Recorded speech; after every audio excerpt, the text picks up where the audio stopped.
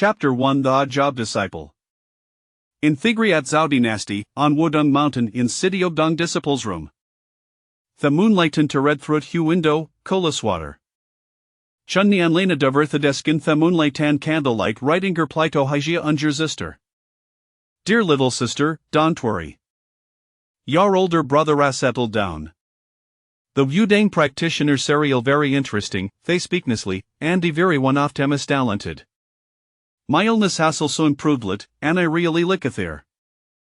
Hebel wat he can dein lay down in wooden bed, pillowingish down the moonlight, reminiscing gabba his family in this life. His family was known for their benevolence, they are prosperous of their year, and the family was harmonious. It wasely, perhaps due to the influence of his transmigration, how was born with a constitution and a lazy personality. Although his spears did not look down on him, they did not have the up interactions with him. Only his younger sister, who had a similar laid-back personality, had a closer relationship with him. He originally thought that this life would be good if it just passed like these. However, when Hesawa water ghosts were Linjin Thiver, choosing people totiver, and the Wudang martial artists cutting through to water with a sword to slay the demon, he realized that the martial artist Shira, although sharing the same name as Tozi in his previous life, had vastly different abilities and cultivations. These ways a high martial arts world even more mysterious and unpredictable than the martial arts world since the Novelsen Tibramus of his previous life. Tojer vive under the claws of demons, Toba friend unfettered, Talavi Elezalife, had to become a martial artist. That was why Hekamir, not expecting that he sapted to do us extreme low. Fortunately, his temperament was a bright and peaceful, which allowed him to pass the test. Tomorrow was the day for assigning disciples. Had to wake up early. Chanin placid the letter underis below on fell asleep with the moonlight Tasha's pillow. The next morning. In the Turtle Spirit Hall. Dozen soft discipline student 5 arose. In front of him was an old man with white hair and eyebrows. This old man was Jiang Zhenren, also known as the Patriarch of Wudong. Jiang Zhenren looked at the situation of Tenu disciples and said, in Wudong way divide our disciples into job disciples, outer disciples, inner disciples, and true disciples. Duty should know that all of disciples can be categorized, the martial path cannot. From the firstal vel to the ninth and then to the profound and unfathomable level of Grand Master, it'll depend on self. Now I will announce the list of true disciples. Thosahos and a messerkald, please stand behind the respective Iad Sophio your yards. Chen Nian listened with hish down. Asichnam Waskald had heard various reactions from the disciples, some ori overjoyed, some envious, some sorrowful. The youth's personalities were a full displayed. However, 1v1 they left the center of the hall and went to their respective yard leaders' positions. After Astiko Finsensa had burned, only Chen Nian remained dinful. Next, the list of odd job disciples. Instantly dozens of persophiester ned to Lucatham with a hint of pity in their gazes. The then looked back at their own positions and felt satisfied. Compared to this person, I'm not doing too badly.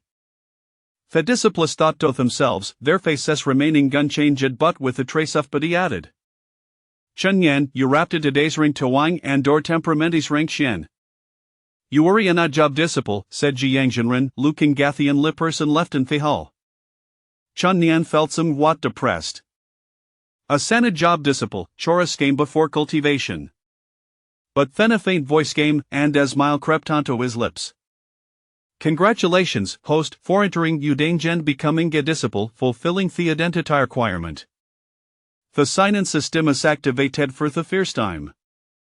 You can choose the sign-in location yourself. Note the first sign will receive a signing gift package. Please find location to sign in promptly.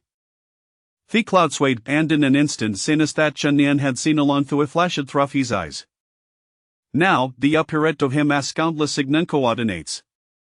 Turtle Spirit Mountain, Sutra Pavilion, Sword Washing Pool. Wudang had no shortage of sign-in locations. And in Lyasana job discipline would have a the opportunity to access these places. Sweeping the floor, cleaning cobwebs for him, that was signing in. World of martial artist suddenly opened up before Chen Yan. How called ha not smile, he had suft wisdom and foundeth a had suft martial arts and found them. Jiang Zenren looked at Chen Yen, wo showed no reaction and even zimed happy, and said in hishiart. This person could actually have been to red ti out her sect.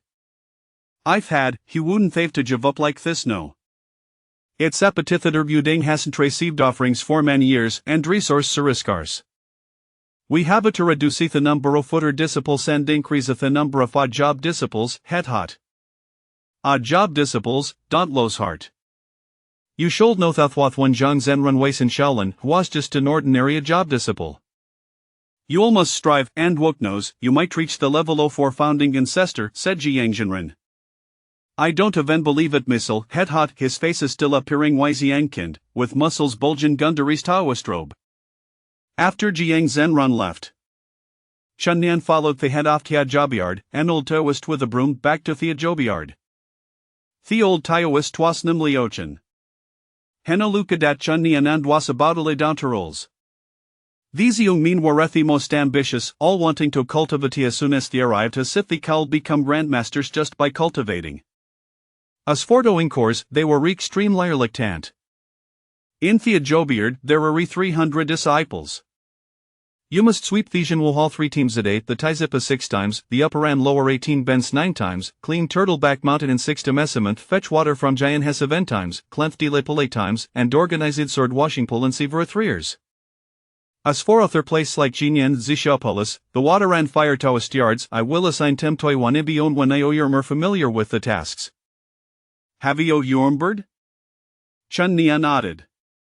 Where's the broom? I'll go to Turtleback Mountain and Sutra Pavilion to work first. Leo Kensia brows twitched. Noresh. It's okay.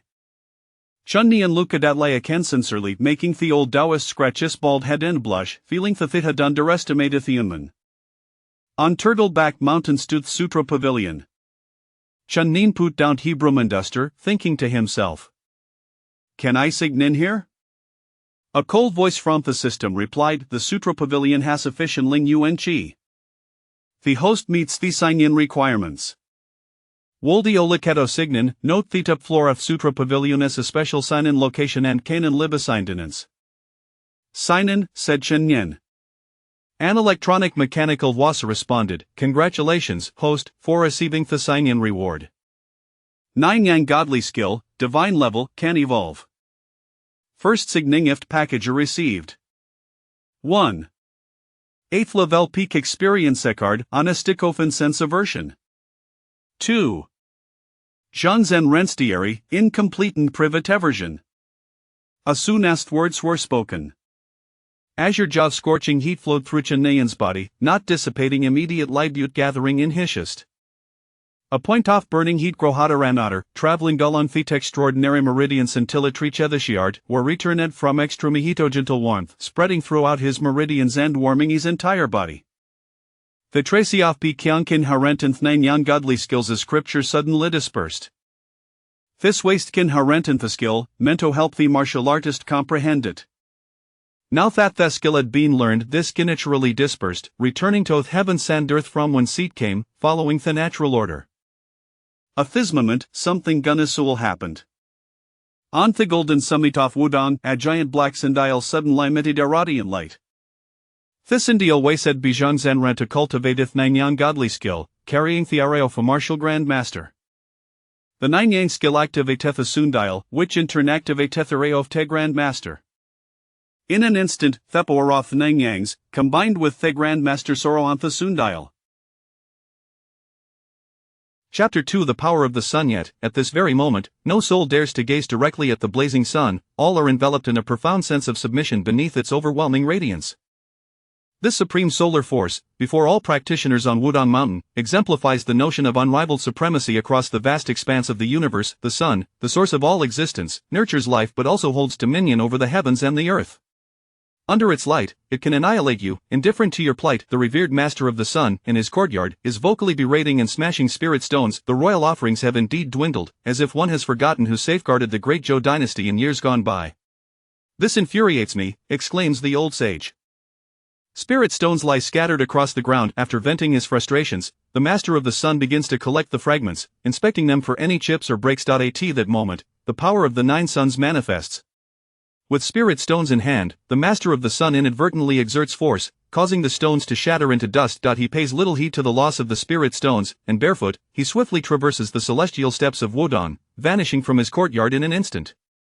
In the deepest recesses of the Elder's courtyard, dust has settled into soil, and moss blankets the entire yard. An elder, with hair and beard as white as snow, suddenly opens his eyes, revealing a starkly pale scara and swirling ebony pupils reminiscent of the Tai Chi symbol, rotating in a cycle of yin and yang, gradually fading like ink traces. The power of the sun stirs the hearts of all within Wudong, not merely due to its overwhelming pressure but because Wudong yearns for a successor, one who can carry forth the revival of its legacy across the world. At this moment, Chen Nian has arrived outside the library. Standing amidst a gathering of onlookers, nearby stands a seemingly simple-minded senior sister, surnamed Zhou, reportedly the second disciple of the Master of the Sun, who hurriedly approaches while cradling a watermelon. Leaning against Chen Nian, she instinctively tightens her grip on the watermelon and dashes off to another spot, appearing rather naive. The Master of the Sun, having arrived first, addresses Chen Nian and his companions, saying, "You may leave for now. There is no need to clean this place in the coming days. This matter is of utmost confidentiality, and discretion is imperative."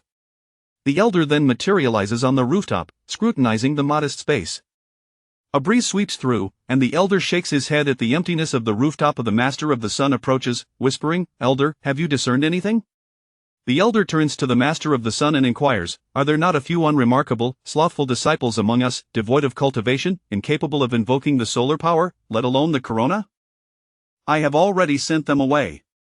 The Master of the Sun replies, "Let it be. If this individual prefers to remain hidden within our Wudong, it is a blessing for you. Do not delve too deeply, nor employ soul-binding techniques, lest you provoke displeasure."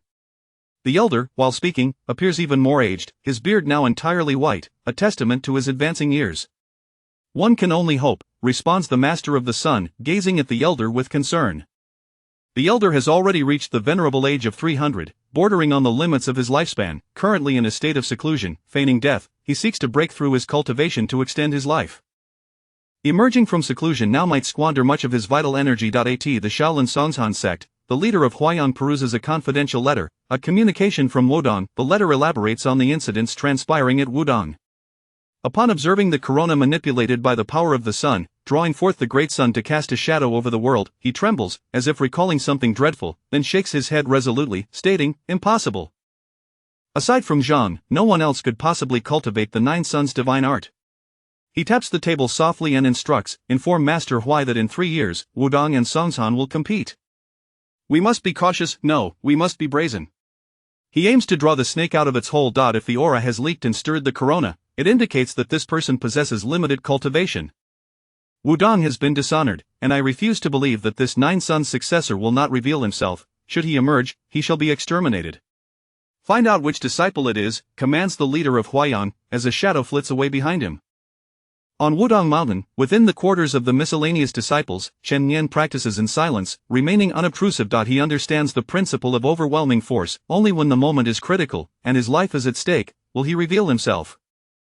The path of cultivation prioritizes survival. One must endure to contribute. While Wudong is indeed commendable, recklessly exposing his identity would only hasten his demise. He quietly absorbs the essence of the Nine Suns' divine art and the pure yang energy it generates. "The power of the sun," Chen Nian murmurs, having gained some insight from the recent manifestation of the corona. He has perused various accounts in the Great Zhou Chronicles, accessible to the miscellaneous disciples, and has come to comprehend the value of the Nine Suns' divine art. Martial arts are akin to talent. There exists a distinction between the unremarkable and the remarkable. Beyond the remarkable lies the realm of humans, demons, and gods, with divine-level martial arts serving as a conduit to the great path, embodying unparalleled mystical arts. The Nine Suns' divine art, embodying supreme yang and rigidity, is arguably the pinnacle of divine martial arts. Receiving the Nine Suns' divine art is akin to an instantaneous elevation. This art emphasizes dominance. It can obliterate all techniques and annihilate all demons with a single strike. The harmony of the Tai Chi and the might of the Nine Suns encapsulates the philosophy of Master Zhang's reign over the world. Chen Nian attempts to cultivate the Nine Suns' divine art. It flows within him as if he had been practicing for decades, smooth and natural. He has successfully attained the first layer of the Nine Suns' divine art. This initial layer, known as the Nine Suns' body refinement, has eradicated the chronic affliction that plagued him for years. His once pallid complexion now bears a hint of ruddy vitality, perhaps due to a natural inclination. A subtle lethargy contrasts sharply with the invigorating essence of the Sun. One would suspect that this seemingly half-awake young Taoist, with dark circles under his eyes, would wield the formidable Nine Suns divine art, overflowing with solar power. After completing his training, hunger strikes him. However, after consuming several vegetarian buns, he finds no relief. Chen Nian realizes he requires pure spirit energy. The cultivation of the Nine Suns divine art necessitates both talent and resources. Once activated, it incessantly transforms his physical constitution, yet, should he lack sufficient spirit energy, the transformation halts, failing to replenish him and instead consuming his vitality. This is the formidable challenge of mastering the Nine Suns divine art, the most tyrannical martial art in existence. As for resources, what if there are too many? Chen Nian returns to the library, broom in hand, traversing the winding paths of Turtleback Mountain towards the Jinwu Hall. Upon reaching the lower level of the library, he whispers, "System, check-in." Host has successfully checked in at the library for the second time. This location has now become an inaccessible check-in point, granting the host the capabilities of an 8th-tier practitioner. Would you like to assimilate this power? Is there any danger in the assimilation? There is no danger. The power of the sun has already tempered your entire being, and you may safely accept the infusion. Infuse it. Chapter 3 of the first layer of power. On the second day, Chen Nian endeavored to harness the Nine Yang divine skill. It was as if he had already undergone decades of arduous cultivation, achieving a state of fluidity and seamlessness. The first layer of the Nine Yang divine skill had been successfully mastered. This initial layer, known as Nine Yang body refinement, eradicated the chronic affliction of tuberculosis that had plagued him for years. The pallor that usually characterized his face now bore a hint of rosy vitality. Perhaps it was a matter of habit, but the faint aura of lethargy contrasted starkly with the formidable energy of the Nine Yang power. One would have expected that this seemingly perpetually fatigued young Taoist, with dark circles under his eyes, would wield not mere lime powder or Taoist Tai Chi, but rather the overwhelmingly dominant Nine Yang divine skill, imbued with the essence of the utmost Yang. Upon completing his practice, he felt an insatiable hunger, yet, after consuming several vegetarian buns, the sensation remained unquenched. Chen Nian understood that he required pure spiritual essence. The cultivation of the Nine Yang divine skill necessitated not only innate talent but also ample resources. Once activated, it continuously transformed his physical constitution, but without sufficient spiritual essence to support it, it would instead begin to devour him. This was the arduous nature of mastering the Nine Yang divine skill. Returning to the scripture repository, Chen Nian whispered, "System, sign in." The repository had now transitioned to an ordinary location. Congratulations, host, for successfully signing in and gaining the power equivalent to a second-tier cultivator. Would you like to assimilate this power? Is there any danger in doing so? There is no danger. The Nine Yang energy has already tempered your entire body, and you are capable of accepting the infusion. He proceeded with the infusion. It flowed effortlessly, akin to the gentle surge of water from a high dam. His breath stirred and then dispersed. Chen Nian had ascended to the first tier, officially becoming a martial artist. The Nine Yang divine skill ceased its devouring. The system's cold voice echoed, "Congratulations, host, on a successful infusion. You are now a first-tier cultivator. As a new user benefit, you may sign in at the scripture repository once more today." Contemplating this, Chen Nian mused that the cultivation of the Nine Yang divine skill was not as laborious as described in books. The texts recounted how Zhang Zhenren, during his own cultivation, had sacrificed 50 years of accumulated spiritual essence to meet the requirements of the Nine Yang practice, yet he suffered immensely from the energy's consumption. Had Zhang Zhenren known this, he would surely have sighed in resignation. The comparison of people can be disheartening. One must understand that the path of martial cultivation resembles a daunting ascent. Progressing from the first to the 9th tier is a monumental challenge. Transitioning from an ordinary person to an entry-level martial artist entails countless trials, nearly a year of body refinement beneath a waterfall, followed by a year of meditative hardship, and only those with exceptional talent can break through. Achieving entry in half a day is remarkable. If other cultivators were to learn of this, especially those drenched in sweat nearby, they might be driven to the brink of despair. As Chen Nian made his way toward the Xianwu Hall, which required cleansing today, he inquired about the system's rules regarding sign-ins. Ordinary sign-in, special sign-in? The system explained the sign-in rules. This system suggests that the host reasonably plans their time, enjoys a healthy lifestyle, and recognizes that excessive cultivation can be detrimental to health. Moderate sign-ins are beneficial for both body and mind. Chen Nian found himself at a loss for words upon reading this final prompt. He had grasped the system's rules. 1. The system categorizes locations into special and ordinary. 2. Signing in at a special location rewards unique items, but such locations may only be signed in once, with rewards available only once. 3. After signing in at a special location, it becomes an ordinary one. 4. Ordinary locations may be signed in daily, with consecutive sign-ins yielding rewards. System, please mark all special locations on Wudong Mountain. Apologies, but special and ordinary locations are not marked. This meant he would have to rely on his own efforts to discover them. Is this location available for sign-in? The Xianwu Hall is a special location, but you have already signed in at the scripture repository today. This location may be signed in tomorrow. Chen Nian nodded, gazing at the sunset, and hurried back to the scripture repository. There was still one opportunity left to claim the extra reward for ordinary sign-in today, which he could not afford to waste. Turning back to glance at the Xianwu Hall, he admired the imposing lion at the entrance and the gleaming glazed tiles atop the hall. Feeling a surge of temptation, the Xianwu Emperor was a legendary figure in this realm.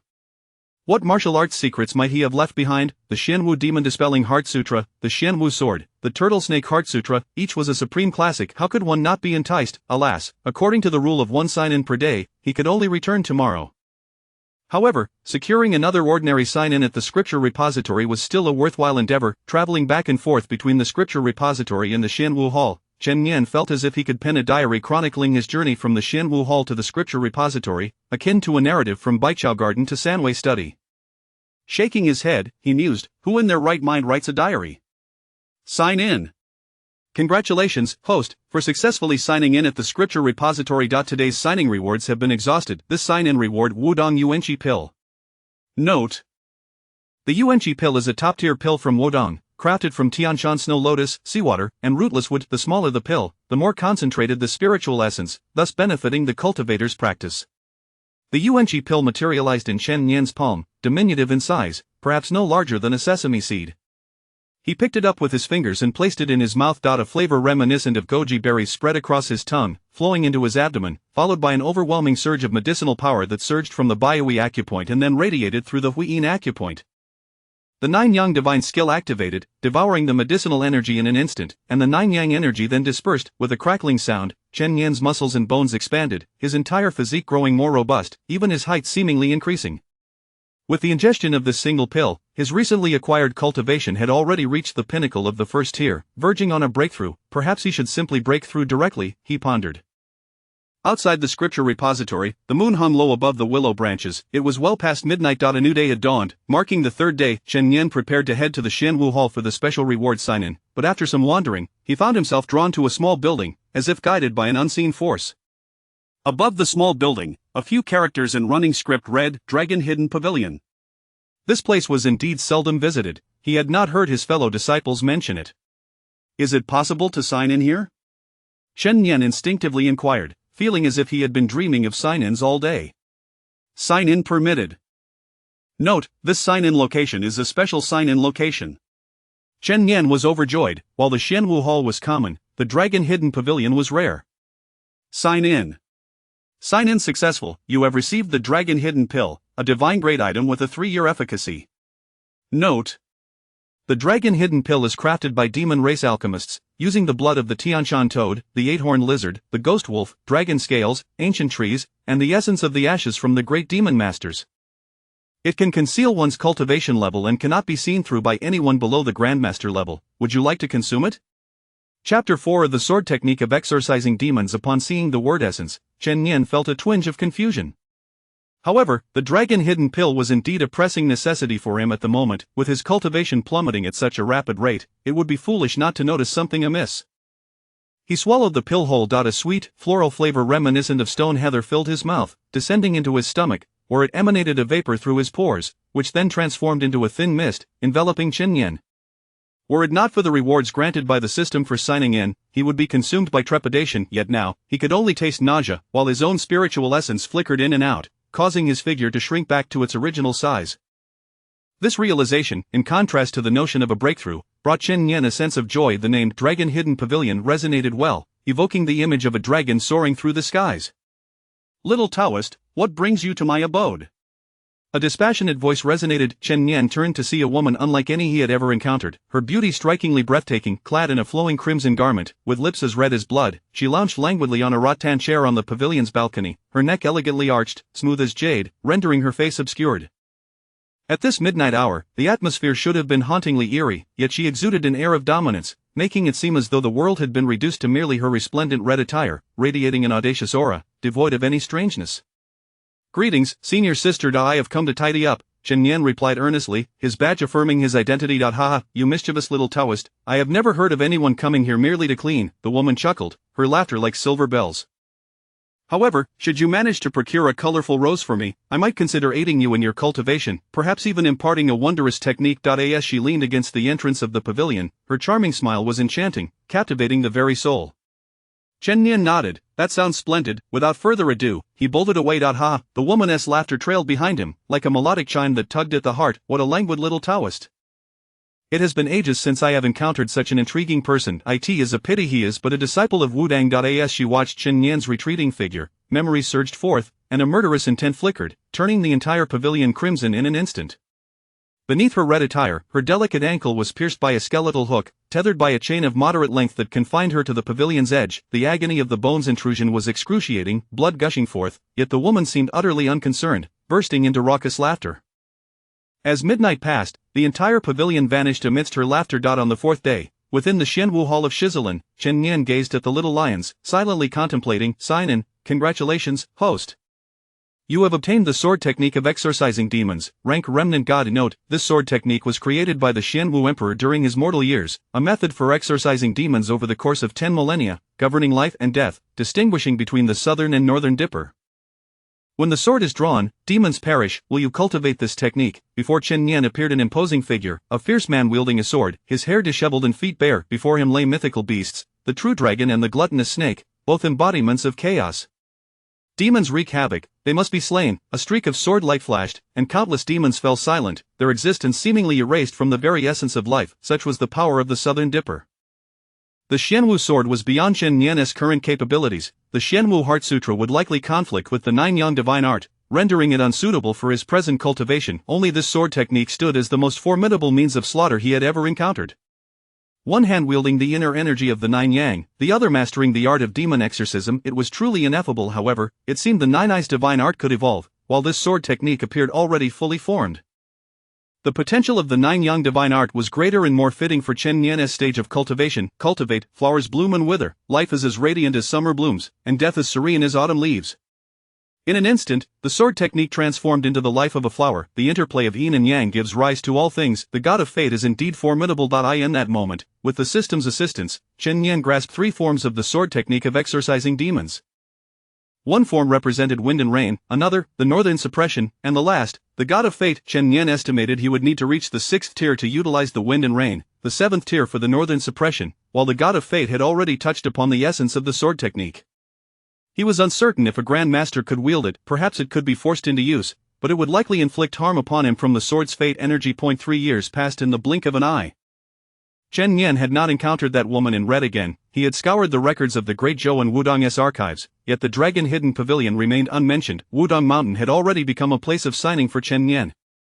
Congratulations on successfully signing in. You have acquired the green ox forging method. Congratulations on successfully signing in. You have obtained the great harmony of heaven and earth. Congratulations on successfully signing in. You have received the black jade sustaining ointment. Chen Yan spent his days immersed in cultivation, diligently cleaning. He did not reveal his strengths, nor did he expose his weaknesses. The sole regret he had was the sword washing pool, a forbidden area that could not be cleaned, for it undoubtedly held unique significance and rewards.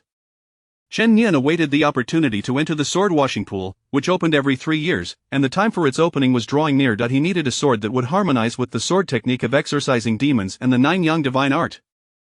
As for the events of 3 years prior, they had faded from memory. No startling disciple had emerged after 3 years of silence. Who could that disciple be? For the sect's elders and the leader, it felt like a fleeting dream. Perhaps that person never existed at all. For the disciples of Wudong, however, these 3 years were filled with struggle and endeavor. The sect's grand competition against the Songshan sect was enough to ignite the fighting spirit among the young cultivators. Outside the miscellaneous disciples' quarters lay a forest. The outer disciples and miscellaneous disciples practiced their skills at dawn, each needing to rise early to hone their techniques, be it the old farmer's body cultivation or breathing methods. Chen Yan, however, remained snug beneath his covers, having consumed 8 energy pills and 9 snow spirit mushrooms the previous day, the Nine Yang divine art devouring all, transforming into pure yang, reshaping his very being. Even as he lay down, he was engaged in cultivation. Point 2 Miscellaneous disciples shared a room, with bunk beds. Chen Nian occupied the upper bunk. His roommate, Suyu, glanced at Chen Nian and simply uttered a word of thanks. Suyu, a youthful lad with a bushy beard, had grown increasingly tanned and muscular over the 3 years, resembling a former basketball star. Suyu thought to himself, Chen Nian is truly a good person. While everyone else prepares for the grand competition in 3 years, Chen Nian remains noble and unyielding. I, Suyu, am not one to forget kindness. It is worth noting that opportunities for miscellaneous disciples to attend lectures were scarce. The head of the courtyard had fought for a few chances for them, granting them jade tokens that allowed them to attend lectures alongside the true disciples, yet Chen Nian had not taken a single token, giving them all to him.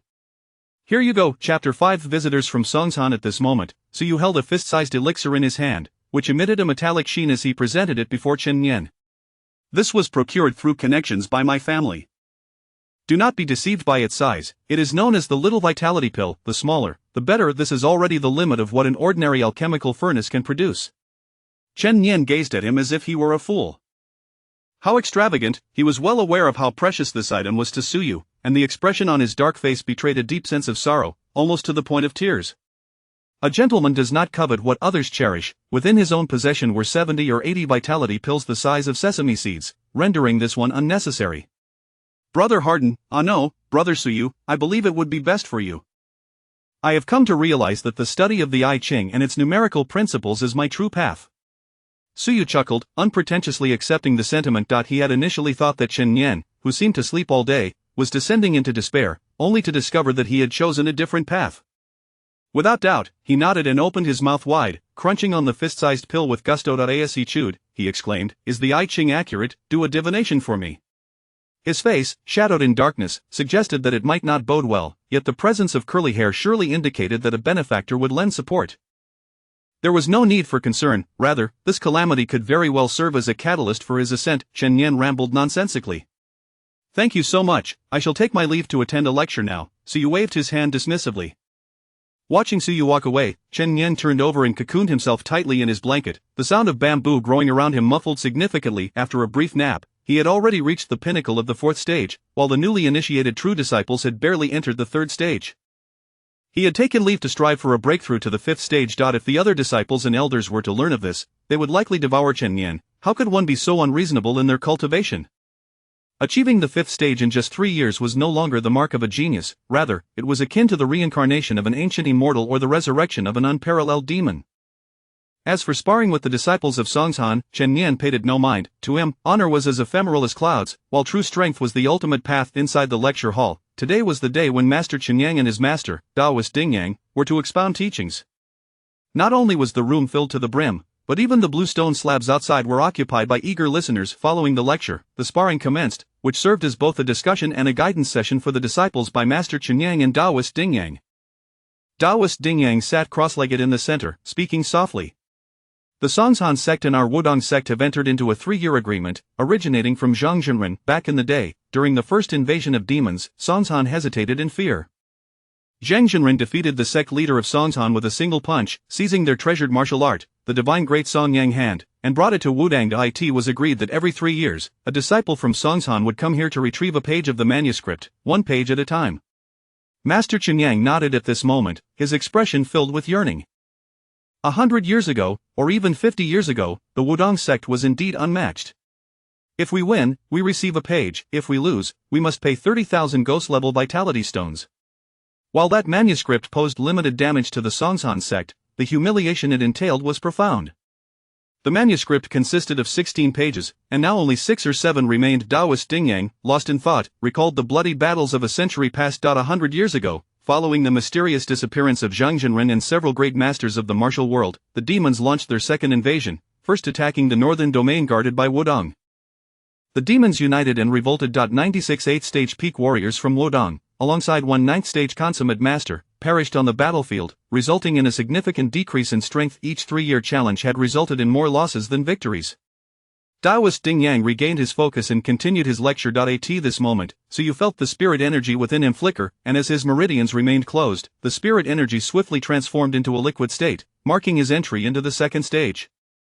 Taoist Dingyang regarded Suyu, saying, "You have done well, advancing to the 2nd stage as a mere servant. Do remember to train diligently. Suyu, scratching his head in a foolish manner, received no further admonishment from Taoist Ding Yang, who continued his discourse. 3 days later, as the sect's grand competition unfolded in a blaze of fervor, the Songsan sect sent representatives. Elder Huai and his disciple Ning Yan, Chen Yan had just emerged from his seclusion. He extended his hand, and his 5 fingers suddenly turned a bright crimson, a surge of heat emanating from him and transforming into flickering sparks. The spirit energy had taken form. Chen Yan had already attained the 5th stage and was in the midst of comprehension when a knock sounded at the door. "Come in." A newly initiated female disciple entered, glancing at Chen Yan. "Brother Suyu resides here, does he not? The sect leader has asked me to help gather his belongings." As she spoke, tears streamed down her face, clearly frightened. "What happened?" "Brother was killed. It is said that he fell victim to a charm cast by senior sister Ning Yan of the Songsan sect." "Where is he now?" "He should be in the Xianwu Hall." "Take me there. I wish to see." Suyu's face was bloodied and swollen, his chest visibly caved in, as if he had been crushed. Chen Yan looked on, feeling a surge of anger for the first time. He could disregard the grand competition of the sect, dismiss the Songsan sect's display of might, and overlook the defeat of his sect's young generation, but the sight of a once vibrant brother returning in such a state struck at the very core of his being. He could no longer remain indifferent. "Slow down," he said in a cold voice, causing the female disciple to pause. She suddenly felt inexplicably fearful of her brother, who, despite not having yet entered the stages of cultivation, was still a mere servant while she had already reached the 9th stage. How could this be? She had no time to ponder, slowly continuing. "I have come to understand that the senior sister from the Songsan sect came to Wudong Mountain for sparring and, after winning, was bathing in the spiritual spring at the back of Wudong. Coincidentally, Suyu was the servant assigned to clean that area. Subsequently, the senior sister called for help, having fallen victim to a charm, and Elder Huai arrived just in time to eliminate the wayward Suyu." The icy corpse stirred feelings akin to being pricked by a thorn within. Chen Yan spoke softly. "I understand now, you may go about your business." The female disciple nodded and exited through the door. Chen Yan smiled faintly, producing an 8th stage peak experience card, a life and death talisman, corpse dissolving powder, and a myriad of potions, over 60 varieties, ranging from those that strengthen the body to those that erase all traces, as well as over 60 kinds of lethal insects, charms for love, curses, and mind control. He secured dozens of these on his person, shouldered a bookcase filled with more, and, feeling the weight, held his token and headed to the livestock yard to procure a blue donkey. This was his first foray into action. While he felt a flutter of nerves, he had prepared thoroughly. As he pushed the door open, he turned back, rummaging through boxes until he unearthed a mask of a malevolent spirit, which he strapped around his waist. Every movement produced a cacophony of sound as he wobbled toward the livestock yard. His purpose was revenge, but he also needed clarity on the matter, for if Suyu had knowledge of anything that warranted silencing, then the next victim would be himself. Although Suyu was innocent and had said nothing, those who seek to eliminate witnesses do not concern themselves with such trivialities, and what did he know? The only way to find out was to inquire of the killer. Chapter 6 of Bagua Palm vs. De Songyang Hand. At this moment within the Xianwu Hall, the esteemed Jinren Dingyang had already taken action, determined to stand up for the disciples of Wudong, for it was a rule established by Zhang Jinren that no one should bully the disciples of Wudong. The Bagua Palm, the Bagua Ray, defining the 4 cardinal directions, wielding the winds, waters, thunder, and lightning. The peak of the 8th stage Bagua Palm, imbued with the essence of spiritual energy, was nearing the divine abilities that a Grand Master could evolve after communicating with the heavens and the earth. Within this formation, both space and time were firmly grasped by Jinren Dingyang. Everything around was immobilized, including Mr. Huai, who found himself frozen in space, not a single hair stirring. This exemplified the power of divine abilities. Even a minor manifestation could invoke the forces of nature, transcending the might of mere mortals. However, suddenly, it seemed as if the entire space had been shattered, akin to a stone being cast into the center of the Bagua. The space rippled like water, and then a colossal black hand emerged from the void, only to be obliterated back into the abyss. It shattered the Bagua, confronting Jinren Dingyang from afar with a single strike. The Bagua Palm clashed with the De Songyang Hand, a silent thunder reverberating through the air. The glazed tiles of the Xianwu Hall lay scattered, a consequence of the two maintaining their strength at an extreme.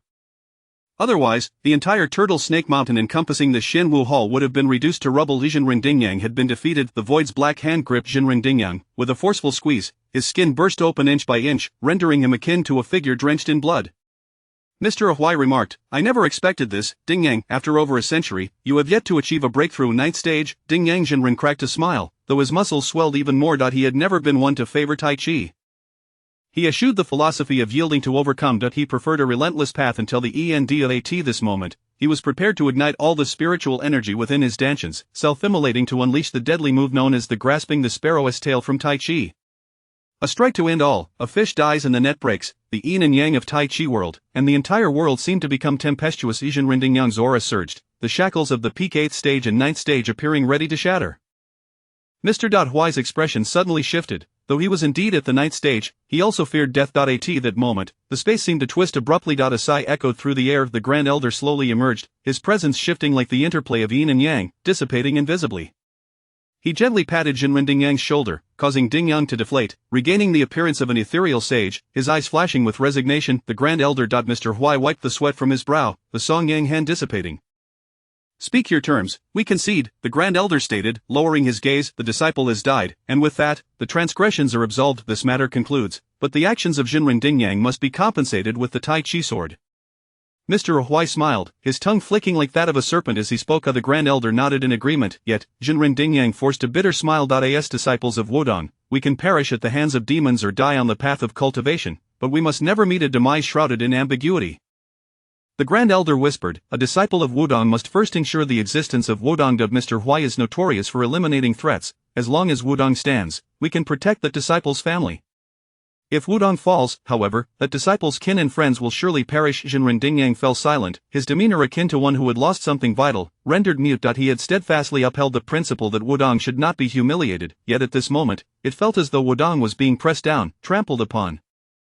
Wudong was reduced to groveling, wearing a smile while cautiously ensuring their shoes remained unsoiled. The Grand Elder felt a pang of sorrow but found himself powerless. He could not face the disciples of Wudong again. Even the auxiliary disciples were still part of Wudong, yet what could he do? A fish dies and the net breaks, but for every Mr. Huai that perished, a dozen more would arise. At this juncture, Wudong was but a fish, while Songshan was the vessel. The Tai Chi sword symbolized the leadership of all sects under Wudong. To take it away would signify that Songshan was poised to supplant Wudong.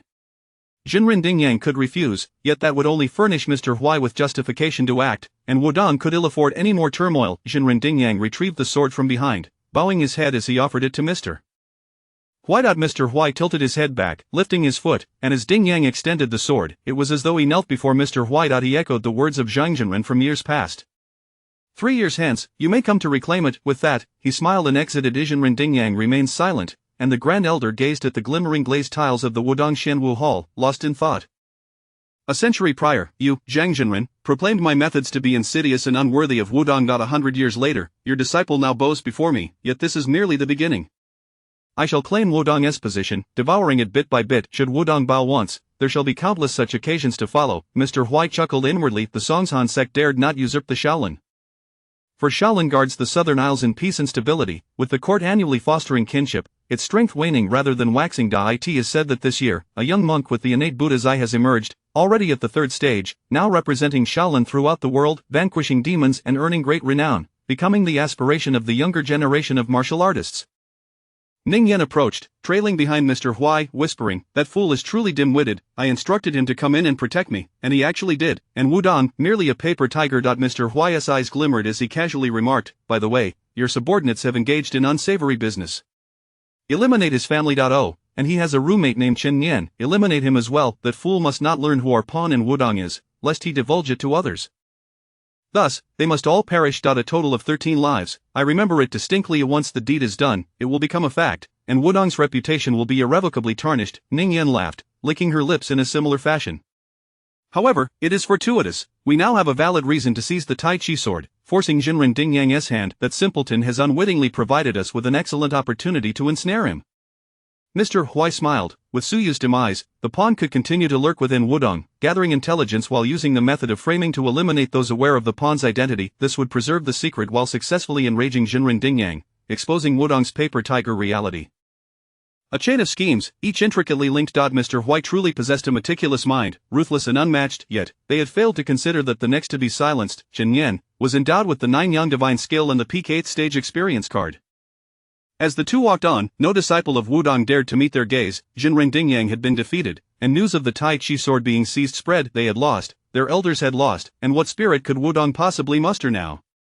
On their way out, they unexpectedly encountered a peculiar figure. This person was frail, their complexion pale, eyes devoid of life, dark circles prominent, leaning awkwardly against a pillar of the scripture pavilion, appearing dazed.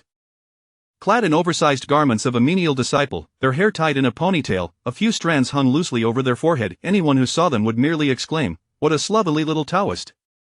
"Stop," Chen Nian spoke, his fish-like eyes barely moving. Mr. Huai frowned. "Another fool seeking his own demise. Mr. Huai, is this sword not deserving of respect, stained as it is with the blood of demons, tainting the very beliefs of our martial fraternity?"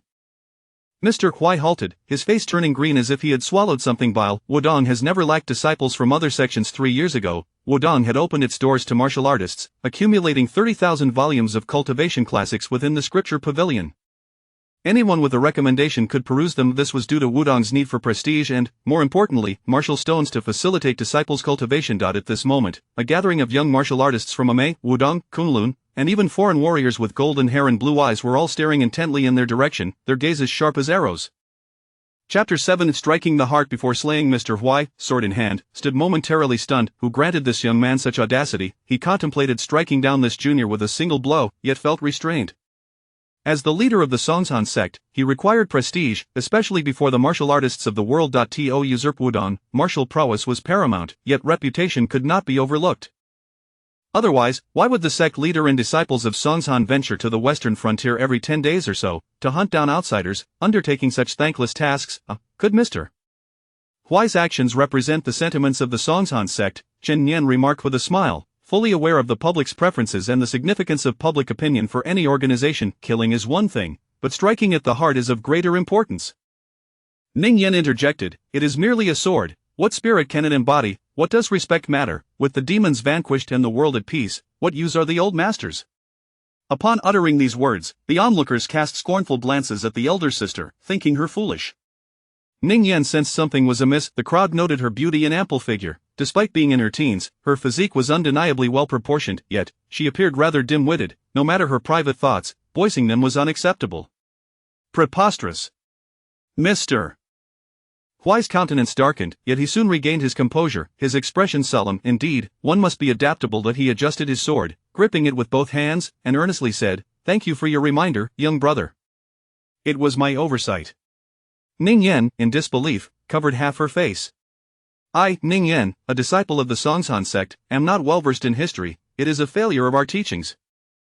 I apologize to this young brother."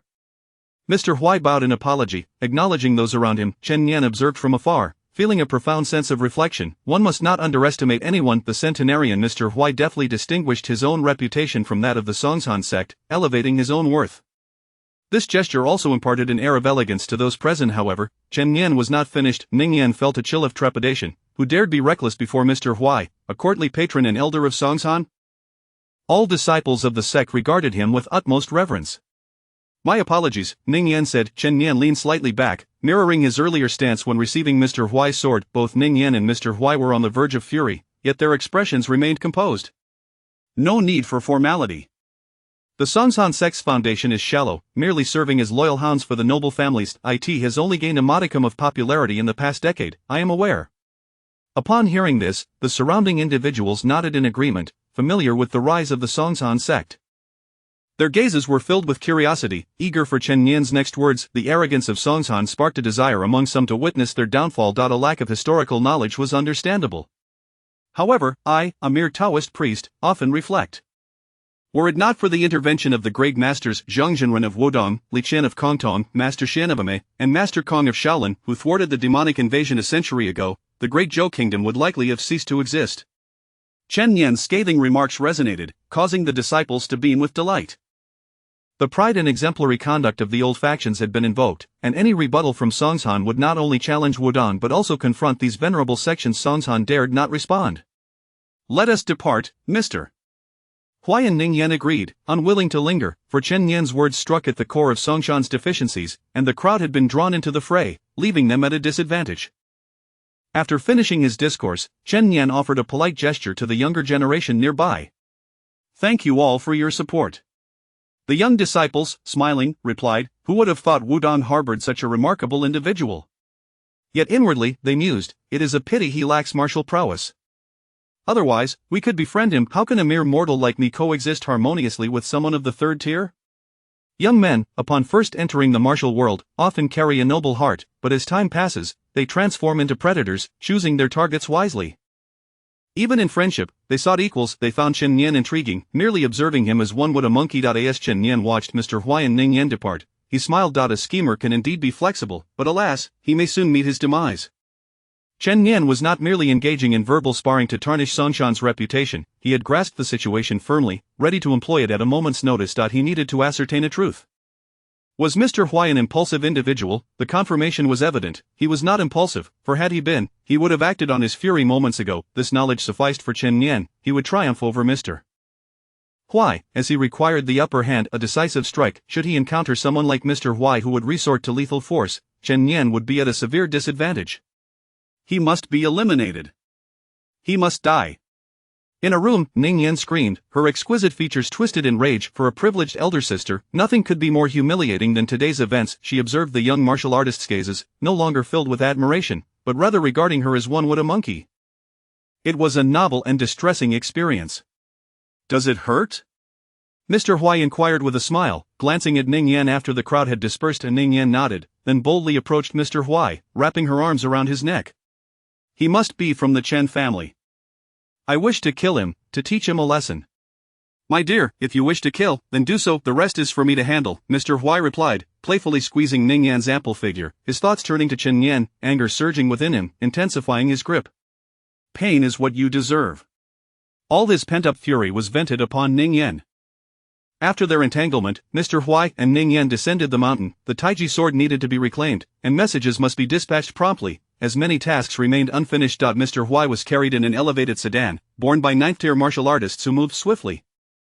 Their mission could be deemed a resounding success. Ning Yan, the elder sister of Songshan, single-handedly subdued the younger generation of Wudong, the menial disciples, employing mesmerizing smoke to pursue their dubious endeavors, tarnished Wudong's reputation, compelling the sect's leader to retrieve the Taiji sword and seek reconciliation. Yet, recalling that day's words, both felt as though they had swallowed a fly. A lingering sense of disgust, not annihilating his entire family, would not suffice to assuage their wrath. Mr. Huai's anger only grew. He was a man of petty grievances, capable of holding a grudge for decades over a single remark. Moreover, he felt a profound unease regarding that young man. Was he not afraid? What ulterior motives could he harbor? Surely, no one would risk themselves merely for verbal accolades. The more he pondered, the more he felt compelled to uncover the truth. Suddenly, he declared, turn back to the Chen family. I wish to see how they will respond to the Songshan sect. I want the Chen family to be caught in a web of despair. Let that menial disciple Chen Nian witness his family's plight, and I hope he remains obstinate, refusing to reveal his intentions. At the foot of Wudong Mountain, 3 kilometers from the official road, lay a grove.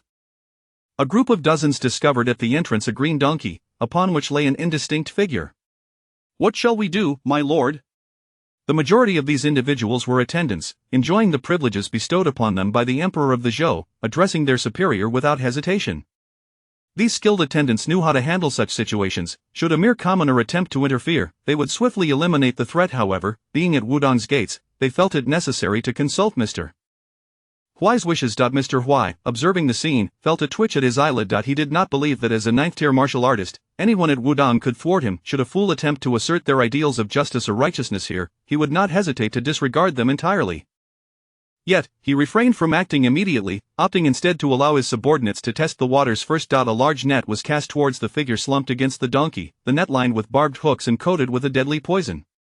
For an ordinary third-tier martial artist, entanglement would lead to either death or grievous injury. An insidiously lethal trap. These attendants were no strangers to such tasks, as killing for their masters was part of their duties. For those accustomed to bowing, tormenting the weak became a means to reclaim their lost pride. After a prolonged period of subservience, they sought pleasure in the anguished cries of the powerless. Chapter 8, A Brief Trial of the 9 Suns. The donkey brayed softly. The net seemed to encounter layers of scorching waves, igniting into flames. Interesting, a hoarse sound emerged as the figure on the donkey turned around, revealing a terrifying visage resembling a malevolent spirit. The individual wielded a feather duster, sweeping gently as if delicately clearing spider webs within a room, displaying an adeptness that was striking. The anticipated advantage of Chen Nian had arrived. Mr. Huai and Ning Yan observed, feeling an unsettling familiarity with the person atop the donkey, yet they could not recall where they had seen him before. This figure was none other than Chen Nian, though Mr. Huai and Ning Yan could hardly fathom that a mere novice disciple could possess such formidable skills, let alone cultivate the terrifying 9 Suns divine art. As the feather duster swept through the surroundings, the space began to distort. The Nine Suns' divine art, embodying the utmost yang and resilience, could generate heat, forging the practitioner's body into an indestructible form. When unleashed, it transformed into a force that could scorch the heavens and the earth. A peak 8th tier martial artist, at this stage, could externalize their vital energy and commune with the cosmos, enabling them to manipulate the forces of nature to a degree. Moreover, a practitioner who had reached the pinnacle of the 8th tier in the Nine Suns' divine art could indeed slay foes beyond their tier, even challenging ordinary grandmasters. At this moment, the cosmic energy of heaven and earth was drawn in by the feather duster, akin to a funnel being emptied. With a mere motion of the duster, it carried the oppressive might of the cosmos, infused with the power of ultimate yang, directly targeting Mr. Huai. The ebb and flow of this technique were nothing short of miraculous, opening a new realm for Chen Yan. He was continuously absorbing the experience, having unleashed a devastating move, the ultimate technique of the 8th tier, known as Qian Kuan Ichi. After utilizing the experience card for the 8th tier pinnacle, the Nine Suns' divine art absorbed boundless spiritual energy, elevating his capabilities, allowing him to employ various techniques. Although this maneuver appeared light and devoid of force, it was indeed his most potent tactic, capable of devouring the cosmic energy and condensing the essence of ultimate yang, the Qian Kuan Ichi. Chen Yan couldn't help but think of the immortal martial exorcism sword technique. He recalled that should he unleash those 3 moves, he would still require a sword imbued with intent to accompany him. As both were at the pinnacle of the 8th tier, Mr. Huai could naturally sense the extraordinary nature of the Nine Suns' divine art and realized the terrifying potential of the yang-infused feather duster. Burning all things, nothing remained unscathed. Ultimate yang and utmost resilience, the Qian Kuan Ichi.as. The feather duster cleaved through the air. The Taoist atop the donkey appeared to be dozing, as though the feather duster was merely being waved lightly. To lift heavy burdens effortlessly is one of the highest realms of martial artistry. Despite Mr. Huai being at the 9th tier, he relied on medicinal aids, otherwise, he would not have been afraid to confront the determined Yang Jinren, now utterly terrified. Yet he had no choice but to act. He could not help but recall the moment he had attacked the novice disciple. Perhaps the novice had felt similar dread as he now experienced while watching the individual on the donkey strike. A certain death awaited him. There was no escape, yet to resist was the only option, for resistance might offer a glimmer of hope, while inaction would surely lead to demise. On Wudong Mountain, Yang Jinren suddenly gazed down the mountain, sensing the aura of a peak 8th tier practitioner of the Nine Suns. Who could it be? Is it a senior of our Wudong? May the heavens bless Wudong. Tears streamed down his face, and then a thought struck him. The novice disciple was indeed adorably foolish, and his words in a duel might cost him his life. Junior brother, send a few disciples down the mountain to check on his family, lest they fall victim to the backlash. Ensure that the locations Chen Yan cleans up are within the inner courtyard, exercising utmost caution. Mr. Huai, like a venomous snake, harbors a narrow heart, and he may encounter unforeseen calamity. The Nine Suns exist between heaven and earth. Our Wudong shall vanquish demons and exorcise evil. One day, the disciples of Wudong shall rise to stand tall. Yang Jinren declared joyfully, his voice brimming with elation, as if he had regained the vigor of his youth, filled with ambition to slay demons and exorcise evil. What you say is indeed true. Pure Yangzi knelt and wept. At that moment, his eyes brightened, dispelling the gloom. Rejuvenated in spirit, the strength of one individual could indeed uphold an entire sect. As the flowers bloom in 2 branches, each expressing its own beauty, we shall not dwell on how Wudong Mountain restored its aspirations amidst the outward flow of the Nine Suns' energy. Mr. Huai here felt a profound sense of despair, wishing to resist, believing in a fleeting chance for survival, only to realize that his chances of begging for mercy were far greater. He had relied on medicinal pills to ascend thus far. When the Qian Kuan energy reached before him, he finally comprehended the terror of the Nine Suns. The attendants felt as if boiling water had been poured onto ice, their bodies melting away, subsequently igniting into flames and turning to ash. The power of the feather duster surged, seemingly tainted by a scent of blood. The yang energy upon it grew even more potent. The sedan chair was ripped open, revealing a colossal black hand thrusting forward, a great Song Yang hand. Spirit, ghost, and divine, the classification of techniques. The Nine Suns' divine art was a peak divine level martial art, while the great Song Yang hand was merely at the threshold of the divine level. Though both were divine, they existed on entirely different planes. The Song Yang hand was instantaneously cleaved by the feather duster's might, as gentle as water. Mr. Huai, witnessing the encroaching power of the feather duster, felt it penetrate his skull, flooding his mind with memories. He recalled the day beneath Song's Han, when the woman he had violently humiliated looked at him and proclaimed, "You shall die without a complete corpse." He remembered that day on Wudong Mountain when Zhang Jinren remarked, "Your innate talents are lacking, but your cunning and malice are incompatible with the spirit of Wudong." He reminisced about his youth, when he suffered humiliation, crawling through dog holes and eating refuse, vowing to repay every slight, convinced that fortunes would change. He pondered that in this vast world, there was not a single event that had brought him true joy, and then, darkness enveloped him as he was instantly reduced to ash. It happened in the blink of an eye. The sedan chair and its attendants were all reduced to cinders, while the force of the feather duster did not diminish but instead struck the distant spirit snake mountain. Rocks flew about like splintered wood, as the mountain was cleaved open with a deep gash. Endless yang energy continuously surged forth. On the ground, spring water gushed forth, as though a hot spring were forming. Ning Yan was utterly dumbfounded. The power of the feather duster had veered slightly, allowing her to survive by a stroke of luck. She was certain that the deviation had been intentional. How could a peak 8th tier practitioner be so unskilled in the simple technique of externalizing vital energy? Yes, Chen Yan was indeed inexperienced. He felt a wave of nausea. He was not a killer, nor was he a typical transmigrator. He had come to survive, to fight and banter merely to stay alive. Chen Yan suppressed the urge to vomit. He turned to gaze at Ning Yan. As she felt his gaze upon her, she was unaware of why this elder had spared her, but she understood that this was her sole chance at survival. She crawled towards him. It was still the dead of night, beneath the stars, and Ning Yan quickly knelt, grasping the ankle of Chen Yan, who was mounted on the donkey. Chapter 9. The essence of life. This was the sole thing she could present for her survival. Please spare me, esteemed senior. I am willing to serve you like a beast of burden for a lifetime, if only you would show me some compassion. Her voice trembled, almost resembling a lamentation. Chen Yan did not retract his foot, not out of attachment, but because a wave of nausea washed over him, rendering him momentarily dazed. In this life of 3 years, and in the previous life of over 20 years, he had always been a man of gentle disposition. He was inherently lazy, even disinterested in conflict. One might say he held disdain for brawling, let alone taking a life. At this moment, he found himself utterly unaccustomed to such a situation. As Chen Yan regained his senses, Ning Yan smirked with a hint of contempt in her heart. What is this, 9 sons? It still has to bow beneath my skirts, just like that old lecher, the elder. Why? Yet, this skin is surprisingly youthful. Is he a mere boy? That would be even better. Having the first time guarantees a second. Controlling someone like him is far more advantageous than with others. As Ning Yan pondered, her body coiled like a serpent, attempting to nestle into Chen Yan's embrace, her hands deftly working to untie the burlap sash around his waist. Chen Yan withdrew his foot, wrapping half his body around the donkey, his gaze icy. Ning Yan found herself grasping at air, kneeling on the ground, her head tilted upwards. Why must you kill Su Yu? And who else must be silenced? Her voice returned to its original tone, no longer hoarse, but somewhat familiar, as if she had heard it somewhere before. Su Yu discovered the pawn that my son, his family, his roommate, they all must be silenced. Chen Yan nodded in agreement. As he had surmised, the Songsan sect undoubtedly had pawns within Wudong, otherwise, they could not exert such pressure at this moment. If he did not act, he would be the next to die. As for the identity of the pawn, Chen Yan needed to ascertain who it was from the Songsan sect. He knew that his true cultivation level was not that of an 8th tier practitioner. If he were truly killed in the shadows, then this sign system would have been for naught. Ning Yan reflected on the voice, yet could not decipher its origin. She would never associate a mere servant disciple with a peak 8th tier warrior. Who is the pawn? This matter pertains to the secrets of Songsan. If you agree to spare my life, I shall certainly divulge everything. Ning Yan maintained her composure, her eyes filled with a delicate vulnerability. Like wisps of smoke, the snow fell lightly from the sky, draping her in white, her oval face adding an extra touch of fragility.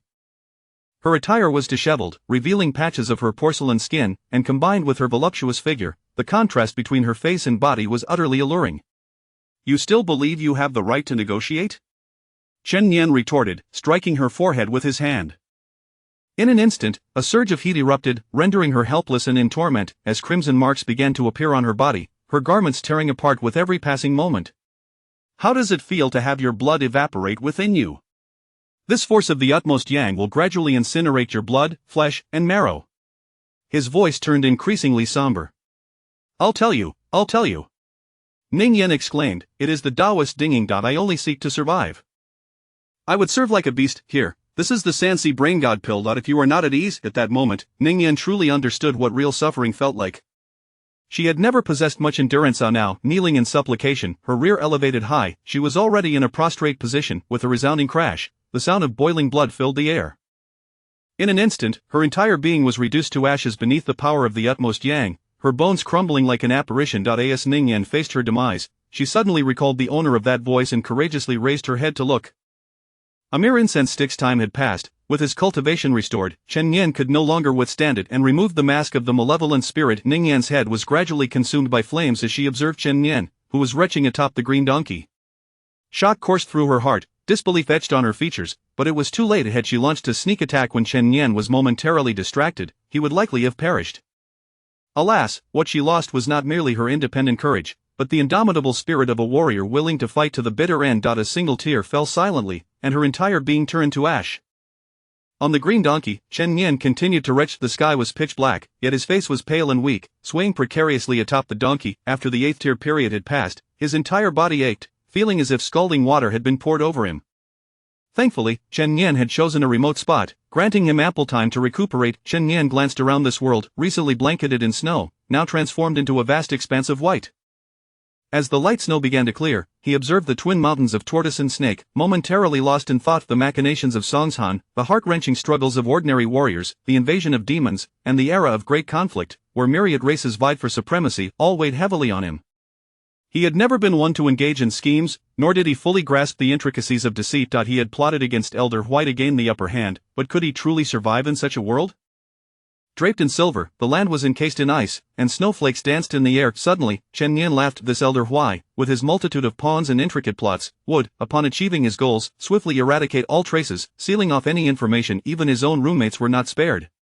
And what of Ning Yan? She had surrendered herself to others, akin to a vine climbing a towering tree, absorbing resources, basking in the sunlight. Her innate talent in cultivation was no less than that of others, a child of destiny, with a mind adept in schemes, commanding many who would kill and die for her.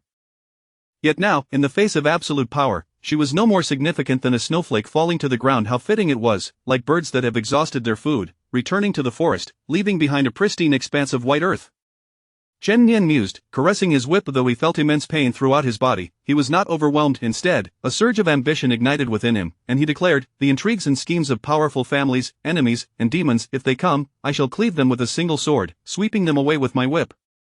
True strength lies solely within oneself. I am weak, Wudong is unreliable, yet, when I am strong, everything is dependable, and so it is with this world. Ha, this world is fascinating. What is there to fear? What confusion remains? With the power in my hands and the energy in my heart, I shall traverse it." In an instant, the donkey's hooves quickened, and he ascended Wudong Mountain. Riding the donkey up the mountain was truly an unparalleled delight. Clad in a robe of water and fire, wielding a Wudong whip, with long hair cascading down, snowflakes gently fell, and he appeared as a celestial being among mortals. Chen Nian threw back his head and laughed, a release from the weight of his murderous thoughts, and a clarity of mind.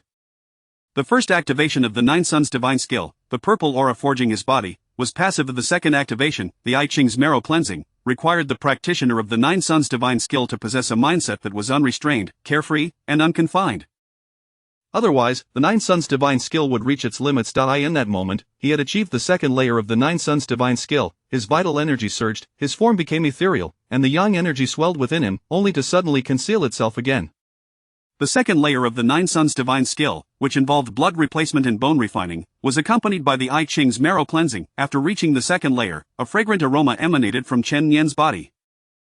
The green donkey, invigorated by the scent, neighed joyfully, reminiscent of a dragon's roar. This marked the first threshold in a warrior's cultivation. Chen Nian had crossed it by slaying a 9th-tier practitioner, a truly extravagant method unparalleled in the world.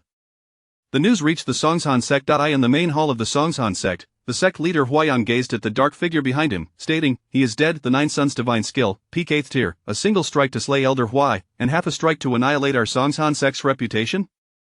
Indeed, sect leader, this is the aura of the Nine Suns' divine skill left behind on Turtle Spirit Mountain. The shadow produced a massive black stone. Upon the black stone, an aura surged, wild and untamed, embodying the utmost yang. The power of the utmost yang. The energy of heaven and earth, the Nine Suns' divine skill, peak 8th tier, peak 8th tier, impossible. Our Songshan sect has suffered such a blow from Wudong, and even the quartz offerings have been intercepted by us. How could he cultivate with such resources? The sect leader Huayan could hardly believe it. Anyone who had been astute for nearly a decade and was on the brink of success, only to discover their efforts thwarted, would feel a profound sense of loss. It was akin to a duel where one had not even drawn their sword, only to be informed that they had been disqualified from the competition. What is the sect leader's intention? Wait, replied Huayan. At the age of 160, he had reached the peak of the 7th tier. One must understand that for warriors, each tier of the 9th tier was akin to ascending a heavenly ladder. The difficulty of cultivation was akin to scaling the heavens, but the rewards from the heavenly Tao were exceedingly generous. In the first 3 tiers, each breakthrough added 10 years to one's lifespan.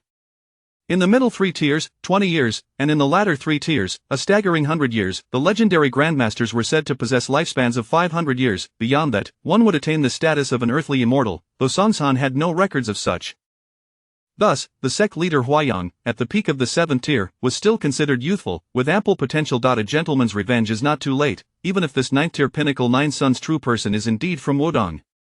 We shall halt all direct plans and assassinations against Wudong, but resources must still be seized. We must not provoke Wudong at this time, these sects indeed possess boundless foundations.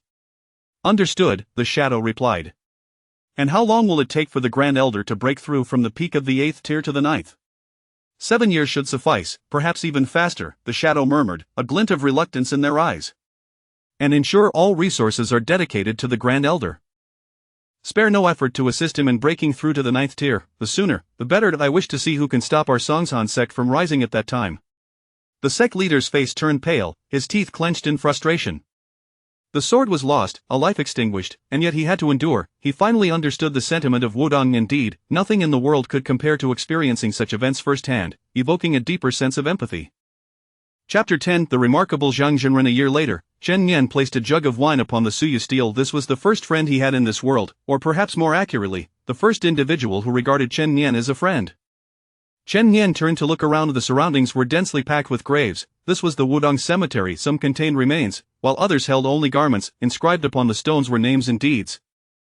Dan Yangzi, aged 161, perished after slaying 36 celestial demons from beyond the realms. Dan Xiaoxing, aged 211, died protecting the safety of a city, having sustained 36 wounds. Chen Fuzi, aged 30, met his demise during a mission to eradicate water monkeys, ambushed by one of them. Before his death, he vanquished the monster using Wudong sword techniques. Piao Miaozi, aged 16, was killed by a demon while on a mission to exterminate dream demons, slain by his companion Chen Xiaoxing. Chen Xiaoxing, aged 17, was also killed by a demon during a similar mission, with Piao Miaozi being the one to strike him down. Thousands of graves sprawled across the cemetery, which had been fashioned from a towering mountain, dedicated to honoring those martial artists who sacrificed their lives for humanity. It was a place to learn their stories, to acknowledge their existence. The mountain of the cemetery loomed somberly. However, the graves, once constructed, exuded a sense of warmth rather than eeriness. A gentle breeze carried the scent of watermelon through the air. Chen Nian turned back. Zhenren Dingyang and Zhou Shiguo approached. It had been a long time since Chen Nian had seen Zhou Shiguo.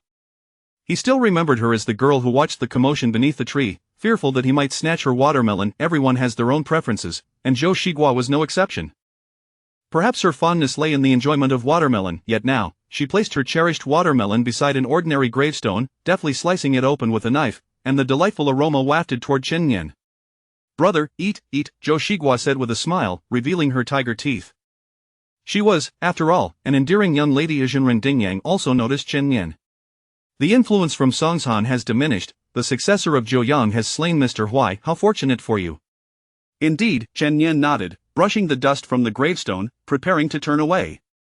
Yet Zhenren Dingyang murmured to herself, this child is not inherently like this. His senior brother, Chen Xiu, was the most outstanding disciple of Wudong, a cherished pupil of the Grand Elder, well-versed in the ways of the I Ching. Yet he received the mission to eradicate dream demons and was slain by one. She went to execute the mission and succeeded, but lost her 3 souls and 1 spirit, becoming like this. Had it not been for the demons, they might have long since become an enviable heroic couple. Chen Nian gazed from a distance, watching as Zhou Shiguo took bites of the watermelon while tenderly offering pieces to the gravestone. Eat, she whispered, her voice sweet and innocent. You have entered a stage and become a martial artist, thereby meeting the conditions for the sect's tasks.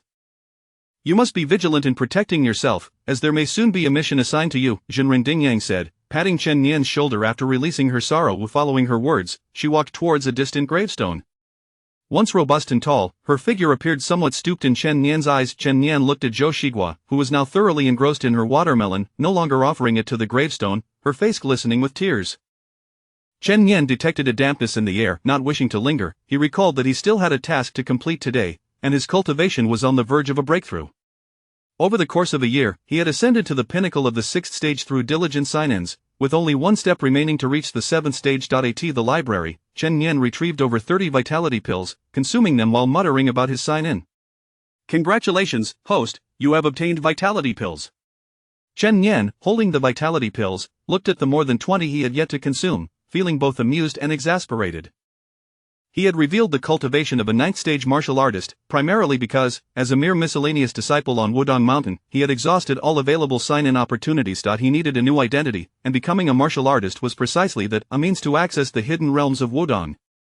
The treasures within those realms were truly coveted. Most importantly, after the assignment of a sect mission, one would gain an opportunity to enter the sword washing pool. The sword washing pool had always been an essential rite for disciples descending the mountain to vanquish demons, and those without swords could select one that resonated with their spirit within the pool. For those who already possessed swords, the waters of the pool would enhance their sharpness. A year prior, during the sect's grand competition, Chen Yan had missed the chance to enter the sword washing pool while in seclusion, and he was determined not to let this opportunity slip away. After leaving the cemetery, he returned to the miscellaneous disciple quarters. The old Taoist, Liao Chen, saw Chen Yan had returned and pulled him into the courtyard's main room. He looked at Chen Yan with reluctance. After all, it had taken Chen Yan 4 years of hard work to become a martial artist, diligently laboring for 4 years. In contrast, other miscellaneous disciples had come and gone. Some lacked patience and left, while others had broken through and departed to execute sect missions. The familiar faces Liao Chen often saw had dwindled to just Chen Yan. "Greetings, head of the courtyard," Chen Yan said respectfully. "Chen Yan, you know the rules of Wudong Mountain. I have reported your martial artist status to the Elder Hall, and they have approved it. Here are your new garments, a badge, and your liaison, Night Owl. You will soon be required to undertake missions." Chen Yan nodded. The garments were no longer ordinary hemp robes but rather adorned with the yin-yang symbol, inscribed with Wudong, designed to guard against dust and mitigate damage from common blades.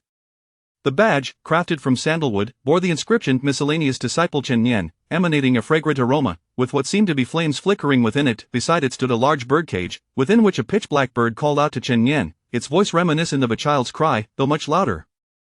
Hello, my employee number is 167890. I am pleased to serve you, may you have a pleasant journey," the bird chirped.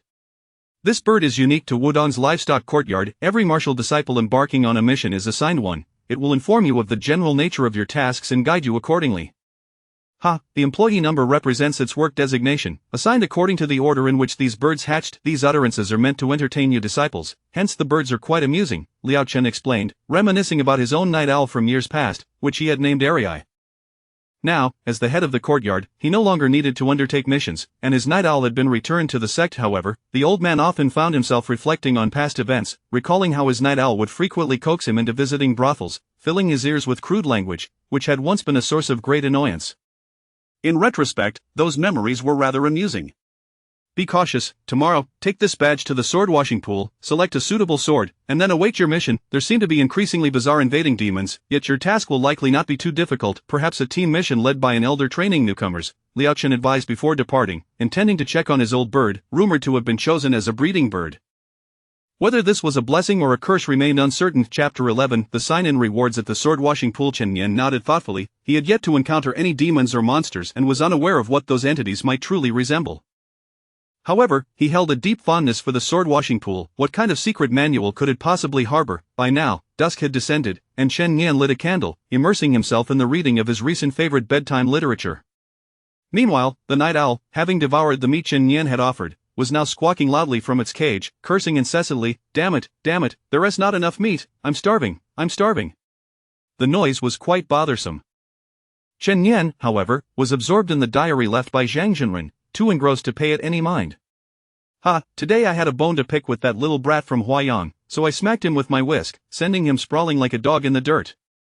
It was far more satisfying than practicing the Taiji sword to its pinnacle. Those little pups from the Songshan sect seem polite, yet they are cunning and scheming, particularly this Huayang fellow. I've heard he wet the bed out of fright several times. As Chen Yan leafed through Zhang Jinrun's writings, he couldn't help but envision Zhang Jinrun's charismatic presence, filled with an overwhelming sense of longing. To live life freely, with laughter and ire, is the essence of true authenticity. Such was the way of the enlightened. Chen Yan had once relied on this same principle to muster the courage to slay a member of the Songshan sect. The defining trait of the Songshan sect was their inherent timidity and forbearance. They would never act without a tenfold assurance of success. Thus, when a peak 8th-tier cultivator made their move, the Songshan sect would not seek mutual destruction but rather bide their time for a decade to exact revenge. In contrast, Chen Yan and Wudong had the luxury of time to grow. It was precisely this quality that allowed the Songshan sect to endure after the emergence of demons. Even when faced with foreign demons that slaughtered countless innocents under their watch, As for Wudong, in Zhang Jinrun's words, to hell with the demons, let's take them down. Such a fiery temperament, Chen Nian continued perusing the pages. The nine-yang divine skill was truly wondrous, yet alas, he lamented, I cannot practice it. All my skills were honed before this manual came into my possession. What a cruel jest. How enticing the nine-yang divine skill seemed, he would forsake 50 years of cultivation for it. It appeared to be a foundational chapter of some profound technique. What kind of martial art could elevate the nine-yang divine skill to its fundamental essence? Chen Nian found himself filled with yearning. This world was extraordinarily marvelous. Perhaps he needed to travel far and wide, signing in at various places, potentially piecing together the continuation of the immortal martial demon-slaying sword technique and the divine skills that rendered the nine-yang divine skill a foundational text. What would such prowess entail? Scaling mountains and fording seas? He felt a deep desire for freedom, but first, one must possess immense strength, otherwise, mere survival would be arduous, let alone the pursuit of freedom.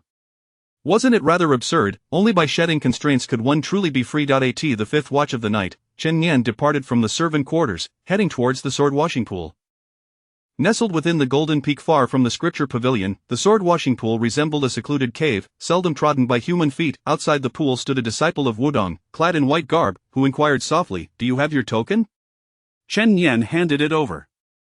The disciple examined the token, channeling his spiritual essence to create a mysterious inscription. Chen Nian's token manifested a white ripple, revealing an array of information that gradually appeared.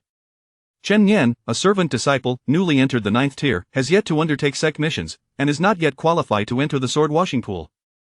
No demons or monsters slain. Just entered the 9th tier and seeking a sword, follow me.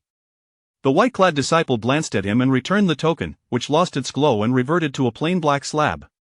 Chen Nian carefully stowed the token and followed him inside. The sword washing pool was divided into 3 sections of the Sword River, the Sword Mountain, and the Sword Domain. If one possessed a sword, they could wash it in the Sword River, whose waters flowed from Zhongzhenren. When he wielded the Taiji sword, he often summoned sword energy akin to flowing water, thus the river brimmed with pure sword energy, ideal for Wudong disciples to nurture their swords. Should one lack a sword, the Sword Mountain was available, where swords belonging to fallen disciples lay, each imbued with the will of its owner. Some swords were born of disciples with innate sword bones, exuding a proud and extraordinary aura, while others remained unclaimed, awaiting a worthy wielder. For those who did not wield swords, the Sword Domain offered an opportunity to experience the allure of swords, allowing one to develop their own sword techniques and intent. Chen Nian was cautioned to act within his means. He could only venture as far as his cultivation allowed. To force the issue would summon a backlash of sword energy, jeopardizing his foundation, something to be avoided at all costs. The disciple appeared to be an inner sect member. Those in coarse cloth were servant disciples, black-clad were outer sect members, while white robes denoted inner sect disciples, and silk garments represented those truly imparted with teachings. Chen Nian nodded, glancing at the jade pendant hanging from the disciple's waist, on which was inscribed the name Yan Liang. In a low voice, he expressed, Thank you, Brother Yan Liang. I shall take my leave now. Yan Liang returned to his post, closing his eyes by the cave's entrance, his Taiji sword energy flickering in and out as he entered a meditative state. Chen Nian made his way deeper into the cave. Initially narrow, the passage widened after he had walked about half a mile. Turning back, Chen Nian saw the darkness surrounding him, while before him glimmered points of light. A grand river unfolded before him, circular in shape, encircling a deep mountain. Beyond it, visibility faded into obscurity. The water shimmered with a cold, clear white, its sound unlike that of ordinary rivers, resembling the cry of a sword. The swords atop the mountains echoed with the resonant sounds of a guzheng, as if the two were in harmony, confiding their secrets. As Chen Nian stepped into the sword river, his clothing was torn asunder, yet he felt no dampness. This was no ordinary water but a gathering of myriad sword energies swirling around him. The 9 eyes divine skill activated, and the sword energies hesitated to approach, forming whirlpools around him. Chen Nian felt as if he were walking on solid ground. He did not venture deeper into the river but sought a quiet spot to rest and sign in. As he approached the center of the river, a piece of azure stone emerged. When he neared it, the whirlpools of sword energy surrounding him seemed to dissipate in fear. The area was eerily quiet and dark, a perfect place. He sat upon the azure stone at the river's edge, running his fingers over its smooth surface, polished to a rounded finish by the flowing waters. Sitting in meditation, he softly queried, System, may I sign in at this location? Location detected. Wudong Mountain Sword Washing Pool. The spiritual essence here is abundant, and this is a special location available for sign-in. Would you like to proceed? Chen Nian's heart soared with joy. Each special location was a rare opportunity. In the Immortal Martial Hall, he had acquired the Immortal Martial Demon-Slaying Sword Technique. In the Scripture Pavilion, the 9-yang Divine Skill. Atop the Golden Peak, he obtained the harmony of heaven and earth, and in the Longing Pavilion, the Longing Pill. Each was a treasure of unparalleled value, coveted by many across the realm. Now, another special location had presented itself. How could he not rejoice? Sign in, he uttered softly. Unbeknownst to him, the azure stone beneath him was not merely a stone, it was, in fact, a sword lying in the water. A sword cannot drink water but can channel sword energy, yet, what if this water were entirely composed of sword energy? Meanwhile, Brother Yan Liang at the entrance suddenly recalled something. I neglected to advise my junior brother to be cautious about sitting on a sword in the sword washing pool. Some swords might descend from the sword mountain to refine their sword energy, and those capable of descending are often imbued with a murderous aura, lethal even to 4th-tier warriors. However, my junior brother, with his 9th-tier cultivation, cannot even step into the sword washing pool, let alone approach the sword mountain. My concerns may be unfounded. Surely, he wouldn't lack the knowledge of how to retrieve a sword, would he? Yan Liang pondered. What he did not realize was that Chen Yan had already reached the peak of 6th-tier cultivation, just a step away from a breakthrough, and now, he was not merely wading through the sword river but had seated himself upon the most obstinate sword within, with his back turned to it. Brother Yan Liang, of course, had no inkling that Chen Yan had continuously signed in, merely glancing at the Great Zhou geography, the Great Zhou small turn, and the Wudong records of the strange, focusing solely on the 9 Yang-related content, neglecting all else. As for Zhang Jinrun's writings, they were beyond his consideration. It was well known among Wudong disciples that the Taiji sword of Zhang Jinrun often bore the scent of roasted chicken. For Zhang Jinrun, respecting a sword meant wielding it to slay foes, not merely venerating it. The sword's renown stemmed not from itself, but from the wielder. Chapter 12 Ouyang Zi's sword forging techniques and sword control techniques. Sign in successful at a special location. Congratulations, host, on acquiring Ouyang Zi's late-life sword forging techniques, which can be upgraded to the pinnacle of divine level. I often seek various materials to forge swords of the 9 heavens, violent winds, the abyssal flames. I have crafted many swords, including Qishao, Chunjun, and Yuchang. Some swords are light and agile, fluttering like willow leaves, while others are deceptively heavy, embodying great skill within apparent clumsiness. Some are designed for assassins, killing without a trace, others are forged for swordsmen, leaving no path untraveled. There are those crafted for kings, where every thrust of the sword signifies imperial territory. Yet, I have never possessed a sword that I truly cherish, for I have not forged one for myself. A voice, reminiscent of an elder, echoed in Chen Yan's mind. Legendary swords emerged one after another. Some swordsmen wielded Chunjun, splitting mountains and shattering stones. Assassins wielded Yuchang, lurking in the shadows, claiming lives as effortlessly as plucking fruit from a tree. Monarchs marched into battle with the emperor's sword, and when angered, rivers of blood flowed. In Chen Yan's eyes, swords began to take on an intriguing essence. Each possessed its own life, its own destiny, vanishing with its master. An elderly man clad in a dark blue robe emerged from the furnace. Gazing at Chen Yan, he softly urged, "Forge a sword of your own." Chen Yan nodded in acknowledgement. The art of sword forging knows no bounds. Swords are limitless, yet humans have their limitations. This is not merely a transmission of sword forging techniques, it is a manifestation of one's will. What Ouyang Zi passed down was not solely the art of sword forging, but the very beliefs he held throughout his life. To forge a sword, one must first master the sword. The sword control section, the sword forging section. In flesh and blood forged, essence and spirit forged, divinity forged, soul and spirit forged, life and death forged. Each chapter appears as a demonstration of sword forging techniques, yet Chen Yan found himself intrigued by this particularly obscure section. Sword forging techniques are not akin to ordinary skills, they encompass all forms of sword forging in the world, allowing Chen Yan to select what resonates with him. There is no sword forging technique that is absolutely eternal, nor is there any method that transcends others.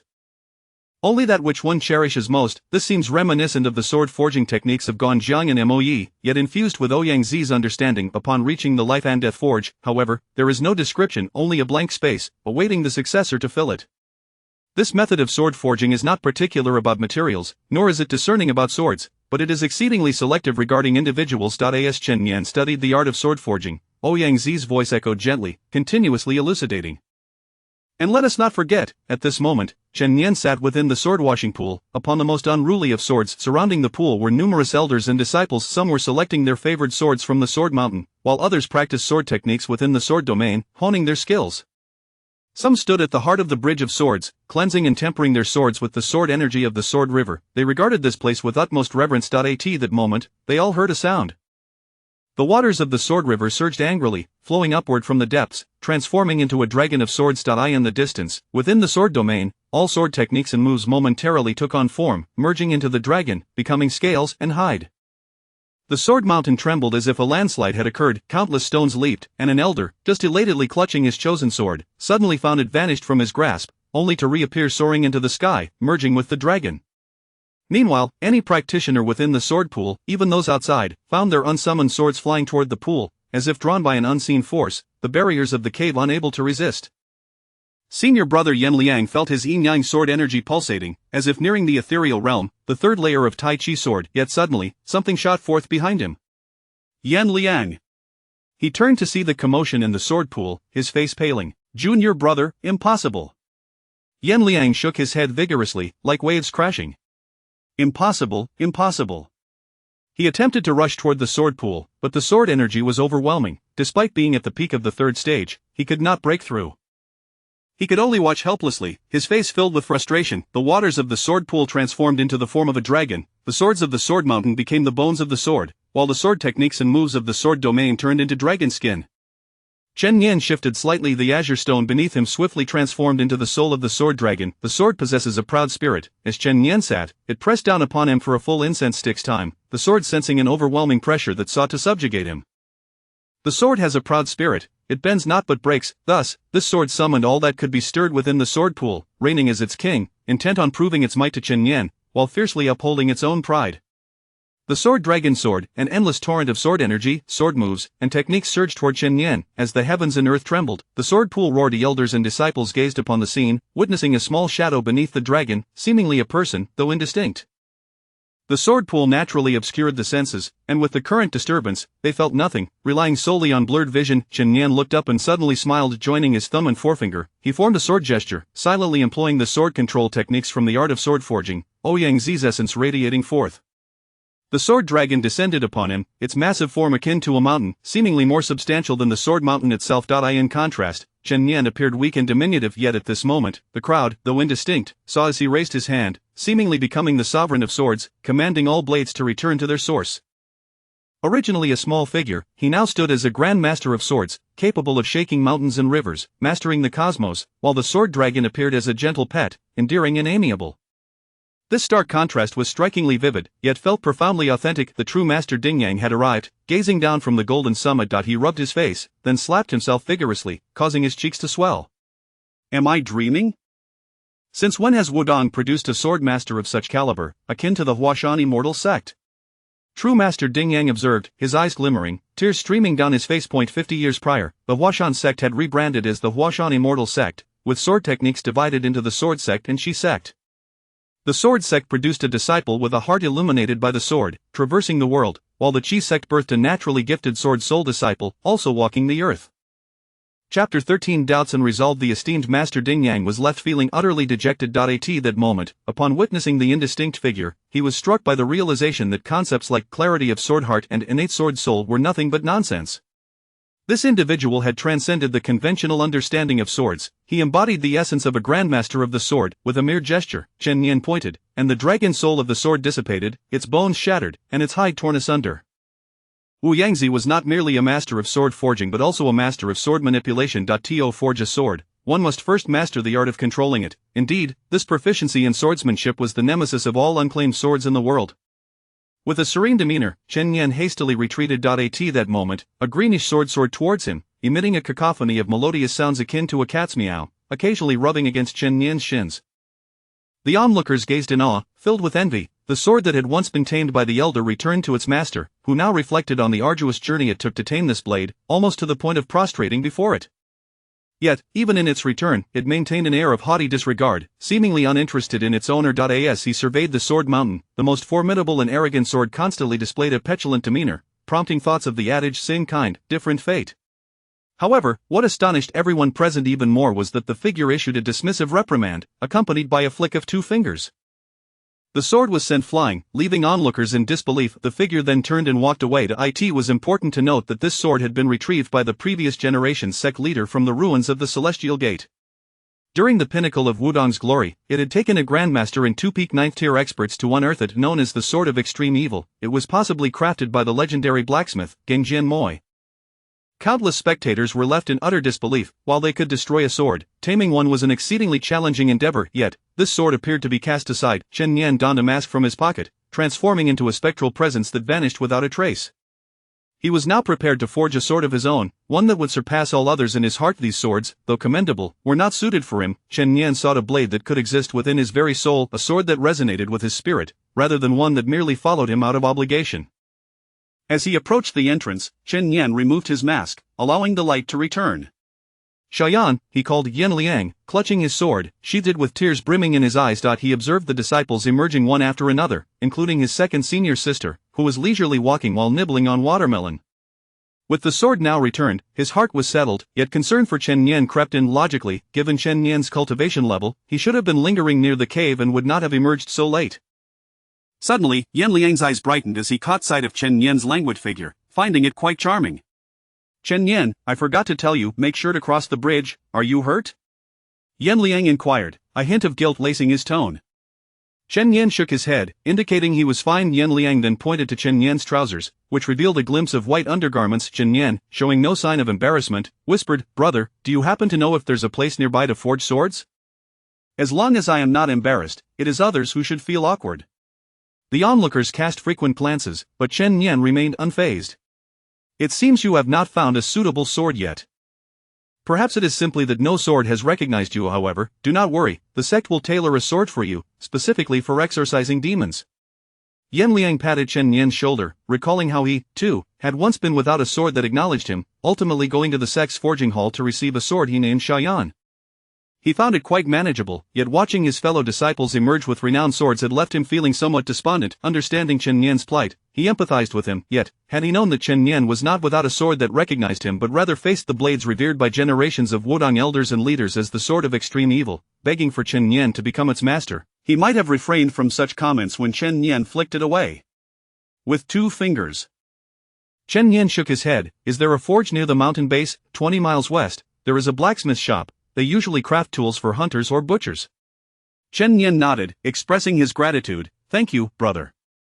Your sword is quite remarkable," Chen Yan recalled, as a sword flew past, its hilt adorned with a bell, the blade etched with the likeness of a petite, charming girl. "Her name is Xiaoyan. I nearly dropped her while practicing, it startled me." Yen Liang retrieved the sword he had run back with, gently caressing it, his eyes reflecting a kinship with Chen Yan. "I believe a sword is akin to a wife. They can even help alleviate your troubles." Though Chen Yan had once been immersed in the world of anime, this was not the time for deep contemplation. He nodded in understanding. "Junior brother, do you enjoy this?" Yen Liang asked with a smile, his eyes sparkling. "I still need to check on the soup and the servants' quarters. I need to see if the fire is still going." As Chen Yan glanced around at the disciples, particularly at Zhou Shiguo, who appeared to be enjoying the spectacle, he hurriedly departed. At that moment, a figure emerged slowly from within. "Which courtyard was that disciple from?" a Taoist priest with a goatee inquired, perspiration glistening on his forehead, indicating he had rushed over. "Uncle Dingxin, that was junior brother Chen Yan from the servants' quarters. He's quite a decent fellow," Yen Liang remarked casually, stroking his sword. "Oh," Dingxin Taoist chuckled softly, observing Chen Yan's retreating silhouette with a hint of puzzlement. "Why did he come out so late? Is he injured?" Dingxin continued to inquire. Yen Liang, clutching his sword, walked further away, responding, "It's nothing, just a minor injury. Xiaoyan is brave and unafraid." As he spoke, he caressed a small notch on the sword's hilt, disregarding Uncle Dingxin's concerns. Zhou Shiguo, realizing there was no spectacle left to watch, prepared to leave. At that moment, she noticed Uncle Dingxin looking over and thought, "Quick, ask me, I know something." Dingxin Taoist glanced at Zhou Shiguo, shaking his head. "A fool and a lovesick fool. How could Wudong not be in disarray? My choices seem to be quite sound." Dingxin hastily departed. Zhou Shiguo scratched her head. "What is wrong with Uncle Dingxin? Am I not clever enough?" She bit into her watermelon, using it as a means of venting her frustrations. The refreshing flavor quickly dispelled her worries, and she soon returned to a state of carefree bliss. Chapter 14. The Stone of Ame. Chen Yan borrowed a green donkey from the livestock yard and, after obtaining a sum of money from the miscellaneous duties yard overseer, mounted the donkey, swaying gently as he made his way down the mountain. Liao Chen escorted Chen Yan to the entrance of Wudong Mountain, watching him depart while saying, "Come back early, I'll make you some soup." Chen Yan did not turn back but raised his hand in acknowledgement from a distance. Liao Chen chuckled, revealing 2 or 3 remaining teeth amidst the wrinkles of his face, a testament to his advanced age. "You little rascal," he muttered, his gaze lingering on Chen Yan with reluctance. He stood at the gate of Wudong, gazing into the distance until Chen Yan's silhouette faded from view, only retreating with the aid of his cane when the sunset had completely vanished beyond the horizon.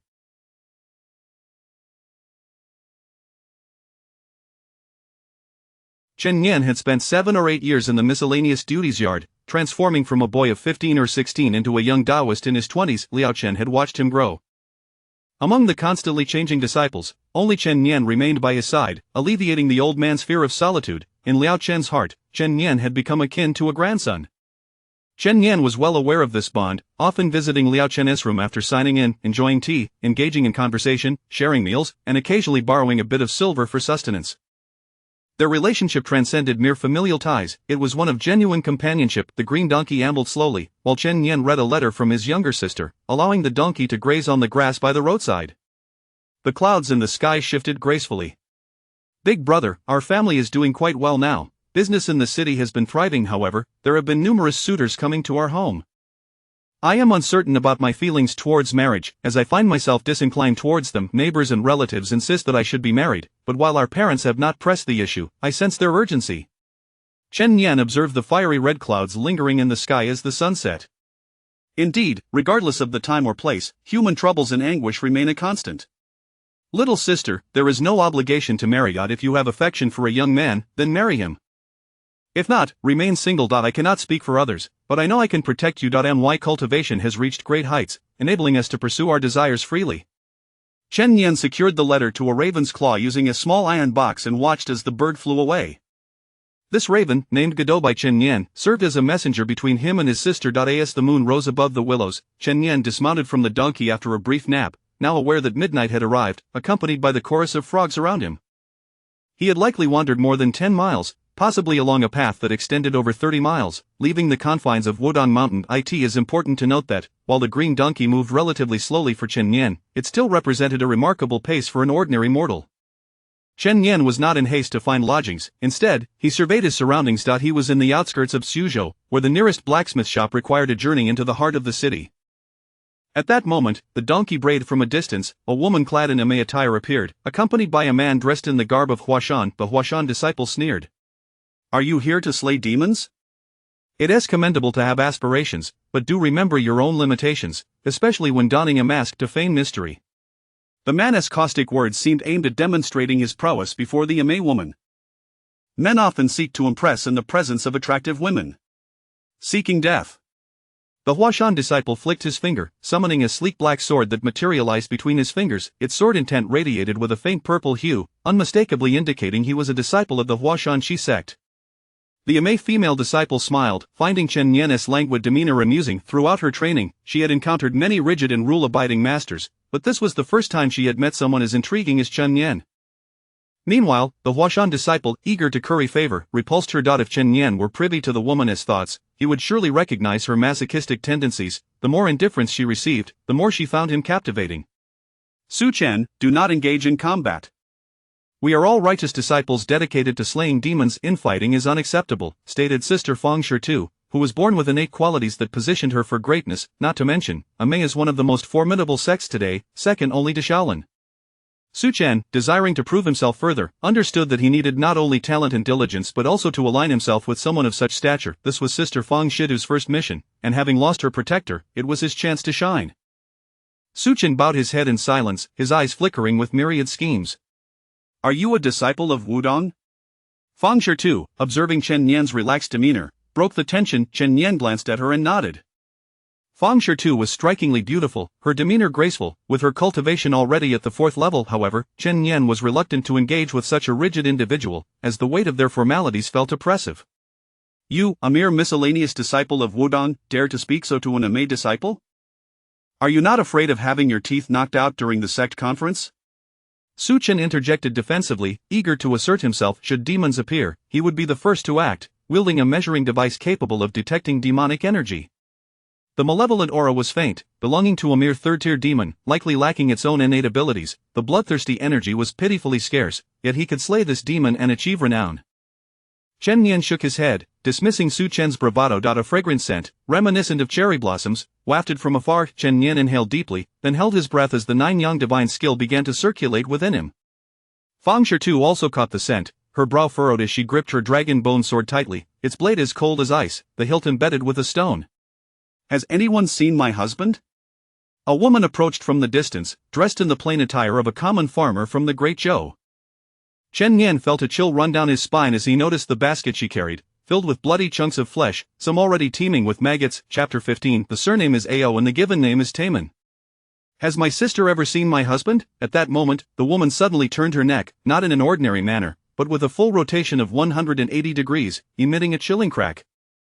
The stone within Fang Shita's sword began to glow a fierce red, releasing continuous bursts of steam. Fang Shita's eyes also struggled intensely, yet under the weight of that voice, he ceased to resist, instead loosening his grip on the sword.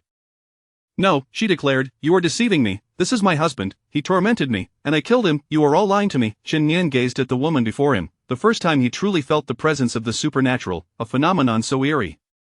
The scent of cherry blossoms served as a lure, while the voice acted as a potent drug. Once one inhaled that fragrance, upon hearing the voice again, they would find themselves ensnared in this bizarre trap, unable to escape. Their spirit and intellect would be manipulated, akin to marionettes, and what of the flesh? Chen Nian observed the meat, infested with maggots. It was the ultimate weapon. Once consumed, one would be reduced to the woman's puppet, trapped in an endless cycle of life and death without liberation. Countless souls had succumbed to this flesh. At this moment, the woman tilted her neck at an angle of over 90 degrees, revealing a ghastly pale forehead and face, bruised and battered, marked by traces of violence. Little Taoist, what say you? Where has my husband gone? The melody of the world's sorrow intertwined with the harmony of yin and yang, silently unfolding. This grand sorrow was, after all, a supreme musical art. The first tier was known as the form of sound, controlling one's auditory senses. Chen Nian had never practiced and had lingered at this first tier, yet now it was sufficient to activate. The woman sensed something amiss with Chen Nian and decided to make her move against him, her voice's seductive power rising steadily. I in your basket, you have already killed him. Chen Nian proclaimed, unleashing the Buddhist lioness roar, a martial art of ghostly caliber, shattering all enchanting sounds, akin to the resonant tones of a grand bell. Su Chen's fingers delved into the basket, suddenly awakening. The woman's expression shifted dramatically. How could this be? For the first time, someone had managed to break her enchantment. She cackled. Who is this little Taoist, a guardian, dare to thwart my endeavors? Do you not realize that if I were to slay this girl, my lord the Demon King would reward me greatly? He has permitted me to play within the realm of the demons, where the living are flesh, and blood is water.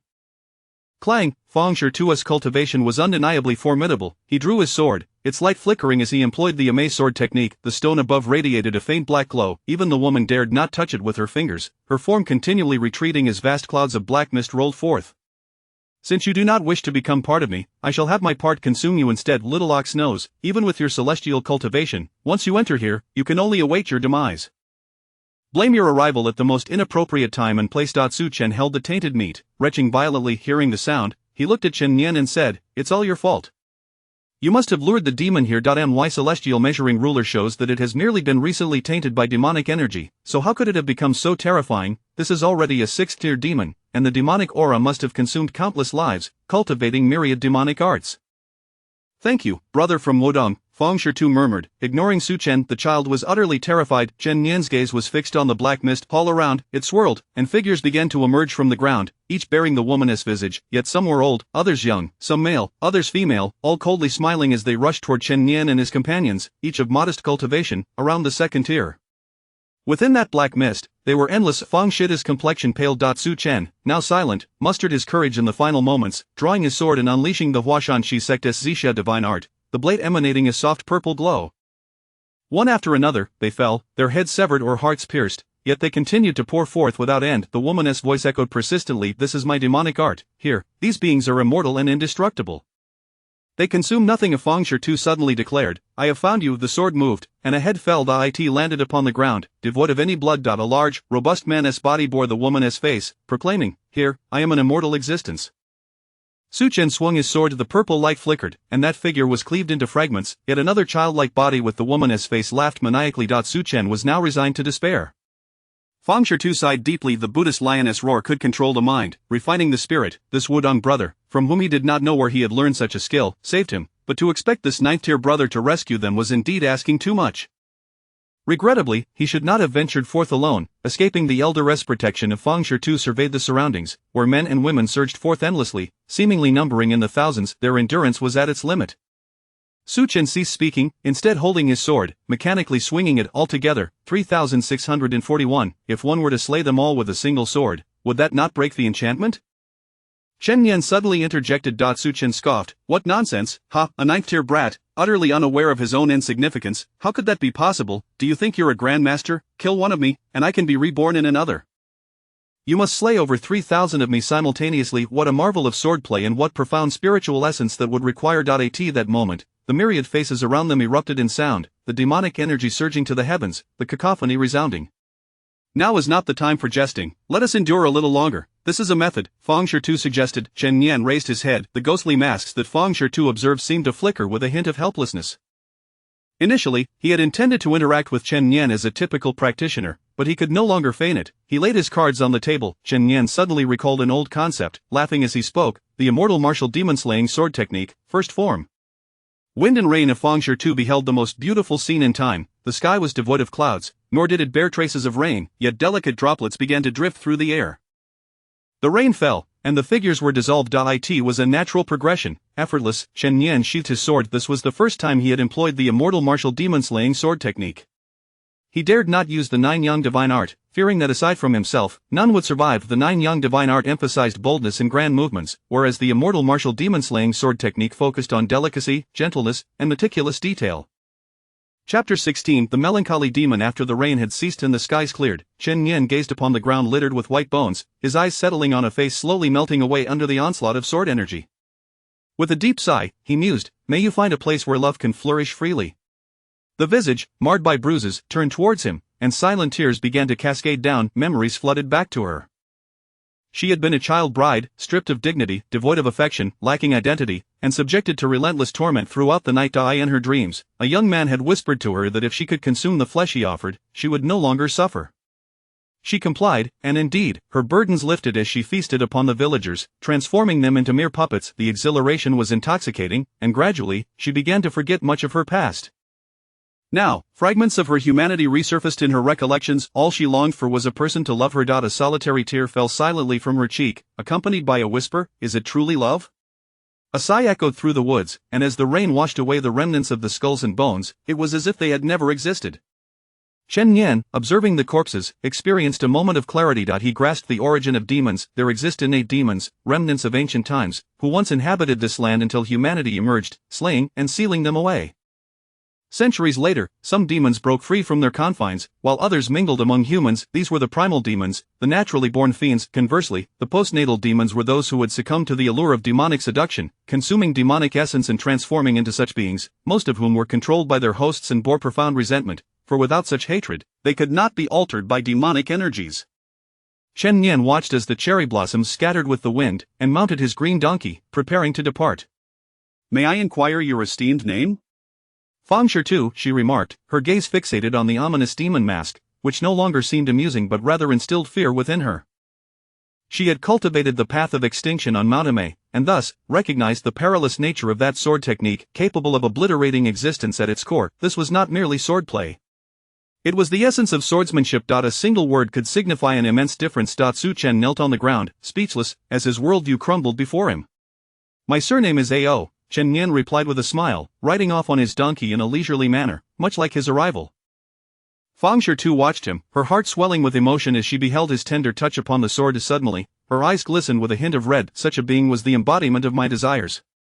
If I wish to follow him, I must strive even harder." Fang Shirtu remained transfixed by the retreating figure of the green donkey, when suddenly a thought struck her, and she called out, "What is your name?" "Ultraman," came the voice from atop the donkey, laced with a hint of mirth, an eerie sound. "Ultraman Shixiang?" "I have never heard of any Wudong disciples by that name," she mused, watching Chen Yan's distant form, her expression mirroring that of the old Taoist priest who had escorted him down the mountain. Su Chen raised his gaze to Fang Shirtu, his heart aching profoundly. Chen Yan proceeded towards the main road, arriving at the city of Suzhou as dawn broke. Surrounding him were merchants, coachmen, and porters bustling about the official roads of the city. Upon seeing Chen Yan clad in Wudong attire, some nodded respectfully, clasping their fists in a gesture of reverence. Chen Yan reciprocated in kind. The ordinary folk of this world possessed a rudimentary understanding of the martial realm and thus held it in high esteem. The emperor of the Great Zhou treated the martial sex with utmost respect, annually bestowing abundant spirit stones and resources to the sex within his domain, which, as transcendent entities, refrained from interfering in domestic affairs, focusing solely on slaying demons and vanquishing evil. This accord had been established centuries ago among the 7 sovereigns of the continent and the sects, a covenant that persisted through generations, with the sects coming and going while the emperors cycled through, yet this contract remained etched in history. Upon reaching the city gate, the 2 guards, upon noticing Chen Nian's attire, transformed from their lethargy to a state of alertness. Taoist, do you possess a token? Chen Nian nodded and presented his token. The soldier examined it and immediately bowed, saying, "Please, proceed." For the first time, Chen Nian experienced such preferential treatment. Feeling somewhat awkward, another soldier dashed off to the governor's residence. "Please, follow me. Accommodations have been prepared for you, Taoist." The soldier smiled at Chen Nian, waving his hand dismissively. Chen Nian utilized the ghostly shadow stepping technique, disappearing before the governor arrived, panting heavily. Within the city, the atmosphere of order and commerce seemed to improve instantaneously, and many scions of noble families began to behave like proper citizens. Chen Nian, now equipped with 3 coins, purchased a pound of oil tea flour, strolling leisurely. Feeling a twinge of hunger, he stopped at a tavern where a storyteller was regaling patrons. "Waiter, bring me some bamboo leaf wine, and your specialty, fennel beans, half a gene of roasted chicken and roasted duck, please," he proclaimed, glancing at the sign that boasted the establishment's reputation. "Taoist, these fennel beans have just been prepared.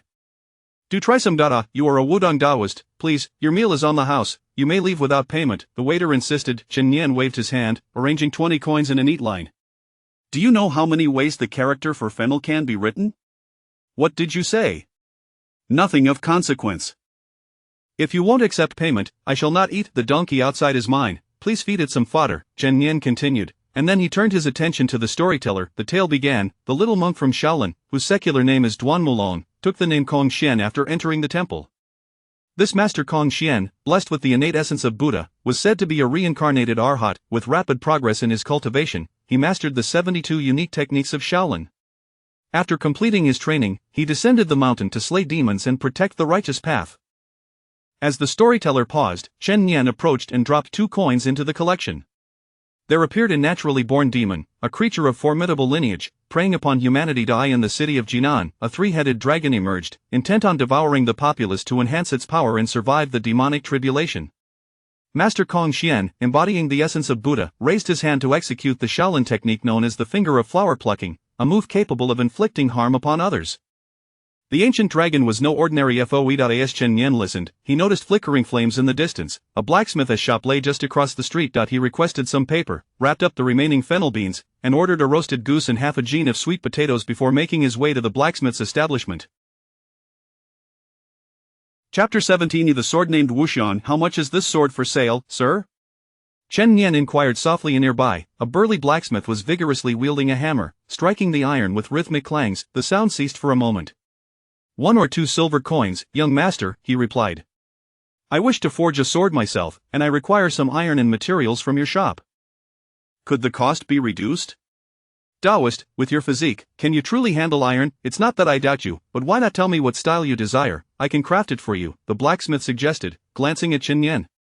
"No need for that. You may watch beside me. If I falter in my steps, you can guide me," Chen Nian responded. "Half a tael of broken silver will suffice. I'm unsure how many pounds of material I'll need, but if I use less, I can return the excess to you." The blacksmith pondered for a moment before speaking. "A reasonable price indeed. With the remaining coins, I could buy a few pounds of osmanthus wine for the old Taoist Chen." Chen Nian followed the blacksmith into the workshop at the back of the forge. The equipment was simple yet comprehensive. Reflecting on Yangzi's sword forging techniques, he began the process step by step. Of forging a sword was a unique experience, and Chen Nian envisioned a sword without shadow, fragile, slender, but exquisitely sharp and enigmatic. He first melted the iron block in the furnace. The blacksmith observed him, unable to fathom where such strength emanated from. In the slim figure before him, he was the finest blacksmith in the city, yet as he watched Chen Nian's technique unfold, he found himself captivated. This young Taoist possesses real talent. The steps of sword forging were quite ordinary, even somewhat rigid, yet to the blacksmith, they seemed to come alive, flowing with an almost perfect grace. The furnace blazed with heat. Chen Nian removed his outer garment, revealing a lean, muscular physique, each muscle defined and exuding an aesthetic appeal. He wielded the hammer tirelessly, aspiring not for a divine weapon but merely a humble iron sword, crafted by his own hands. 3 days later, after relentless hammering, the sword blank began to take shape. Compared to an ordinary longsword, Chen Nian's blank was narrower and longer. The blacksmith remained silent, watching as Chen Nian hammered away, learning from him to refine his own skills. At midnight, the sword blank was finally complete. Chen Nian delicately inscribed symbols upon it, each one seeming to pulse with potential. After a brief respite, he commenced the second step, using a knife to file and shape the blade, ensuring an appropriate thickness and a crucial slope between the spine and the edge for optimal sharpness. On the third day, the sword no longer resembled a mere blank. A graceful curve began to emerge, albeit thinner than typical swords. Meanwhile, the blacksmith had succumbed to fatigue, dozing in a rocking chair in the corner of the courtyard as Chen Nian inscribed the symbols.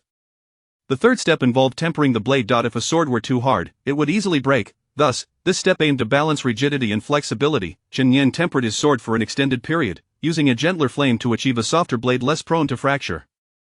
He was diligently forging the sword of his desires, and the principles of sword crafting transitioned from theory to practice. He discovered an innate talent for it. In the afternoon, the blacksmith awoke, took a stroll, and procured some materials. He had learned of Chen Nian's identity. News had spread through the city that a Taoist from Wudong had descended the mountain, and no one dared to cause trouble during this time. The blacksmith regarded Chen Nian, hesitating to speak. "What's the matter, sir?" Chen Nian asked softly, turning back, scratching his head. The blacksmith replied, "When you first arrived, I assumed you were merely a wandering Taoist, not realizing if you seek to vanquish demons, the quality here is far too ordinary, and this sword is but an average longsword." The blacksmith refrained from saying more, his intentions clear. He wished to avoid hindering Chen Nian's ambitions. Chen Nian smiled. "A sword priced at half a tael cannot conquer the world, but mine shall be unlike any ordinary blade, rest assured, sir." He chose not to further reassure the blacksmith, for Ouyangzi's sword forging art emphasized nurturing the sword over mere material. Forge the sword, nurture the sword, command the sword. This was the path Chen Nian intended to follow: hammering, filing, tempering, polishing, and inlaying. A week later, Chen Nian gazed at the sword in his hand, murmuring, "You shall be named Wuxiang." "Sir, I must take my leave." "Thank you, but I shall not accept this payment." He nodded before departing. The blacksmith, watching Chen Nian's retreating figure, was left puzzled, wondering if there were secrets within his forge yet undiscovered. Years later, when the Wuxiang sword became renowned across the land, no one would believe it had been forged in an ordinary blacksmith's shop, especially not at the modest cost of half a tael of silver. Chen Nian loaded his purchases onto a green donkey and left the city, arriving at an empty graveyard where the sun shone weakly. He raised the sword, gently cutting his palm, allowing his blood, infused with the essence of the nine yang, to coat the blade. With a thread of nine yang spiritual energy, he began to seep it into the sword. This was the advantage of the iron sword, ordinary yet perfectly suited for refining. The journey of this sword was just beginning. The blade grew thinner, and the surrounding ethereal energy gradually enveloped it, shifting between hues of dark iron and blood red. Chen Nian remained awake throughout the night, fixated on the sword. Only when the symbols from the forging process, empowered by the nine yang energy, began to manifest as fine, vein-like patterns within the blade did he finally close his eyes for a brief rest. Ouyangzi's sword forging technique, the tempering chapter. The foundation of the sword had been established. From this moment on, the sword would constantly absorb Chen Nian's blood, further infused with nine yang energy, becoming ever thinner, sharper, and perhaps even ethereal, merging with Chen Nian's very essence and spirit, transforming into a sword without shadow or form. Chapter 18 of the Dragon Elephant Prajna Technique. The essence of the Nine Suns is a rarity across the realm, and only Chen Nian possesses the unique ability to forge a sword with his own blood. The sword forging technique of Ouyangzi is indeed a method of the demonic path, allowing the blade to absorb the blood of its master, honing its form and fortifying its essence, causing it to grow akin to a living being.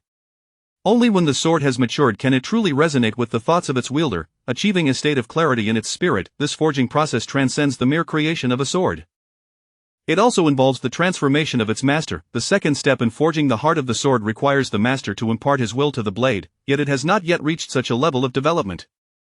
Presently, it remains an ordinary iron implement, still in need of Chen Nian's protection. However, progress is imminent. Should this forging continue, the sword will soon become Chen Nian's most formidable weapon. The immortal martial demon-slaying sword technique. This technique emphasizes not the material of the sword, but rather its comprehension, as well as its harmony with the heavens and humanity. The unity of sword, man, and the cosmos constitutes the true essence of the immortal martial demon-slaying path. Chen Nian closed his eyes to cultivate his spirit, his complexion paled. As he ambled along with his blue donkey, he occasionally consumed vitality pills, small and large elixirs of immense potency. With each hearty swallow, his nine suns energy circulated, and his complexion improved significantly. By the time Chen Nian returned to the servants' quarters on the mountain, a week had already passed. Liao Chen noticed Chen Nian's somewhat gaunt visage and invited him, "Come, let us share a couple of drinks and some meat." Chen Nian graciously accepted. Liao Chen produced his prized water dragon meat.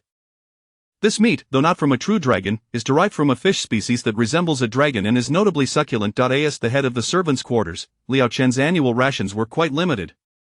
The water dragon meat, with its pearly white hue and single long bone, was tender and did not require any additional seasoning. It could simply be sliced into paper-thin pieces with a sharp knife.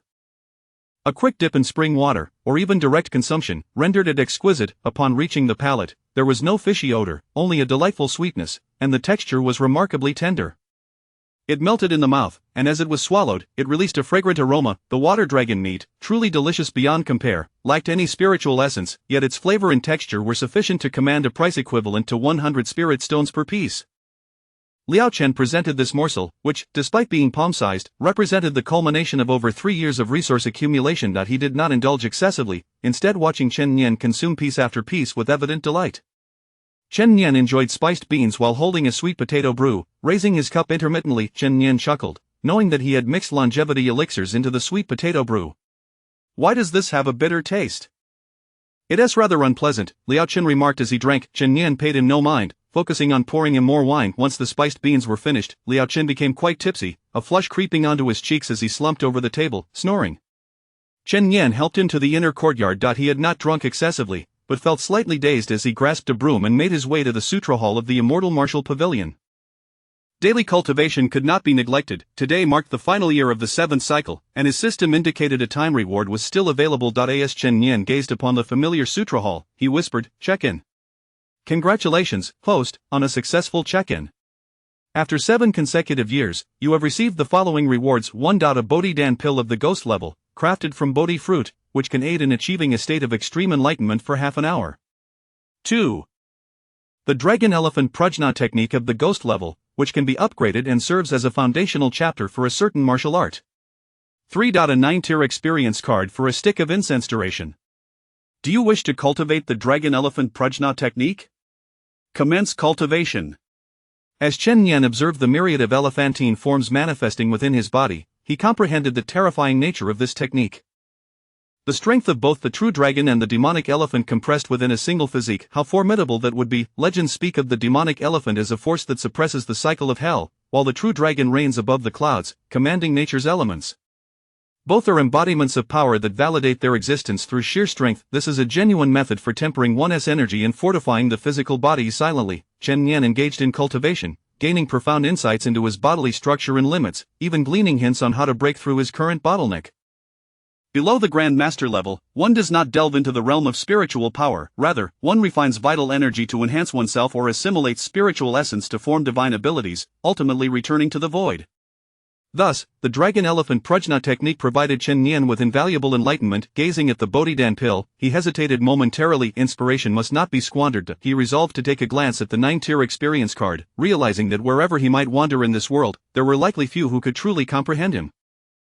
Therefore, he prepared to find a resting chamber within the Sutra Hall to initiate his breakthrough with the Bodhidan pill, small yet radiant with flecks of ink, shifted colors intermittently, exuding a fragrance of sandalwood that could induce a state of clarity.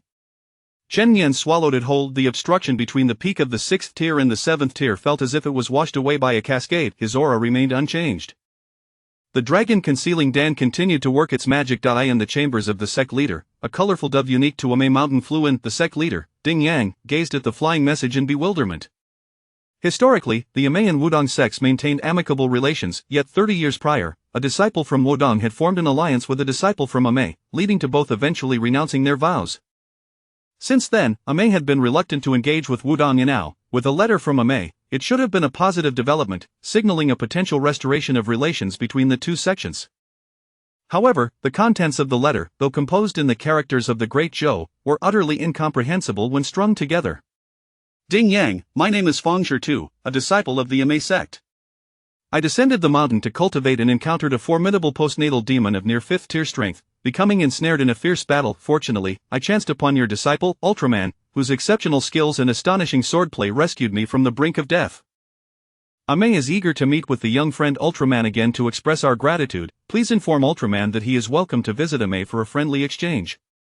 Ding Yang rummaged through decades-old Wudong records, perusing them repeatedly.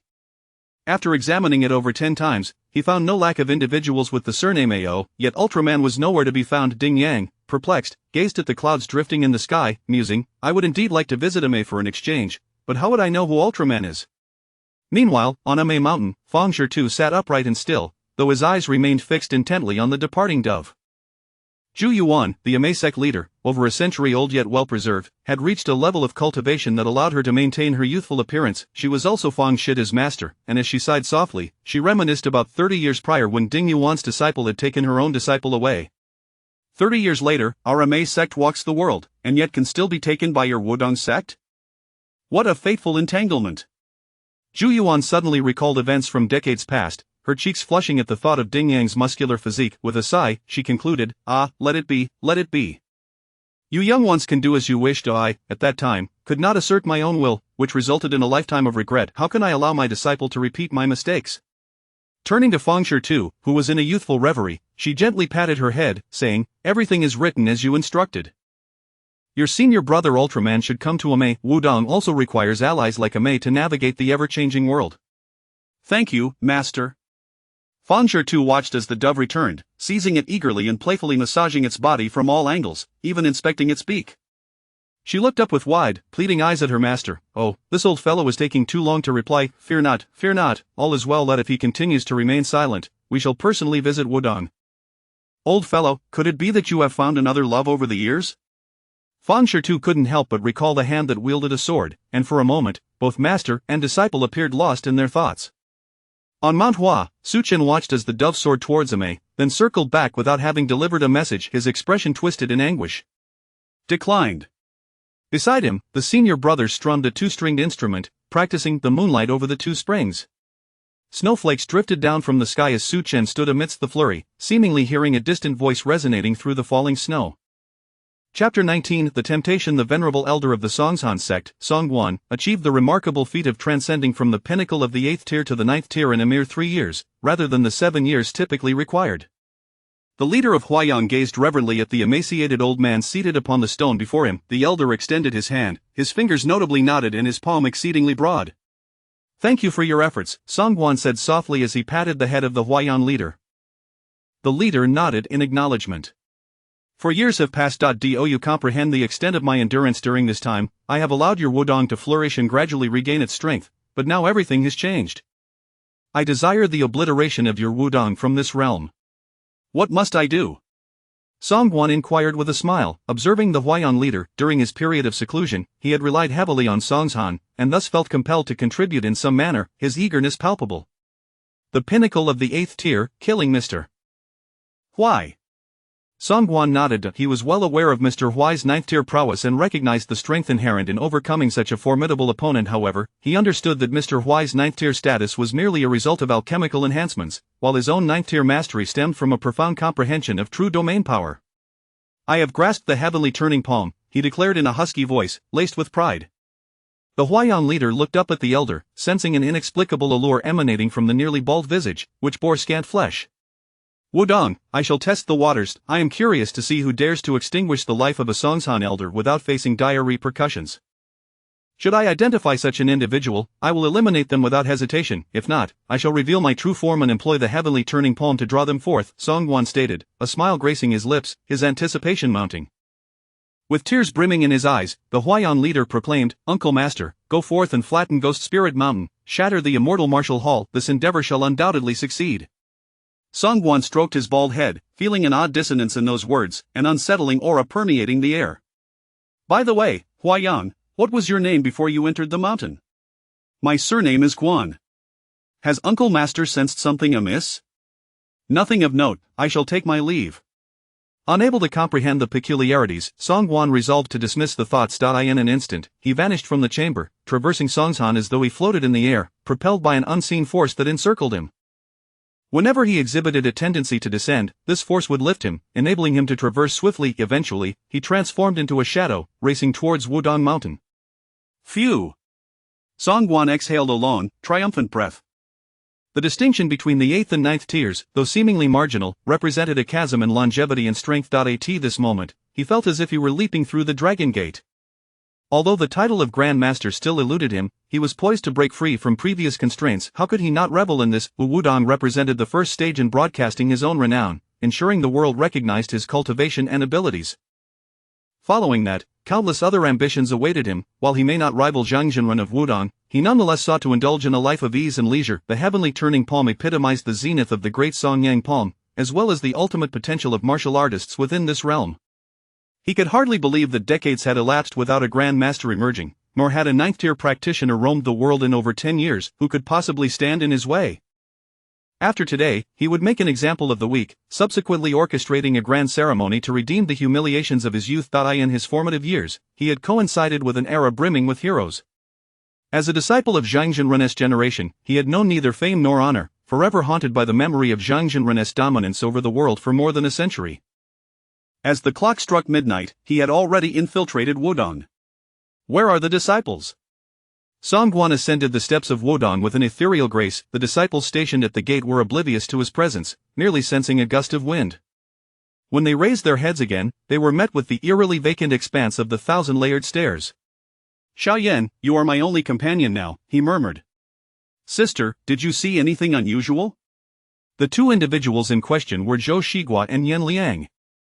Unlike Yan Liang, who gazed towards the entrance, Zhou Shiguo's attention was directed towards the scripture pavilion, for she sensed an intruder. She drew her sword and hastened forward, while Yan Liang furrowed his brow and followed closely behind. Among the 10 or so disciples tasked with guarding the entrance, the two took charge, prompting the others to rush upstairs to report the situation. With Wudong disciples so lax, one foolishly clutched his sword as if it were a beloved spouse, while another absent-mindedly nibbled on watermelon in the frigid weather. How could Wudong not fall behind? Songguan mused as he strode directly towards the scripture pavilion. The remaining pages of the great Songyang palm, as he had learned from Huaiyang, were situated on the second shelf of the third floor of this pavilion. To his astonishment, the supreme secrets of the Songshan sect lay unguarded in such a place, without any protective measures. It was a disgrace that he could retrieve them without a sound, only to unleash the heavenly turning palm and turn the scripture pavilion upside down. He was eager to witness how Wudong would respond upon entering the scripture pavilion. Chen Yan was already awake, the sword thirstily absorbed his blood. Chen Yan observed the crimson steps, hearing footsteps that did not belong to Wudong disciples. The sound was far more subtle than that of his fellow disciples. Had he not honed his senses through the great grief verse, he would never have perceived such a sound. Chen Yan emerged slowly, sword in hand, his face obscured by a ghostly mask. He occupied the third floor's reading area. As Songguan ascended the stairs, Chen Yan descended. Both men were acutely aware of each other's presence, leading to an unexpected moment of recognition. Have you taken a life, sir? Songguan inquired softly.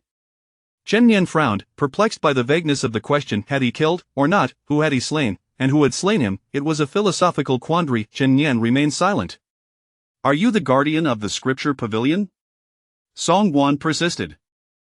Still, Chen Yan offered no response. Silence hung in the air like a tranquil evening. Songguan chose to refrain from further discourse. Merely a fly, he thought. Perhaps he was being overly suspicious. What were the odds of such a coincidence? Observing Chen Yan's ninth-tier cultivation, he contemplated eliminating this annoying little fly to avoid hindering his search for the texts. Otherwise, returning empty-handed would be an embarrassing affair. He extended his hand towards Chen Yan, his sword shimmering with an ethereal essence, as if the space between them transcended mere skin.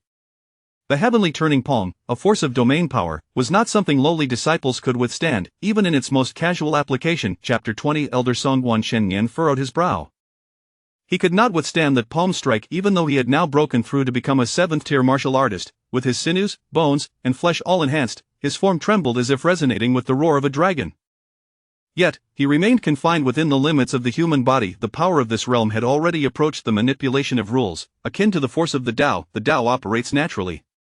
Humanity follows the Tao. This is the most formidable aspect, drawing upon the power of heaven and earth to impose suppression that is unassailable and impossible to retaliate against. Chen Yan closed his eyes, refraining from gazing at the enigmatic power within the palm, for such an act would only disorient him. Instead, he envisioned himself. He firmly believed that regardless of how formidable his opponent was, the bright moon would illuminate the great river. The 9 yang divine skill of the first layer emanating purple qi, the second layer refining the marrow through the I Ching, and the third layer generating the supreme yang's heat. After achieving the 7th tier, Chen Yan had already mastered the I Ching's marrow refinement, complemented by the first layer of the dragon fragrance prajna skill, the power of 10 dragons. His body had become akin to an indestructible diamond, corresponding to the 4th level of the 9 yang body refinement. Once Chen Yan stabilized his mindset, he met his opponent's palm with his own, engaging in a direct clash. At that moment, he had yet to utilize the 9th tier experience card, thus he had no choice but to confront the challenge head-on. Chen Yan was sent flying, his body resembling a kite severed from its string, soaring through the sky. Not a 9th tier, a 7th tier, the 9 young divine skill, what a young rascal, Songwon chuckled, observing Chen Yan, realizing that his search was as effortless as breaking iron shoes, regardless of whether the ones from Mount Song were killed or if it was his master, it mattered not. What was crucial was that someone would inevitably pay for it with their life. Gasping for breath, Chen Yan pondered the villainous nature of this elder, who seemed excessively rigid. Why was he so fond of meaningless chatter? Just look at today's villains, none rely solely on their looks to gain fame. Chen Yan continued to heave, akin to a bellows, the formidable recovery ability of the 9 young divine skill allowing him to consistently use the internal heat to mend his injuries. Gripping his sword, he felt no panic, for he understood that once he activated the card, this person would undoubtedly suffer severe injuries. Such opportunities for a level-up challenge were rare. Chen Yan held the bone pill in his hand, a remedy of life-saving significance. Should he fail the impending extreme challenge, this pill could restore him. Drawing his sword, the surroundings were suddenly enveloped in an eerie silence, with only a bright moon hanging high above. Unbeknownst to both, they had found themselves standing in the open space behind the sutra repository. Songwon embodied the archetype of a villain, engaging in idle talk rather than action, merely observing Chen Yan as he awaited an attack, seemingly relishing the thrill of a cat-and-mouse game. Chen Yan could never comprehend such a thrill, but perhaps few understood the exhilaration he sought in challenging those above his level. The Wuxiang sword gleamed crimson under the moonlight, transforming into a translucent hue, tinged with the soft glow of the moon.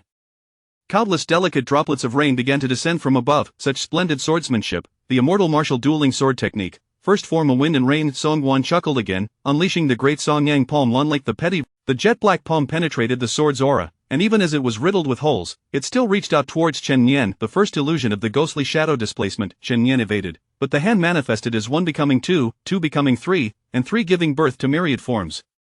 The surroundings instantly transformed into a vast ocean of darkness, and Chen Yan felt a sense of despair. Songwon, observing from a distance, murmured, "Do you comprehend what true fear is?" Chen Yan was struck down by a palm, as countless hands descended from the heavens, intent on crushing him like an insect.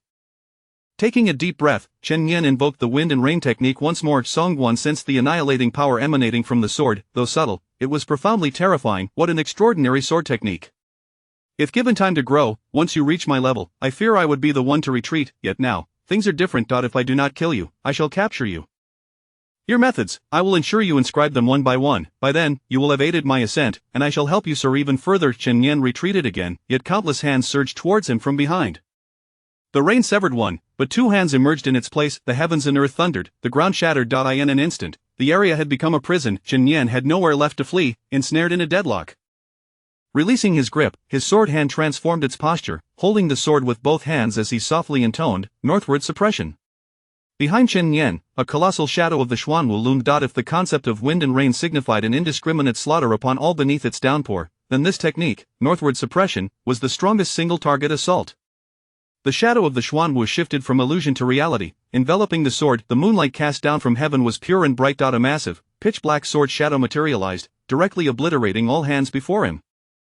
In that moment, the essence of the 9 yang was instantly drained. Drip, drip. Songwon observed the damage. A deep gash appeared in his palm, revealing bone. His gaze darkened, and his palm expanded, revealing a miniature realm within it, where stars twinkled above and the ground bore crops. When Chen Yan's sword struck that palm, time and space seemed to invert, and in an instant, the sword energy shattered, transforming the heavy sword into formlessness. The Chen family's sword was also stained with blood. Chen Yan retreated, and Songwon remarked softly, "I had initially intended to slowly kill you, but your swordsmanship has somewhat provoked me. I truly detest this sword technique."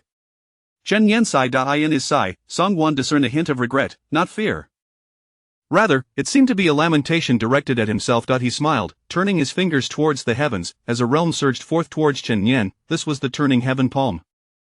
In the midst of heaven and earth, the palm turned the world upside down. As a person within this realm, how could one resist? At that moment, Master Dingyang finally revealed himself from afar, observing the 7th-tier martial artist from Wudong and this individual before him, a 9th-tier practitioner utilizing domain power. In an instant, he understood that not only he, but the entirety of Wudong would be unable to contain this person. Indeed, the entire sect might face annihilation. Master Dingyang's form flickered as he resolved to risk everything to block this attack. It was not solely for Chen Yan, but rather out of indignation at this person's arrogance, who dared to kill within his courtyard. What did he take him for? Chen Yan's aura suddenly surged, as if sesame blossoms were blooming in succession. Master Ding Yang halted, his expression revealing astonishment. Chapter 21 of the third style of the demon-slaying sword technique, the Mandate of Heaven. Chen Yan closed his eyes. Between his fingers, a phantom shadow suddenly took form. The formless sword, under the influence of his cultivation, had transformed into an intangible blade. It could slightly embody the sword intent of the celestial martial demon-slaying sword technique. Escape. In that fleeting moment, the thought that surfaced in Song Guan's mind was not one of engaging in a life-and-death struggle, but rather of fleeing. Without hesitation, Song Guan acted. In his youth, he had often relied on such instincts to save himself time and again. Now, as he reflected on his arrival, he recalled the unsettling feeling that had accompanied him. It was a warning to remain cautious. From a distance, Ji Yangzhenren observed the thunderous sounds emanating from the scripture pavilion roused countless disciples of Wudong, and in an instant, the entire mountain was ablaze with light. As they turned their gaze toward the scripture pavilion, they were unknowingly captivated by the stars above. They beheld the southern dipper shining brilliantly, followed by the northern dipper emitting its own radiance. Song Guan swiftly retreated. The Mandate of Heaven, the southern dipper governs life, while the northern dipper presides over death. The convergence of both signifies the Mandate of Heaven. The essence of the mandate is not combat, but the annihilation of an entity at its very root, effectively severing the spirit of all things. Every entity possesses a spirit. To grasp this spirit is to master the cycle of life and death of all things. The starlight was dazzling, the sword was formless, yet its aura traversed the heavens. Song Guan found no avenue for escape. He had already been ensnared by the sword's aura. In an instant, the situation had reversed. Fine cracks began to appear on Chen Nian's sword, and his entire being transformed into a hue reminiscent of starlight. The Mandate of Heaven bears a backlash. The more spirits of life you seize, the greater the burden of the mandate's power you must endure. How can a mortal wield the forces of life? The power of the stars can only be borrowed. One must draw upon the celestial energies and channel them within to execute the techniques of annihilation. Even though the celestial martial demon-slaying sword technique adeptly utilizes the powers of the southern and northern dippers, the luminous force of the Mandate of Heaven is beyond the reach of an ordinary individual. Through the cultivation of the 9 yang divine skill, one cultivates the purest yang energy. By practicing the dragon elephant prajna skill, one tempers the body, achieving the strength of 10 elephants. Through the great compassionate poem of Yin and Yang, one sharpens their senses. By mastering the celestial martial demon-slaying sword technique, one comprehends the sword arts and continuously adapts to the force of annihilation. Only then could one experience the power of the domain under the influence of the pinnacle of the 9th level, grasping the might of the heavens and earth. While this did not equate to being a grandmaster, such domain power within the 9th level still approached an invincible existence. Song Guan knew he could no longer flee. If he did, death would surely follow, for the sword had locked onto his very soul. He felt as though he had withered, having only recently entered the 9th level, his body yet to fully acclimate to the forces of the world. Pain coursed through him, only a few precious strands of hair remained, now reduced to ash. Yet, at this moment, Song Guan could not afford to feel sorrow. Preserving his life was paramount. This force of annihilation was a far more terrifying power of the domain. If he wished to survive, he must continuously erode this force of annihilation. If only Hua Yangzhenren were before him, he would surely receive a resounding slap for provoking such an existence. Regret, indeed, profound regret. Enough, Junior, let me show you my true capabilities. Song Guan's palms intertwined. He unleashed the might of the mountains. Layers of profound mountain power gradually enveloped him. In an instant, countless majestic peaks materialized before him. Taihang Mountain, Wanguo Mountain, Kunlun Mountain, although mere phantoms, to the disciples of Wudong, they appeared terrifyingly real, as if legendary celestial mountains had manifested. Should they descend, it would be impossible for Wudong to remain unscathed. The oppressive force, the defensive power, how astonishing they were. This was the true power of the 9th level. Zhou Shiguai and Yen Liang gazed upward. Yen Liang, stroking Xiaoyan's head, murmured, "Can I wield such celestial power?" If these 3 mountains were to descend, what could Wudong possibly do? But I have my Xiaoyan, that is enough. Zhou Shiguai remained silent, unwilling to engage with her senior brother's morose demeanor, instead clutching a watermelon in one hand and pointing into the distance with the other. Yen Liang was taken aback, for they had just now noticed a man wearing a ghostly mask, standing proudly beneath the starlight. A beam of swordlight surged toward the 3 great mountains. "If the mountains obstruct me, I shall cleave them asunder." The masked figure maintained a composed demeanor. Under the moonlight, he resembled a divine entity, while the one who had transformed his fingers into 3 towering peaks appeared utterly disheveled, seemingly in retreat. Is that how it is? Yen Liang watched in astonishment. They had only just returned to relay the news. Now standing in the courtyard, observing the spectacle above, Yen Liang patted Xiao Yan's head, stealthily swiping a scrap of watermelon from Zhou Shiguai, the green rind far exceeding the red flesh. Zhou Shiguai, holding the watermelon, gazed at the heavens, momentarily entranced. Although she cradled the fruit, she remained oblivious to Yen Liang's thieving antics. Not only Yen Liang was watching, all the martial sects were captivated by such a fervent battle. It had been ages since such an extraordinary duel had graced the world atop Mei Mountain. Zhu Yuan and Fang Shi stood shoulder to shoulder. The wind stirred at the summit, yet they felt it not from Mei, but rather from Wudong. Is the young man you spoke of the one wearing the ghostly mask? Indeed, he is my senior brother, Ultraman. Oh, foolish child. You have endured much hardship. Zhu Yuan affectionately tousled Fang Shi's hair, remaining silent thereafter. She understood all too well the trials of loving someone so powerful. Such trials required not only arduous effort to keep pace with them but also demanded that one's heart harden immeasurably. For strength often equates to ruthlessness, much like the indifference of an elephant to an ant's plight. The idea of befriending an ant is utterly inconceivable. Fang Shi caressed the black stone of his sword, his cheeks flushed, eyes glazed in admiration. Zhu Yuan sighed. When she had taken her disciples, the Grand Elder was still present back then, while cultivating the Heavenly Sun's prognostication technique to observe the celestial currents. She had foreseen that this disciple might face a romantic tribulation during the season of blossoming flowers. As peach blossoms fell and spring passed, as pear blossoms bloomed and autumn faded, it was destined to occur amidst the blossoming of plum flowers. Little did she anticipate that upon descending the mountain, he would become so deeply ensnared. Without mentioning the expressions of fear or envy from the other sects surrounding Wudong Mountain, Chapter 22, the palm-like mountains and seas, the sword-like stars. The sword energy of Chen Yan encountered the three towering mountains, as if boiling water met ice, causing them to be pierced through and dissolve into nothingness. The sword energy, delicate and shimmering with starlight, continued its advance. One ought to observe thus the once formidable mountains shattered like ephemeral illusions. Songguan coughed up a mouthful of blood. At this moment, gazing towards the direction of Songshan, he felt little animosity towards Chen Yan, yet he harbored an insatiable desire to devour the flesh and blood of the Huayang sect leader. With a heavy heart, he produced a medicinal pill, placing it gently in his mouth. As he swallowed, a whirlwind of dark energy enveloped him. At this juncture, the Taoist Qinyang, watching the celestial battle from below, murmured, "Heavenly demon pill?" In an instant, the muscles of Songguan's body transformed from slack to taut, and the age spots on his face melted away, rejuvenating him. Though the starlight still reflected above him, he had remarkably taken on the appearance of a youth. The heavenly demon pill, ignited by life force, catalyzed all the spiritual essence within him, effectively stripping away over a century of his lifespan. Yan Liang spoke softly, astonished that the sword's radiance was so terrifying, forcing the elder to resort to a pill that relied on his life as a medium, undoubtedly extraordinary in effect. In an instant, all of Songguan's injuries were suppressed, his cultivation seemed to stabilize, and he gained a deeper mastery over the powers of his domain. The spiritual essence of heaven and earth swirled around him. He extended 5 fingers towards the sky above. The clouds obscured the heavens, where oceans could never exist, yet now, the clouds had vanished, transforming into a vast sea. The sky over Wudong split open, resembling a funnel. Endless waters cascaded down from above. The sword energy was completely dissolved, and every heart felt as if it were lodged in their throats. Move mountains, cross seas. These were the first 2 moves of the overturning heaven palm. At this moment, Songguan had unleashed the second move, a formidable technique that nearly matched a grandmaster's prowess by 1/3, while merely a third. It was worth noting that no grandmasters existed in the current realm, thus representing the pinnacle of power. The sea coalesced into a massive whale, soaring through the sky along the stars, poised to strike at Chen Yan. The water bore the weight of countless tons. Though merely an illusion, it was on the verge of solidifying. The martial arts cultivation could reverse the heavens, transform yin and yang, and manipulate life and death, blurring the lines between the real and the unreal. Should Chen Yan fail to withstand it, the sea would surely manifest as reality above his heart. Songguan let out a long howl, rubbing his shiny head, feeling somewhat disheartened. He looked at the ghostly-faced Taoist, and all eyes turned towards him. Yet amidst the crowd, Chen Yan remained exceptionally composed, softly stating, "If one sword proves insufficient, then I shall wield 2."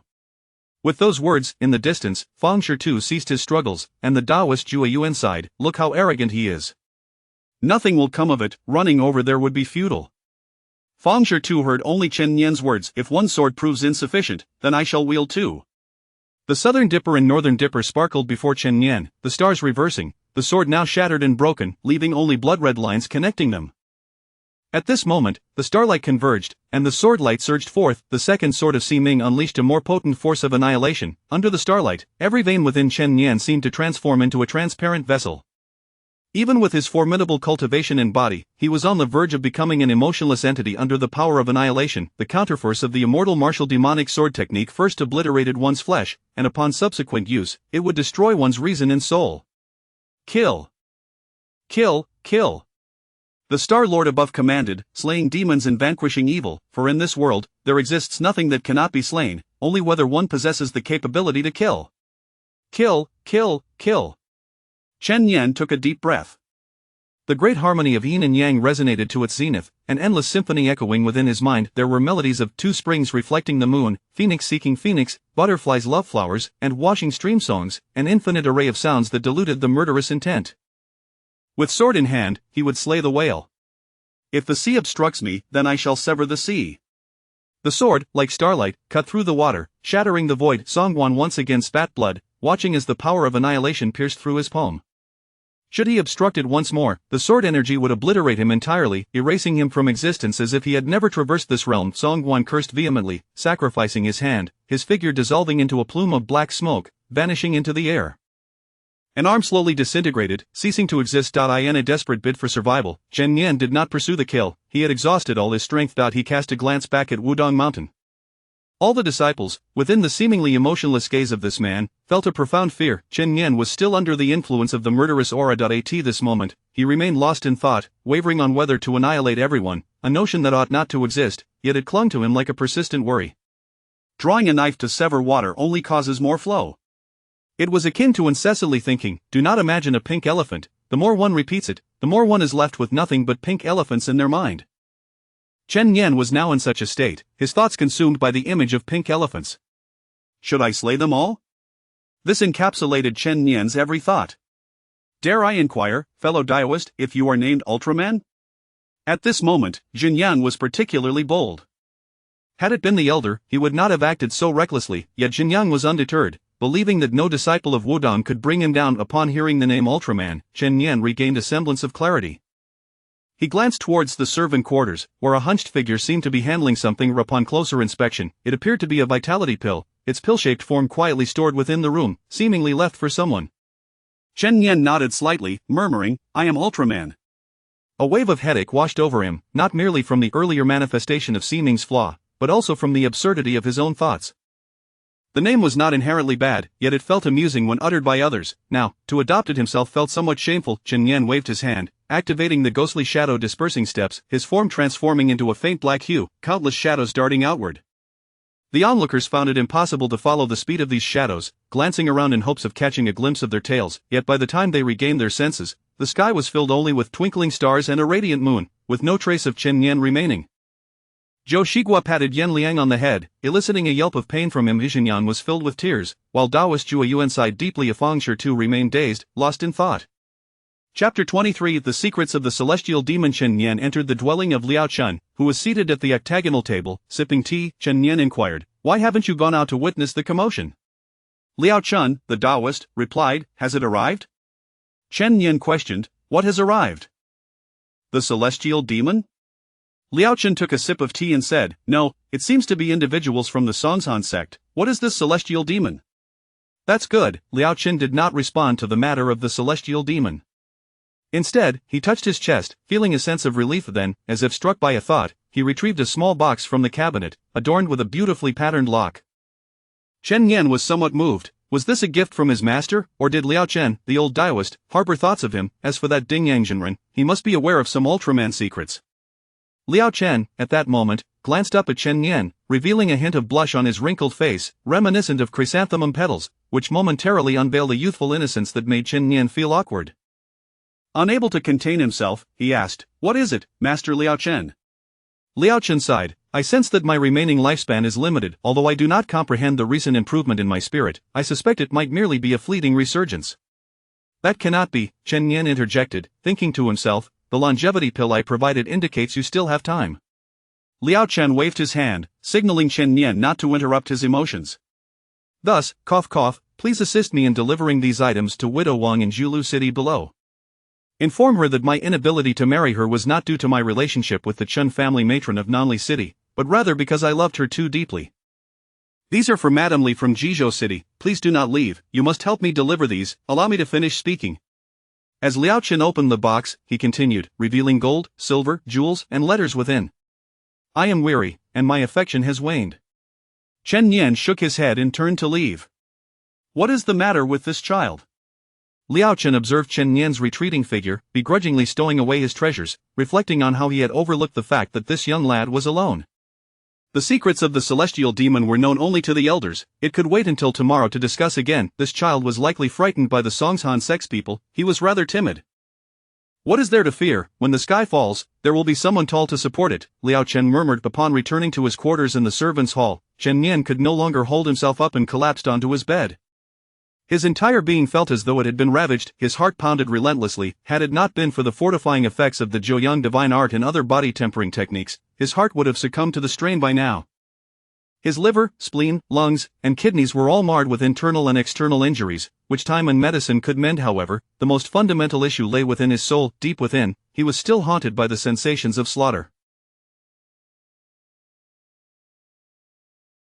Even the mere touch of a sword conjured images of blood-red stars in his mind, as if something was persistently gazing at him from the depths of his soul. It shimmered like stars, yet resembled a pair of blood-red eyes. The notion of falling into madness is not merely a legend, it truly exists here. Chen Yin lay on the bed and rummaged through the storage box beneath for brooms or dusters. He extracted a large handful of nearly 60 pills, chewing them voraciously. No one would ever suspect that such a storage box contained extraordinary healing elixirs, some of which had already lost their refining techniques and materials. Yet Chen Nian consumed them as though they were mere meals. After finishing, he let out a satisfying burp, holding a piece of millennium ginseng, and took a gulp of the spiritual spring water, forcing it down.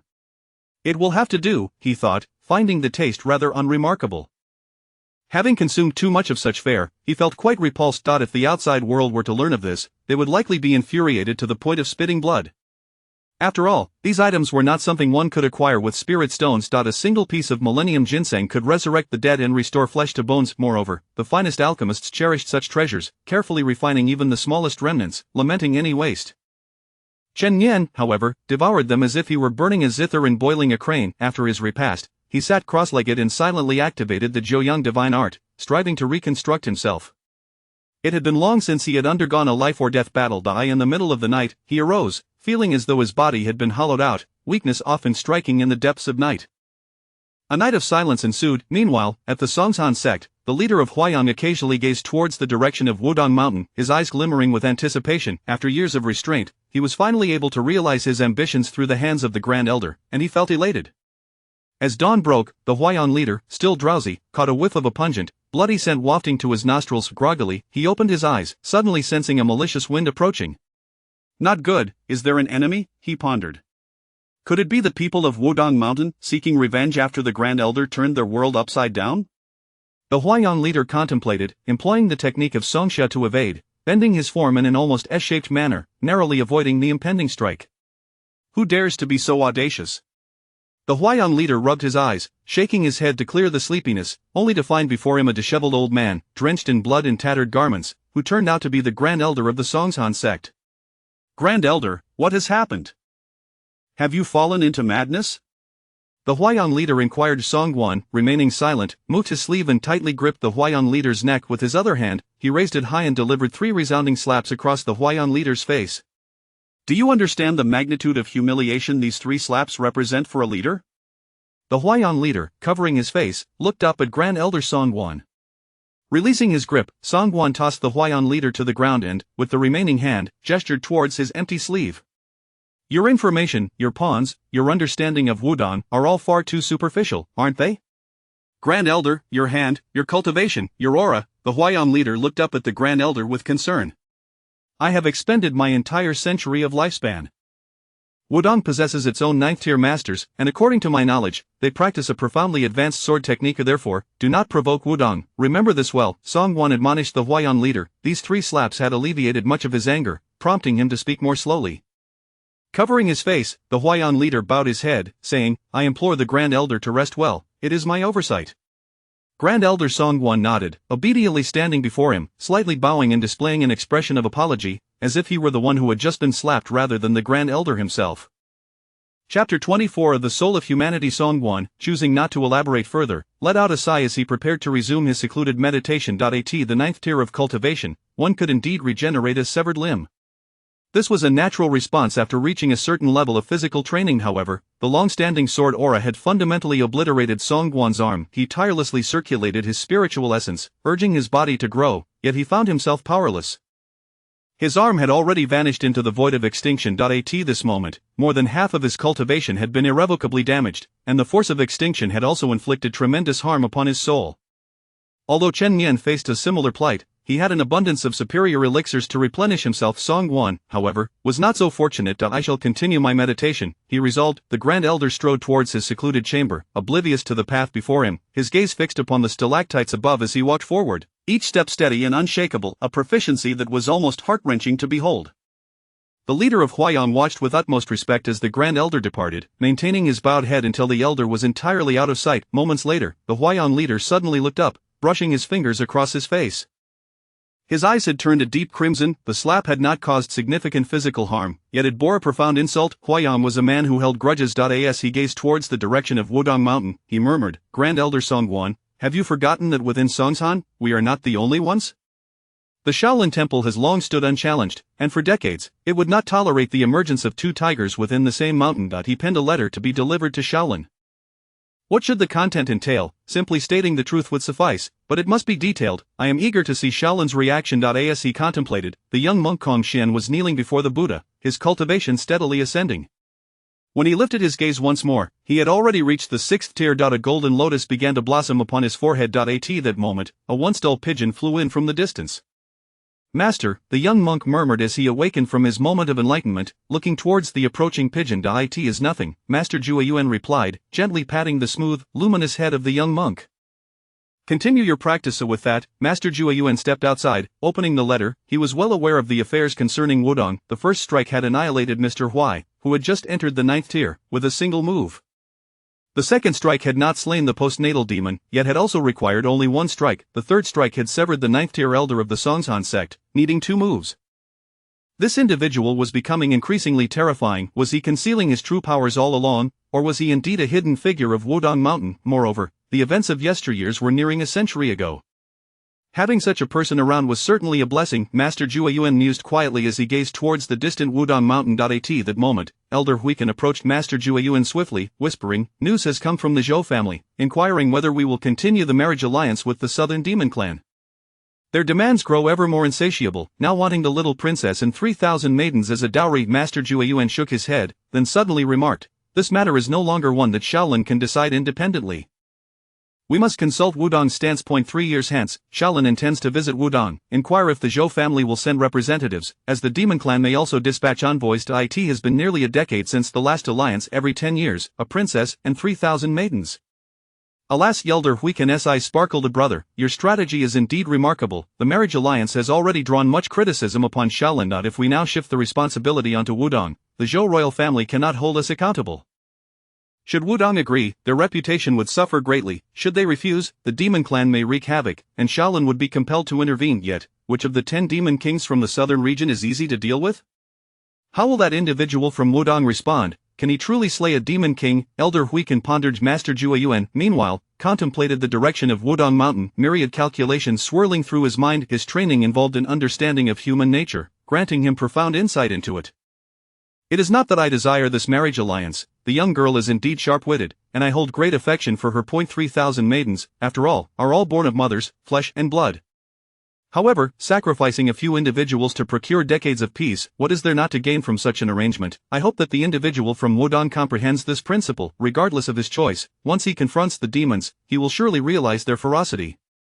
Master Zhuo Yuan spoke softly, "I care not for reputation, I only value this hard-won peace. Should anyone seek to overturn it, I would not hesitate to transform into a wrathful guardian." Meanwhile, Chen Yan, after rising from his slumber, was summoned by Taoist Liao Chen, who called out from within the room for him to partake in porridge. The wine of the night paled in comparison to the porridge of the morning. Chen Yan had never anticipated that one day, the companion to his morning porridge would not be a girlfriend, but an old man. "Please assist me," Liao Chen urged, returning a box to Chen Yan. With a resigned acceptance, Chen Yan took it. Liao Chen nodded approvingly. "You should head down early. In the coming years, you may need to venture out frequently. The celestial demon may soon emerge." Liao Chen's eyes seemed to reminisce about long-forgotten events, but the celestial demon sealed beyond the realm during the Second Demon War. How could there still be a celestial demon? Chen Yan inquired. These matters were all recorded in the Great Zhou Records of Anomalies. In his leisure time over the past few years, Chen Yan had perused many texts, gaining considerable understanding of this world. The celestial demon had been sealed beyond the realm, while the demons were confined to the desolate wasteland, the four major sects formed a coalition of guardians, steadfastly maintaining their vigil at the seal's perimeter to thwart demon incursions. Wudong, guarding the northern domain, had adopted a stringent approach. Any demon daring to appear within their territory would be ruthlessly exterminated. The 7 celestial warriors had been dispatched there, yet it had been many years since they returned. Liao Chen rubbed his face. In truth, the lord of the celestial demons was never truly slain. After Zhang Zhenwen and several grandmasters vanished, they could no longer eliminate the celestial demon. Hence, the heads of the major sects convened to devise a plan. What plan? Chen Nian inquired, sipping his beef porridge. This porridge was made from the finest northern grains, with beef sourced from spiritual cattle, rich and fragrant, the porridge thick and smooth, the beef tender yet resilient, melting in the mouth only to become more substantial upon reaching the stomach, warmth radiating from within. It must be said that Liao Chen had thoroughly grasped Chen Nian's character. The food he provided was always of the highest quality, and Chen Nian, understanding the adage of a person is only as good as their food, felt compelled to comply with Liao Chen's request to assist the widow. The essence of the celestial demon will be fused with that of humanity, using the human soul to extinguish the spirit of the celestial demon. Chen Nian slurped down the last of his beef porridge. Who is that person? Chapter 25. The spirit of the celestial demon. Chen Nian naturally understood that if the spirit of the celestial demon was not eradicated, the demon would once again absorb the essence of the celestial demon or the dark energy, leading to its rebirth. This characteristic is the most evident trait of the celestial demon as an extraterrestrial being. As long as a fragment of true spirit remains, it can achieve eternal life across countless generations. In contrast, the human soul pales in fragility when compared to the true spirit of the celestial demon. What immense fortitude must one possess to wield their own soul against the true spirit of the celestial demon?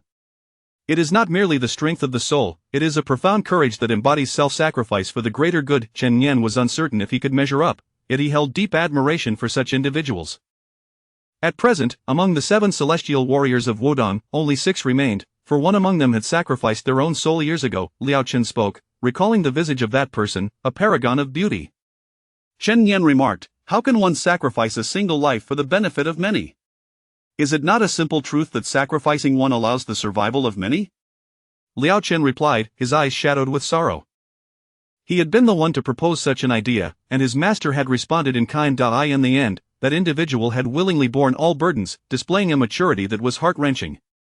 Chen Nian fell silent. The debate over whether to sacrifice one to save the many had always been contentious. Both sides might hold truth, yet the real error lies in the existence of such a choice. This implies that under no circumstances should such decisions arise. That is the essence of a just world. How many years must the seal be maintained? Chen Nian inquired. Approximately 100 years. Liao Chen's jaundiced eyes gazed into the distance, momentarily steeped in depth. Upon hearing this, Chen Nian suddenly recalled something and asked, does the seal manifest every 10 years? Indeed, Liao Chen confirmed.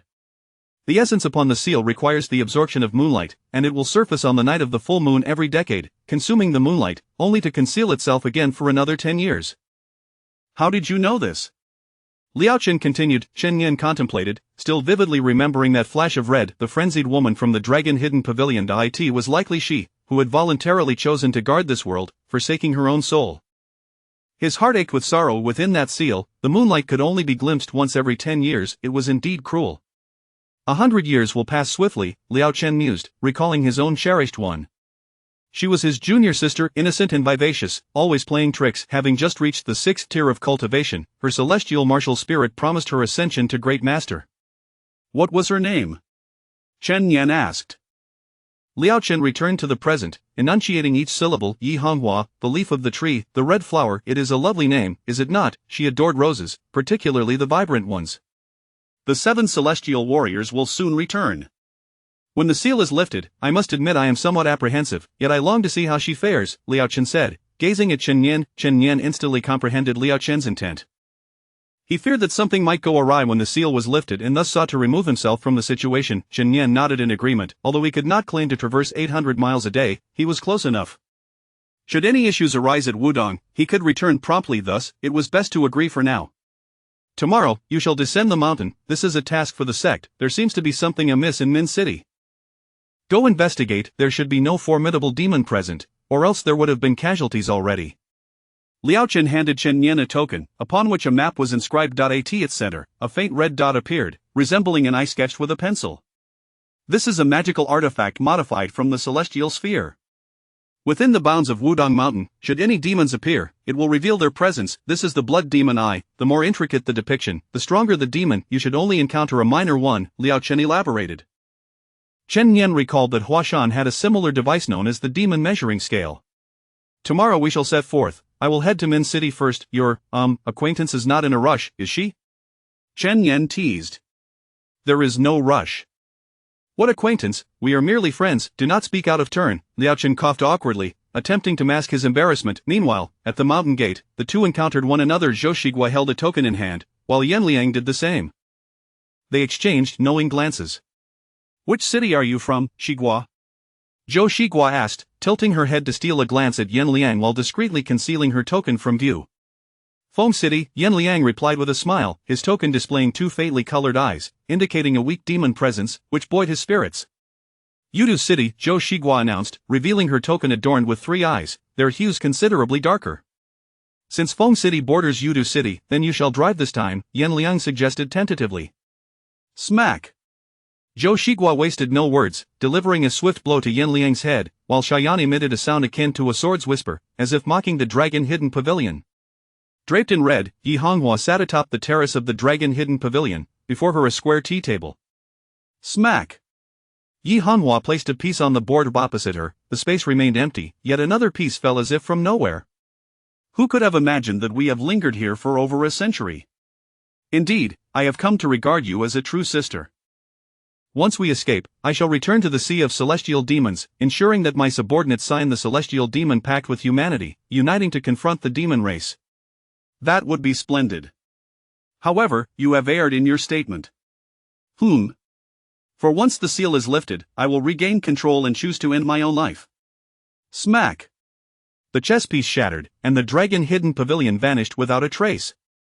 The illusion shattered, leaving Yi Honghua standing alone in an abyss of darkness, her limbs pierced by iron hooks. Surrounding her was an endless void. Dark smoke coiled around Yi Honghua, transforming into various faces, twisted, mournful, or screaming. Ultimately, it coalesced into a woman garbed in crimson, bearing a resemblance to Yi Honghua. They shared a single body, thus the iron hooks ensnared her as well. The woman, with blood-red eyes, lifted her gaze toward Yi Honghua, imprisoned within this infernal domain, and spoke, "Why go to such lengths? If we perish together, what benefit does that yield for either of us? Should I survive, I could transform you into a celestial demon, granting you eternal life. Just look at how your kin have treated you." Chapter 26. Slaying demons and exorcising evil. Yi Honghua remained silent. The celestial demon was most adept at awakening the five desires of humanity, corrupting one's moral path. According to legend, the very first celestial demon in existence was a human who had succumbed to madness. They confined you here for a century. During those 100 years, you languished in solitude, loneliness, and suffering, while they reveled in freedom and joy. Humanity has always been a selfish creature. Born into a wealthy family, Yi Honghua had never witnessed the suffering of the world until the invasion of demons. It was then that she realized the pervasive anguish of mankind. She could not forget the scene of a beggar possessed by a celestial demon, who, in a bid to spare others from harm, quietly ended his own life with a knife, despite having been terrified of death just the day before. Nor could she erase from her mind the image of a girl, invaded by demonic energy, transformed into a postnatal demon, who, instead of killing, stood calmly within the sword's light, embracing her death with serenity. Thus, she found herself compelled to protect all that existed in this world for their sake, for that beggar was her brother, and that girl was her sister. How could she betray their lives? Once the seal was broken, she would end her own existence. The changes in the sealing space had long surpassed the expectations of all those who had once sealed it. When the seal first descended, the spirit of the celestial demon was nearly obliterated by her celestial martial soul, leaving only a few remnants.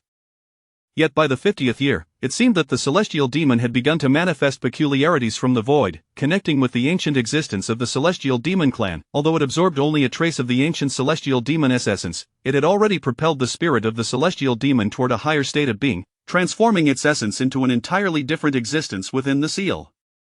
Yi Honghua, being a person of great detachment, found that if she could not eradicate it, then she might as well merge with it. You are me, and I am you. Thus, as the celestial demon assimilated the ancient energy, she relinquished control of her own soul and merged into the spirit of the celestial demon. She became the celestial demon. The celestial demon spoke not a word, but entered into Yi Honghua's body. When Yi Honghua opened her eyes once more, she suddenly erupted into a peal of laughter, her voice shrill and piercing, akin to the whispers of a fiend. Then, her form shifted, becoming tranquil and serene, calm as a placid lake. A carriage adorned with the Yin-Yang Taiji symbol sped along the official road of the Great Zhou, occasionally drifting along the drainage ditches beside the road, executing graceful turns. The speed was exhilarating. The spirited steed was drenched in blood-red sweat, yet it galloped with fervor, occasionally emitting a whinny. The carriage halted at the city of Yudu, renowned for its abundant roses. The other two cities thrived economically, relying on Yudu for the development of rose-related industries, such as floral teas and perfumes. Thus, these three cities were collectively referred to as the Southern Flower City. Chen Nian inhaled the fragrant aroma of roses filling the air and gazed at the city that loomed nearby, exclaiming, "We have arrived." "Damn it, we haven't even entered the city yet," retorted a voice, punctuated with mockery. Chen Nian placed a hand over his heart, restraining the impulse to slay that night owl. Beside him, Zhou Shiguai and Yan Liang burst into laughter at Chen Nian's plight. "Junior brother certainly has exquisite taste," one remarked. "What the hell, you need to consider the owner when beating a dog?" "Who are you cursing? Who are you addressing?" Zhou Shigua shouted. "You two little rascals, don't come over here." "Chen Nian, you fool, just watch them." Zhou Shiguai's night owl was clad in a vibrant red and green coat, while Yan Liang's was a petite black night owl with bright eyes. At that moment, both owls swooped toward Chen Nian's night owl, sending feathers swirling through the sky. The three men felt quite helpless. Chen Nian turned to Yan Liang and Zhou Shigua, saying, "Seniors, let us part ways here and pursue our respective missions." "Very well, thank you, junior brother, for driving us here." Chen Nian shook his head, feeling a twinge of reluctance about parting with the carriage. He had awakened driving talents he had never possessed in his past life while riding in this carriage. If there were a driving competition on Akinomi Mountain, he would undoubtedly emerge victorious. In the heart of Min City, at the Lord's residence, within a side chamber, a frail man knelt facing the wall. "Are you prepared?" A long poisonous snake slithered around, its scales rustling as it descended from the beams above, halting mere inches from the frail man's eyes. "I am ready. Very well, let them slumber amidst the sea of flowers. Sweet dreams always exist, and who would wish to awaken?" The long striped poisonous snake transformed into a pitch-black cat, leaping onto a cabinet, gazing down at the frail man. "I understand. Will I truly be remembered by this world?" "Of course, you will be remembered. At the very least, the Demon King will remember you. This is the finest gift for the Demon King." "I will be remembered, as long as one person remembers me, that is sufficient." The frail man slowly walked away, the snake and the black cat melded into his being, a strange crimson hue spreading across his face. The room was barren, save for a solitary mirror. To stave off loneliness, he often split himself into multiple versions, previously mere illusions. Since consuming the demonic energy bestowed by the Demon King, each version had become a reality. He routinely visited the Lord's residence to greet his father, a ritual he had followed since he could remember at the age of 5. "What is your name?" The Lord of the Zhou, Lord Zhou Hanqing, regarded his son with a hint of confusion, momentarily unable to recall his name. "Father, I am Zhou Yan." Zhou Yan respectfully gazed at the bearded middle-aged man before him, smiling with anticipation in his eyes. "Oh, you are Zhou Yan, you may leave now." Expectation dashed. The Lord shook his head at Zhou Yan, having nearly forgotten this child born of an aberration. "In the South Sea, there exist mermen and mermaids. In water, they are fish. On land, they are human." He did not wish to see this child. His bloodline was meant to be passed down through humans, not through a freak. "Go on, don't dawdle, just do your tasks. There is no need to come here to pay your respects again. I do not receive guests. I need to rest." Zhou Yan offered a stiff smile. "So, love will fade away, will it not? Perhaps. No one has ever truly loved me. Perhaps I need a grand performance to prove my existence, to demonstrate my worth through a sacrifice of 100,000 souls, offering them to the Demon King, who will remember me." After closing the door, three men entered, laughing and chatting. The sound of joy and laughter filled the room, dispelling the earlier awkwardness as if they were oblivious to Zhou Yan, who stood just behind the door. Zhou Yan lowered his head, gazing at the endless sea of flowers in the distance, a strange smile creeping across his face. Chapter 27. The City of Desires. The dreamlike metropolis. Upon Chen Nian's arrival in the city, a waft of fragrant roses enveloped him, sweet yet not cloying. "Where do the guests come from?" a woman approached with a smile and inquired. Chen Nian gestured toward the direction of Wudong Mountain. "Ah, a disciple of the Taoist master. Here, please accept this, it is an admission ticket to the Rose Expo."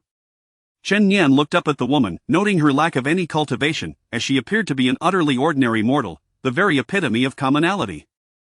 He accepted the ticket, a square piece resembling a typical entrance pass, adorned with an intricate depiction of a multicolored rose. In the center, inscribed in the characters of the Great Way, were the words Rose Expo. Bringing the ticket close to his nose, he inhaled its lingering delicate fragrance. The principal industry of Min City was perfume, renowned far and wide for its rose-scented creations. Numerous individuals from the smaller nations across the South China Sea traversed great distances, braving the waves, to partake in what they termed fragrance gathering.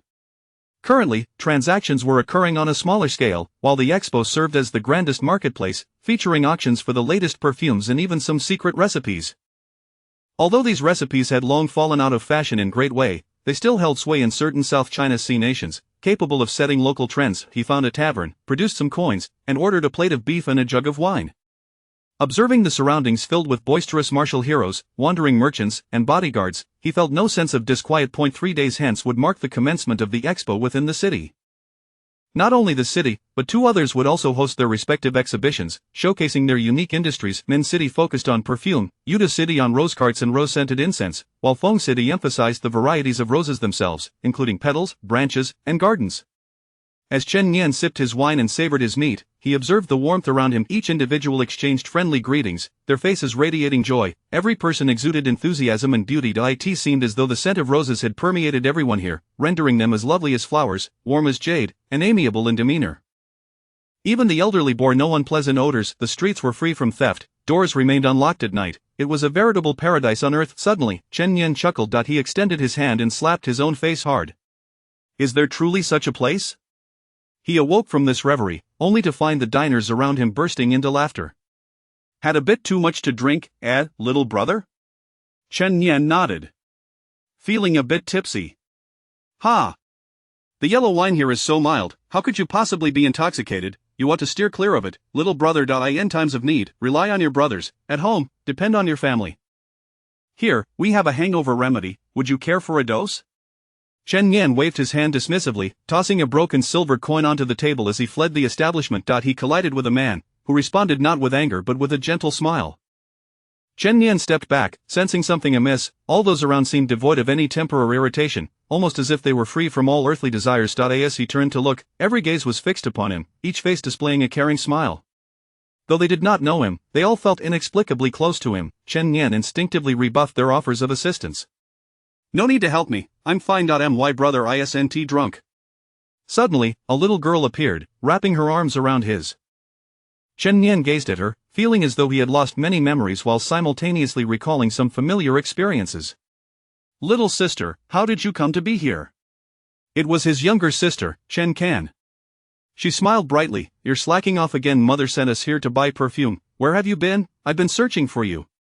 Chen Nian shook his head, pushing away the handkerchief she offered. Brother, what's wrong? He fell silent, his expression hardening, devoid of any trace of languor, and he bolted away once more. Something was amiss. Where had his memories gone? With his cultivation, he had intended to draw his sword, only to discover he no longer possessed one. He remembered distinctly having a sword. This was not right. He was a disciple of Wudong Mountain, how could he be without a sword? Brother? Chen Nian halted. He had come to gather fragrances, but he could not distinguish between dream and reality. Right, brother, are you about to indulge in another wild dream? Indeed, those bizarre dreams should cease, he chuckled, scratching his head and tilting it to look at Chen Can. The two shared a warm, melodious laughter. In the distance, several couples approached, gazing tenderly at one another, their faces aglow with affection. In Yudu City, which thrived on the rose petal industry, primarily producing incense and flower teas, Zhou Shiguo wandered about aimlessly, perceiving that something was off. She scrutinized every face until her gaze landed on a young Taoist clad in a water and fire robe, wielding a long blade, his hair neatly tied back with a white jade pin. The serious expression on his face suddenly morphed into astonishment, and he burst into tears. She dashed into the embrace of this seemingly ordinary man, and the man, taken aback for a moment, then gently patted Zhou Shiguo's head. Junior sister, I have waited here for you for such a long time. Senior brother, I have also awaited you for ages, Zhou Shiguo replied through her tears. The two remained silently locked in an embrace. In the distance, a plain woman approached, her voice low. Excuse me, may I interrupt? Would you care to see the latest expo? It's the Rose Fragrance Expo, where the newest rose incense will be unveiled, infused with the night-blooming cereus from the foot of Shaolin Mountain, renowned for its excellent sleep-inducing properties. Shall we go take a look? The man replied softly, his face alight with anticipation. Absolutely. Zhou Shiguo clung tightly to the man's shoulder, her demeanor sweet and demure, and began to chatter incessantly about her life on Wudong Mountain, detailing everything. From the number of watermelons she had consumed that summer to her worries that he had perished, her heartache was palpable. She spoke of her night owl, which had laid 2 eggs, one named Little Cucumber, the other Little South Country, and pondered what to name them next year. In that moment, it seemed an endless stream of thoughts poured forth, and the man did not interrupt, listening intently, occasionally offering suggestions. Call it Little Green Cucumber, Little North Country. Ha, that's a great idea. And there's a disciple who was quite lazy, named Chen Nian, sharing your surname. You were far more diligent than he. In Feng City, senior brother Yen Liang gazed at his sword, which radiated brilliance, as the surrounding roses danced in a swirling motion around it. Xiaoyan, are you about to take on human form? Chapter 28.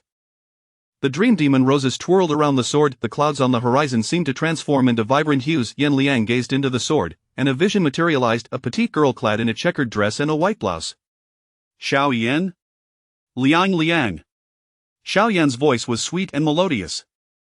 In that instant, she dashed over like a breeze and wrapped her arms around Yen Liang's legs. Looking up at him with sparkling eyes, she gently said, Yen Liang, thank you for taking care of me.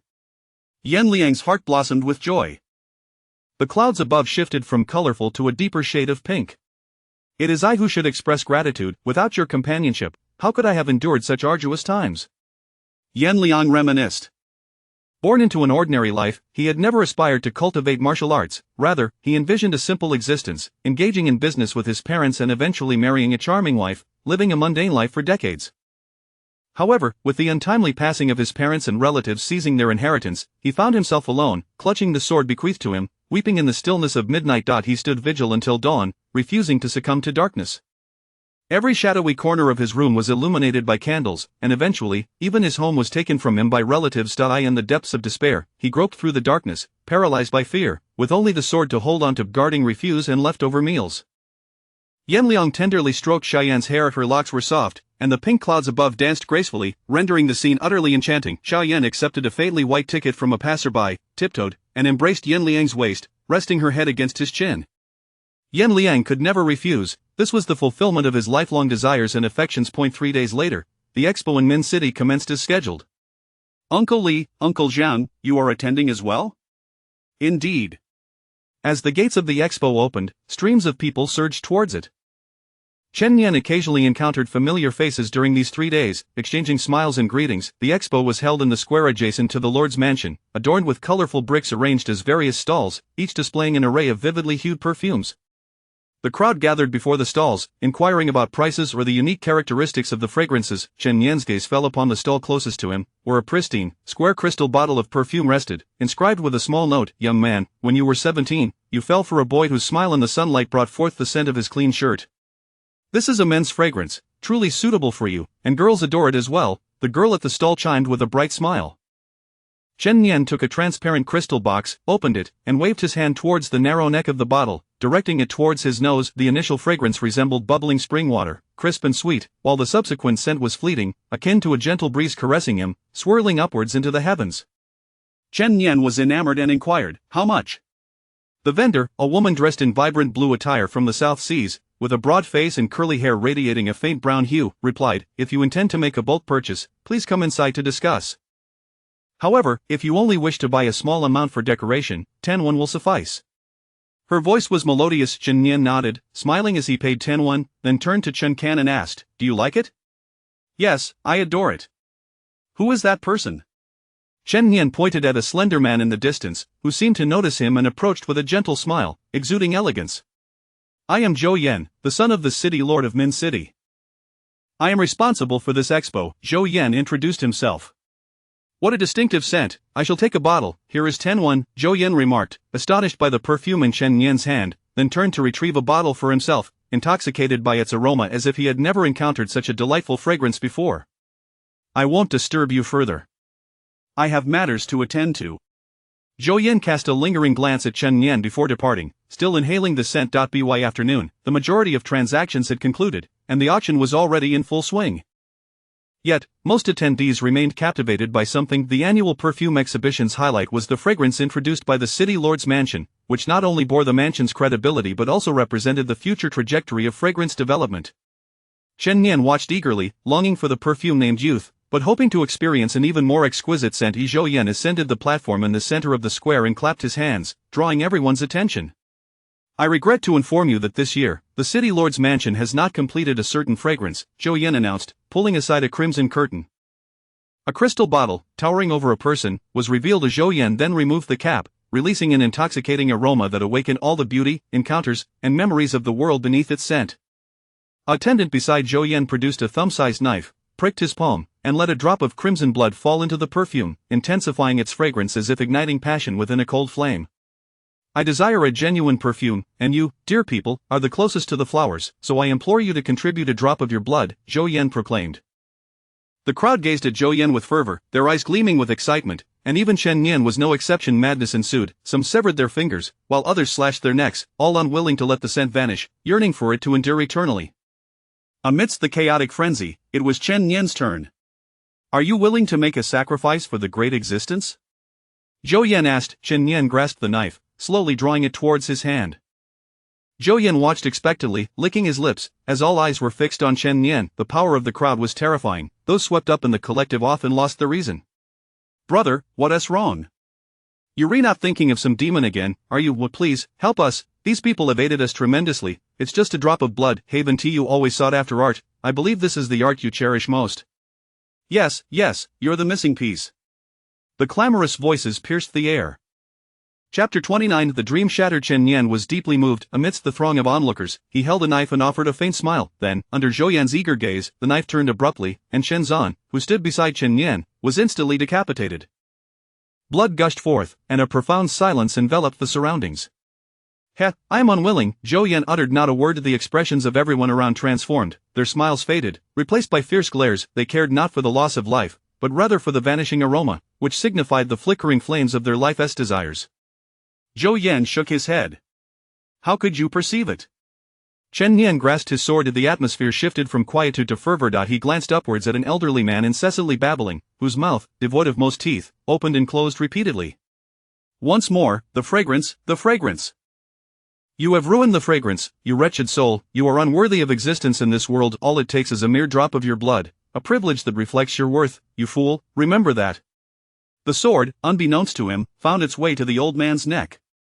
The blade moved. In an instant, the elderly gentleman before him lost his head. With each life extinguished, the world fragmented further. As Chen Nian methodically eliminated everyone, blood pooled upon the square, drip by drip, as the world itself began to fade, teetering on the brink of annihilation.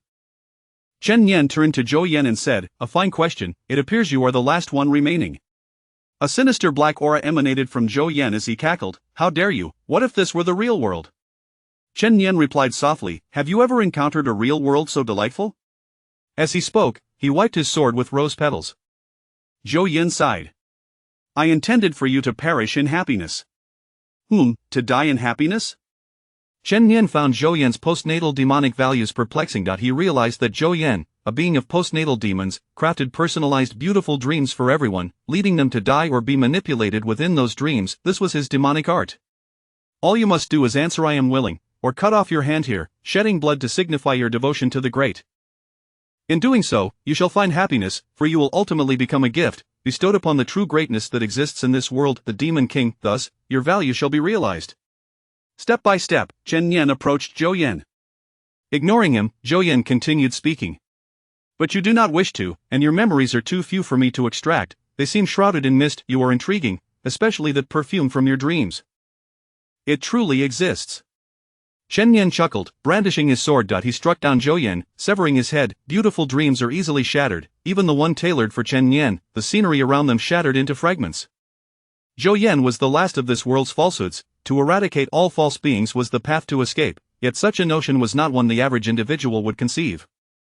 Chen Nian could think of it, having watched countless anime in his past life. Zhou Yan had constantly urged him to offer himself, thus the means to unravel this enigma became apparent. It was either to kill oneself or to slay others. Concerned for his companions, he pondered their fate. In the dream, Chen Nian could offer no assistance, for the only ones capable of aiding themselves were they themselves. Due to the effects of the heaven and earth yin-yang harmony great compassion poem, Chen Nian's soul was sealed, revealing only fragmented, seemingly nonsensical memories like 7 colored roses in Darjeeling tea. He adored art, yet not this form. Rather, he cherished the love art of the Eastern Island nation from his previous life. This farce aimed to ensnare him in slumber was utterly absurd. Were you a Gundam or a gaming console, perhaps with some anime and fatty happy water, it would be a different matter. Chen Nian mused, lifting his gaze to see Zhou Yan truly manifesting in the real world. Behind him was not a pink cloud, but a cerulean sky. For the first time, Chen Nian found the blue sky to be strikingly real. Surrounding him were the sounds of snoring.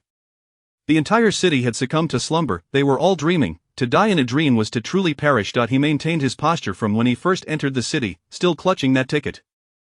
This ticket, when bestowed upon you, indicated your acceptance into a deeper slumber, one from which awakening would become increasingly difficult. Zhou Yan extended his palm towards Chen Yan. The dream command. A blood-red eye blossomed from the center of that palm. In that instant, the space behind Chen Yan shattered, and he was a being of that space. If the space were to crumble, how could the being within it survive? Embrace the sparrow's tail.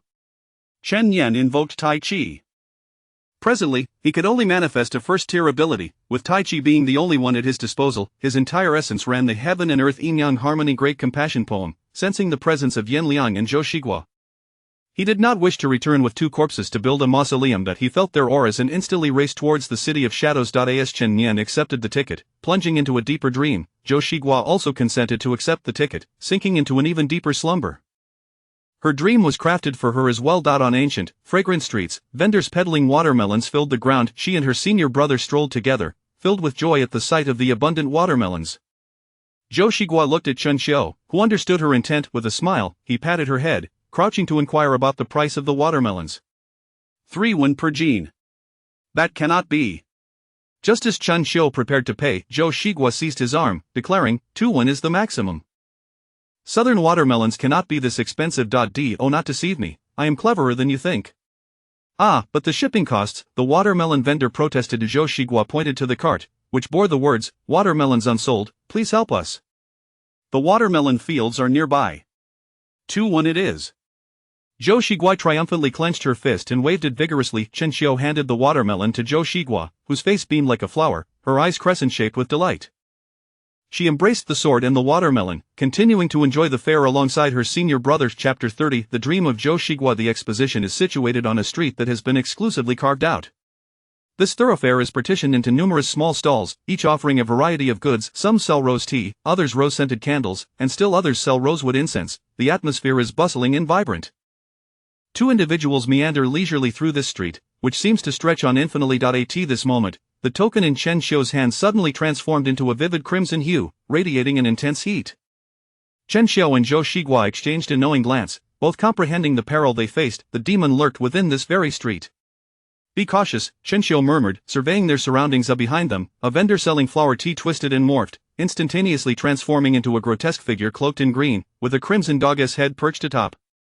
Realizing the danger, Chen Xiu drew his sword with haste, but it was already too late. The creature's oil-green hand seized Chen Xiu by the throat, applying just enough pressure to render him momentarily powerless, while its other hand wielded a massive, obsidian axe, suggesting a formidable power of approximately the 4th tier.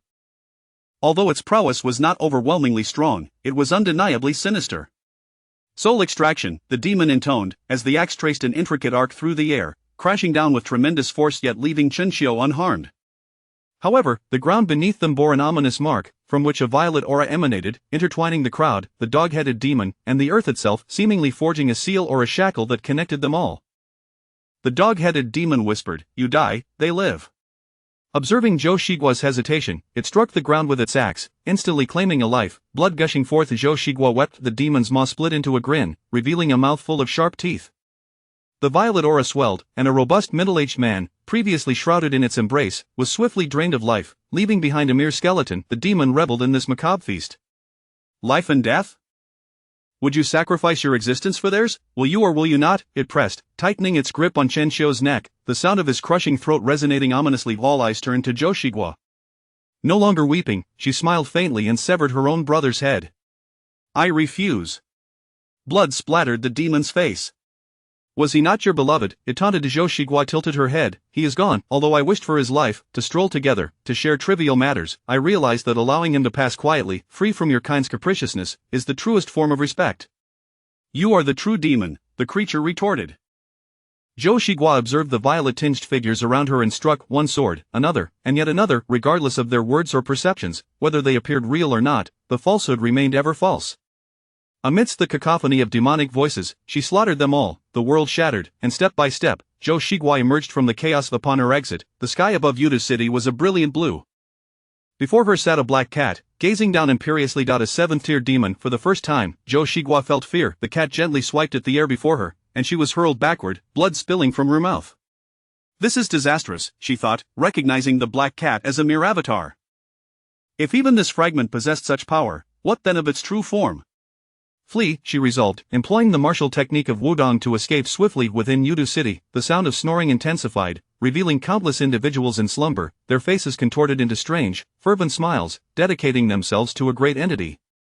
The celestial demon blood grand array demanded the sacrifice of 100,000 souls, offering their essence and lives to the ancient demon in exchange for a single drop of celestial blood, a gift for the demon king.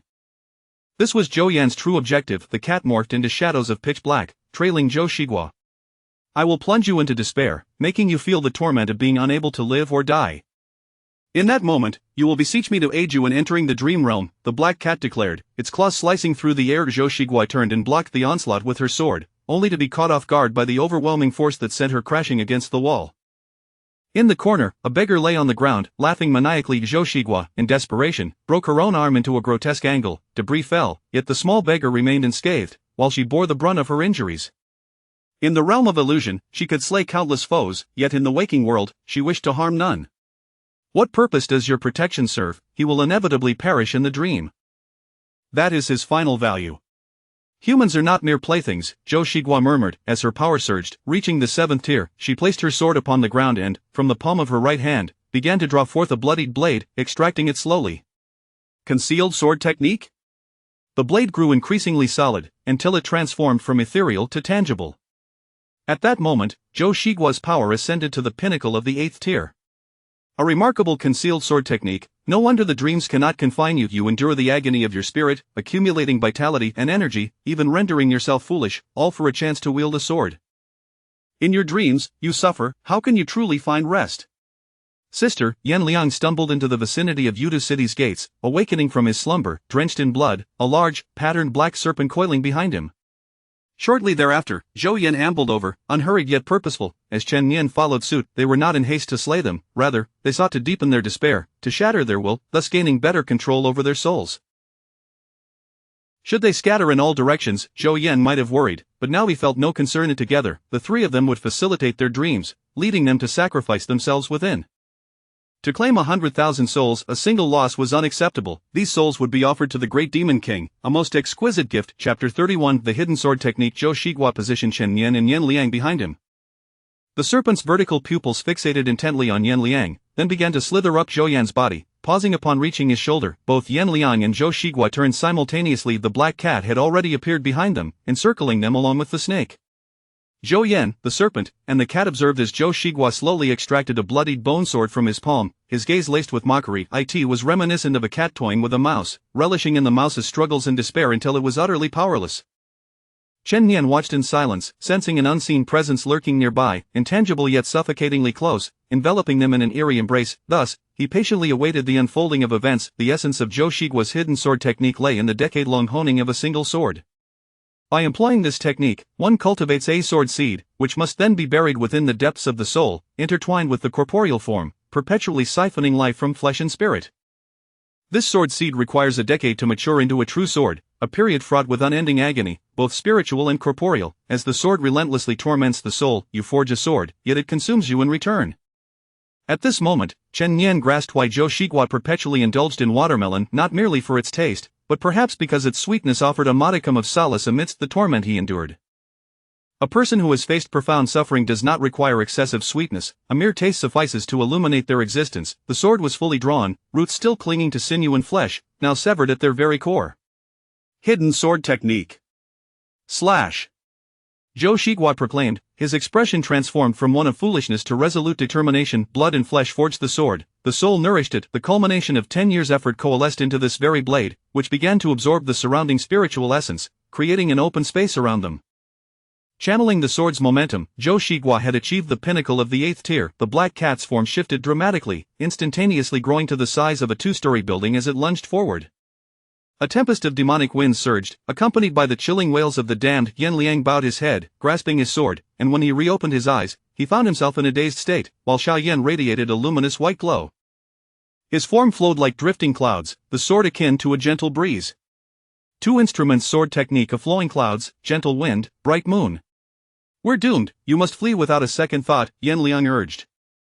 As Zhou Shiguo struck at the black cat's head, he transformed into flowing clouds, his sword embodying the gentle wind. The winds began to stir. Yan Liang's cultivation soared to the 6th tier in an instant as he aimed for the heart of the cat, the two of them coordinating their assault, as thunder and tempest raged around them. Yet, Yan Liang's strike fell short, for the cat had already begun to topple backward, the gentle winds and flowing clouds marking its demise. Zhou Shigua's sword was swift. After a decade of honing, even Chen Yan had never witnessed such speed, such sharpness, nor such courage to face death head-on. I can still unleash 2 more strikes. Zhou Shigua gasped, sweat cascading from his brow as exhaustion threatened to overtake him. Nevertheless, he drew his sword once more, charging toward the vibrant giant serpent in Zhou Yan. The expressions of Zhou Yan and the black serpent shifted dramatically, but there was no time for them to react. The sword's aura crackled like thunder, slicing through the air with unparalleled velocity, and at that moment, the sound of thunder echoed above, as the blade's speed surpassed even the roar of the storm. 2 colossal heads were severed in unison. Yan Liang appeared behind Zhou Yan, his sword plunging into Zhou Yan's heart with a forceful thrust. The sword transformed into a gentle breeze, the man into flowing clouds. The senior brother Yan Liang wielded a stunningly graceful sword technique. 2 instruments sword technique. Yan Liang, too, was not without his own tales of adventure. In the midst of silence, Zhou Shigua panted heavily, akin to a wind machine, while Yan Liang slumped to the ground. They had finally utilized their strength to rescue all the inhabitants of the 3 cities. Chen Yan gazed at the distant 3 corpses and murmured, "It is not yet over." Zhou Shigua scrambled to his feet, his hand clutching the sword, trembling uncontrollably. Yan Liang's eyes were blood-red as he stared ahead, realizing that he had just unleashed the full extent of the 2 instruments sword technique, his utmost speed and skill. The technique consists of 3 maneuvers: flowing clouds, gentle wind, and bright moon. Currently, he could only manifest the first 2, while the third remained beyond his reach. The vibrant giant serpent's head began to regenerate slowly. The black cat reverted to a size slightly larger than a human. Zhou Yan, meanwhile, leisurely resumed battling, caressing his heart and feigning astonishment as he declared, "How impressive!" He embraced both the black serpent and the vibrant giant serpent, which melded into his being. Zhou Yan's aura swelled rapidly, his cultivation reaching the 9th tier before halting, as the clouds above dissipated, replaced by an overwhelming aura of demonic energy. The demonic essence swirled like a cloud. Zhou Yan was not a demon king, yet he stood as the foremost postnatal demon beneath one, capable of transforming into a true demon king should he encounter a demon king willing to bestow upon him a drop of their life essence. Who knows, he might ascend to true demonhood in a few hundred years. Zhou Yan advanced step by step, his form becoming ethereal, while the demonic aura grew increasingly palpable. The sky was filled with distorted shadows and countless eyes gazing down upon them with cold indifference and brutal malice. Rain began to fall from the heavens, twisting the surrounding roses and all living beings into grotesque forms. The demons, having attained a certain level of power, could warp reality itself. Countless dreams connected to Zhou Yan, rendering his figure dreamlike and elusive. The surrounding atmosphere suffused with terror. Under the influence of the demonic essence, ordinary people were rendered immobile, their very minds ensnared by ancestral suppressions. In ancient times, demons fed upon humans, their bloodlines far surpassing humanity in strength, resulting in countless human sacrifices and a deep-seated terror of demons ingrained in the souls of men. Yet, Zhou Shigua stood resolute, drawing his sword amidst the suppressive atmosphere, unperturbed to the final strike. The hidden sword technique, consisting of 3 simple yet fearsome maneuvers, as few could survive the onslaught of these 3. The first maneuver was the slash technique, the second was the thrust technique, the third was the piercing technique. The sword energy surged forth like a dragon, Zhou Shigua's blade now resembling a dark, venomous dragon, lunging forward relentlessly. If heaven obstructs me, I shall pierce through it. If the earth hinders me, I shall sink it.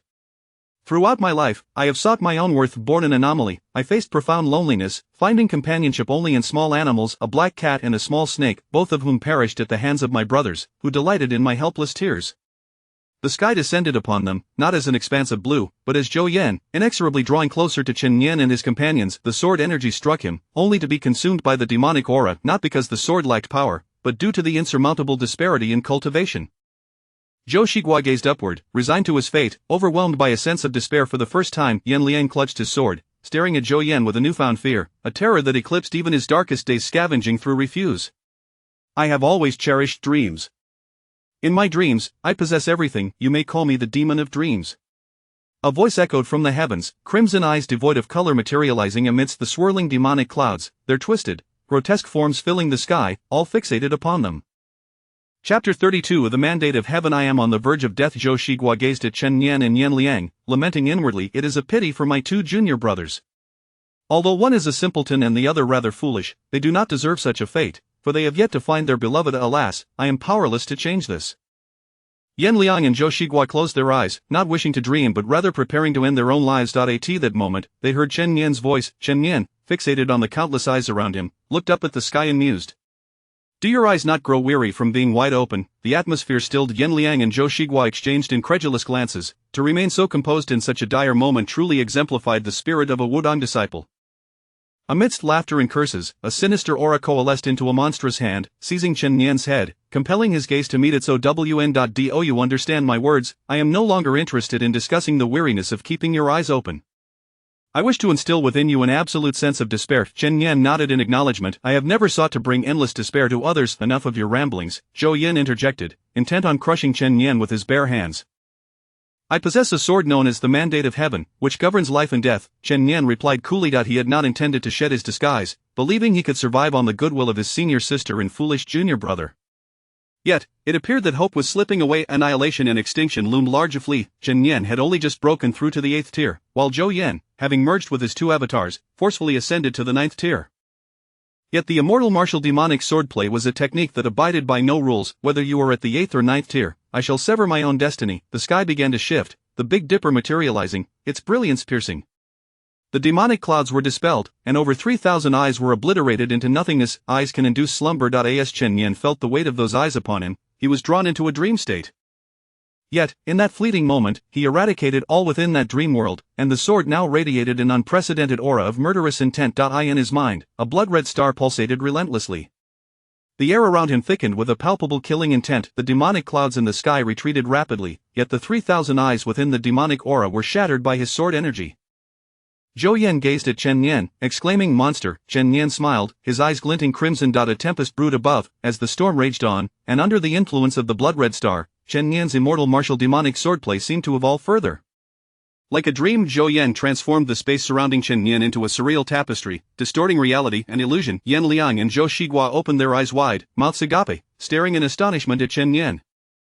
With every 10 miles, one was slain, 1,000 miles, and none would remain, Yan Liang murmured, his expression filled with yearning, as he finally grasped the true extent of his junior brother's prowess.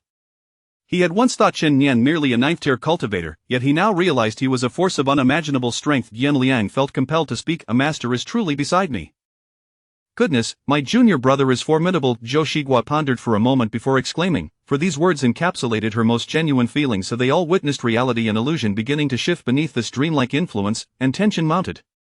Be careful, junior brother. Chen Nian did not turn to regard the transformation of illusion and reality behind him. He had no need for such distractions. Raindrops fell, yet the ground remained dry.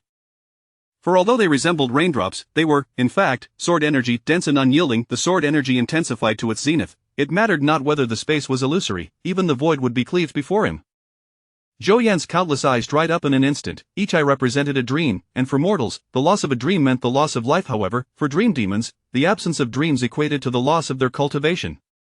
Zhou Yan stepped back, revealing his true form, a humanoid entity adorned with innumerable eyes, not only present upon him but also dispersed throughout the surrounding space in a more ethereal guise. Zhou Yan spat blood as countless eyes transformed into demonic clouds, resisting the onslaught of the rain. Yet, under the relentless deluge, they began to vanish, one by one, as dreams turned to nothingness. Who are you, truly? Zhou Yan gasped, knowing he had lost, utterly and completely. Chen Nian, perplexed, replied, you have seen my memories, yet you still do not know who I am. Zhou Yan, enraged, coughed up more blood. His myriad eyes scattered again, presenting a dense web-like configuration, extending infinitely through the space around them. Translucent threads connected the dreams of 100,000 souls. If 100,000 people die in their dreams, they shall truly perish. Zhou Yan looked up, feeling immensely weakened in the rain, yet his words were resolute. You may kill me, but do you dare harm those 100,000 lives? The great dream soul technique. Chen Nian surveyed the myriad worlds before him. These worlds were minuscule, some no larger than grains of sand, yet the realm formed by the dreams of 100,000 souls encircled Zhou Yan tightly. Zhou Shiguo observed the small beggar beside her. He bore a delicate, thin thread of pale white, glinting in the sunlight, allowing her to glimpse the world of his dreams. In his dream, he found himself in a place of abundance, nestled against his mother, savoring a bun. He carefully took a bite, ultimately restraining himself to just a morsel, offering the remainder to his mother. In this world, there was no famine, no suffering, countless buns surrounded him, and he had the family he desired. Zhou Yan regarded Chen Nian with a mocking smile. What can you do? Go ahead and kill me. I am a seeker of perfection in art, even a single soul lost from those 100,000 is unacceptable. But now, I no longer care, I will sacrifice those 100,000 lives to save my own. Do you agree, Chen Nian? If you kill me, it is tantamount to slaying those 100,000 souls. Zhou Yan shouted, filled with fury that he was an artist striving for the pinnacle, yet now his art was being ravaged by this abomination. Is that so? If 100,000 lives stand in my way, then I shall slay them all. Chen Yan caressed the Wuxiang sword, lightly waving it as dark clouds dispersed and rain ceased. He spoke with an air of indifference. It mattered not whether there were 1,000 lives or 100,000. His demeanor was not that of a cultivator, but rather a celestial being from the heavens above. Zhou Yan began to feel a twinge of fear. The madman feared those who were even more unhinged, more unreasonable, and unpredictable. In Zhou Yan's eyes, Chen Yan was undoubtedly such an entity, mysterious, powerful, and disturbingly eccentric. Chapter 33 The Yellow Sparrow. Zhou Yan laughed, his demeanor exceedingly arrogant. At that moment, however, his smile abruptly froze. He had intended to eliminate a few individuals within the dream, to demonstrate to Chen Yan that his threats were not mere bluster, yet now he found himself at a loss for words. Chen Yan, on the other hand, gazed skyward at the dawn, where the first star of the morning, known as the Morning Star, shone brightly. The immortal martial arts demon-slaying sword technique's fourth move was named Slay the Demons. True to its title, this technique solely aimed to vanquish demons, sparing all other beings from harm. Junior brother, no! Zhou Shiguai exclaimed. It was not only Zhou Yan who was taken aback. Zhou Shiguai too felt a twinge of fear, for Chen Yan now emanated an aura of overwhelming terror. Though he stood upon the earth, he exuded not a trace of humanity, cold, ruthless, and exalted, much like a tyrant. When the Son of Heaven is enraged, 100,000 lie slain. Chen Yan paid no heed to Zhou Shiguai's pleas. He muttered to himself, I have never encountered such a demand, thus, I can only acquiesce to your request. As he spoke, the blood-red star within his mind pulsated incessantly. Kill, kill, kill, kill. Chen Yan drew his sword. The blade's radiance pierced the dreamscape, transforming into nothingness. Upon transcending the dream, it shifted from the ethereal to the tangible, utilizing the essence of Supreme Yang as the foundation for his demon-slaying technique. The exceedingly scorching Yang energy swiftly penetrated Zhou Yan's soul. Yet, rather than obliterating him instantly, it began to consume him slowly, evoking a sense of dread. You are acutely aware of your inevitable demise, yet you must endure the agonizing wait before death. For Chen Yan, however, this was remarkably simple, one could even say effortlessly. Zhou Shiguai exhaled in relief, having genuinely feared that Chen Yan would slaughter 100,000. The dream dissipated, for it had lost its creator. The 100,000 remained in slumber. Zhou Yan was still alive at this moment, yet he was on the brink of extinction, acutely sensing the last vestiges of his breath fading away. A wave of sorrow emanated towards Chen Yan, originating from the Lord's mansion in Min City. Chen Yan turned his gaze towards the distant Min City. At the heart of Min City stood the Lord's mansion, now shrouded in silence. Yet within the mirror, a scene unfolded. Zhou Yan's father held him close, while his mother smiled affectionately at him. Zhou Yan fondled a small black cat, and in the distance, a pitch-black serpent lay playfully. This was Zhou Yan's dream, a beautiful dream. At this moment, the mirror shattered, revealing the grim reality of the decaying corpses strewn across the floor of the dwelling. Zhou Yan suddenly lifted his head to look at Chen Yan and asked, Is the fragrance pleasant? I concocted it based on your memories. Chen Yan nodded. It is quite delightful, it evokes memories of my past. Moreover, it allows me to remember that you were the first in this world to create a fragrance reminiscent of my memories, he replied. Chen Yan spoke truthfully, although he had seemingly forgotten much of his previous life. That fragrance was one he cherished dearly, for it had been a favorite of his in his former existence. There was no deeper meaning, simply an appreciation for something he adored. That is wonderful, at last, I can be remembered, Zhou Yan stammered, as the supreme Yang energy fully consumed his soul. Chen Yan nodded inside before offering words of comfort. Your demonic arts are quite impressive as well. A person's worth is not determined by others but by oneself. At this moment, Zhou Yan could no longer hear him.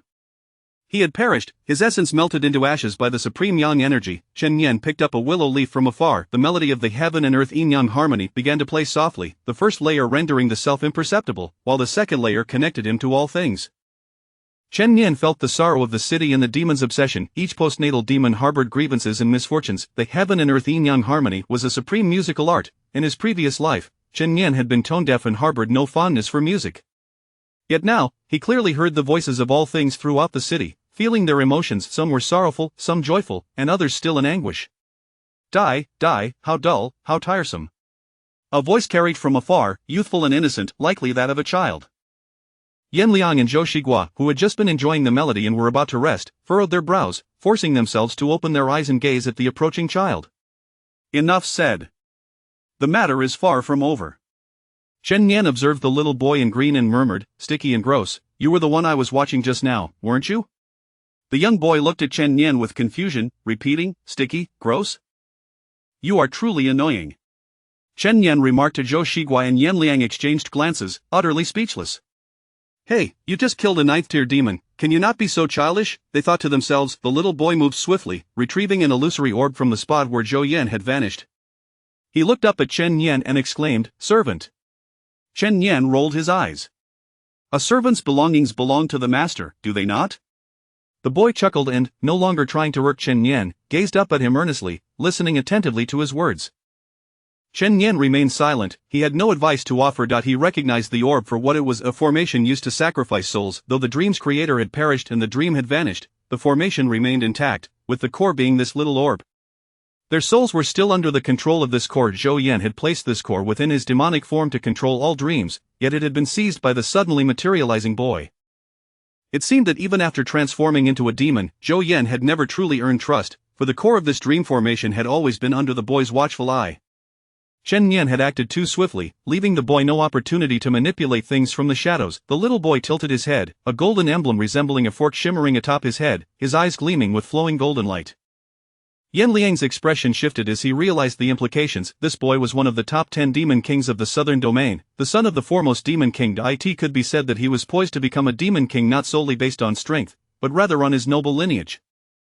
The celestial blue wolf bloodline was among the top 10 royal bloodlines of the demon race, currently associated with the most powerful demon king clan. In summary, no one dared to provoke such a being. The boy observed Yan Liang's expression and suddenly smiled, saying, "You should ask your friend, he ought to have guessed my identity. Although your cultivation is commendable, no matter how powerful you become, you must ultimately abide by the will of the world." Chapter 34. Slaying demons. The young boy muttered under his breath, casting a glance towards the Lord's mansion with disdain, "That wretched Zhou Yan is truly a useless fool, incapable of handling even the slightest matters, compelling me to intervene personally." After uttering these words, he turned to Chen Yan and inquired, "Do you wish to kill me?" He was one of the 10 demon kings of the southern domain. Yan Liang pondered briefly before continuing. Shaolin's policy towards the southern domain has always been one of marriage alliances, not because the Great Zhou cannot contend with the southern demon kings, but rather because the Great Zhou seeks gradual development. However, it is likely that the southern demon kings are becoming increasingly formidable by leveraging the resources and tributes provided by the Great Zhou. Should we eliminate this individual, it would signal the unsealing of the 10 demon kings, who would undoubtedly turn their wrath upon the Great Zhou and Wudong Mountain. Yan Liang articulated his analysis, genuinely fearful that his junior disciple would unsheath his sword and slay the demon.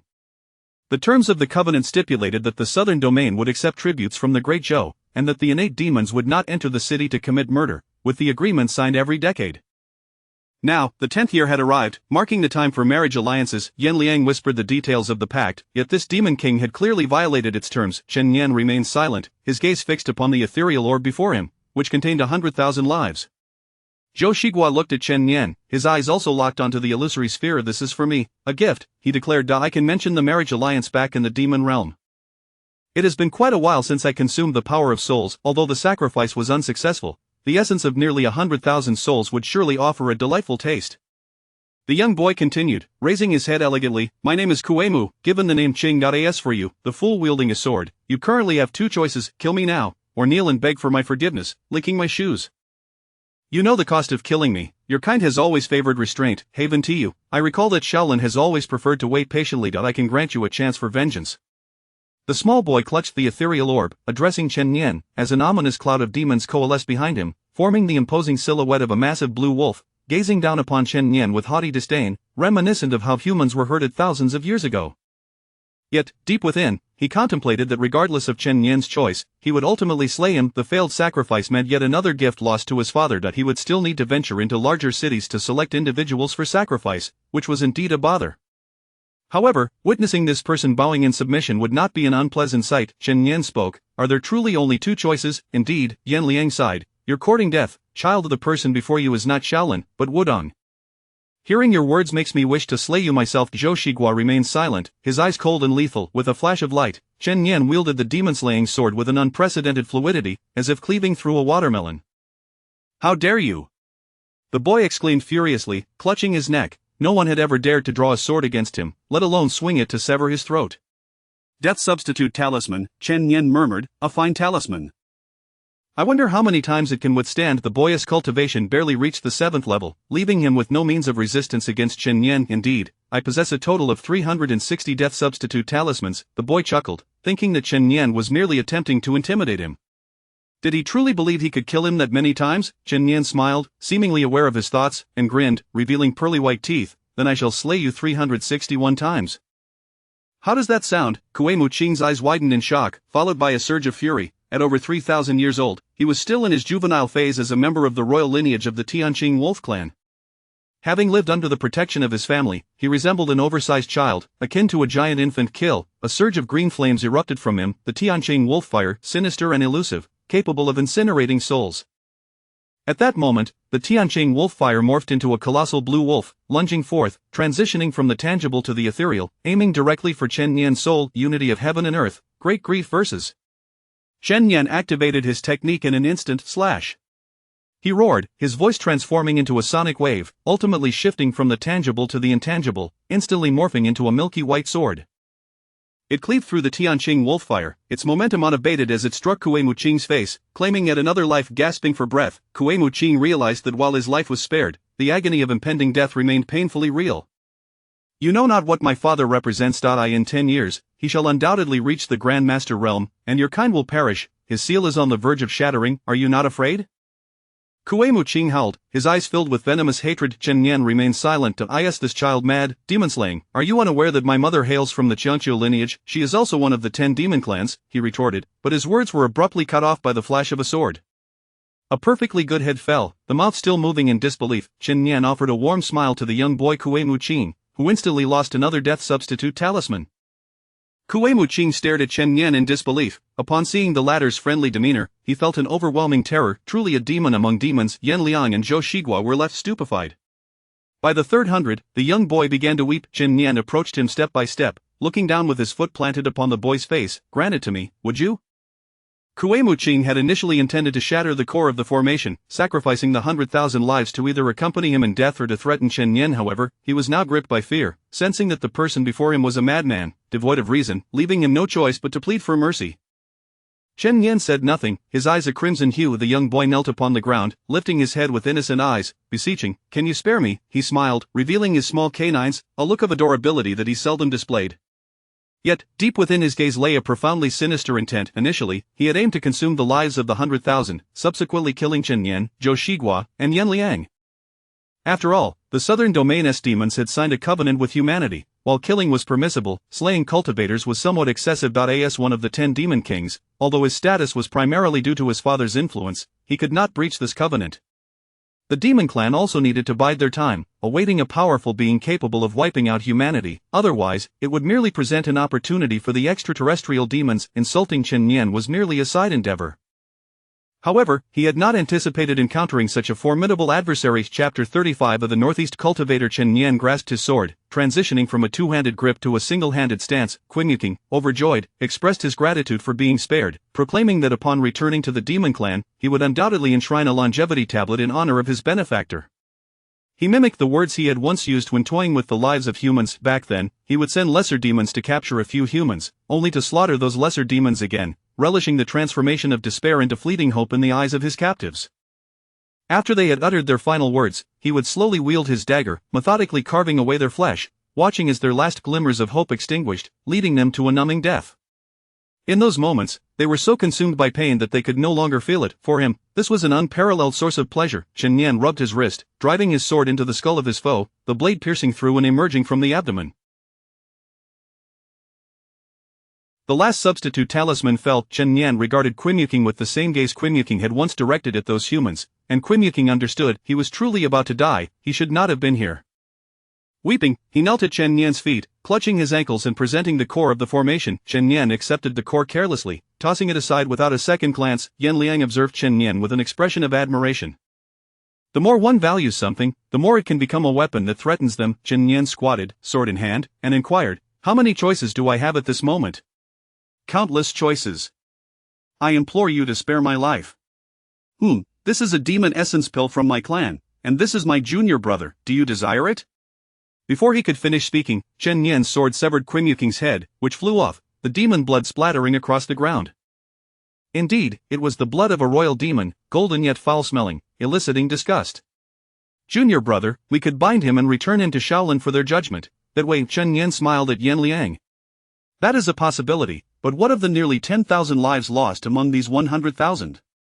How do we account for that? What if this demon king has a contingency regarding the core of the formation and is not oppressed by my might again? What then shall we do?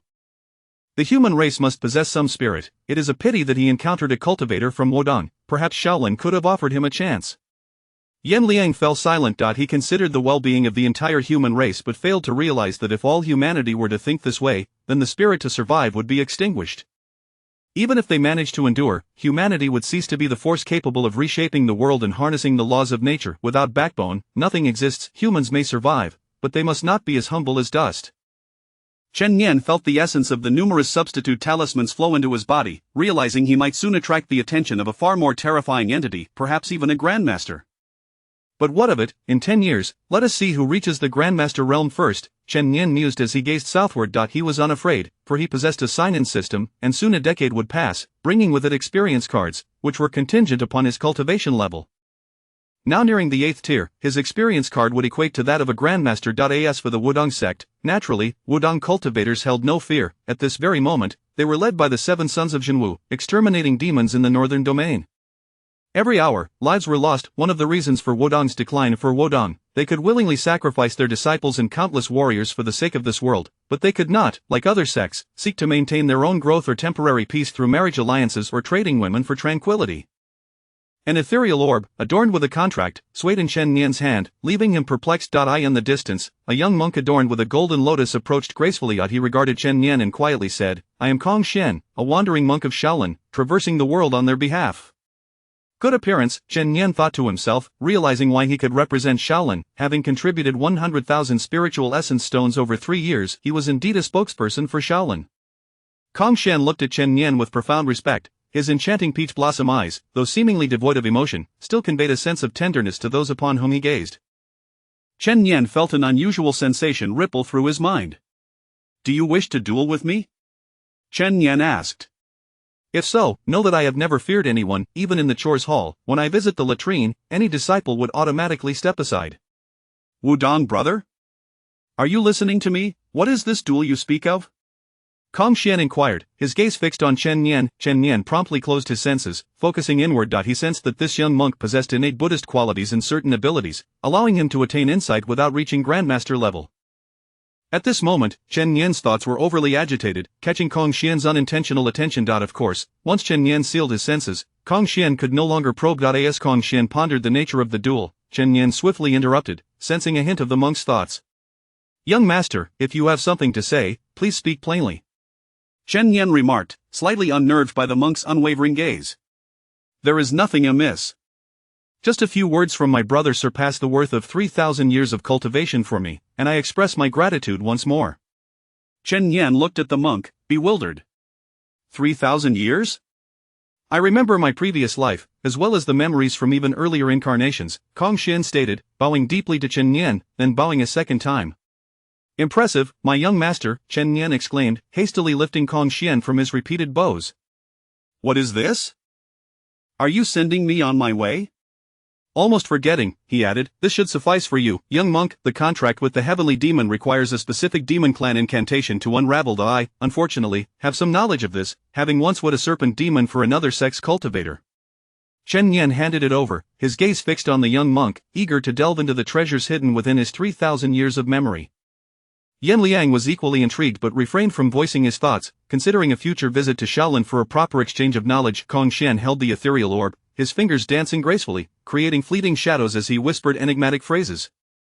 His voice carried a deep, eerie quality, reminiscent of a haunting melody, reverberating softly like a lullaby. Chapter 36. As the performance unfolded, the listeners found themselves in a daze, their faces flushed and bodies warm. Once the final notes faded into silence, the ethereal orb in Kong Shen's hands shattered, and with it, the contract vanished. Chen Yan and Yan Liang were thoroughly captivated, experiencing a sensation that was both erratic and elusive. The secret language of the demon clan was truly exquisite, Chen Yan mused. Should he encounter a primordial demon again, he would undoubtedly seize the opportunity to have one perform for him, enhancing his knowledge, preferably a female demon, as they likely possessed profound insights and teaching. Chen Yan cast a puzzled glance at the young monk. "You, little monk, at such a tender age, have just employed your mental connection to probe the healthy thoughts residing in the mind of this youthful Taoist. what is your intent? He spoke gravely to Master Kong Xian. I almost forgot to mention, Kong Xian quickly clarified, I hope my senior can perform the soul requiem from the great compassionate ode of Yin and Yang, so that they may swiftly restore their spiritual essence and avoid the torment of soul injury. Chen Nian gently began to play the soul requiem, gradually awakening over 10,000 souls within the 3 cities. This melody, among the several soothing compositions in the great compassionate ode of Yin and Yang, was the most effective in aiding the restoration of spiritual strength. Had Chen Nian not attained the second tier of the great compassionate ode, which allowed for a communion with the essence of the universe, he would have been unable to play this piece. The music was deep yet brimming with vibrant life force, reminiscent of the fragrance of stonecrop flowers. With his eyes closed, Kong Xian seemed to perceive the sound of blossoms unfurling, the rhythmic beating of human hearts, and the expanse of the azure sky. It was slow and resonant, gentle and nourishing, evoking memories of an afternoon 3,000 years prior, when he and she had shared a tender moment beneath the sun. As the final note lingered, the crowd began to stir. They seemed to forget the day and night they had just slept through, their minds instead focused on the imminent rose exhibition set to take place in the 3 cities.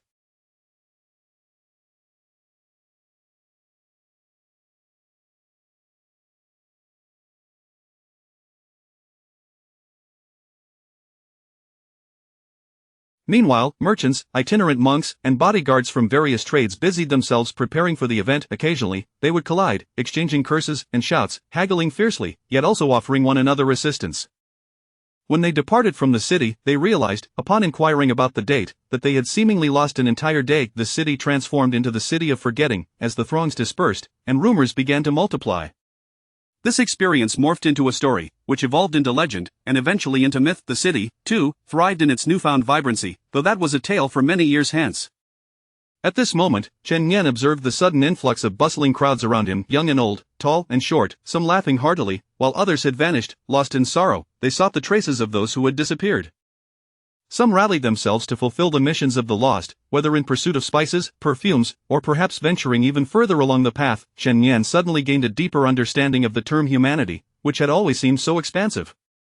He was not a savior, yet he was undeniably human. The essence of life was worth safeguarding. Yin Liang gently stroked Xiaoyan's head, contemplating the vibrant lives of the 100,000 souls before him, contrasting sharply with the emptiness of the 10,000 who had just been present.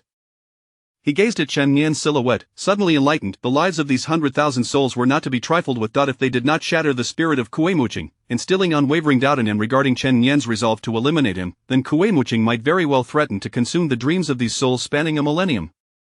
Only by instilling fear in the demons could they be restrained, only if the cultivators pressed forward unflinchingly could they vanquish the malevolent. In an instant, clarity dawned upon him. The long stagnant bottleneck of his cultivation began to loosen.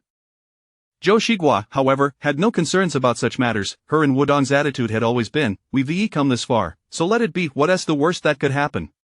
At that moment, she affectionately ruffled Yin Liang's hair. Have you transformed into something strange? Your cultivation seems to be growing endlessly. Yin Liang brushed her hand away, stepping behind Chen Nian. He was momentarily at a loss for words, as he was not one to flatter easily. To avoid the awkwardness, he recalled something and managed to force out, the carriage you drove here was quite impressive. Chen Nian shook his head in silence. You underestimate me. I can handle all sorts of vehicles. Kong Xian, gazing up at the sky, feigned sorrow for a moment before looking at the trio, who were moving further away, and hurried after them. Could you please wait a moment, little monk? None of the 3 turned back. They arrived at a bookstall, where Chen Nian picked up a volume by the monk of lantern grass, intending to secretly pay for it and delve into the profound developments of classical Chinese culture. He felt his wallet, which was as empty as Kong Xian's expression. Suddenly hearing Kong Xian's call, he hurriedly whispered to Yin Liang, lend me 3 coins. Junior brother, my own funds are rather limited, Yin Liang replied. He often collected porcelain dolls from official kills, so his task rewards and sex subsidies were spent on such pursuits, leaving him in a state of financial deficit. At that moment, Zhou Shiguo approached, observing the book in Chen Nian's hands. It's commendable to engage in serious study. Yin Liang, what's the matter? Shouldn't you assist your junior brother? Let me see what book it is. The book vendor, watching the 3 of them chatter, waved his hand dismissively, muttering about the trifling sum, and tossed the book to Chen Nian. Here, take it, you pauper.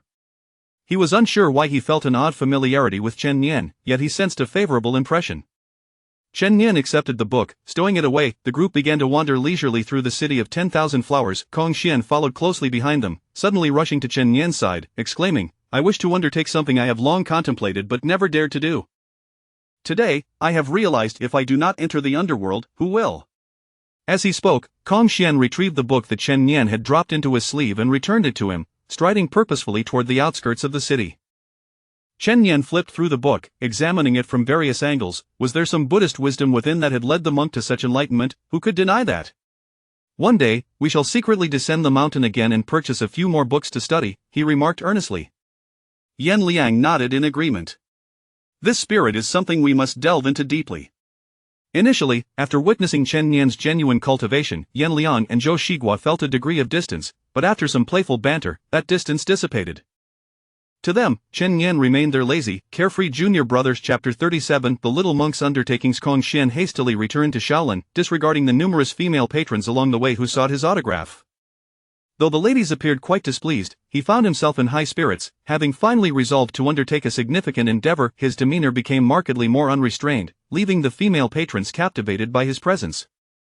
Master Jueyuan was engaged in cultivating his celestial vision, and from a distance, he observed Kong Xian entering Shaolin with evident delight. Born with a Buddha's essence and bearing 3,000 years of memories, such a being is destined to undertake the sacred mission of the less fortunate, a true savior of the world, a living Buddha. Kong Xian respectfully performed a Buddhist greeting towards Master Jueyuan, recited a brief sutra, and then inquired, "Has the envoy from the demon tribe arrived?" Master Jueyuan nodded in affirmation. "The little demon has come early." "What of the princess?" "The little princess is in the inner courtyard, and the ladies have been selected. They are undoubtedly prepared," he replied. "Master, do you still intend to proceed with the marriage alliance?" Kong Xian raised his gaze, his peach blossom eyes calm and even somewhat stern. Indeed, regardless of the circumstances in the northern domain, the southern domain must still pursue the marriage alliance. For decades, as you have seen, the common folk of the southern domain have not suffered excessively, Master Jueyuan whispered. This is also the decision of the Elder Council, and the Emperor of the Great Zhou shares this sentiment. Thus, it is best not to alter course. Master Jueyuan elucidated, aware that Kong Xian was destined to become the head of Shaolin, and thus he confided certain delicate matters to him. Kong Xian nodded. He understood that the collective will of Shaolin could not be defied, yet he found himself resolutely opposed. "I shall go take a look." "Go on then, the child is in tears, it would do you well to comfort her," Master Jueyuan suggested. "No, I shall first visit that demon." "Then you need only follow the scent to discern its location," Master Jueyuan responded, for Kong Xian had already detected the foul odor. Kong Xian exited the headmaster's courtyard, passing through the quiet contemplation hall, traversing the Great Hero Hall, and moving through the Zen garden, he found himself in the outer courtyard. The outer courtyard was deserted save for a single house from which the sounds of gnawing could be heard. Crunch, crunch. Kong Xian stood at the doorway and softly called, "A young monk wishes to discuss matters." "May I enter?" "Oh, monk, do come in," a voice beckoned from within. Upon hearing this, Kong Xian pushed the door open. One must uphold decorum. A diminutive demon, clad in a green robe, had his back turned to Kong Xian. He sat on a stool, cradling a basket and feasting on something, the stench of blood wafting through the air. "Little monk, would you care to taste?" As he heard the sound, the demon turned to face Kong Xian, revealing a visage reminiscent of a rat, its face smeared with blood and bits of flesh, while droplets of blood clung to its whiskers. Kong Xian shook his head. "The future marriage alliance with the demons is no longer feasible. You may inform your master. In times of war, envoys are not to be harmed. Relay this to him. I shall not kill you." The rat demon's bulging eyes gleamed ominously. Kong Xian smiled slightly, his peach blossom eyes narrowing as he scrutinized the little demon. His fingers moved with a delicate grace, and the stench of blood dissipated in an instant. A fierce aura enveloped the room, the wrath of a wrathful deity poised to vanquish evil. The rat demon wiped the blood from its lips, revealing two large fangs as it grinned and nodded, hastily retrieving a transmission demon jade to relay the message. The demon understood well that while sending the message might lead to its demise, failing to do so would surely result in its immediate death. Distinguishing between the future and the present, it was aware of the stakes. Moreover, it had no intention of returning. It planned to remain and consume a few more individuals, rapidly enhancing its power, and upon its return, no one would dare to harm it. Message sent. "Is there a reply?"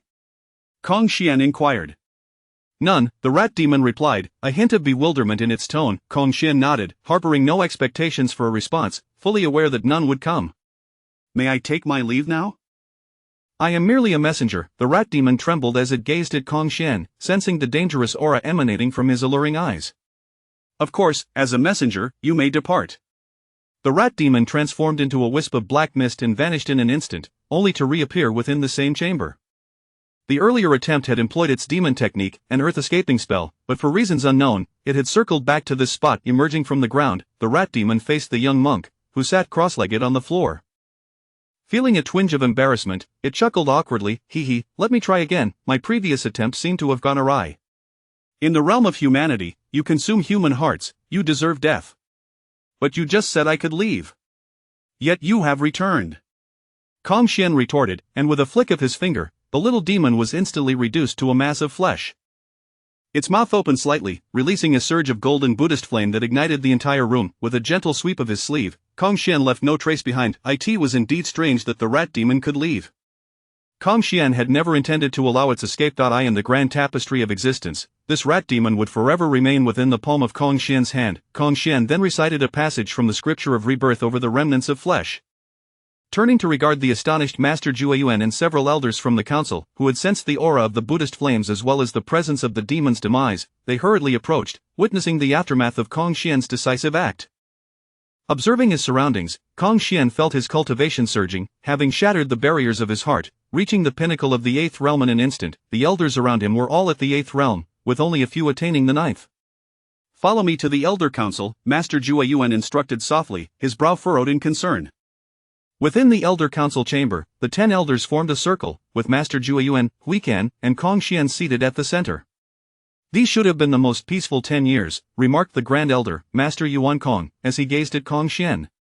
It is merely nurturing a tiger to invite calamity, Kong Xian replied softly. How audacious! The second elder's form suddenly loomed larger as he glared at Kong Xian, his eyes aflame with anger. This message comes from a friend within the demon tribe. I cannot ascertain its authenticity, yet I felt compelled to verify it. I had hesitated until yesterday when circumstances compelled me to act, Kong Xian explained, producing a letter stained with demon blood. It bore a few lines written in cursive. The demon king of the southern domain is poised to break free. In 10 years, he shall ascend to the Grandmaster realm, potentially harnessing the bloodline of the Great Zhou True Dragon to cultivate unmatched power. This must be taken seriously. Impossible, the Grand Elder murmured, his expression darkening as he seemed to grasp the implications. It cannot be, Kong Xian stated, surveying the room. You are merely fearful. After decades without conflict, you have forgotten the purpose of Shaolin's existence. The third elder looked up at Kong Xian and asked, did you just say it was a test? Yes. If the seal remains intact, then killing the envoy would incite the demons to ravage the southern domain. However, if the seal is indeed weakening, they would refrain from plundering and instead reinforce the seal, Kong Xian explained. The fourth elder cautioned, are you not afraid of inciting a conflict between the southern domain and the demons, thus condemning yourself? If I do not venture into hell, who will? If this threat does not exist, I shall go to the southern domain.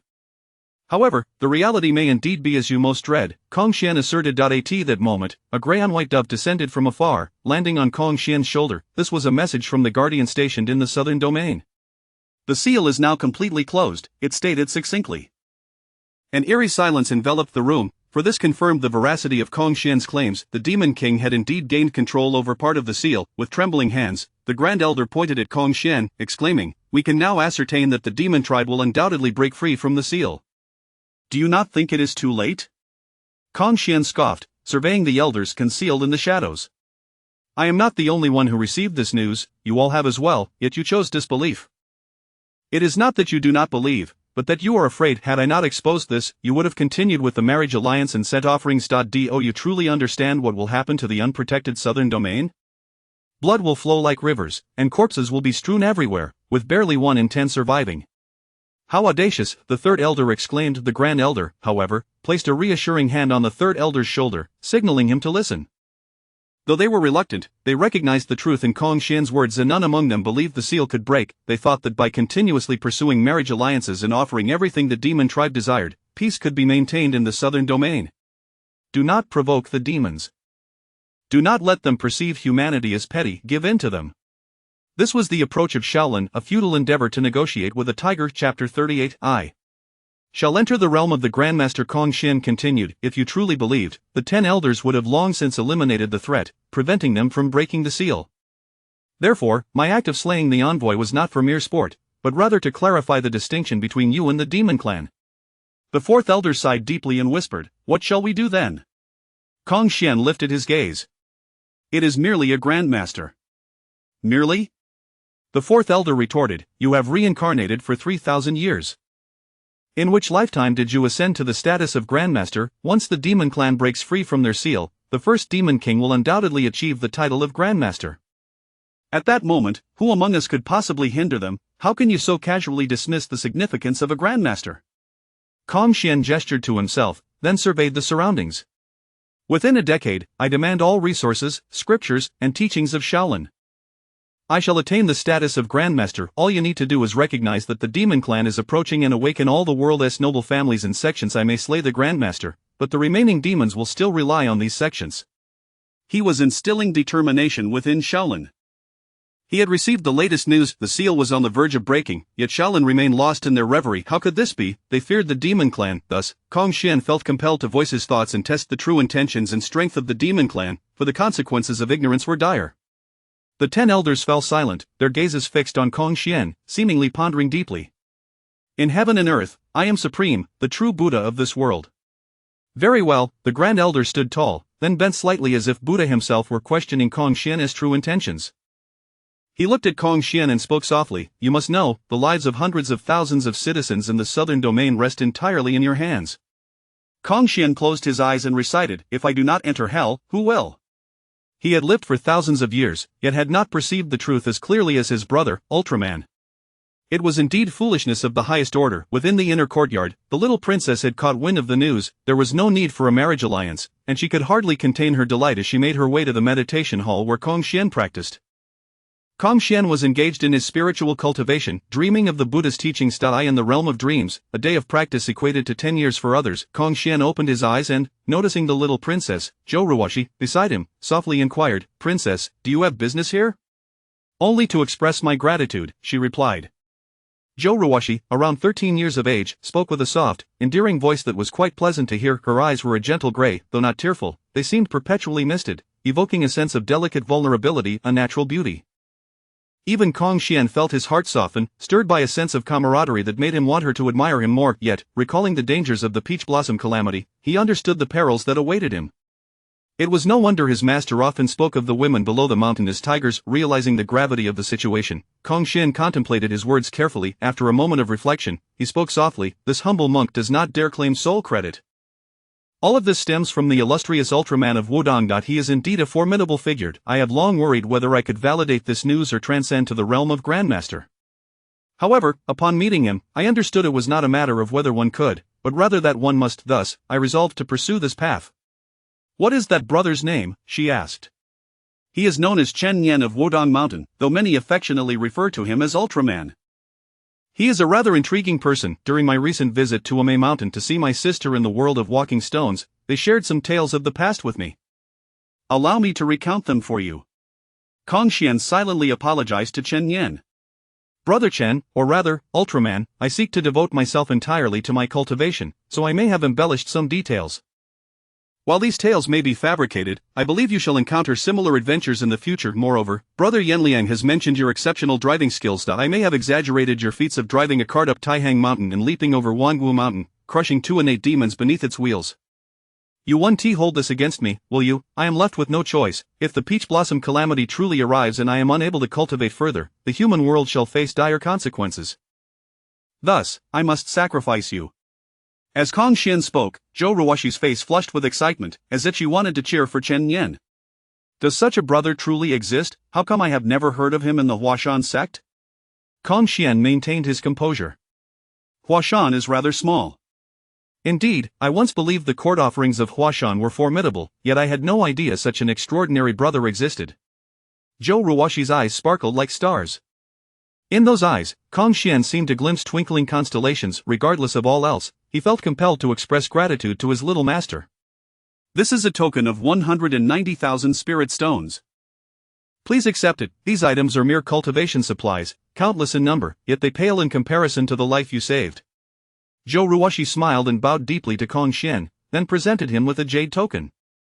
It was a storage device for spirit stones, redeemable in any spirit stone repository throughout the realm. Kong Xian accepted it with a smile and closed his eyes once more. Zhou Ruoshi took her leave, fully aware of the customs expected of her.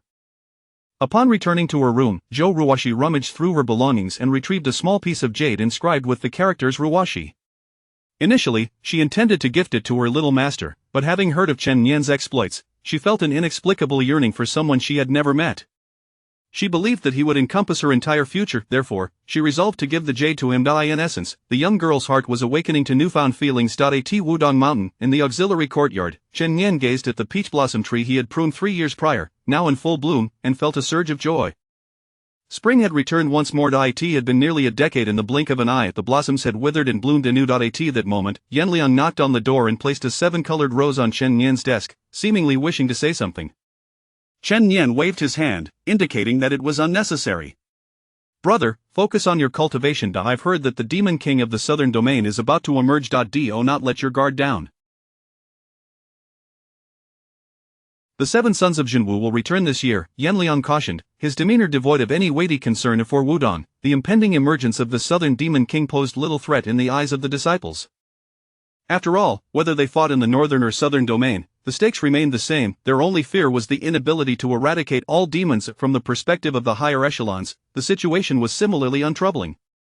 They were still preoccupied with the impending emergence of the celestial demon from over a century past. With too many parasites, one does not worry about debt. For the esteemed Jinyan, the situation had become numb. Meanwhile, for Shaolin and the cities of the Southern Domain, the urgency to advance in cultivation had intensified. They understood that they too must contend with demons, engaging in a perpetual battle of wits and survival, much like their northern counterparts. Amidst this turmoil, a list began circulating from the Miaoswan Pavilion of the Great Zhou. Miaoswan Pavilion, known by many names, Tianji Pavilion, Shinswan Pavilion. This establishment held numerous titles, yet, it could not exist without the presence of the Elder of Divine Mechanisms, a title passed down since ancient times, representing a legacy rather than a single individual. As long as the legacy endured, the Tianji Pavilion could manifest anywhere. It was said that this legacy contained the innate 8 trigrams, capable of divining the secrets of heaven and comprehending the changes of the world. Chapter 39. The extraterrestrial demons are on the verge of breaking free from their seal. In the past, Kong Xian was taken in as a disciple by Shaolin, a result foretold by the Elder of Divine Mechanisms, and now, Kong Xian has become a savior-like figure, bringing great renown to the Miaoswan Pavilion. Seizing this opportunity, the Miaoswan Pavilion introduced a heavenly ranking, which lists the most outstanding young disciples from various sects, ranked from 10 to 1. This was intended to guide the great sects and the Emperor of the Great Zhou in nurturing martial practitioners named on this list to rescue the world. Both noble families and sects had no choice but to acknowledge that the era now belongs to the youth. Many believed that the top position on the heavenly ranking would belong to Master Kong Xian, for he has been the foremost reincarnation for 3,000 years and is now an 8th-tier cultivator. Yet, the first name on the list was surprisingly that of Brother Ultraman, noted for slaying one of the 10 demon kings, Kuei-Muching. This left the crowd perplexed, wondering when Wudong had produced such a brother capable of vanquishing one of the 10 demon kings of the southern region. The last name on the list was that of Wudong's Dan Yangzi, whom many were somewhat familiar with. Naturally, Taoist Ding Yang had seen this ranking and was immediately pained upon seeing those 3 characters. Outside the courtyard of the sect leader, various colored doves filled the air, each letter inquiring about the identity of this individual. Kong Xian knew, as did the little princess, Fang Shitu, Zhou Shiguo, and Yan Liang. However, they belonged to 2 categories: of those who knew but chose not to speak, and those who could not articulate what they did not know. Taoist Ding Yang belonged to the latter. He gazed towards the direction of Longyin Tower, rubbed his nearly bald head, and sighed, "Let the world be destroyed, quickly, for I have lost my love." In the realm beyond the human realm, 2 great seals are distributed. The human emperor's demon suppression seal and the immortal martial demon purging seal. These seals target the great demons possessing the true spirit of celestial demons. They are neither dead nor alive, relying on the power of the seals to gradually exhaust their true spirit.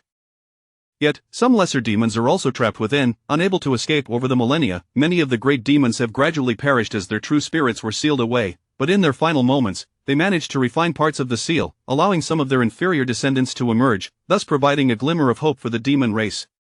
A number of lesser demons have successively broken through, forming a faction known as the innate demons, taking root and even establishing a kingdom. The 10 kings of the southern region and the 3 emperors of the northern region emerged in this manner. However, the power of the seals is inseparable from the true spirit of celestial demons. This means that when the demon race's cultivation reaches a certain threshold, nearing the realm of Grand Master, they will be forcibly locked back into the formation. While the tangible seals have been refined and partially controlled by the demon race, the intangible seals, which target the soul's mark, continuously exert control over them. Thus, the demon kings are reluctant to break through, as it signifies death. Yet, some, in a bid to prolong their lifespan, still choose to break through, only to be sealed again, desperately seeking ways to lift the seals. It can be said that the ancient human race paved the path to transcendence for humanity, not merely as a saying. When Kong Xian announced that the great demon king of the demon race was about to break free from its seal, no one dared to believe it. This implied that the human emperor's seal was on the verge of failure, a notion unfathomable to all, for in the eyes of these ancient cultivators, the realm of the human emperor was an indestructible existence.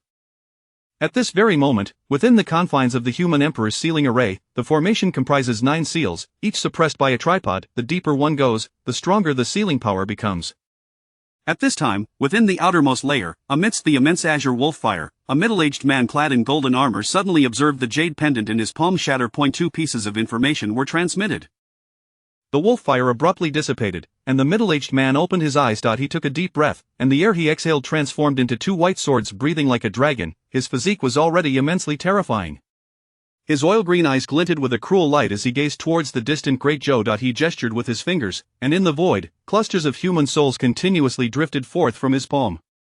Each human soul was enveloped in wolf fire, relentlessly corroding their true spirits. The anguish of the soul is the truest form of suffering. Each soul wailed, pleaded, and screamed, with death having become their best choice, yet they could not attain it.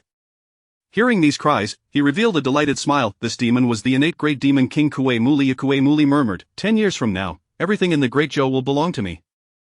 By then, I shall truly use their blood to lift the human emperor's 9 tripod array, allowing my demon race to be free from the constraints of the seal for generations to come.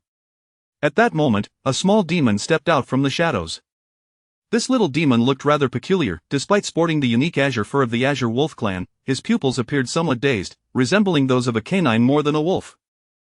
He knelt on the ground, raising his head to look at his demon king, and asked in confusion, "Which princess of the Great Zhou does my lord wish to marry?" As he queried, the little demon naively added, "Let it be known, the king is getting married." With a resounding smack, Kuei Muli struck the little creature's head, instantly shattering it into pieces, blood splattering across the ground. Kuei Muli flicked away the blood that stained his fingers and then called another little demon, instructing it to inform the other 8 great demon kings to keep the seal tightly closed for the next 10 years. They have already learned of my means to break free from the seal, and they even killed our messenger. Therefore, I must not be disturbed in any way. 10 years from now, I shall be invincible. Do you understand? The little demon nodded. Isn't it just that you want to marry a princess? The little demon pondered, somewhat perplexed, not quite understanding why his second brother had died, yet he did not voice his confusion and simply nodded in agreement.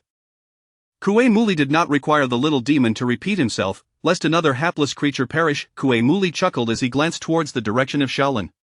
10 years from now, I will ensure that not a single human escapes, and as for the one who killed my son and the one who murdered our messenger, I will leave you all to burn in the Azure Wolf fire for a millennium. He also mused about those foolish demons of the northern region, who fought valiantly against the true Marshal's 7 sons, unaware of how many they had slain. Where is there one as wise as I, who lies in wait to develop, while the southern region remains oblivious until it is too late? Kuei Muli took great pride in his own cunning. If all demons were as foolish as that first little creature resembling a husky, there would be no hope for the demon race. For decades, without the abundant support from Shaolin, or the various princesses sent by the Great Zhou Emperor, he would not have been able to gradually unravel the technique of using the 9 tripods, forged from the bloodline of the true dragon of the Great Zhou, to suppress the demons. His cultivation also advanced, benefiting from the resources provided, even utilizing the power of the 9 tripods for his own growth. Once Kuei Muli finished speaking, he closed his eyes. Countless dark chains bound him to the throne, each linked to numerous bronze tripods, which were slowly being devoured by the demon energy. Chapter 40:1 of the 7 disciples of Jinwu, Yi Honghua. If completely devoured, this grand cauldron would not merely fail to bind the formidable Kuei Muli. Rather, it would transform into one of the most potent artifacts within Kuei Muli's possession, capable of suppressing the entire realm. At this moment, the Emperor of the Great Zhou sat majestically upon the dragon throne, perusing a missive from the Shaolin Temple. He had sensed something amiss since the issuance of the celestial rankings by the Miao Swan Pavilion. The whispers of unrest and the unsettling silence from the demonic factions had also instilled in him a feeling of impending turbulence. Yet now, upon confirming these tidings, he felt as if a tempest was brewing on the horizon. Though the world appeared cloaked in azure calm, a palpable atmosphere of foreboding hung in the air. 10 years hence, the emergence of the demon king, come forth, your servant is here. The court official, an elder from the Huashan sect, looked up at the reigning emperor, awaiting his command. Elder Yuqin, with merely 80 years of cultivation, had already attained the 7th tier, yet he remained deeply respectful in the presence of the emperor. He understood well the principle of being beholden to those in power. The court official not only wielded the ability to mobilize local forces and court officials but also enjoyed a generous 10 days of paid leave each month, a truly enviable position. What is your perspective? The emperor of the Great Zhou handed the letter to the attendant beside him, who then passed it to Yuqin. Yuqin grasped the delicate, almost ethereal paper. It felt as though it bore the weight of 1,000 pounds. His expression shifted, revealing a flicker of despair, followed by disbelief. The emperor observed this reaction, his face betraying no emotion, yet his heart stirred with apprehension. Could the seal truly be shattered? Yuqin, aware of the implications, posed the question knowingly. The emperor nodded gravely. His gaze drifted to the horizon, where countless dark demonic clouds swirled ominously, enshrouding the subjects of the Great Zhou. Shaolin has formally requested I notify the various sects, the emperor declared to Yuqin. Inform the leaders and elders of the sects to prepare themselves. Indeed, the Grand Master will send Master Kong Xian from Shaolin to address the situation, and the national treasury will be open to them. However, we must be equipped to confront the remaining demonic practitioners in 10 years. Advise the other southern domain cultivators to abandon thoughts of marriage alliances and observe the example set by Wudong. Yuqin rolled his eyes inwardly. At this juncture, you claim marriage alliances are not your notion, yet you were the first to advocate for the reduction of Wudong's offerings. Nevertheless, Yuqin maintained a serious demeanor and nodded in agreement. Weeks later, at Wudong Mountain, the moon hung full and luminous. Chen Nian ascended the lengthy steps once more to check in at the Scripture Pavilion. Check-in confirmed. Current location, Scripture Pavilion. Host may proceed with check-in. Would you like to check in? Check-in. Congratulations, host. Check-in successful. Currently, the essence of spiritual vitality is insufficient. The Scripture Pavilion may still be checked in at 3 additional occasions. Congratulations, host, on receiving a medicinal elixir gift pack, including Vitality Pill, Revival Pill, Beauty Pill, Minor Revival Pill, Major Revival Pill. Would you like to claim these? What happens if I claim them? Claiming will deplete all essence of spiritual vitality within the Scripture Pavilion. If not claimed, 3 additional check-ins remain. Following these, the essence will also be exhausted. What is the essence of spiritual vitality? Why is it being depleted? What occurs upon depletion? Please explore the concept of spiritual vitality at your discretion. The system currently knows that only the system and the host can perceive and utilize this essence, and its depletion will not affect others. The system's cold voice resonated in Chen Nian's mind, a mechanized, emotionless tone that, despite its perennial indifference, offered him a modicum of solace beneath the full moon of autumn. He found himself pondering the striking resemblance of this moon to one from a past life, evoking a flurry of thoughts. Returning to the present, Chen Nian sat atop the Scripture Pavilion, gazing at the moonlit sky, contemplating the changes within the check-in system. He had seldom paid it much heed until now, when he suddenly noticed a term he had previously overlooked. What is the essence of spiritual vitality? Could it be that the rewards for checking in at this location would gradually diminish over time? Thus, he must seek out superior locations for cultivation. Outside Wudong Mountain, countless ancient ruins awaited exploration. He could not limit himself to a single locale. Essence of spiritual vitality, essence of spiritual vitality, Chen Nian murmured to himself, walking as he pondered this phrase, vaguely recalling having seen it somewhere before, though the source eluded him. Unconsciously, he wandered, lost in thought, until he abruptly looked up, realizing he had meandered back to a place he had visited a decade prior, when he was but a young Taoist. The Dragon Hidden Pavilion. 10 years ago, during his initial training, he had first encountered Yi Honghua here. At that time, he had not known who she was, yet he distinctly felt an instinctual dread emanating from the Dragon Hidden Pavilion, as if an unnameable entity had fixed its gaze upon him. In that moment, he had fled in haste. Now, a decade later, his cultivation had reached the pinnacle of the 7th tier, on the verge of a breakthrough to the 8th. However, his actual prowess far surpassed that of an ordinary 9th tier cultivator. This was not merely due to his mastery of myriad techniques but also because he had steadily honed his own cultivation, achieving seamless integration among his various methods. Countless elixirs served as the foundation for his accumulated vitality, the heaven and earth yin yang great compassion as a means for soul cultivation, the 9 yang divine skill for refining qi, the prajna dragon elephant skill for body refinement, the celestial martial demonic sword technique for offensive prowess, and the Ouyang Ziren's artifact refining technique for crafting. Such a diverse array of disciplines was rarely undertaken by any practitioner, as the demands on energy, spirit, vitality, cultivation level, and fortuity were exceedingly high. Yet, with the aid of the system, Chen Nian could achieve this, thus becoming a unique entity. Though at the 7th tier, he could rival and even vanquish 9th tier adversaries. Indeed, throughout history, there had never been a martial artist quite like him. As Chen Nian gazed once more upon the Dragon Hidden Pavilion, He was not only struck by the cacophony of unnameable cries echoing within his soul but also by the pervasive stench of decay that surrounded him. These sounds could easily shatter a person's spirit, summoning forth truly terrifying entities that would use human flesh as vessels, yet, amidst this, he felt an overwhelming sadness, loneliness, and resolute despair. These sensations were intimately familiar to him. They could not originate from the celestial demons, for such emotions were uniquely human. Humans would yearn for distant homelands beneath the full moon, weep at the sight of migrating birds, and softly lament the wilting of peach blossoms in the spring. Chapter 41 The Proud Yuhonghua. The legends proclaim that the celestial demon is a transformation of humanity, even a manifestation of the inner demons of mankind. It remains true that if it is not human, then it is no longer human. No trace of human emotion lingers in Chen Nian's mind. The melody of the prelude to the little knife resonated softly, the vigorous and soaring notes captivated his spirit, compelling him to step purposefully toward the dragon-hidden pavilion. This step seemed to pierce through an ethereal veil, a gossamer barrier so delicate. Yuhonghua appeared as she once did in years past. The moonlight gradually descended, giving way to the vibrant hues of sunset.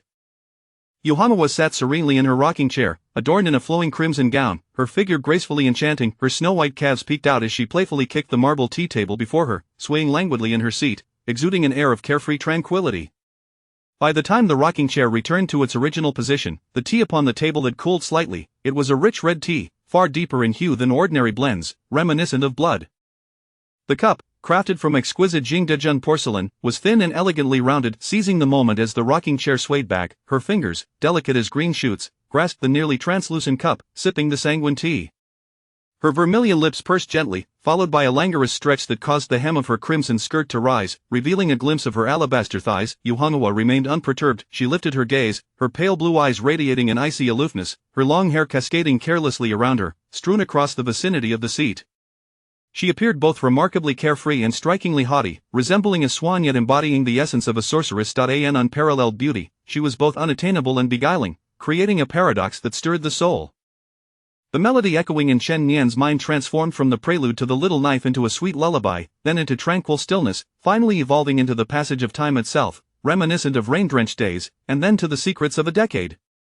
At this moment, Chen Nian understood that this scene, this person, was a rarity to behold, something only found in the heavens, seldom witnessed on earth. Under the full moon of mid-autumn, this moment and this vista were indeed extraordinary. After the sun rose, he sensed not a whisper of spiritual energy nor an echo of its presence. This indicated that her allure alone rendered her an unforgettable sight.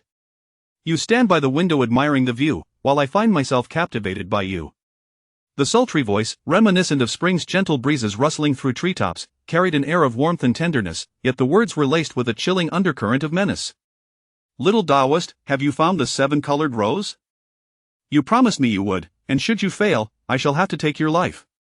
A decade had swiftly transformed into an unspeakable secret. Chen Nian nodded, surveying his surroundings. He felt the arrival of daybreak as the dragon-hidden pavilion began to metamorphose. It retained its original form but had shed its eerie essence, becoming the coziest sanctuary in the world. As the sun ascended, the entire pavilion basked in a warm glow. Care for a cup?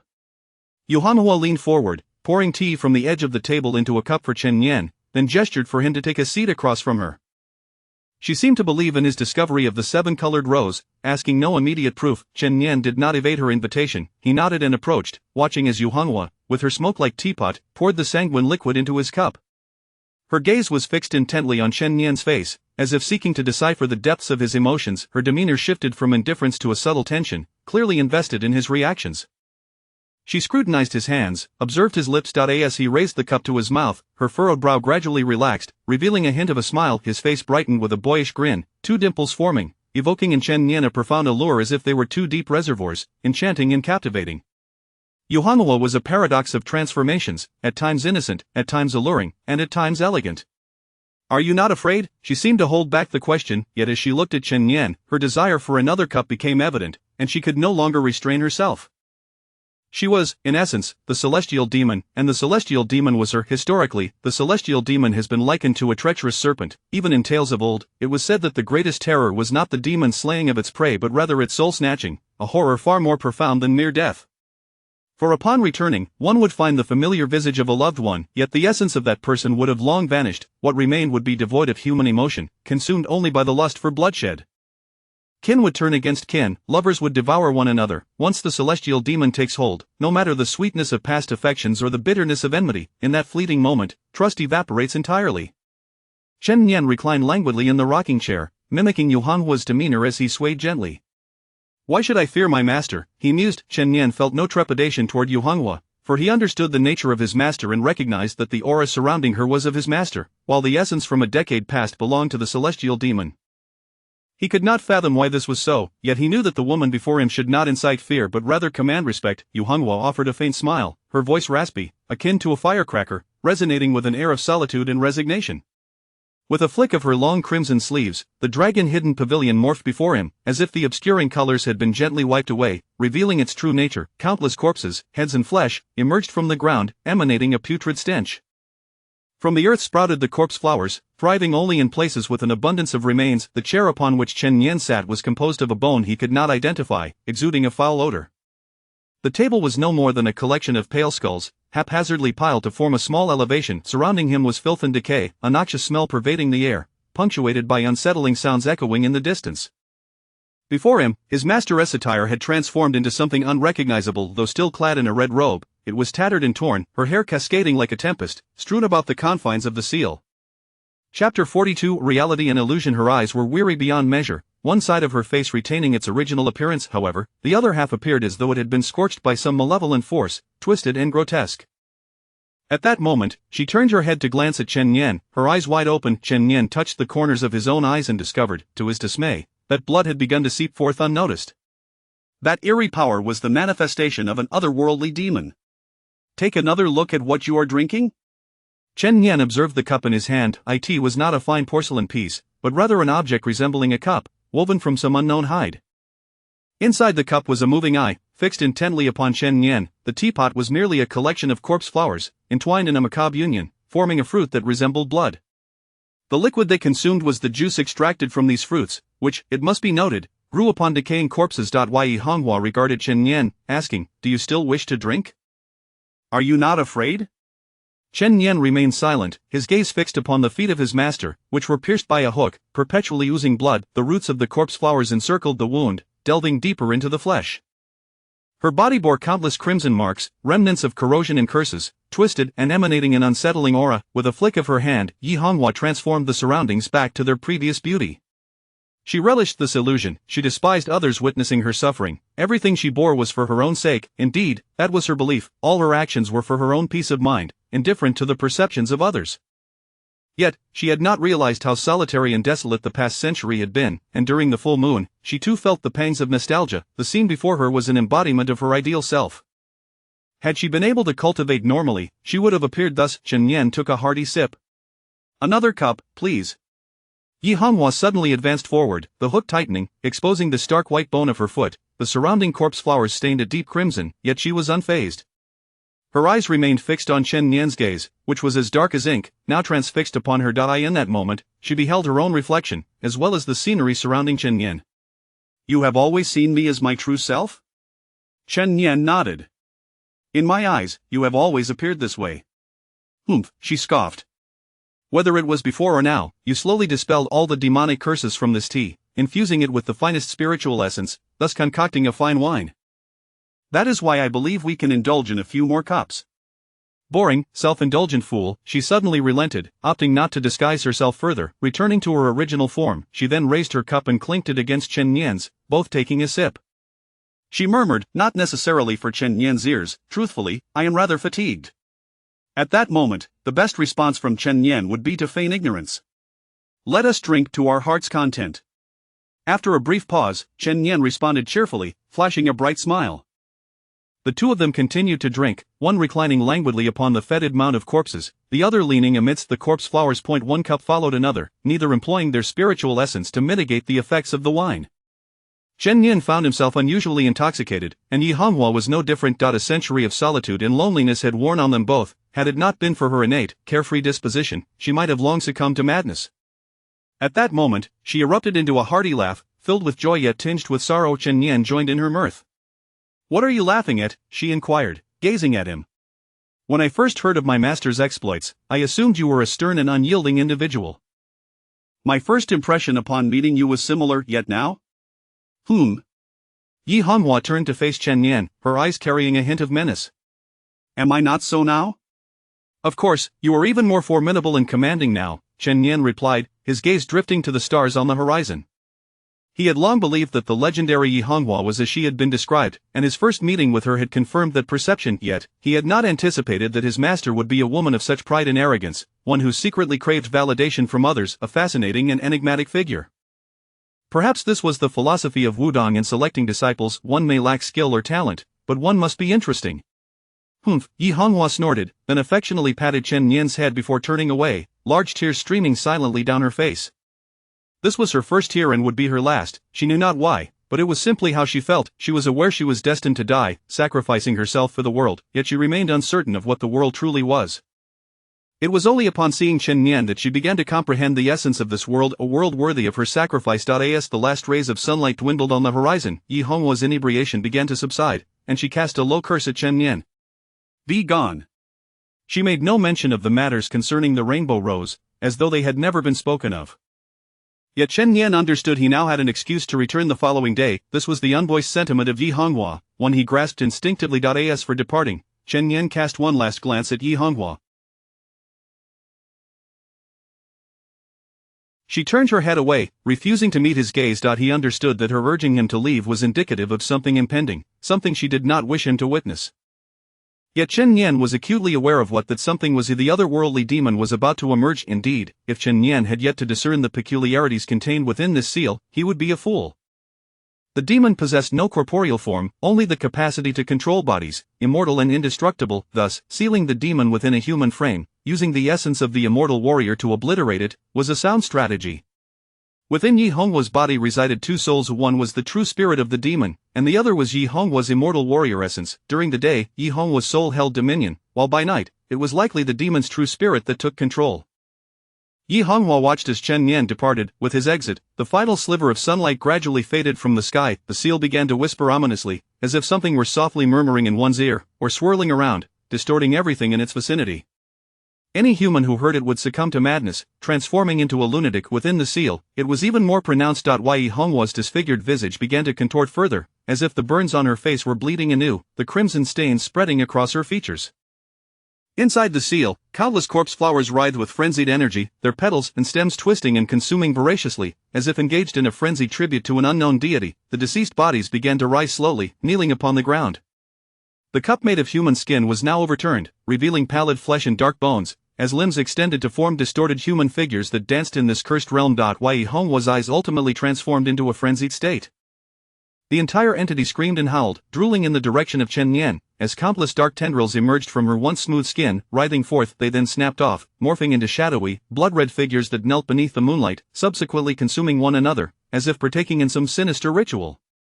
Chapter 43 of the Celestial Demon MOCA. I am aware that you hold that inconsequential junior in high regard. However, the moment of my breakthrough is imminent, and the seal will soon be lifted. A whisper caressed Yi Honghua's ear. You know nothing, Yi Honghua retorted vehemently. When they discover that this celestial demon's true spirit has not only escaped annihilation but has instead been steadily growing stronger, what do you think will happen? The whisper persisted. They will kill you. Yet Yi Honghua's voice began to wane. I shall summon the celestial demon, the sky will rend asunder, the earth will spew forth magma, the sun will cease to rise, and the moon shall forever hang in the heavens. At that moment, the whisper vanished, and the speaker transformed into Yi Honghua, engaging in a dialogue with herself. Yi Honghua spoke in a low tone, her voice imbued with an eerie frequency, conjuring vivid images around her. Countless familiar friends of Yi Honghua began to materialize from the ethereal realm, gazing at her with palpable hatred, only to be corrupted one by one into new celestial demons by those adorned with tentacles. I will kill you, Yi Honghua murmured. As the scenery around her abruptly froze, the moonlight began to retract like mercury, and a glimmer of sunlight appeared on the horizon. The celestial demon revealed a raspy smile. Remember my name, MOCA, one of the 12 celestial demons of the demon palace. I shall not perish, and you shall not be able to slay me. The demon's hoarse voice echoed in Yi Honghua's mind. Countless tentacles dissipated, yet in a place unnoticed by Yi Honghua, a trickle of moonlight essence, seemingly a reward for her recent homage to the moon, seeped into the wound on her fractured body. A twisted half of Yi Honghua's face bore a strange smile as the moonlight essence gradually infiltrated her being. Deep within her gaze, an icy chill resided, devoid of mirth, akin to a venomous serpent silently awaiting its final strike. Go away, Yi Honghua commanded. She gazed at the sunlight, seemingly anticipating something. Chen Nian emerged from the rays of sunlight, a 7-colored rose in hand. Thank you, Yi Honghua whispered, refraining from inquiring how Chen Nian could remember the location, for she understood that this young Taoist possessed formidable skills and many undisclosed secrets. Yet, she chose not to delve deeper, as no amount of secrets could vanquish the celestial demon. Chen Nian presented the 7-colored rose to Yi Honghua. Her smile blossomed, her wounds seemed inconsequential as she admired the flower, exuding genuine joy. It was a gift from her sister when she was 7 years old, originating from the city of Yudu, a place where such flowers thrived. Nearly a century had passed since she last beheld such a bloom. She fell into reminiscence. Chen Nian sat quietly on the ground, disregarding the filth beneath him, patiently awaiting the conclusion of Yi Honghua's reverie. Yi Honghua lifted her gaze to Chen Nian, offering him a flask of wine once more. Chen Nian remained silent, listening to Yi Honghua recount tales of her childhood. He sensed her spirit of sacrifice and knew that the celestial demon was poised to break free from its seal. The sky gradually darkened. Chen Nian felt a few drops of blood trickle beneath his eyes, yet Yi Honghua appeared completely oblivious to the changes in her own body. Chen Nian excused himself, intending to conduct further research.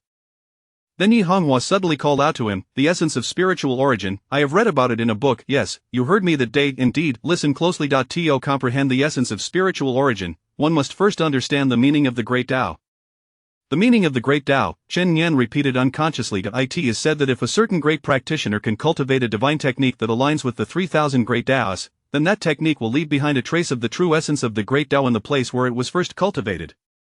As for the essence of spiritual origin, it refers to the martial artist who can cultivate their own martial technique, leaving a mark in the place of their successful cultivation, recorded by the heavens and earth. Chen Nian raised his head, suddenly enlightened. Yi Honghua, observing Chen Nian's dawning realization, felt a flicker of pride and chuckled softly. This is fundamental knowledge recorded in texts from centuries past, yet no one has ever witnessed the true essence of the Great Tao, let alone the divine techniques of the 3,000 Great Taos. Many martial artists have indeed succeeded in cultivating their own unique techniques. However, little Taoist, it seems you haven't paid much heed in your lessons. Of course, this fact could be attested to by Chen Nian's deceased roommate. Chen Nian had skipped classes for nearly a decade, almost 8 years of which were spent in avoidance. Chen Nian looked at Yi Honghua and declared, "I practice the 9 Yang divine art." Yi Honghua raised an eyebrow, sighing inwardly. If you were to achieve mastery in the 9 Yang divine art, condensing the pure Yang energy of 9 suns, or even the true fire of the 9 suns, reaching the realm of a grandmaster, you might indeed alter my current predicament. Otherwise, the celestial demon shall remain indomitable, capable of summoning celestial demons to annihilate the world. Alas, this is my fate. I might as well pass on everything I know to him, leaving my mark upon this world. Yi Honghua gazed at the remaining twilight on the horizon and said, "Come here." Chen Nian observed Yi Honghua as she walked towards the illuminated path of sunlight. He followed closely behind her. Suddenly, Yi Honghua halted and softly remarked, "You stepped on my hair." Chen Nian looked down at the nearly 10-meter-long tresses and murmured, "Apologies." Yi Honghua scoffed lightly and replied, "Follow me. It's fine if you stepped on it, just don't trample too hard. Having so much hair can be quite bothersome." Chen Nian nodded. The volume of hair would surely evoke envy in Jinyangzhenren. Beneath Longyin Pavilion lies a narrow tunnel, passable by only one person. Upon traversing it, a vast expanse opened before them. Chen Nian beheld a colossal, pitch-black cavern, within which resided a multitude of enormous suns. However, the sun had already set. This could not be the sun. Solar corona. Countless solar coronas shimmered, radiating sunlight. Yi Honghua elucidated, "You may proceed. This is the back mountain of Longyin Pavilion. It is said that a wine-drinking monk from Shaolin once came here at the invitation of the Grandmaster to cultivate for 100 years, forging these solar coronas, the one atop the mountain being a replica made by the Grandmaster. Since you practice the 9 Yang divine art, you will undoubtedly require the power of the sun transformed into pure Yang energy, and this place can be considered the richest locale on Wudong Mountain for such cultivation. You may come here to train regularly." Chen Nian stared in awe at the myriad solar coronas emanating sunlight, feeling the 9 Yang divine art within him begin to circulate autonomously. In that warmth, he seemed to transform into light. No one can directly cultivate under the sun, for its might is overwhelming. Even Zhang Zhenren cannot do so without harnessing the solar corona to diffuse the sun's power into pure Yang energy suitable for cultivation. Here, the solar coronas are even greater than those on Wudong Mountain. This place is among the most precious for cultivating the 9 Yang divine art, as no one has come to train here for centuries, yet the solar coronas continue to absorb the sun's power, transforming it into pure Yang energy, accumulating immensely. You may begin your cultivation here. I cannot stay, as I will go to the front courtyard for tea. Be mindful of your absorption, do not take in too much at once, and during your breaks, feel free to come to my courtyard with any questions regarding your cultivation. I shall gladly provide answers. Chapter 44. Golden Crow. Chen Nian nodded thoughtfully, as if a realization dawned upon him, and he whispered a silent incantation in his heart. Is it possible to sign in at this location? Indeed, congratulations, host. This site is designated as a special location for sign-ins or rewards derived from special locations possess unique characteristics. Once you receive the special sign-in reward, this special location will transform into an ordinary sign-in site. A special sign-in location can only be accessed once, while an ordinary sign-in location permits daily sign-ins until the spirit essence is depleted, with no limit on the number of sign-in days, accumulating rewards over time. Sign-in. A wave of joy surged within Chen Nian, for it had been a long time since he had encountered a special site for sign-ins. He pondered what rewards this particular location might bestow upon him. Congratulations, host, you have received a special sign-in reward in upgradable version of the 9-Yang Divine Art, which can be synthesized. Do you wish to proceed with the synthesis? Chen Nian gazed at the upgradable version with confusion. Yet again, a new volume of the 9-Yang Divine Art. He already possessed one. He recalled that when he received the previous reward, there was a line of small text indicating that possessing 2 volumes of the 9-Yang Divine Art could lead to an enhancement. A sense of doubt lingered in his mind, but adhering to the belief that synthesis is generally beneficial, he softly murmured, "Synthesize." The system commenced its analysis, confirming that the host had already acquired both the foundational version and the upgradable version of the 9-Yang Divine Art. Synthesis will now take place. Please hold on for a moment. Synthesis in progress. Chen Nian observed the progress bar in his mind and felt a twinge of apprehension. He recalled the moments spent enhancing his weapons in the underground dungeon, fearing that the system might once again lead to a failed enhancement resulting in the destruction of his weapon and the necessity to recharge. Synthesis successful. Chen Nian smiled in relief, his previous worries dissipating considerably. He remembered the countless gold coins and points he had lost while attempting to enhance his magic sword, Apophis. The synthesis yielded a fragment of the Great Sun True Scripture, specifically one page, with a note indicating that the 9-Yang Divine Art and the Great Sun True Scripture can be cultivated together. The Great Sun True Scripture is an upgraded version of the 9-Yang Divine Art. Once all pages of the scripture are collected through sign-ins, one may cultivate the complete version of the Great Sun True Scripture, transforming the power of the 9-Yang into the power of the Great Sun. Currently, you may cultivate this page. Would you like to view it? Upon seeing the words cultivate, Chen Nian quietly remarked, "View." Only a fool would decline such an opportunity, and Chen Nian was certainly no fool. Moreover, there were no restrictions in this place, making it exceptionally accommodating for someone like him. The page recorded the Great Sun True Fire. Would you like to cultivate? Cultivate? Chen Nian silently grumbled, what a tedious narrative. As soon as he uttered those words, an excruciating pain enveloped his entire being. Despite having cultivated the Dragon Elephant Prajna technique to the 3rd level and nearing an indestructible state with the 9-Yang Divine Art, the agony was unbearable. It felt as though countless flames of the true sun were flooding into his internal organs and meridians, the fire ceaselessly coursing through his body and sweeping toward the depths of his soul. Ah! Chen Nian howled, for such suffering was beyond what any mortal could endure. Were he not an ordinary cultivator, he would have surely fainted from the pain by now. In the distance, within the courtyard, Yi Honghua relished a moment of tranquility, delicately inhaling the fragrance of rose petals while admiring the vibrant blossoms, lost in their beauty. Suddenly, she heard a series of howls reminiscent of a husky, causing her to furrow her brows as the demon in her mind began to mock. The 9-Yang Divine Art is the nemesis of the celestial demon. Its pure yang energy incinerates the demon, illuminating all things. I had assumed this would be your trump card, allowing the 9-Yang to eradicate me from within the seal, yet it appears the inheritor of the 9-Yang is as feeble as a mere insect dwelling in the depths of the demon realm. How pitiful, the celestial demon mused softly, its voice tinged with pity. Unfathomable. Yi Honghua gazed at the distant glimmers of the great sun, her ears attuned to the taunts and Chen Nian's intermittent wails echoing in her mind. He is neither my tool nor my backup. You overestimate the situation. Nevertheless, the child's cries are quite amusing, and I find them rather delightful. The celestial demon, having expressed its mockery, fell silent, retreating from the sunlight to restore its own strength. Yi Honghua, observing Chen Nian's plight, silently chuckled. Is it truly necessary, with such a trivial amount of pure yang energy, transforming his body? This boy is exceedingly timid, fearful to an extreme. Ha, what a lazy child. It is evident he has never dedicated himself to serious cultivation. It seems I was correct to allow him to train here. No wonder his displayed cultivation is merely at the 9th rank, indicating his actual prowess is not particularly high. Yi Honghua reveled in Chen Nian's cries. Sometimes, a person isolated in solitude finds the cacophony of noise invigorating rather than bothersome, provided the source is not someone they despise. Without further mention of Yi Honghua enjoying her afternoon tea amidst Chen Nian's torments, his suffering had only just begun. Once the flames had penetrated the depths of his soul, he beheld the golden crow, born amidst the heavens and the earth. It cultivated upon the Fusang tree and roamed the cosmos upon reaching maturity, inherently a sovereign of fire. The three-legged golden crow's flames are the essence of its fire, and only when the golden crow is revered by myriad beings does it transform into the true fire of the great sun, illuminating all existence and igniting everything in its path. At this moment, within the recesses of his mind, Chen Nian witnessed the entire life cycle of the golden crow, from birth to death, ultimately transforming into the great sun. The flames morphed from the essence of the golden crow's fire into the true fire of the great sun, an enigmatic and unfathomable flame that became the illumination for all. Even light itself emanated from the transformation of fire. Gradually, Chen Nian began to comprehend the martial arts inscribed upon the fragment. Once he grasped the teachings, a diminutive golden crow soared into his consciousness. Awakening from his torment, he recognized that although the system had aided him in cultivating the great sun true scripture, he had yet to successfully harness the true fire of the great sun. Currently, he could only muster a feeble flame infused with a hint of the true fire of the great sun, derived from the nine yang true fire, which paled in comparison to the true fire of the great sun or even the golden crow's fire. Due to his insufficient cultivation level, he could not achieve success in his training. Any further attempts would only result in backlash, yet, for this world, what he possessed was more than adequate.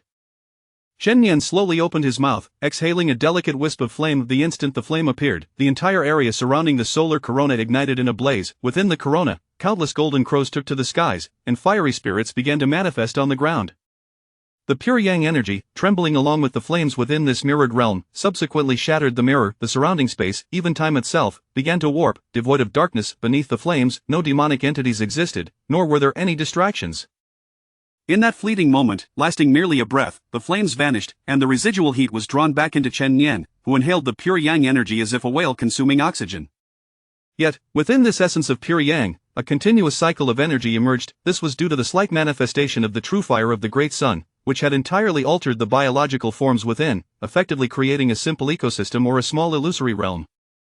Chapter 45. The mid-level of the ninth stage. Even if Chen Nian could diligently cultivate the fragmented pages of the great sun scripture here for an extended period, as his cultivation progressed, this place could evolve into a true realm of flames in the years to come.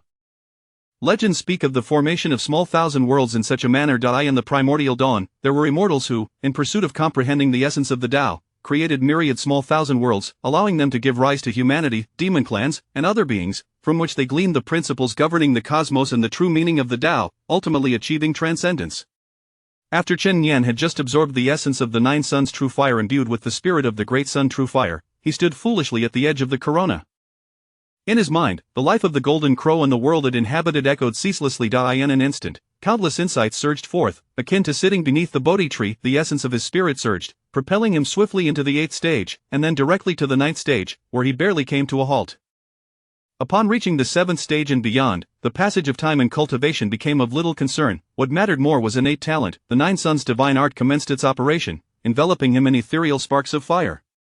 A soft golden glow flickered around Chen Nian, signifying the completion of his indestructible body. His mortal form had transformed into an immortal one, a body of diamond-like resilience, impervious and eternal. This represented the pinnacle of martial embodiment. Suddenly enlightened, Chen Nian found himself stalled at the mid-level of the ninth stage, all insights dissipating, leaving him in a state of melancholy. For the first time, he experienced the profound sentiment of to hear the Tao in the morning and to die in the evening. "Come out," Yi Honghua called to Chen Nian, who was still lost in contemplation. He nodded in acknowledgement. After he stepped outside, Yi Honghua breathed a sigh of relief, as the moon gradually ascended, and Moxia once again assumed dominance, in an endless cycle. Upon returning, Chen Nian encountered a timid girl standing outside the servant quarters, calling for him. The old Taoist, Liao Chun, had already fallen into a disheveled state, prompting the girl to summon Chen Nian back. Liao Chun lay in bed, blinking at Chen Nian, saying, "This is the princess of the great Zhou, come to seek you out. Do you recognize her? Do you fancy her? It seems it's time for you to wed." Chen Nian shook his head. Liao Chun observed the otherworldly countenance of Chen Nian with curiosity, then glanced at the blushing Princess Zhou Ruoshi, suddenly feeling out of touch with the youthful world. "Very well, you two converse for a while. I shall take my leave for sleep. Rest assured, I shall not eavesdrop. The trivial matters of youth hold little interest for me." Having said this, the old Taoist removed his Taoist robe and hung it on a wooden rack before lying down to sleep, dozing off swiftly, snoring thunderously.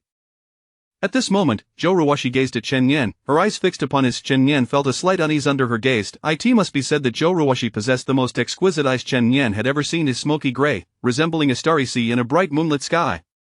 When she smiled, the stars dimmed in comparison. Mountains and rivers, sun and moon, all seemed to shift and swirl within the depths of her gray eyes. Is something the matter? Chen Nian tilted his head and inquired.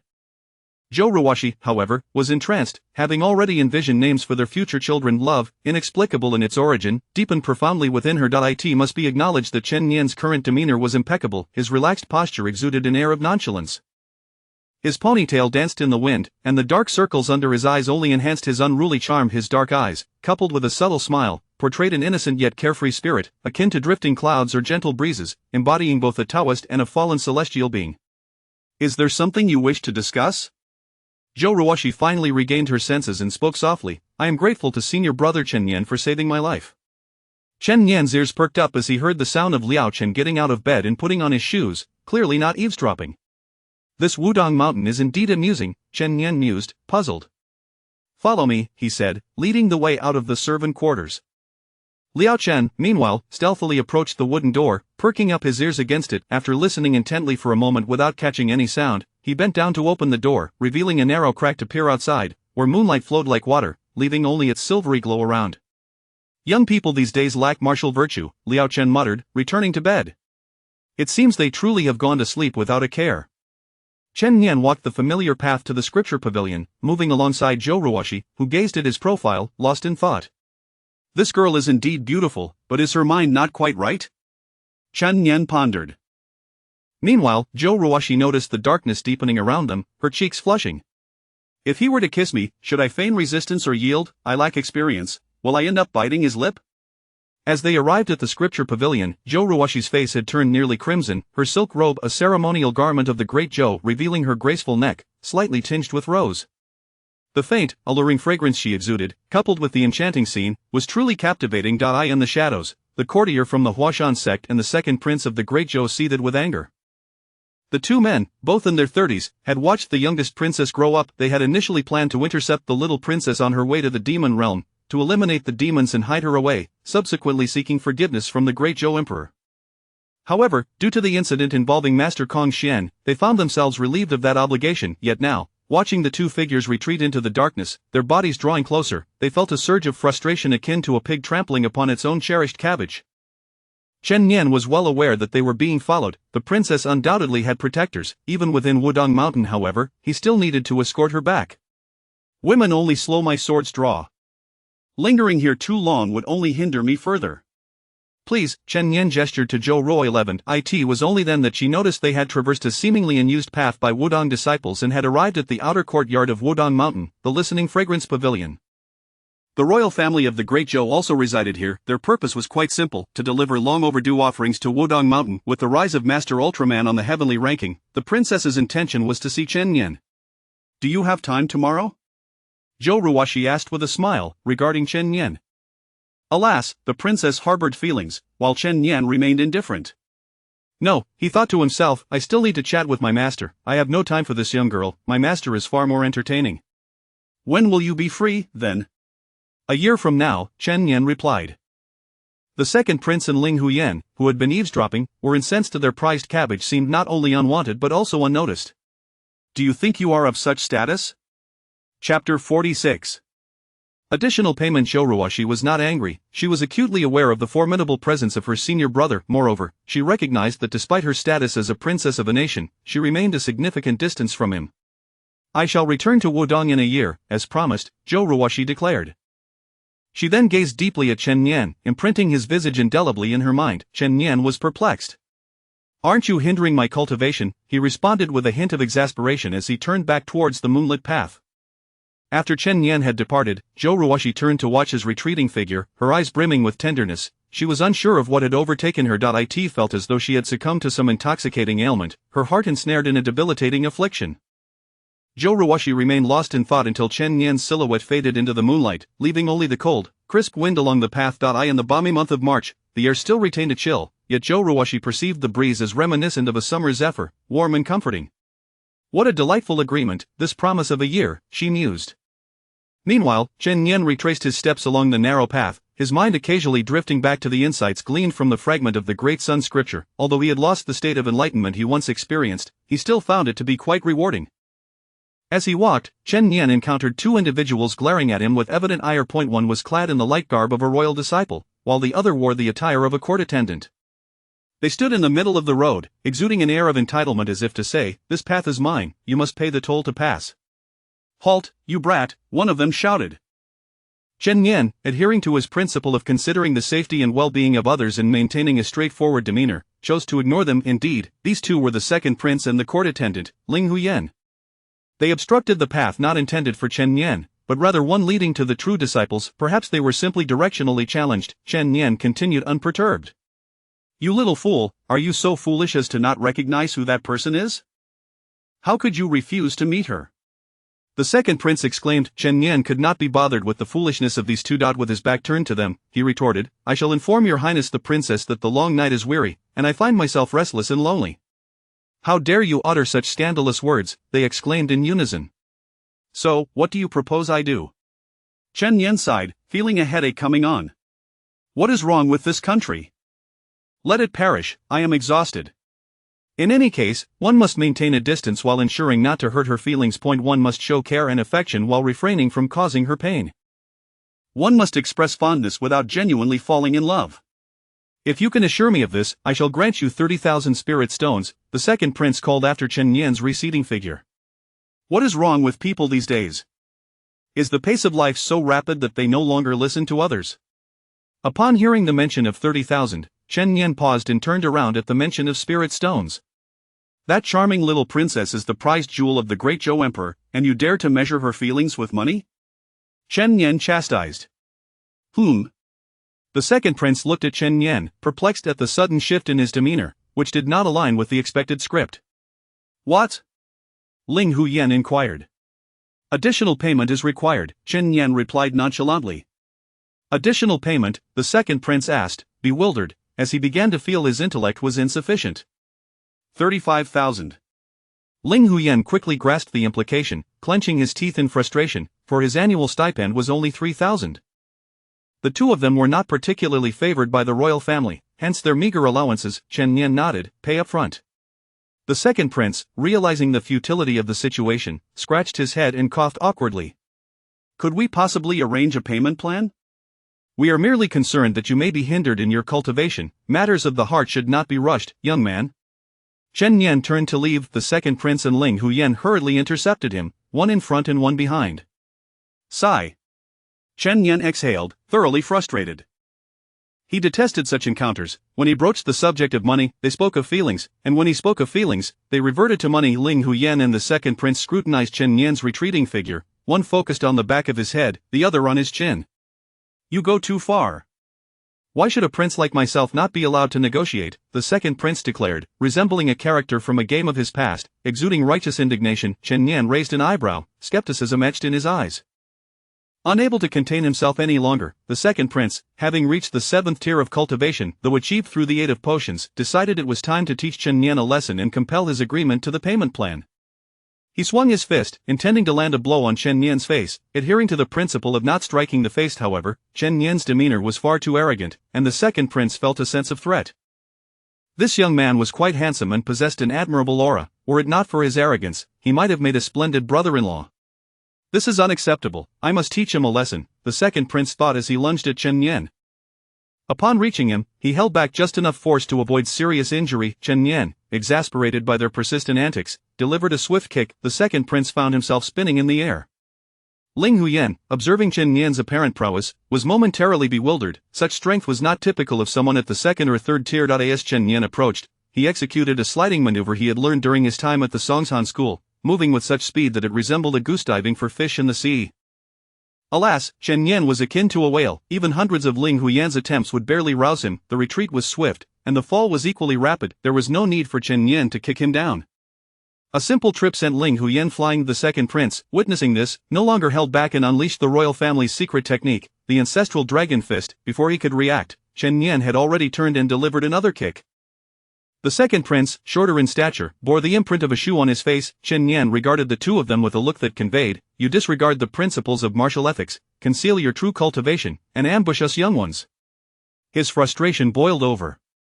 He was diligently cultivating and had been momentarily distracted by the charming young lady. Such a distraction was tolerable, but being interrupted by these two old fools was truly irksome. Both men found themselves subdued beneath Chen Nian, receiving a thorough thrashing. The secluded path was already desolate, and now, nearing midnight, no one was likely to pass by. Brother-in-law. Brother-in-law, did you just call me that? Brother-in-law. Say it again. Ah no, Taoist grandfather. Chen Nian paused, dusting off his hands before turning to leave. You two paupers still wish to negotiate a payment plan? Chen Nian had no time to waste. Ling Huyen and the second prince hastily adjusted their trousers, having lost their belts during the earlier scuffle. As they pulled up their trousers, they watched Chen Nian's nonchalant departure, his ponytail swaying with each step. The scene compelled them to utter a shared sentiment. This little Taoist is truly insufferably arrogant. Both men exchanged glances, tears of frustration welling in their eyes. This was their first attempt to bully someone, yet it had backfired spectacularly, akin to kicking a solid iron plate. Supporting one another, they trudged back to the outer courtyard. Upon encountering Wudong disciples, who noted their disheveled appearance, they were inquired whether they had encountered any trouble. The two could only stammer, failing to mention Chen Nian. They were not fools. They understood that intercepting Wudong disciples, even if the outcome was being soundly thrashed, was not something to be spoken of. Moreover, revealing that a 7th-tier and a 6th-tier royal had been bested by a mere 2nd or 3rd-tier errant disciple would undoubtedly provide the great Zhou royal family with yet another source of amusement. Thus, the two hurried back, and soon enough, tales of the royal disciples and court attendants' misadventures in the secluded forest path began to circulate once more within the halls of Wudong. Chapter 47. The brother-in-law. As the two made their way back, they happened upon the little princess, Zhou Ruoshi, who was unable to sleep and lost in thought in the courtyard. Upon seeing the two, it was evident to her what had transpired, and her brows furrowed in displeasure. A wave of joy surged within them, accompanied by a bittersweet pang in their hearts. At long last, their efforts bore fruit. The person they wished to care for had finally sensed their intentions. The little Taoist, you aspire to be my brother-in-law, yet you have struck me. How could my sister ever harbor feelings for you? They mused, considering it a case of losing one thing only to gain another. What is going on? Zhou Ruoshi inquired, handing each of them a handkerchief. They exchanged knowing glances, understanding that their next course of action was to play the victim. If external attempts were futile, then they must resort to an internal strategy. Having perused many books on military tactics since childhood, the second prince and Ling Huyen, with tears and snot, smeared their handkerchiefs as they recounted how Chen Nian had bested them and rejected their propositions. Zhou Ruoshi's brows knitted tightly upon hearing their desire to have Chen Nian leave, especially when they mentioned offering spiritual stones. Yet, as she learned about Chen Nian's insistence on raising the stakes, a subtle smile began to curl at the corners of her mouth, though she maintained a facade of restraint. How amusing, this Chen Nian. When they finally revealed that they had both received a beating, she could not help but let out a laugh. The second prince and Ling Huyen, observing Zhou Ruoshi's expression, felt utterly dejected. Let it all be destroyed. Come forth, demonic clan, this is utterly dull, they lamented, limping back towards the house. Committed to their act, Chen Nian had held back, merely using his indomitable body to strike them. Otherwise, their injuries would have been far worse. By the way, what did Chen Nian instruct you to call him? Brother-in-law. No, it's brother-in-law, the second prince corrected. Go on, I am going to sleep. Zhou Ruoshi chuckled. The two seemed to witness the setting sun over a vast river, the galaxy unfolding before them, completely enraptured. After a prolonged moment, they finally regained their composure. What a despicable fellow. He actually made us call him brother-in-law. No, brother-and-law. Is truly on the 5th level. This lad is indeed formidable. We must continue to undermine him from within, the second prince reasoned. Ling Huyen, rubbing her somewhat swollen backside, nodded in agreement. At that moment, Zhou Ruoshi lay in the center of her bed, sprawled out, gazing at the wind chimes hanging from the beam above. She could not help but think, this little Taoist Chen Nian does not seem so cold-hearted after all. He even asked me to call him brother-in-law. How embarrassing, yet, I like it. I will strive to keep pace with you. Meanwhile, Chen Nian was immersed in his cultivation. Approximately 8 years ago, he had already replaced sleep with his practice, sometimes managing to sleep soundly only once a month. He understood that the world was in peril, although he did not care much for the world itself. Its inhabitants fascinated him, much like the red leaf flower. He did not wish to sacrifice himself for the world but was willing to exert effort for those who resembled the red leaf flower. As the saying goes, if you speak of killing 100,000 people, then 100,000 is merely a concept, detached from you. But if you were to specify, killing 10 people, those 10 being your friends and family, then you would realize you would stand against everything for them. Chen Nian pondered. Unbeknownst to him, his perception of this world had gradually transformed from an initial sense of playing a game, detached from its affairs, to a more profound engagement. Rather than a mere change in mindset, it was an evolution of Chen Nian's understanding of the world. While Zhou Ruoxi was musing about Chen Nian, he suddenly sneezed. Turning to survey his surroundings, he silently resumed his practice of the harmony of yin and yang and the great compassion verse. He was nearing a breakthrough to the third level, where he would transcend the five senses and enter the sixth sense, akin to the Buddhist ability of mind reading. However, compared to the Buddhist approach, his method was more structured and systematic, rather than relying solely on sudden enlightenment. As Chen Nian attuned himself to the rhythm of the universe, the formless sword trembled gently with his breaths. Initially, the sword's rhythm was disordered and out of sync with his own. After an extended period of synchronized breathing, the sword began to resonate with a sound reminiscent of a guzheng, a melody emerging from its core. Its previously damaged surface gradually began to mend, and the sword grew thinner. With the passage of years, it might truly become a legendary formless divine sword. As Chen Nian continued his cultivation, however, beneath his left eye, a gaze once fixated by the celestial demons, a slender fissure appeared, emanating a peculiar aura. This ethereal essence, though intangible, morphed into reality, manifesting as a series of incantations that surged towards his mind. The crimson star within his consciousness drew closer, seemingly puzzled yet tolerant of the approaching incantations. His left eye radiated a malevolent aura, which gradually enveloped it, transforming it into a bright red hue. From this crimson glow, strange red symbols began to extend across his body. As dawn approached, Chen Nian stirred awake, and the symbols receded into hiding. He rubbed his eye, oblivious to any abnormalities. Chen Nian then made his way to the dragon-hidden pavilion. He had observed that only upon the sun's rays illuminating the pavilion's rear could he catch a fleeting glimpse of it. The same applied at night, requiring only the moonlight. This was a pattern he had discerned for himself. Now hastening toward the pavilion, Chen Nian found it had vanished beneath the sun. No matter how he looked, it was nowhere to be seen. Meanwhile, the Taoist master Ding Yang, observing the approaching Jinwu 6, whispered, "Has it begun early?" "Indeed," replied the Jinwu 6. "Perhaps we must slay Yi Honghua as well. The seal no longer requires unbinding, for changes have transpired that we cannot perceive." Master Ding Yang regarded the Jinwu 6, consisting of 6 individuals, 5 men and 1 woman. Originally, there had been 7, with Yi Honghua among them, confirmed as one of the Jinwu 7. However, on the third day following her confirmation, she had sacrificed her own body. The Jinwu 6 moved in unison, clad in pitch-black Taoist robes, their eyes devoid of emotion, resembling a cohort of relentless killing machines. At that moment, the people of Wudong Mountain noticed the encroaching darkness. Not only Wudong Mountain, but all cultivators of the Great Zhou and even the regions inhabited by the demonic clans perceived the sky growing ominously dark.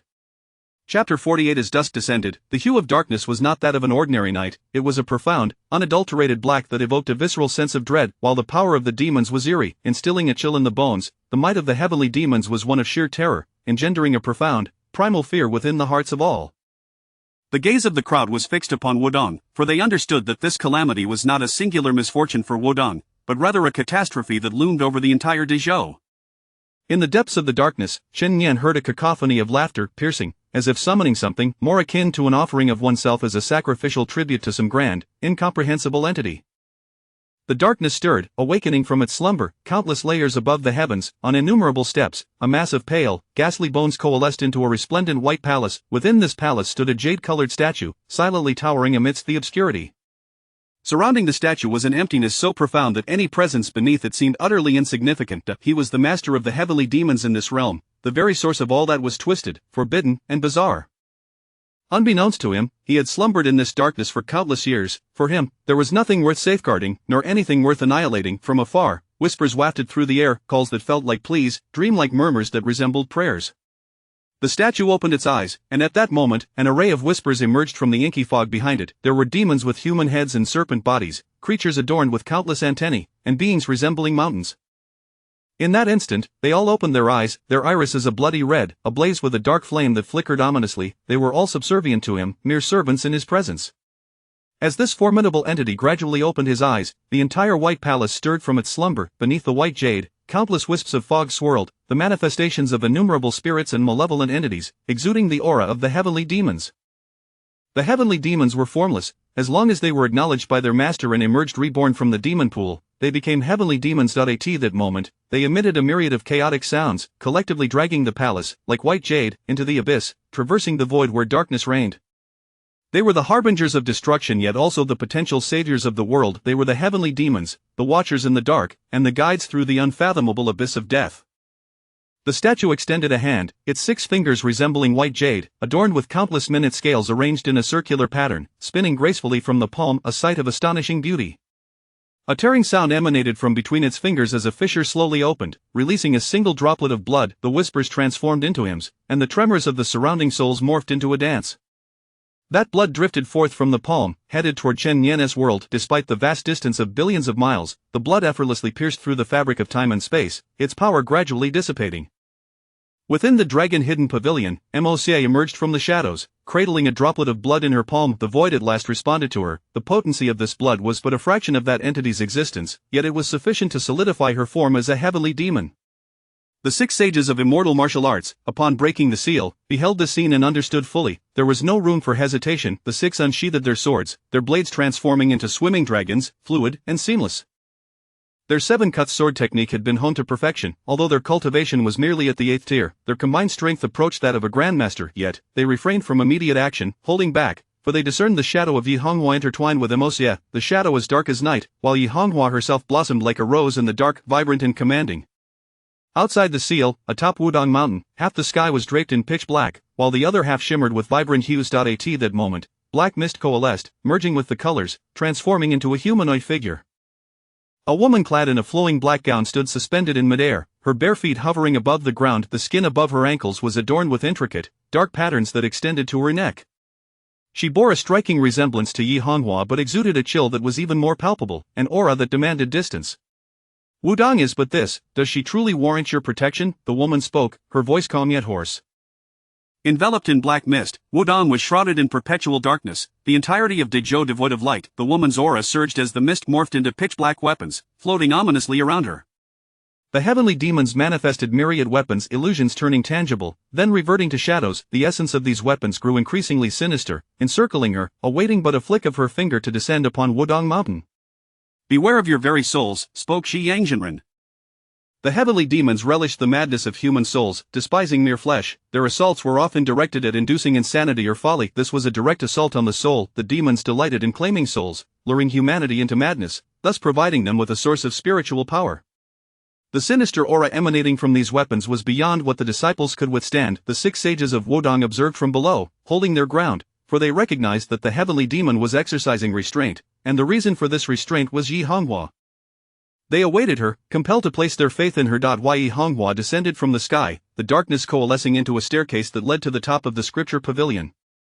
Leaning against the roof, she held a dagger against her neck, seemingly in confrontation with something unseen. The 6 sages of Jinwu understood that she was contending with the heavenly demon.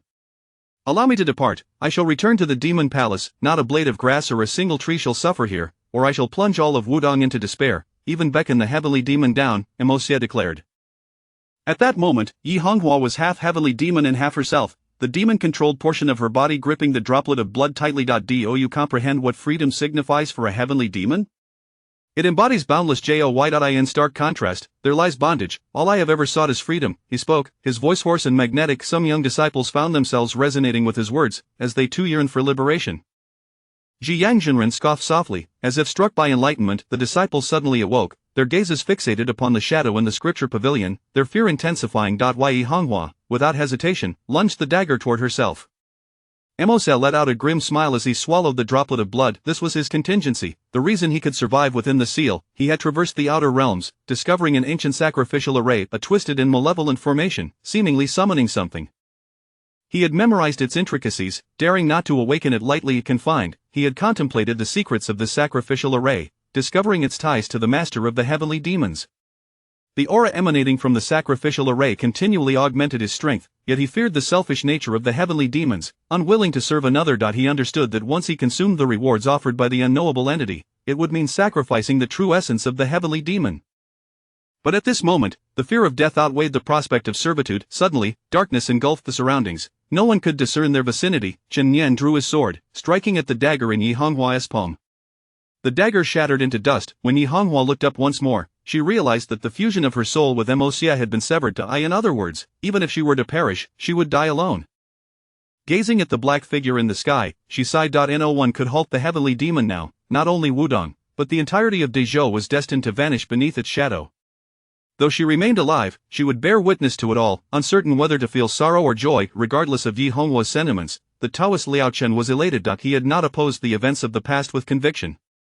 Rather, he had been swayed by his master's words. This was a lifelong torment for him. He would not allow such a woman to bear the weight of Wudong and the world once more. Liao Chen glanced from a distance toward Chen Yan, then to the multitude of swords and blades in the sky, growing increasingly concerned for Chen Yan. It has been 10 years. I have come to know some of your past, he murmured. Junior sister, Liao Chen called out, stepping closer to the scripture pavilion, gazing upward. You should not have gone through this, elder brother. Yi Honghua did not respond but merely called out to him, elder brother. Liao Chen chuckled, releasing the burdens of his heart. The resolution lay not in others, but within oneself. Chapter 49.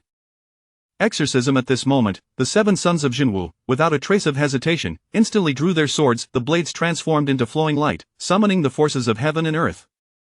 The 7 stars of the Big Dipper shone ominously, countless starlights converging upon the sword held by the 6th son of Jinwu. They had guarded the northern territory for nearly their entire lives, their murderous aura having become almost palpable. The disciples of Wudong now understood the true essence of power, not solely in cultivation, but in spirit. Stepping forth with the 7 stars, they wielded their swords with the strength of the celestial bodies. The 7 stars of the Big Dipper are Tianshu, Tianxian, Tianji, Tianquan, Yuhong, Kaiyang, and Yao Guangai. In this moment, they embodied the 7 stars. If the ancient immortal martial art of exterminating demons relied on the power of the Big Dipper's annihilation, then the immortal martial 7 severing sword technique drew upon the luminous force of the stars. One is quality, the other, quantity. Chen Yan could not help but exclaim, what a formidable formation! A colossal sword descended from the heavens, its sword aura piercing the air. The sword struck, the great elder of Shaolin, Hui Xian, observed from a distance at the foot of the mountain, internally exclaiming his approval. He had hastily arrived from Songshan, recognizing that Wudong could not afford to falter, for this heavenly demon posed a threat not just to Wudong. Should the demon spiral out of control and devour the cultivators of Wudong, opening the portal to the outer realms and unleashing a million demons, the loss would extend far beyond a single sect. Mos smiled as she regarded the 7 sons of Wudong, her 5 fingers poised in the air as if plucking the strings of an ethereal instrument, the demonic energy serving as its body. With each movement of her fingers, countless axes and halberds swiftly redirected themselves toward the giant sword. The sword, descending from above, prompted the demonic energy to surge upward defiantly. Upon contact, the sword aura met the weapons forged from the demonic essence, dissolving them like boiling water upon snowflakes. The sword light continued unabated, cleaving Mos in two. Though the heavenly demon is neither living nor dead, a fatal blow would render its recovery laborious, even leaving it in a weakened state. The sword, guided by starlight and fueled by murderous intent, wielded the immortal martial 7 severing sword technique, delivering a significant blow to the heavenly demon. Yi Honghua, observing the scene with furrowed brows, remained apprehensive, knowing Mos would not fall so easily, especially after consuming the potent essence infused with overwhelming demonic energy. The great elder of Shaolin, Hui Xian, sensed the impending danger as he watched Mos's form gradually fade. Employing the pinnacle of martial arts, I witnessed the flower bloom. He appeared directly beside the heavenly demon. Mos gasped, her demonic energy having dissipated by half, and she regarded Hui Xian, intending to utter some formal pleasantries. However, Hui Xian promptly declared, I witnessed the Tathagata, unleashing his unparalleled palm technique. Having cultivated for 3 centuries, the great elder Hui Xian had reached the pinnacle of the utmost yang and utmost hardness. With a single palm strike, the demonic energy dispersed, and daylight returned. The real man Ding Yang below let out a sigh of relief, expressing gratitude for Shaolin's assistance. The great elder Hui Xian gestured, conjuring a lotus flower that soared toward Mos, surrounding her with the lotus seal technique of Shaolin, a fatal bane for the heavenly demon. The 6 sons of immortal martial gazed at Mos, their 7 severing swords slicing through the air once more, denying her any chance to speak. Mos smiled, her palm outstretched as the blood fully merged. I have been imprisoned by you for a century. I shall make you aware of true suffering. Be careful, cautioned Yi Honghua. Having fully absorbed the essence she had just consumed, Mos smiled again, a faint demonic energy emanating from her form. The sword light, upon contact, seemed to be devoured, vanishing completely. The lotus also dissipated, leaving no trace of sealing power. A faint aura of death began to envelop Mos, her gaze transforming to mirror that of the skeletal servants within the void palace, immensely sinister and eerie. Mos vanished, leaving only a swirling mass of black mist. Within the mist, her demonic form was being reforged. You made me your servant, yet I have come to understand the greatness of my allegiance. Mos's voice echoed from the depths of the black mist, resonating like a chorus of countless demons, layered and reverberating. In an instant, her form coalesced, and numerous heavenly demons emerged from the black mist, their grotesque visages varying yet all shrouded in dark vapor. These demons did not descend to the ground. Instead, Mosier inhaled deeply, devouring them entirely. The demonic energy surrounding her solidified, a tide of darkness continuing to surge forth from the black mist. Consumed by her demonic form expanded, growing akin to a mountain or celestial body, transforming into the true visage of a three-headed, six-armed heavenly demon. Is this the Tathagata divine palm? Mosier raised her hand, mimicking the great elder of Shaolin, and struck downward. The seven severing sword of Jinwu slashed toward the enormous palm, creating a minuscule rift, yet, in an instant, the gap was filled by a surge of gathering demonic energy, rendering the palm even more solid than before. The ominous clouds loomed like a dark storm over the city, threatening to obliterate all beneath them. Dare you mock me at death's door? The great elder of Shaolin, unyielding, delivered his words with finality before advancing to strike. He soared into the sky, aiming another palm strike at Mosier, who had grown to nearly 100 feet tall, resembling a true giant though composed of demonic energy. Her form was terrifying. Allowing the Tathagata divine palm to strike her, she then flicked her finger, sending the great elder Hui Xin, a pinnacle 9th stage martial artist, hurtling toward Shaolin with an unparalleled speed that surpassed his initial arrival. Chen Nian gazed upon the encroaching shadow of the demonic figure. Yi Honghua glanced at Mosier, sensing that she had become part of an even more terrifying existence. Shaolin, Ame, Wudong, Huashan, Songshan, and the emperor of the Great Zhou alongside the little princess and the second prince, Yi Honghua, along with countless mortals, now watched the approaching palm, an overwhelming sense of invincibility washing over them. Chen Nian felt a profound sorrow emanating from the world itself. The great elder of Shaolin, having traveled thousands of miles, was now the highest cultivator present. The immortal martial seven severing sword technique, created by Zhang Zhenren, was decisive in battle, harnessing the power of the heavens and stars. Yet, if both Shaolin and Wudong stood thus, what hope remained for the other cultivators? What chance did the ordinary people, weaker than even the ordinary cultivators, possess? As Chen Nian observed the hand drawing ever closer, he had no time to retrieve his mask. He was sweeping the floor. He handed the broom to a nearby disciple, who looked on in confusion. In a hushed voice, he said, "Thank you, brother. I shall give it a try." The disciple, bewildered by Chen Nian's words, might have thought he was merely referring to sweeping away the fallen leaves.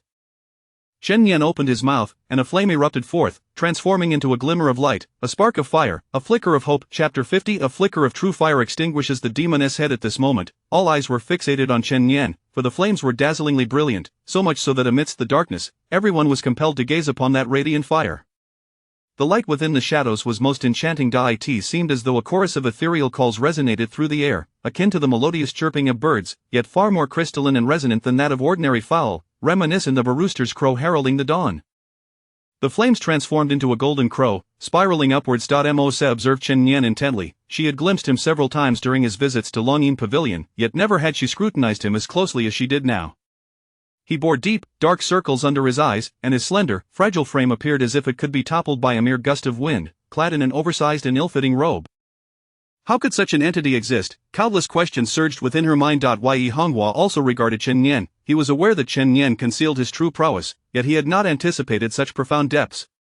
The golden crow maneuvered through the demonic aura, which served as an excellent accelerant. Mosier was scorched by the flames, gradually turning to ash. Despite her myriad of techniques and transformations, all proved futile beneath the extraordinary fire that seemed to defy existence itself. The essence of the celestial demon was shrouded by a mist of sanguine vapor. However, this obstruction would not last long. It merely delayed the inevitable transformation into ash. Chen Nian tilted his head, gazing at the blood mist, from which an ancient will emanated. This will bore the weight of antiquity, infused with the essence of primordial legends. Chen Nian did not retract the flames, allowing them to consume Mosier entirely. Just before her disappearance, she suddenly recalled many things. It seemed that long ago, she too had been human.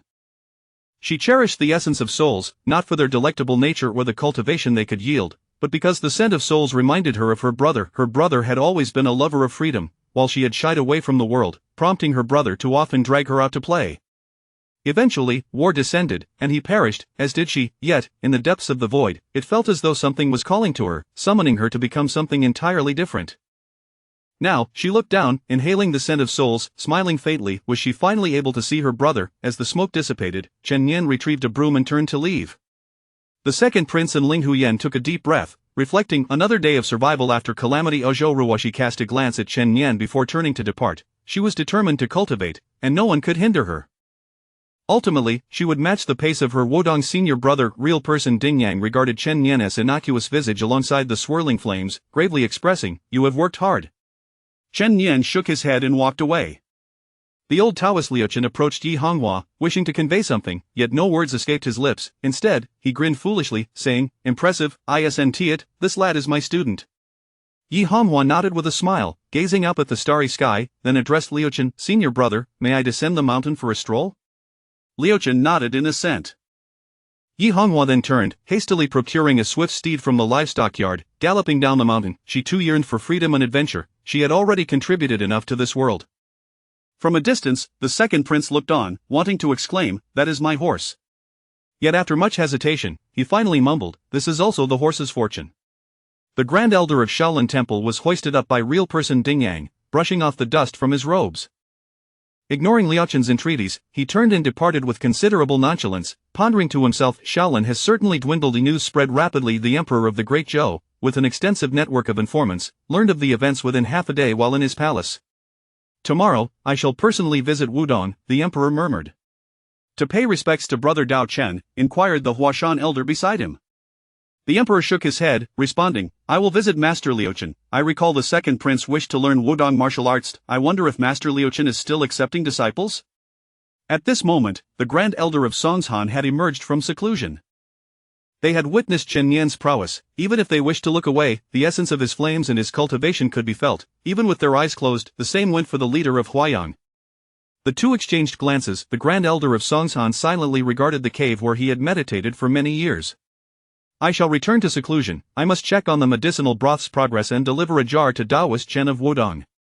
"Yes, do bring more," they spoke in unison. Slowly, the Grand Elder of Songshan made his way back. Real person Huayang, holding a bowl of broth, took a sip, akin to consuming a bitter herbal remedy, feeling quite helpless. "You are at the 9th level, and yet wield such domineering flames. Why not mention it earlier? Today's youth seem fond of masquerading as simpletons, eschewing martial ethics." Chen Yan paid no heed to the tumult. He returned to the servants' quarters, hanging a sign that read "Taking a short rest" at the door. Sunlight filtered gently through the window. Chen Yan held a bronze mirror. Examining his visage, everything appeared normal. For a moment, he was lost in thought, catching a glimpse of himself. In the mirror, half of his face had morphed into a distorted, grotesque visage. Particularly striking were his eyes. As he gazed into the mirror, the expression within them starkly contrasted with his usual demeanor. His eyes typically appeared lazy and half-closed, as if he were perpetually on the brink of slumber. Yet now, the eyes on half of his face seemed like those of a stranger, locking gazes with Chen Yan. Chen Yan abruptly turned away. "Am I too fatigued?" he murmured to himself. He pivoted and gradually faded from view. Yet in the mirror, that face remained. Intently observing Chen Yan's retreating figure, he silently sat cross-legged on the ground, placing the mirror before him, closing his eyes in meditation. As he reached a critical juncture in his practice, an odd sensation began to arise. His face grew increasingly itchy, escalating to an unbearable level, as if something were gnawing at half of his visage. Chen Yan continued to meditate, keeping his head bowed, while the reflection of Chen Yan in the mirror suddenly lifted its head. This mirrored Chen Yan's eyes began to weep crimson blood, slowly coating the entire mirror until it was drenched in red. Drip, drip, blood oozed from the mirror, spilling onto the floor. The light in the room vanished entirely, yet Chen Yan remained in meditation. The harmony of yin and yang resonated, continually urging him to stabilize his mindset and avoid the path of demonic deviation. The mirror Chen Yan slowly extended its head from the glass, gazing greedily at Chen Yan's face. The mirror connected the realms of illusion and reality. Chen Yan sensed something amiss and abruptly opened his eyes. In an instant, the blood vanished, and the mirror reflected his current appearance. Chapter 51 The Abyss of Madness. Chen Yan was momentarily taken aback. He surveyed his surroundings, and in an instant, the scenery transformed. Darkness enveloped him, with only faint glimmers emanating from circular frames scattered about. He slowly approached one of the luminous frames, which appeared to be circular, akin to glass windows. The surrounding darkness, the sound of his footsteps, and the rhythm of his heartbeat intertwined. Time slipped away like sand through fingers, leaving only the sound of his heart racing. Chen Yan brushed his fingers against the formless sword, the Wuxiang sword, and gradually made his way toward the source of light. He found himself frozen in place. To his astonishment, he discovered another version of himself on the opposite side, and the radiant object was none other than sunlight streaming through the window, reflecting upon a mirror. Startled, Chen Yan rushed before the frame, yearning to escape through it. Thud. He collided with an invisible wall. Although transparent enough to allow light to pass through, it was impassable, resembling a seal that separated two worlds.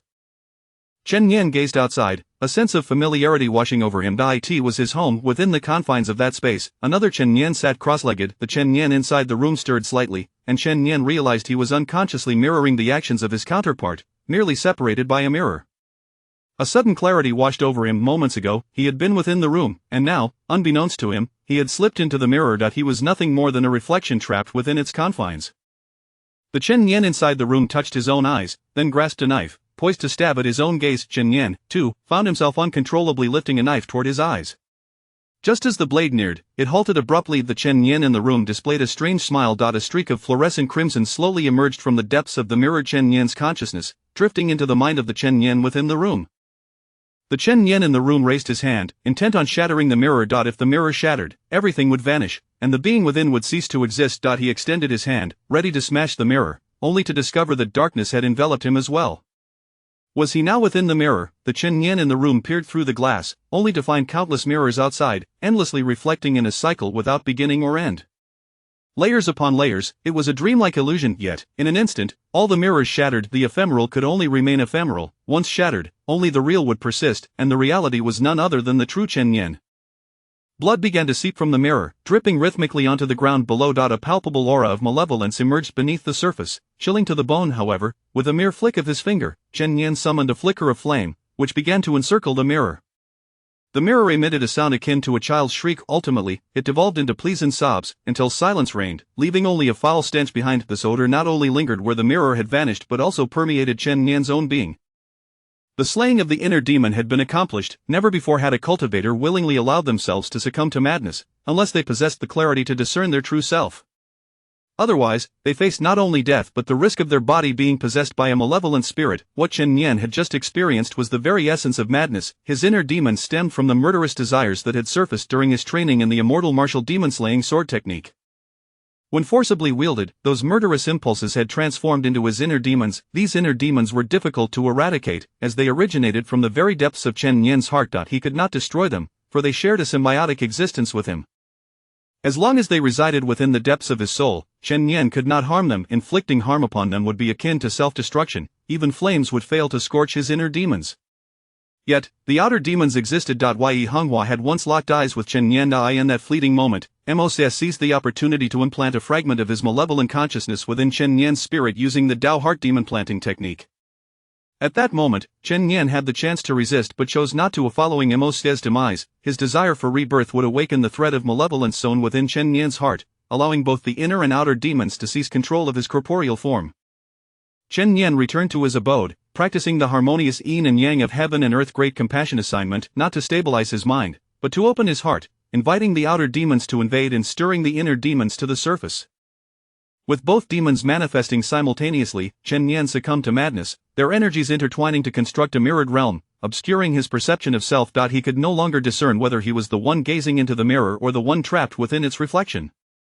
This was also part of Chen Yan's scheme, for it was only by doing so that the inner demon could be extricated from his soul. Once Chen Yan's spirit mistakenly believed itself to be the mirrored figure, the inner demon would die. Hence it would not take the risk of vanishing alongside Chen Yan's spirit. The outer demon, too, would not allow the inner demon to perish, for it needed the inner demon's aid to control Chen Yan's body. The body and soul are inherently at odds. The inner demon, born from Chen Yan, was the most effective means of governing his physical form. Yet, through the harmonious yin and yang of heaven and earth great compassion assignment, Chen Yan had attained a newfound understanding of both himself and the world. Thus, he was able to recognize his true self and shatter the mirror, for these two demons had never truly emerged from the mirror. It was all but an illusion. While the inner demon resided within Chen Yan's spirit, it still held certain reservations, but once unleashed, Chen Yan would act with immediacy. The explanation was arduous, yet the execution was swift, albeit perilous. It was fortunate that Chen Yan could discern his reality. However, should he falter in that recognition, he would become a puppet of the heavenly and inner demons. To vanquish the outer and inner demons, Chen Yan felt an immediate sense of relief. One potential hazard on the path to becoming a grandmaster had been eliminated. Chen Yan understood that he must take his leave, for Wudong Mountain no longer held any significant destinations worth his presence. Of course, this was merely his personal reflection. Outwardly, he would proclaim the necessity of venturing into the mortal realm for training before departing. A day later, the emperor of the Great Zhou had arrived at the foot of Wudong Mountain. The emperor, surnamed Zhou and named Wen, was in his 40s. Master Ding Yang instructed Dan Yangzi to go forth and welcome him, then stood calmly within the main hall, awaiting silently. At that moment, Ding Yang felt that his position as the leader was indeed worthwhile. From afar, Chen Yan observed the bustling scene, recognizing the arrival of various dignitaries and nobles. He led his familiar green donkey, its coat increasingly vibrant. Chen Yan understood their intentions. Regardless of the convoluted paths they took, their ultimate aim would invariably lead back to him. He had never been fond of socializing, and at this moment, Chen Yan first paid a visit to the elder Taoist Liuchen. The elder regarded him and quietly remarked, "The sooner you depart, the sooner you shall return." Chen Yan nodded in acknowledgement. Elder Liuchen, now with a head of white hair, had made significant strides in his cultivation due to overcoming his inner obstacles, achieving a new level of mastery and extending his lifespan by a century. This development alleviated many of Chen Yan's concerns. The Emperor of the Great Zhou visited Master Dingyang, presenting the offerings as promised, and then shared a smile with him. Master Dingyang, naturally aware of the Emperor's ulterior motives, said, "Come with me, Brother Liuchen. Now that you have emerged from seclusion, it will be easy for you to meet Chen Yan." The Emperor of the Great Zhou arrived at the service hall. Elder Liuchen was already snoring thunderously. The Emperor raised a hand to stop Master Dingyang from waking the slumbering elder, opting instead to wait patiently. As dusk fell, Elder Liuchen gradually awoke. Gazing at the Emperor with utmost respect, he inquired, "What brings the Son of Heaven here?" The elder feigned ignorance, fully aware of the dynamics of this world, where the Emperor and cultivators jointly governed the realm, one overseeing matters of cultivation, the other managing worldly affairs. The division of labor was both rational and effective. Elder Liuchen's slumber served the purpose of distancing Chen Yan from the whirlpool of power, urging him to venture as far away as possible. Chapter 52 External and Internal Demons. In the realm of martial arts, Wudong has long been revered as a sacred ground for cultivation. My visits have been insufficient, and the officials who embezzled offerings have already been dealt with. The Emperor of the Great Zhou remarked, speaking in a remarkably amiable tone, without the usual imperial pronoun I. "I wonder if the venerable Chen Yan is still on the mountain. The royal family has a few unruly disciples. Might I enlist their assistance and have them guide me in the ways of cultivation?" He then descended the mountain. The mundane world refines the heart. Liao Chen chuckled softly. The Emperor of the Great Zhou, Zhou maintained his usual composure and engaged in conversation with Liao Chen for a while longer. Meanwhile, the second prince felt a twinge of regret. Having arrived later, he had glimpsed a young Taoist swaying on the back of a green donkey descending another path, yet he had refrained from approaching. As they brushed past one another, the second prince mused that the demeanor and grace of that Taoist might indeed belong to the long-ago Chen Yan. With a sigh, he chose to remain silent, standing quietly beside his father. Realizing his own discomfort, the Taoist Ding Yang felt his face flush with embarrassment. The Emperor of the Great Zhou stayed at Wudong for 3 days, and upon his departure, he had clearly articulated the court's stance. A single individual possesses the power to alter the course of a nation. That is the might of a cultivator. Consequently, Wudong stood tall and resolute. After 3 days, the emperor departed directly for Shaolin to pay a visit to Master Kong Xian. Everyone was aware of the legendary price paid for a horse's bones, yet envy still lingered for both Chen Yan and Kong Xian. Following his descent from the mountain, Chen Yan made his way straight to the Chen family. He yearned to see his kin. "Having left home at a tender age, I now return, yet my accent remains unchanged, though my hair has grayed." While he did not fit this description perfectly, it had indeed been a decade since he last set foot in the Chen household, and he was uncertain of his younger sister's well-being. The Chen family was located at the borders of Zhou and Shu. Their business primarily revolved around foreign trade and the resale of unique resources exclusive to both nations. The Great Zhou favored agriculture over commerce, while the Great Shu, with its proximity to the sea and predominantly peninsular terrain, boasted a thriving commercial sector, elevating the status of merchants. Thus, the Chen family leaned slightly closer to the Great Shu, situated in the easternmost region. Chen Yan rode his green donkey eastward. The journey was relatively uneventful, but upon reaching his hometown 10 days later, he found it desolate. A glance revealed that the lion statues at the entrance were now covered in moss, and the creeping vine had overtaken the entire house, its walls adorned with crimson and verdant leaves. Chen Yan's mind drifted into reminiscence. The place he cherished most was the beam above, where he often indulged in drink and, by midnight, would sleep cradled by the moonlight. He had known that his health was deteriorating, yet he had not anticipated that a twist of fate would lead him to Wudong, where he now possessed commendable skills. Peach blossoms continue to smile in the spring breeze, yet the visage of my beloved is nowhere to be found. At that moment, Chen Yan found himself grasping the black token in his hand, which suddenly grew hot to the touch. A demon was near, one of formidable strength. He cast a final glance at the old residence and hastened in the direction indicated by the token. The Great Zhou governed 24 cities. Beneath the cities lay counties, beneath the counties were towns, and beneath the towns were villages. Each village could host thousands or, at the very least, hundreds of inhabitants. Beneath Lingnan City, in Changfeng County, Qixia Town, and Changsou Village, there existed a large village with a population of 3,000. Yet now, there was but a single living soul, a young girl amidst the carnage of bodies and pools of blood. She stood, surveying her surroundings. She was the orchestrator of this chaos. Indeed, it was all her doing. This area fell under the jurisdiction of the Songsan sect, and at this moment, the sect's cultivators had arrived, led by the new senior sister, Yang Yun. Upon her arrival, Yang Yun was met with the gruesome sight of blood-soaked flesh and corpses of varying ages. The younger disciples retched at the sight. Yang Yun's gaze fell upon a small girl standing amidst the carnage. The girl exuded an overwhelming aura of demonic energy, yet there was no hint of malice about her. Nevertheless, Yang Yun could not afford to hesitate. She drew the demon-slaying sword forged by the Songsan sect, 13 inches long. The girl muttered to herself, oblivious to Yang Yun's presence. As Yang Yun approached, she noticed the girl was connected to countless jet-black tentacles. The girl caught sight of Yang Yun from the corner of her eye and smiled innocently, but that expression swiftly morphed into a menacing snarl. Scales began to appear upon her delicate visage, and as she opened her mouth, her face split grotesquely, revealing a multitude of sharp, hook-like teeth. I simply wish to satiate my hunger. Is that so wrong? In an instant, her demonic aura surged, revealing her as a sixth-tier demon. Countless tentacles surged forth, lunging toward the master sister of the Huashan sect, Yang Yun. With a swift motion, Yang Yun drew her sword, executing the Huashan sword sect's technique, delicate yet precise, exerting not a shred of unnecessary force. The tentacles were severed effortlessly. The other disciples employed the Songsan sect's formidable Dasong Yang technique, causing the remaining tentacles to explode in a flurry. Seizing the moment when the girl appeared weakened, Yang Yun swiftly closed the distance between them. The girl's tentacles rapidly regrew, charging once more at Yang Yun. The regeneration of these appendages was swift, once the demon's means of destruction, yet now they faced their nemesis. With a decisive slash, a technique she had learned from a warrior of Fusang, Yang Yun's blade struck true. The girl's head was severed, and the remaining tentacles turned to ash, while the bodies beneath her began to ooze foul blood. This girl had the potential for greater strength, yet the hasty arrival of the Songsan sect had thwarted her. The souls of the slain could not be digested, and upon encountering a formidable opponent, she was forced to surrender her life. However, as the tentacles vanished, a dark, grotesque mass composed of corpses split open beneath the girl, revealing something yet undigested. Yang Yun drew her sword once more, indifferent to what it was. Anything of demonic origin was bound to be malevolent. The speed of her draw was astonishing, a blur to the eyes of her fellow disciples who could only marvel. Sister, you are so formidable. How swift. Yang Yun's expression remained stoic, though a slight smirk tugged at the corners of her mouth. If flattery could be far more captivating than criticism, yet, within her heart, a flicker of dissatisfaction towards Chen Yan's reputation emerged. How could one so young, merely in their 20s, ascend to the 9th tier? It was but an empty title, inflated by the praises of Wudong. Do they think I am unaware of the unscrupulous tactics employed by those gossiping tabloids? The Songsan sect is well aware. If given the chance, she vowed to teach Chen Yan a lesson, to show him that the flattery of unscrupulous tabloids was not to be trusted.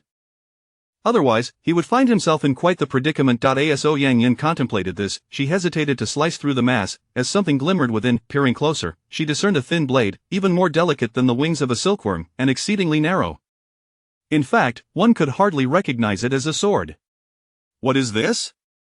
Yang Yun murmured. Chapter 53. The girl. A braying sound of a donkey echoed through the air. Yang Yun turned to look, only to find a young Taoist priest, clad in an ill-fitting, loose robe, leaning sideways against the donkey's back. The young man sported a ponytail, dark circles under his eyes, and squinted as he yawned, appearing perpetually drowsy. My sword is named Wuxiang, and it is nothing extraordinary, Chen Yan spoke in a low voice. Is a sword not extraordinary? Yang Yun inquired with keen interest, having discerned that Chen Yan was garbed in the humble attire of a Wudong servant. Although she had never met him, she recognized that a Taoist of such caliber wearing the robe could only be the famed Chen Yan, the top of the heavenly rankings, known as the Flame of Unmatched Duality, a 9th-tier cultivator. Countless accolades already floated above him in Yang Yun's mind before he even spoke. Quite intriguing. You make a valid point. One should govern objects, not the other way around, Chen Yan mused, appearing to have an epiphany. Then why do you obstruct me from vanquishing demons? Yang Yun retorted. My senior sister is currently slaying demons, and you, a mere servant disciple, dare to impede her? Do you wish for your life? This is not a place under Wudong's jurisdiction, she continued. Indeed, the surrounding disciples glared, not recognizing the illustrious Chen Yan. Chen Yan waved his hand dismissively. His Zuan account had long been dormant, and he could no longer engage in verbal sparring. The Wuxiang sword glided slowly, delicately slicing through the thin membrane of the tumor. With a squelching sound, the tumor emitted a noise. Though Chen Yan stood at a distance, his sword moved through the air as if guided by his intent. The mocking voices around them gradually faded, for they understood that a cultivator of such prowess was beyond their comparison. A small girl slid out from the tumor, landing on the ground. Chen Yan removed his robe and wrapped her within it. The girl appeared harmless, yet her visage bore an uncanny resemblance to the grotesque entity that had emerged. Were they twins, a living soul? As the girl, swathed in Chen Yan's robe, slowly awakened and opened her eyes, Ouyang Yin regarded Chen Yan with concern. My sister is a grotesque. She has slain everyone. You have seen it. If she still lives, the chances of her becoming grotesque are significant. Chen Yan nodded.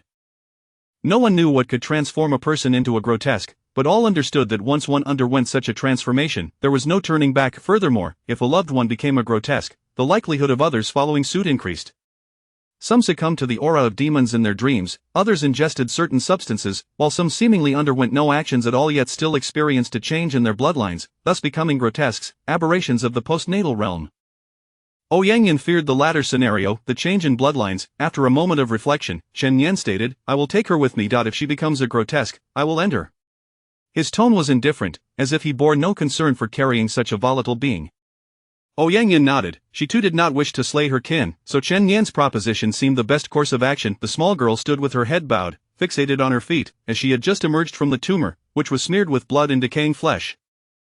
The girl was covered in dried blood and dirt, emanating a foul stench. Chen Yan approached her, grasping her hand without a hint of hesitation regarding her condition. When the girl finally raised her head, she flinched slightly, attempting to withdraw her hand from his grip, seemingly fearful of soiling his fair skin.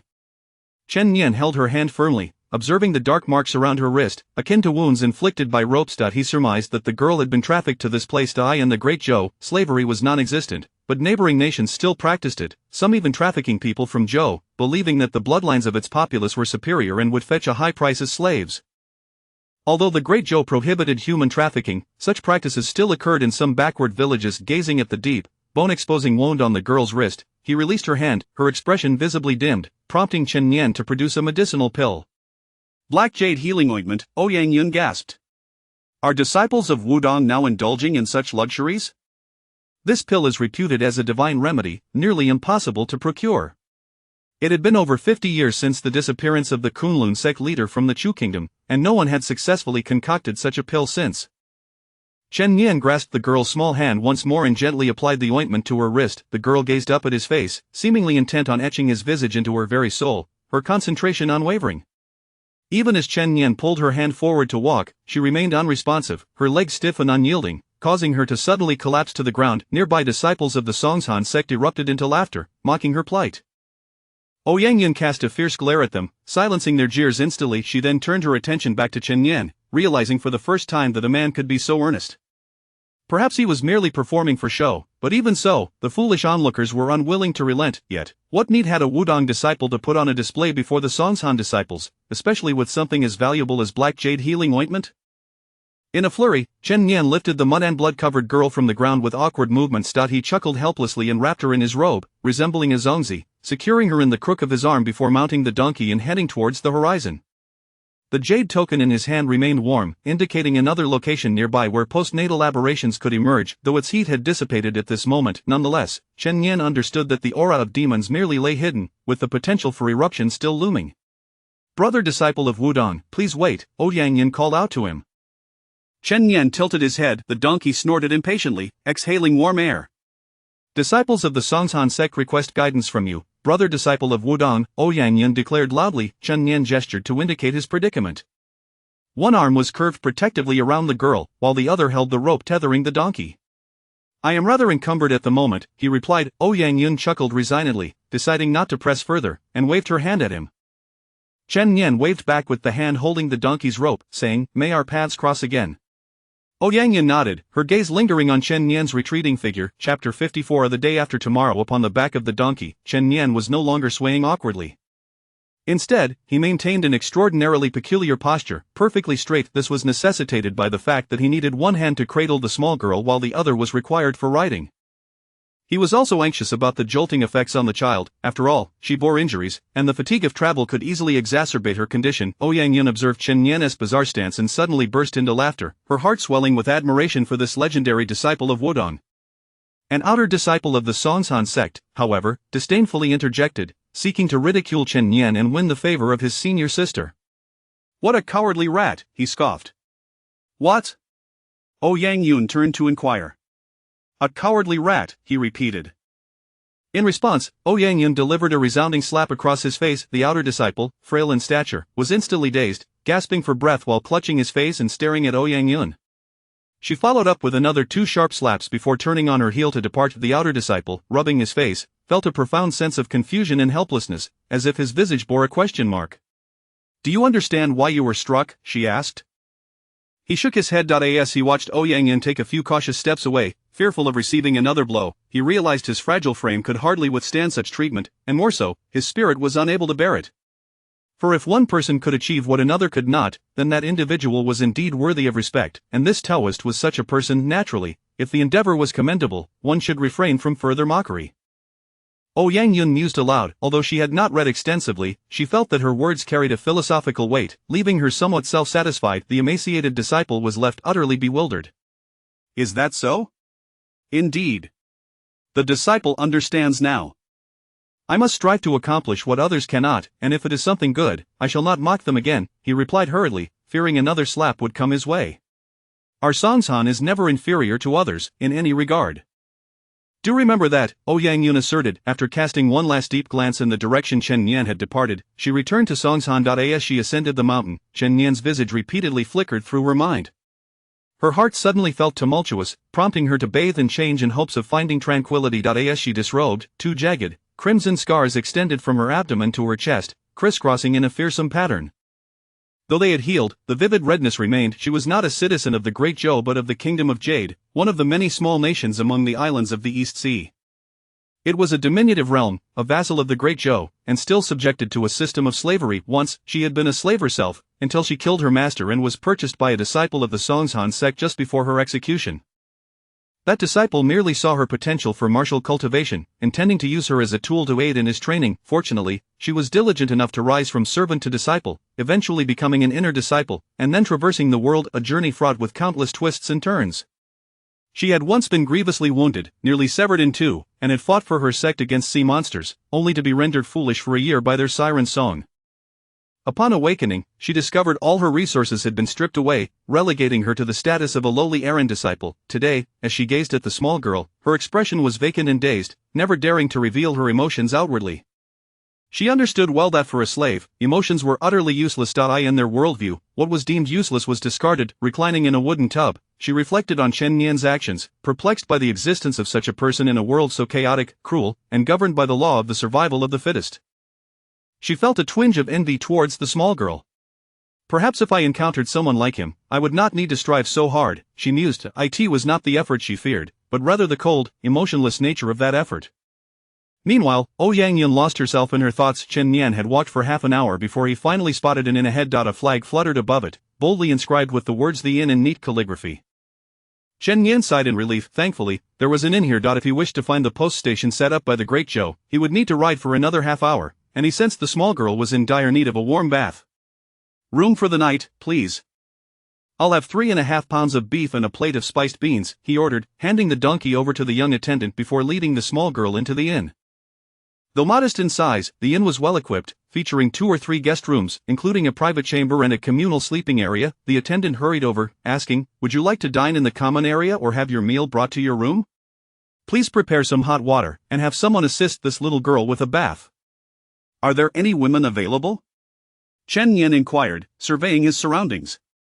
"Sir, our landlady is upstairs, but she is currently napping and may not be able to assist," the attendant replied. Chen Nian placed several pieces of silver into the attendant's hand, prompting him to shout for the landlady. "Please follow me. I'll take you upstairs and arrange a room for this young lady to bathe." Another attendant chimed in. Chen Nian nodded in agreement. The landlady soon descended the stairs, her figure voluptuous and her face rounded, still possessing a hint of charm from her youth. Chen Nian gently set the small girl down. The child, head bowed, remained silent and stared blankly ahead. "Come with me, I'll take this girl for a bath," the landlady said with a gentle smile, swaying as she moved. Upon noticing Chen Nian's wudong attire, her pupils momentarily constricted. She subtly shook her head at the attendant. The attendant remained silent, guiding Chen Nian upstairs. As Chen Nian looked at the small girl, he suddenly declared, "I'll wait for her to finish bathing outside." "It won't be a bother, will it? The silver will be sufficient." The attendant flashed a flattering smile and replied, "Please wait a moment. I will prepare the bathing water right away." With that, he dashed off, taking the white cloth he had just used to wipe the tables and draping it over his shoulder. Chen Yan settled onto a long bench at the table, lifting the small girl and placing her beside him. The landlady sat across from him, her eyes gleaming with playful amusement as she poured him a cup of tea. The wind rustled her garments, revealing her fair skin, imbued with a strong scent of the world. "Are you from Wudong Mountain?" she inquired. "Indeed. How impressive. To be frank, when I was younger, I greatly admired Wudong Mountain, where it is said that immortals reside, capable of soaring through the skies and performing miraculous feats." Chen Yan nodded, casually brushing his hand beneath the table. The attendant was quick on his feet. Before Chen Yan could warm the seat, the voice of the attendant echoed from the side. Chapter 55, Taking a Disciple, Please, Master Dao. Chen Yan cradled the little girl in his arms as he ascended the stairs, the innkeeper's wife closely trailing behind. The young attendant had already secured the donkey. At this moment, they stepped into the inn. Casting a glance back at the innkeeper's wife, she nodded in acknowledgement. With a brief smile directed at Chen Yan, she swallowed hard.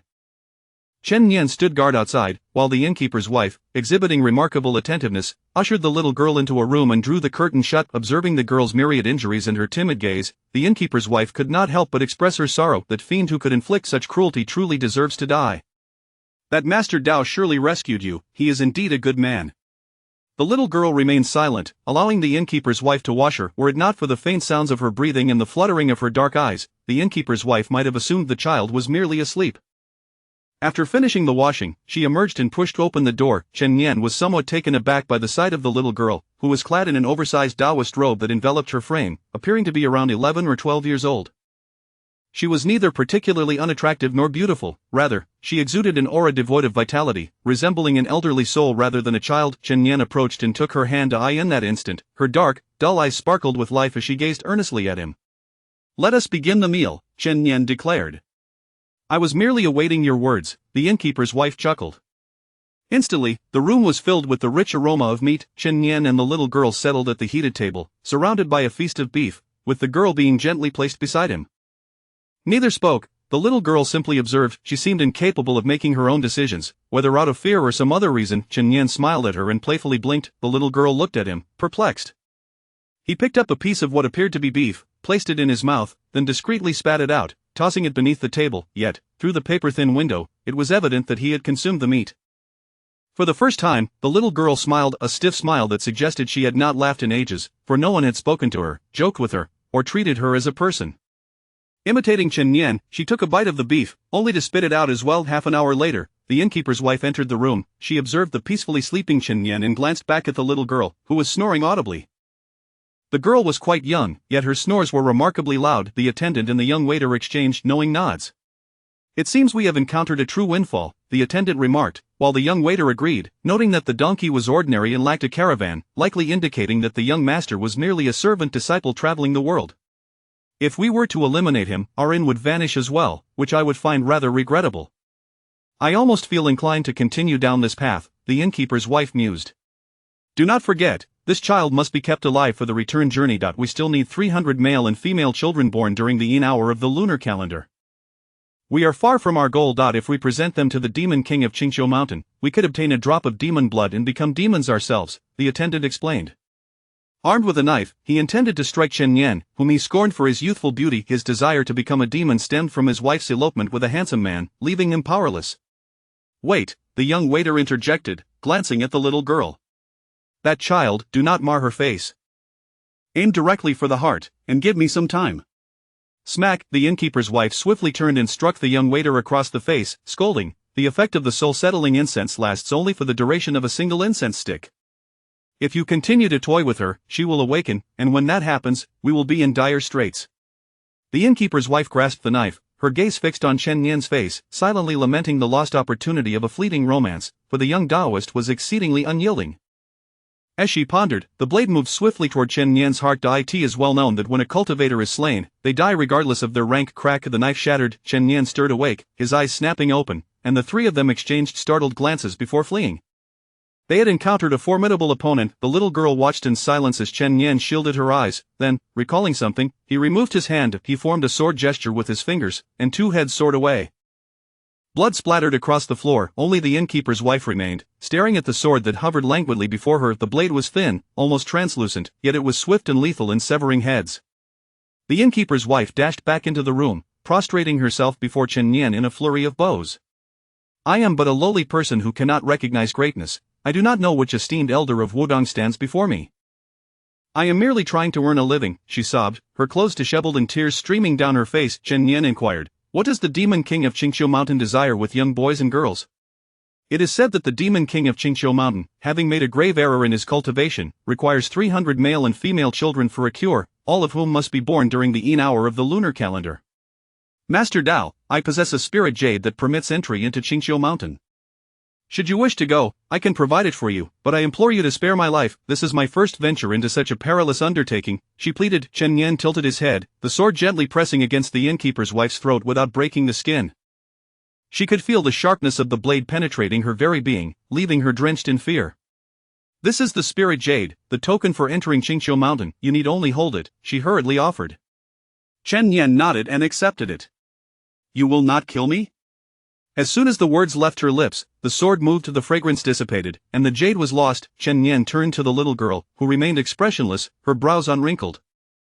He placed the sword down and gently stroked her head. Do you wish to learn? I shall teach you. This sword only strikes those who deserve it, and this heart only protects those who are worthy. The little girl gazed at Chen Yan, who suddenly flicked her forehead playfully, saying, You are indeed one who deserves protection. The little girl did not cry because of Chen Yan's words but rather due to the playful flick. She did not understand why tears flowed, but she felt as if she had found someone to protect in this world, perhaps warmed by something profound. She cried for a full hour, and Chen Yan remained by her side. Once her weeping subsided, the little girl looked at Chen Yan and tilted her head, mimicking his lazy posture as she reclined against the bed. However, she soon felt something amiss and sat up straight, staring at the strands of hair that fell across Chen Yan's face. She turned away, then back again, repeatedly gazing. Chen Yan chuckled and tidied his hair. The little girl suddenly smiled. From now on, you shall be my disciple. However, since you have not yet met the Grandmaster, you cannot be officially recorded under the Wudong sect. Of course, I have little to teach you, but let me first instruct you in the art of sword forging. Chapter 56. LV and the little girl listened intently as Chen Yan spoke. By the way, I still do not know your name. Soon, the little girl replied, her voice soft and mellifluous. This was not a name from the Great Zhou, but rather one from the nations of the South Seas. However, Chen Yan paid little heed to this. What mattered to him was that the girl's heart had begun to open. Otherwise, she might have remained forever silent and emotionally withdrawn, akin to a machine. Such a child deserved gentle treatment. They were not devoid of feelings but had simply been hurt too many times by the world. As he spoke, Chen Yan summoned flickers of flame, meticulously reducing the 3 corpses to ashes. He then added in a low voice, The art of sword forging I learned from Master Ouyang Zi. Remember this, every individual possesses their own sword and their own method of forging it. Many years later, in the realm of celestial martial arts and even in the primordial continent, Sun, known as the greatest swordsmith of 3,000 years and the terminator of the Nanhai slave system, would meticulously incinerate any foes, be they human or demon, without fail. When questioned about her actions, Sun would merely respond with a hint of detachment. This was the first lesson my teacher imparted to me. At that moment, Chen Yan was blissfully unaware that imparting knowledge through example was far more effective and memorable than mere verbal instruction. After finishing his thoughts, he headed towards the kitchen. As he stepped down, he noticed the floor beneath him was hollow. Chen Yan, disinterested in searching for hidden mechanisms, cleaved through it with a single stroke of his sword, sending a flicker of flame into the darkness beyond. Inside lay not merely corpses but desiccated remains, dried human flesh. Chen Yan, upon seeing this, touched his lips, feeling a wave of nausea, wishing he had pretended to eat earlier. The flames surged upward as Sun observed, seemingly beginning to grasp certain truths. Chen Yan patted her head and remarked, observing her pensive demeanor, Why ponder so much? Simply do what you wish to do. Sun nodded, gazing at Chen Yan, a premonition stirring within her. She understood that her life had been irrevocably altered by this person before her, who illuminated her heart, and she would inevitably follow him, even through the trials of fire and water. She kept her thoughts to herself, but felt an overwhelming sense of happiness. Chen Yan and Sun rested at the inn for 3 days. Sun exhibited a slight talent for cultivation, though she paled in comparison to the reincarnated Kong Shen from 3,000 years past. She surpassed the average disciple. Her temperament and aptitude were at least above the Xian level. Rather than providing her with medicinal pills, Chen Yan encouraged her to reach the 9th tier naturally, knowing that the use of such pills would hinder her progress. Being a formidable cultivator himself, Chen Yan was unconcerned about such matters, but for Sun, it was different. After 3 days, he took a jade token and set forth towards Qingqiu Mountain. The spiritual jade bore a map that aligned perfectly with the aura emitted by the token, leading him into the wilds of the west. Logically, if the token indicated territory belonging to Wudong, it would not have manifested, for each sect governs its own regions. A mingling of territories would only hinder efficiency. The Western Wilderness fell outside Wudong's jurisdiction. Among the three nations on the true martial continent, Great Zhou claimed the largest territory, situated in the central eastern part of the continent, controlling a small portion of the sea and guarding against the demons of the eastern front, namely the 10 great demon kings. To the east of the Chu kingdom lay a landscape dominated by peninsulas and islands, home to numerous vassal states and the guardians of the unfathomable sea monsters. The Jin kingdom, located to the west, was tasked with overseeing the ancient demon clans in the western wilderness. Chen Yan journeyed westward, the temperature steadily dropping. The Jin kingdom lay to the northwest, where Chen Yan rode a blue donkey while Sun mounted the horse from the inn, both traveling along the official roads. 10 days later, they arrived at the border between Jin and Chu. Chen Yan presented his Wudong token, and the guards, recognizing his identity, respectfully allowed him passage. After his departure, they promptly reported to the Emperor of Great Zhou. The Emperor, glancing at the report, felt a sense of helplessness. Let him go, as long as Wudong Mountain stands, I need not worry about his return. He tightened his garments, reflecting on his youth spent in indulgence, which had left him frail in old age. Despite his high aptitude, he lacked comprehension of the royal martial arts, leading to a short lifespan. The struggle for the throne had intensified, and Chen Yan's presence compelled him to take notice. At this moment, Chen Yan sought another inn. After 2 days of cultivation, he was eager to continue his journey. This inn was situated along a winding mountain path. Inside, disciples from the Kongtong sect were present. Kongtong was a martial arts faction in the Jin kingdom, renowned for its 7 injuries fist. These individuals were also in search of missing children. Chen Yan preferred solitude and wished to proceed alone. Apart from rescuing others, he sought a suitable location to sign in, as he had already reached the mid-9th tier, drawing near to the realm of the Grand Master. He needed a place to sign in and acquire a tome or elixir that could assist him in comprehending the Grand Master level. The Qingqiu Demon Kingdom, famed as the Kingdom of 10,000 Demons, was said to be built upon Kunlun. Kunlun had not revealed itself to the world for an exceedingly long time. The Kunlun sect had faded into the annals of time, yet remnants of its legacy should still exist, not to mention the countless divine techniques of the Kunlun sect, such as the crane control and dragon capture technique, the supreme two-form sword technique, and the divine void scriptures that would be sufficient for Chen Yan's cultivation. Chen Yan aimed to enter the demon kingdom and uncover the secrets of Kunlun, propelling himself towards becoming a Grand Master. At this moment, the token radiated warmth in his palm as snow began to fall heavily outside. While Great Zhou basked in the warmth of spring, the Jin kingdom was merely transitioning from late autumn to early winter, especially at this border region. Chen Yan turned to Sun, advising her to remain safe. Sun nodded, showing no signs of panic. Chen Yan looked up to see the snow blanketing the path, transforming the surroundings into an expanse of white. 2 disciples from the Kongtong sect, a man and a woman, who appeared to be a martial couple, paused their meal to gaze at the stormy weather. The man was tall and robust, while the woman possessed an impressive physique, making them a fitting pair. At that moment, they set aside their bowls and chopsticks, listening to the howling winds and falling snow. The silence was eerie, broken only by the sound of their breath. Suddenly, a voice emerged from beneath the table. "Li, you protect the child. I'll take care of him." "How dare he bully us here," exclaimed the woman, handing an object resembling a backpack to Li. Li hesitated, glancing at the backpack filled with incense that emitted a faint aroma, inside which lay 2 or 3 young boys, all in slumber. One of them seemed to be stirred awake by the scent, letting out a yawn. Without waiting for Li to respond, the woman charged through the inn's door, ready to confront the threat. Chapter 57 of the Land of All Demons, Qingqiu Mountain. Forgive my laughter, but I find it rather amusing, haha. Brother Li wore a foolish grin as he turned to Chen Yan, rubbing his hands together. In this room, only Chen Yan, the disciple of Kongtong sect, the shopkeeper, and the cook remained. Chen Yan couldn't help but be amused by this couple's antics. Bang! Much faster than when she had departed, the woman was sent flying back, blood spewing from her mouth. Good heavens, what on earth is this? Oh my, it's a snow demon. What shall we do? The woman gazed out the window, shock etched across her face. Her hands were enveloped in dark demonic energy, swirling and coiling into her body. How intriguing! A voice, cold and ethereal, echoed. Not only could one fulfill the command to retrieve the 3 abducted boys, but also locate another girl. It seemed 300 would need to be gathered. Chen Yan lifted his gaze, yet amidst the heavy snowfall, a figure appeared, holding a pale white umbrella, feet suspended in the air, walking slowly. The face was obscured, but from the silhouette, it was evident that this person moved with grace, akin to a king of snow among the flurries. By the command of the Demon King, eliminate all obstacles and retrieve every child. As this figure entered, the temperature in the inn plummeted dramatically, causing the drinks to freeze. This figure was none other than the Snow Ghost. The Snow Ghost's complexion was pale, an aura of frost enveloping its body. It turned its head in a twisted manner to gaze at Brother Li, its eyes fixated intently on Chen Yan. It sensed who posed the greatest threat in this place. Demons are most sensitive to the aura around them. This demon had already reached the 9th tier, creating its own domain of demonhood, where it could summon storms and wield unfathomable power. It was akin to a deity. Its domain was that of snow and wind. Chen Nian met the gaze of those chilling eyes of Brother Li's clothing suddenly exploded, revealing bulging muscles. Countless shards of wind and snow morphed into blades, yet they could not harm those muscles in the slightest.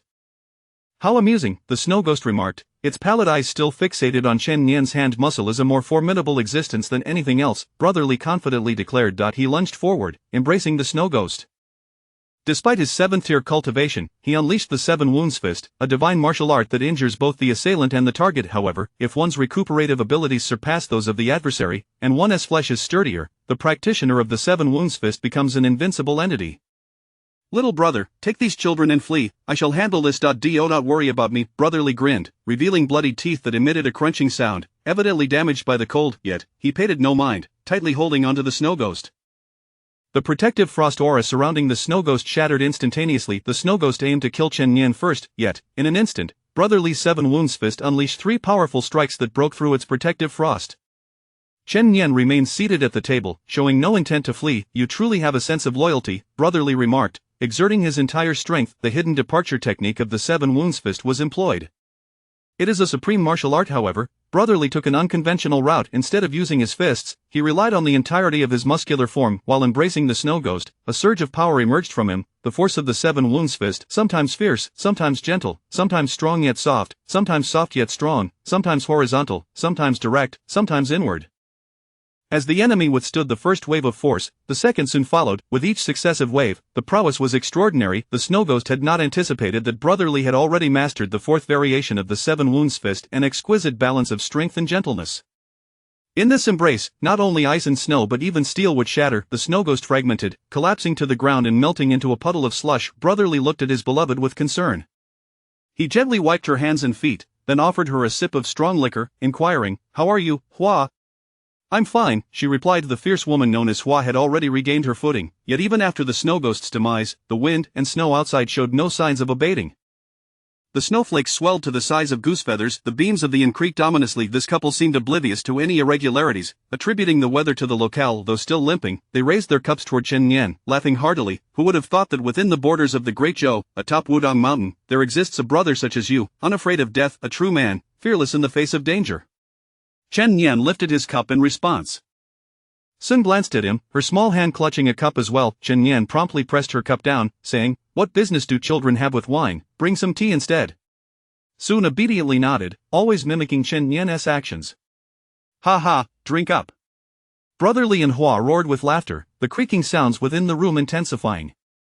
Though they appeared simple-minded, they were not entirely foolish. After finishing their drinks, they began to sense something amiss. Frowning at the increasingly ferocious snowfall outside, they suddenly heard the sound of footsteps approaching. The footsteps were exceedingly light. Had it not been for the sparse company in the inn, they might not have noticed. Bang! The wind and snow violently flung the door open, a fierce gale sweeping in with ice and snow, extinguishing the fire in the hearth. Brother Li looked up. Outside stood an identical snow ghost. It lingered at the entrance, refusing to step inside. Surrounding them were numerous white silhouettes. Upon closer inspection, there appeared to be dozens. A sea of white, with only a pair of oil-green eyes piercing through, gazing hungrily, akin to wolves in the darkness spotting their prey. Brother Li and Hua exchanged glances, an ominous feeling settling upon them. With blood still fresh on his hands, Brother Li realized he could no longer unleash the 7 Wounds Fist. Even if he were to risk injuring himself to use it again, he could only take down 1 or 2 snow ghosts. Yet outside, dozens crowded in the swirling snow, an overwhelming force far beyond their capacity to handle. The two exchanged glances, pushing the wooden frame containing the children toward Chen Nian, then surveying their surroundings. "If we go out, perhaps we can hold off 10 or so," Hua said, frowning as she gazed into the distance. "Little brother, you are fearless as well. When the time comes, I'll trouble you to ensure these children escape. You should escape too, merely surviving is a blessing."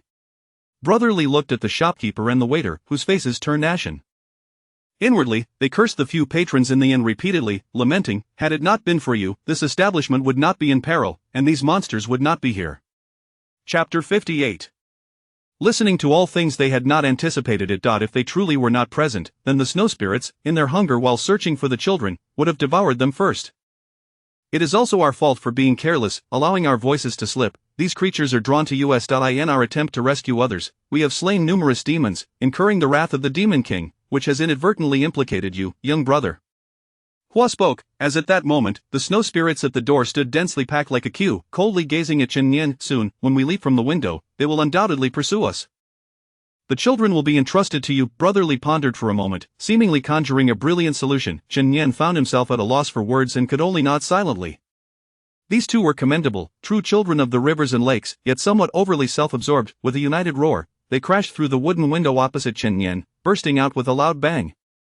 After sprinting half a mile, they realized the snow spirits had not stirred. Both men frowned, feeling somewhat awkward. The wind and snow quickly overwhelmed the house. Bang! Chen Nian was obscured from view by the snow cascading from the collapsing structure.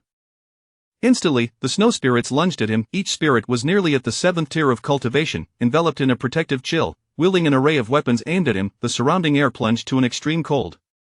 Chen Nian abruptly stood, positioning himself in front of Sun. He could flee, but if he did, Sun would surely perish. This was Chen Nian's first encounter with adversaries possessing such rich combat experience. Even before revealing themselves, they had already calculated his weaknesses with precision. In this tempest of wind and snow, these snow spirits consumed almost no demon energy, yet Chen Nian was different. He glanced back at Sun's face, which had turned pale from the cold. A flicker of flame burst forth, transforming into a fire crow. Brotherly and Hua immediately beheld the warmest sight in the world. The fire crow alighted on Sun's shoulder, radiating warmth without scorching her. Dozens of snow spirits maintained their lethal advance towards Sun, but as they neared her, they dissolved into puddles of water. The wind and snow dissipated, while the flames endured. It was at this moment that Brotherly and Hua realized who the snow spirits were truly after, their faces flushing with embarrassment. They had been eager to play the heroes, yet felt no regret. Chen Nian raised his gaze to the heavens. Instead of snow, icicles now fell from the sky. More snow spirits began to appear, more refined than those that had just emerged, for these spirits were not composed of blood but of ice. Chen Nian understood he must locate the true form of the snow spirit within this realm, otherwise, even if he survived, all around him would perish. The fire crow danced upon Sun's shoulder, casting warmth around them. Brotherly, Hua, and the remaining innkeeper encircled Sun. If they strayed from her side, they would instantly succumb to the frost. Chen Nian slowly closed his eyes. The harmony of heaven and earth, the great compassionate ode, spread through his 6 senses. Sun observed her surroundings, then turned her gaze to Chen Nian, unflinching and smiling. She understood the tremendous power they faced, yet to die alongside Chen Nian was a happiness in itself. A flower embodies a world, a tree represents enlightenment. Each snowflake is a universe. Amidst the myriad snowflakes, one seemingly ordinary snowflake contained a man clad in a white robe, wearing a horned hat. Observing Chen Nian's precarious state, he could not help but chuckle. This is my domain. Though the snow spirit was merely at the mid-9th tier, not having reached the grandmaster level, the ancient demon blood coursing through him allowed him to wield his domain's power in certain special places. This snow-covered mountain was his territory. Within his domain, the wind and snow were boundless, and the snow spirits were inexhaustible. He could manifest within each icicle or any snow spirit. He could even become a snowflake. As night fell, it signified death. At that moment, I would personally come to gaze upon your corpse. If the children perish, then perish they shall. We shall seek anew. Perhaps they might still serve a purpose.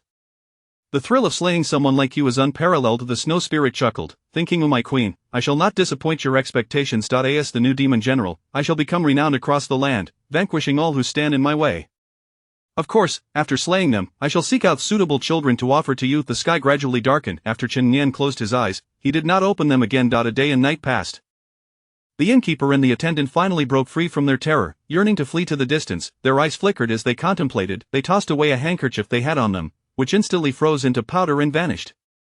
The two men trembled once more in fright. Hua and Brotherly watched as the fire in the crow dimmed, growing increasingly anxious. They had not anticipated encountering a 9th-tier great demon. Such an existence approached the pinnacle of current demon cultivation, and it was an ancient demon clan at that. They were both true disciples of Kongtong, possessing high cultivation, thus they understood the nature of their adversary. Even if the sect leader arrived, he would perish within the snow demon's domain. The two of them regarded each other, their lives and deaths fading into insignificance, and they were about to kiss. Suddenly, Chen Nian opened his eyes. Cough, cough, there are still children here. Chen Nian covered Sun's face with his hand. Although the young girl shielded her eyes, the gaps between her fingers were sufficiently large for her to see clearly.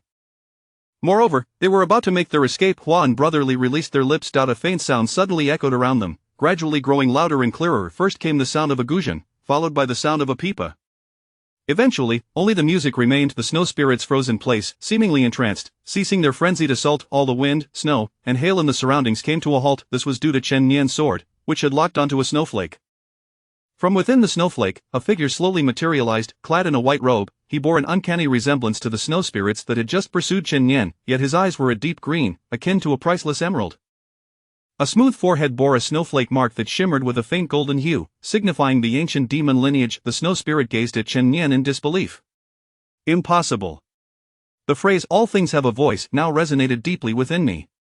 I have found you, and thus your demise is imminent, Chen Yan declared to the harmony of heaven and earth. The great compassionate ode. Chen Yan broke through another layer, reaching the fourth tier of listening to all things.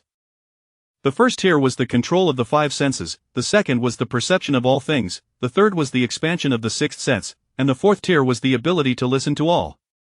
Every entity possesses a breath, every entity possesses a voice. Chapter 59 found you only after mastering the control of the five senses can one perceive all things, and through this perception, one can attain a profound understanding of oneself.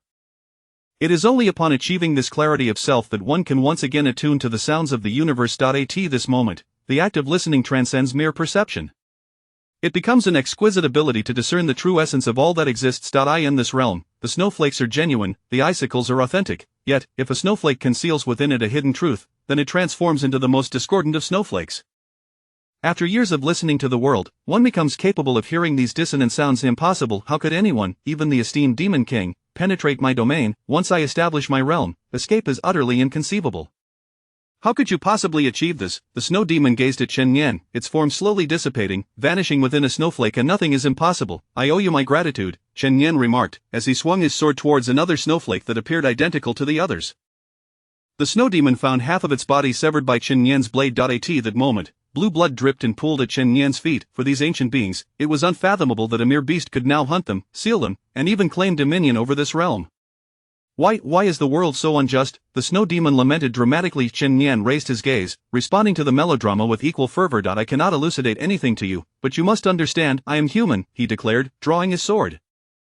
The snow demon had a fleeting chance to resist, yet it seemed entranced by shock. It was only when the sword was upon it that realization dawned, but alas, it was too late. The truth that death awaits all, whether snow demon or demon king, is universal. The snow demon's head fell, thudding against the snow, causing flakes to swirl and emit a muffled sound.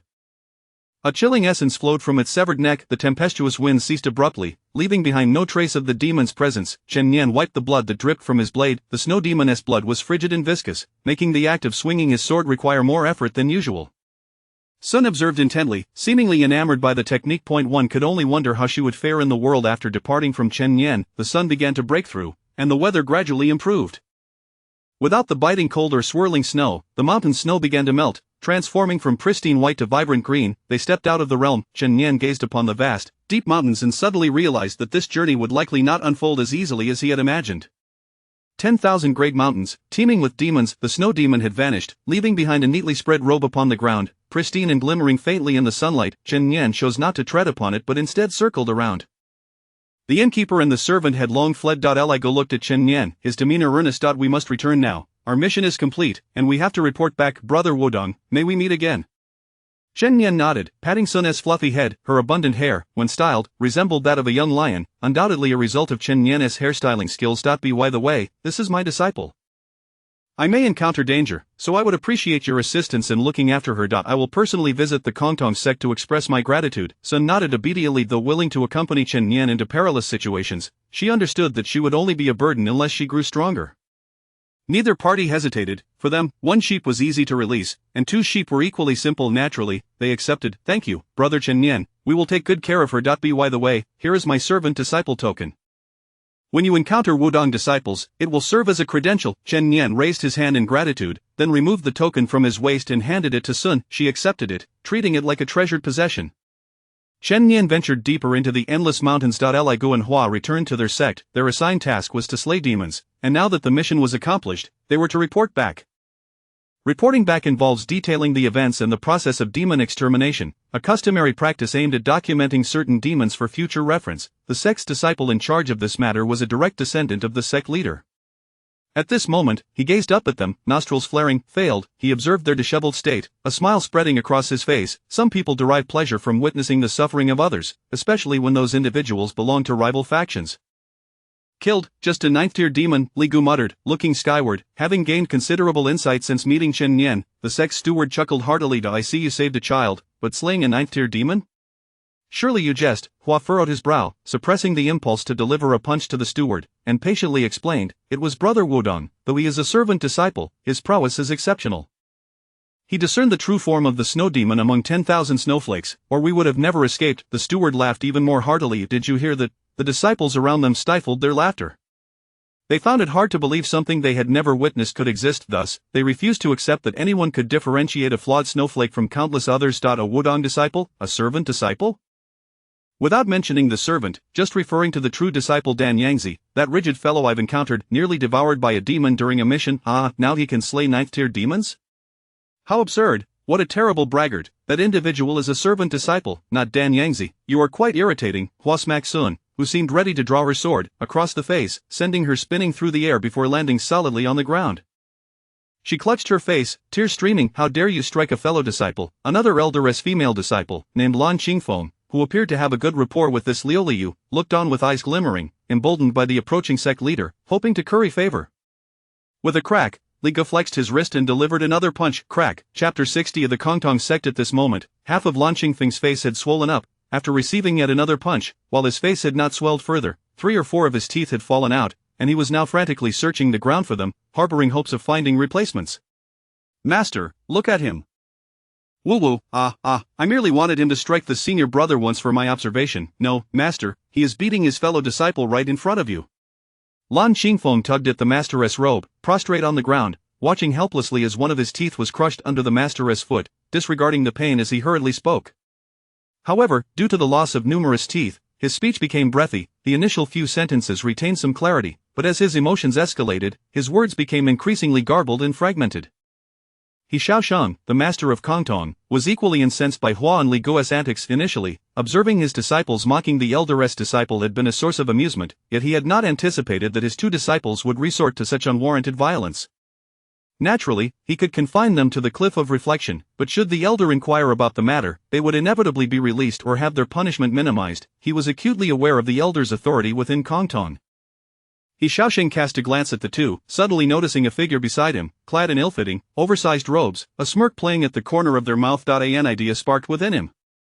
Hua and Li Gu were disciples of the elder, whose influence within the sect was on the rise, while his own was waning. If he could cast suspicion upon them, exploiting the master-disciple relationship under his guidance, it might serve to undermine the elder, possibly delivering a decisive blow.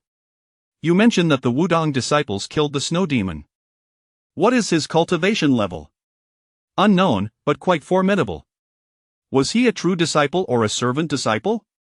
A servant disciple. The master and Li Gu exchanged rapid questions and answers. After a brief pause, the master suddenly let out a cold laugh. Nonsense. The snow demon is a 9th-tier innate monster, a being of considerable standing within the demon realm of Qingqiu Mountain, subordinate to none but a select few. How could he possibly be slain by a mere servant disciple? Master, I concur, Lu Liyue interjected, lifting her gaze, her whiskers twitching. We all know the cultivation level of Wudong disciples. 50 years ago, we visited Wudong and witnessed its decline firsthand. Its former glory has long since faded. Clearly, he is lying. You must have colluded with them, transmitting our Kongtong secrets or techniques to Wudong, perhaps even leaving behind a liaison, feigning allegiance to us while secretly learning our martial arts. Woo-woo, you are doomed. Ha, the master can dispatch you with ease, and I suspect that is indeed the case. Upon hearing this, Lan Qingfeng was instantly elated, gazing at the 2 who appeared as lifeless as corpses, muttering incoherently, yet only he could decipher his own words. Wudong belongs to the Great Zhou, and my Jin kingdom has been at odds with the Great Zhou for 30 years. The master stroked his beard in satisfaction, pleased with his disciples' reasoning, and continued, awaiting a response from Li Gu and Hua. Regardless of their reply, he would deftly steer the conversation back to his initial deductions. I could care less about your nonsense, Li Gu spat vehemently, pointing an accusatory finger at the master's face. You are truly both foolish and incompetent. Hua sighed, casting a glance at the disciples of Kongtong, suddenly resonating with the term frog in a well. Seize them, and take that girl as well, the master commanded. The sect steward promptly moved in, launching a swift assault, his fists flying like the wind. With a resounding crack, Li Ji's muscles bulged as he shielded the girl behind him, charging fiercely outward. The steward was sent flying as if he were a mere prop, crashing to the ground and spewing blood as though it were free. At that moment, the elder approached from a distance, addressing the master. Are my disciples colluding with enemies? A servant disciple slaying a 9th-tier snow demon, nothing is impossible. A month from now, Wudong disciples will come to visit, and then you shall see the truth. Your information is far too insular. The elder of Kongtong then squatted down to observe Li Gu, who knelt on the ground, bowing to his master, quietly asking, "When did you contact the Wudong brothers? If they do not come, the blame will fall squarely on us three. We shall wait, one day at a time. What else can we do?" The elder, with his snow-white brows and beard, exuded an air of a wise man, winking at Li Gu. Although this place was filled with the master's direct disciples, the elder held immense authority within the sect, drawing the attention of other elders and disciples who gathered around, the situation escalating. "Very well, I shall await the arrival of the Wudong disciples. I look forward to seeing who dares to wreak havoc in Kongtong. If they do not come, you, elder, will have to face the consequences of your disciples' grave error. Your position as elder will be forfeit," the master sneered, directing his scorn at the elder. With the conversation reaching such a critical juncture, the elder could only nod in acquiescence. Understood. The master felt a surge of joy. Confident in his own cultivation, he was certain that no matter who from Wudong arrived, they would never breach the Kongtong mountain, let alone a mere servant disciple. As for whether they truly killed the snow demon, that matter had become inconsequential. As the group departed, the girl quietly clutched the token, watching them fade from view, suddenly missing Chen Yan, not out of fear, but because she found his presence refreshing, unlike the foul stench emanating from these individuals, akin to rotting fish.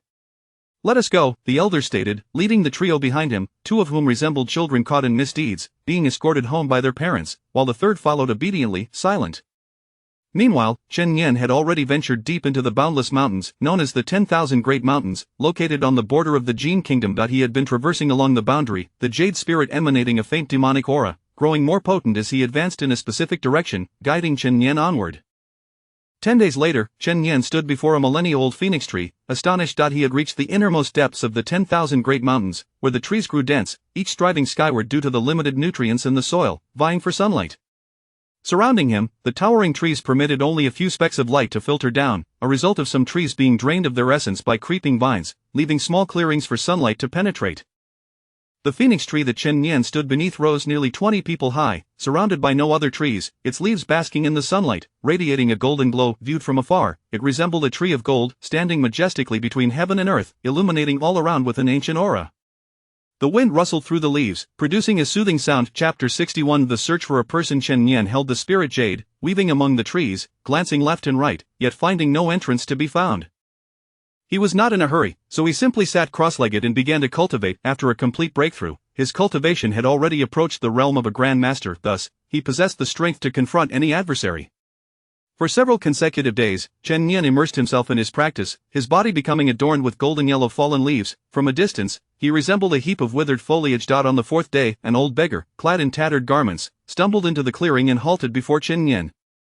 Having lived for so many years, it was the first time the beggar had encountered someone practicing here. Chen Yan looked up as the leaves fell gently in the wind. The old beggar regarded him and inquired, "From Wudong, are you?"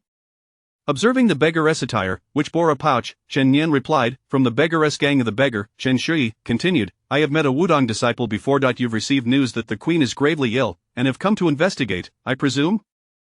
The old beggar smiled, revealing a mouthful of yellowed teeth. Chen Yan nodded, unable to discern the depth of the beggaress' cultivation. Although the beggar could perceive Chen Yan's prowess, he found it hard to believe that a Wudong disciple, who had traversed nearly 800 miles through the treacherous mountains, and whose malevolent aura was almost palpable, possessed only the level of cultivation he had observed, perhaps a mere third or fourth tier. An errand disciple? The beggar chuckled, gazing at Chen Yan's humble garb. An errand disciple, Chen Yan echoed with a smile. The beggaress gang, the largest gang in the realm, had suffered a devastating curse a decade ago, resulting in the demise of nearly all its disciples, with only a few powerful elders and the leaders surviving, reportedly due to an ancient curse from the demon clan. The beggaress gang emphasized worldly cultivation, distinguishing disciples not by rank but by the number of pouches they carried. The more pouches, the higher their status. Of the organization was primarily divided into errand and clean-clothed disciples. Chen Yan found it hard to believe that such a beggar, whose cultivation he could not fathom, could be merely an errand disciple. They exchanged playful banter, both aware that they might be mere pretenders to their respective roles, yet their rapport had improved considerably. "Do you possess any spirit jade?" Chen Yan inquired, extending his hand to reveal the jade, now turned pitch black, its surface teeming with demonic energy. However, he still could not locate the entrance to the demon kingdom. I possess a piece as well, but to enter, you must assist me with a significant task, a perilous endeavor, yet, should it succeed, the rewards will be immense. I have come from the mysterious calculation pavilion, which has confirmed this information, and the elder of ingenious schemes has stated that this is the moment when the Demon King is at his weakest. Old beggar Chen Shuyi revealed little more, but both understood the gravity of the task at hand. The beggar suddenly scrutinized Chen Yan, a spark of inspiration lighting up his eyes, seemingly pleased with Chen Yan's appearance. Chen Yan nodded, realizing he had no other options. He was uncertain whether he would encounter another capable individual or demon to assist him if he continued to wait. He resolved that if any unforeseen circumstances arose, he would simply flee. Their fates intertwined. Chen Yan did not trust in the camaraderie of martial artists. So follow me, put this on and do not jeopardize my plans, Chen Shuyi instructed, handing Chen Yan a fox fur.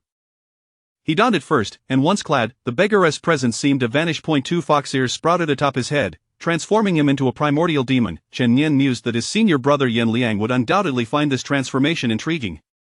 He put on the fox fur, which was exceptionally large, enveloping him from head to toe. Once adorned, the spiritual energy and human aura about him were concealed by the fur. As he subtly channeled his spiritual energy and extended his hand, a faint gray demonic energy emanated from him. His form shifted, a fluffy white tail sprouting behind him, 2 ears emerging atop his head, and whiskers appearing at the corners of his mouth. He resembled a primordial demon, his cultivation not yet having reached the 5th tier, leaving him in a half-human, half-demon state. The Qingqiu demon clan, a lineage of the ancient nine-tailed fox, held royal status among the fox tribes of the Demon Kingdom. Once you enter, assist me with this significant task. But remember, do not reveal your true self. No matter how brutal the sights you witness, conceal your identity. If you unleash spiritual energy above the 5th tier, it will be too late. Follow me, the old beggar said, resembling a cunning old fox as he approached a parasol tree, summoning demonic energy and gently tapping his spirit stone against the tree's trunk. The tree began to tremble, the beggar's lips moved, producing a series of strange sounds. Upon hearing the sounds, the golden branches of the parasol tree suddenly extended outward, transforming into a golden structure resembling a ladder, slanting off into the distance, reaching up to the clouds. Come up, Achio. The old beggar remarked, then leaned closer to Chen Yan, whispering, call me Shuai. In the Qingqiu Fox clan, the maternal figure is revered, so we often use feminine titles. Remember, we are here to participate in the Demon Clan's selection of brides. Walk alone, I will explain as we go. The two ascended the ladder formed by the branches, leading skyward. Alian had been sold 3 years prior. At that time, she was only 7. By 11, she was to be devoured. The demons preferred plump prey and had deduced that 11-year-old girls were the most delectable, while boys were generally unappetizing and would be consumed immediately upon capture. As Alian reflected on this, a sense of dread washed over her. She was clearing a table that bore the remains of a boy, his abdomen split open, his organs consumed entirely. 2 young fox girls, around 17 or 18, were chatting nearby. Boys are truly unappetizing. I think I'll find a girl to feast on one day. Why not eat this one? Alian was suddenly seized, her gaze falling upon a woman before her, blood dripping from her mouth, while the other held a severed arm, not upon. Forget it, let us save that for grandmother. Very well, you have a kind heart. In a year, they will be at their most tender. The day of slaughter is approaching, one sister remarked, her eyes gleaming with excitement. This is my favorite holiday, a time to kill and feast at will, one every day. It becomes tiresome after a while. As Alian tidied up the boy's remains, she proceeded to the storage room, where live captives hung in suspension. After finishing her chores, she prepared to return to the human pen, which resembled a pigsty in the human realm. They were kept in captivity, awaiting slaughter. She wished to remain in this less desirable age, convinced she had already tasted death once. Chapter 62. Alian. As Alian contemplated these thoughts, she retraced her steps along the path. Her recent memories had grown somewhat hazy, as if time were perpetually repeating itself. There was no escape from this place. No exits, no entrances. Countless individuals passed through the city gates, yet regardless of the road taken, they would invariably return to the threshold. With her head lowered, a languid voice reached her ears. Alian slightly lifted her gaze, catching a glimpse from the corner of her eye. Was yet another member of the royal family. She recognized the insignias of the nobility, their tails numerous and predominantly white. They feasted upon humans with an air of elegance, consuming both the cooked and the freshly prepared flesh. Beside them stood an elderly fox demon. Pray tell, where lies the direction to the palace? This is my son. It is my first visit to the Demon Kingdom, as I bring him as a tribute to the Demon King to become his consort. The two individuals were none other than Chen Yan and an old beggar. They meandered along the tree trunks for approximately half an hour, and given their pace, that time should have sufficed to reach the clouds. Yet, they soon discovered an enchantment at play.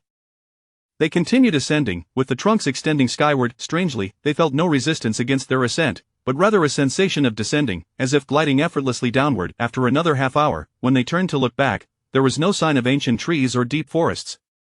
In the blink of an eye, they found themselves before a city pulsating with demonic energy. The trees behind them had vanished, leaving only a winding path that culminated in darkness.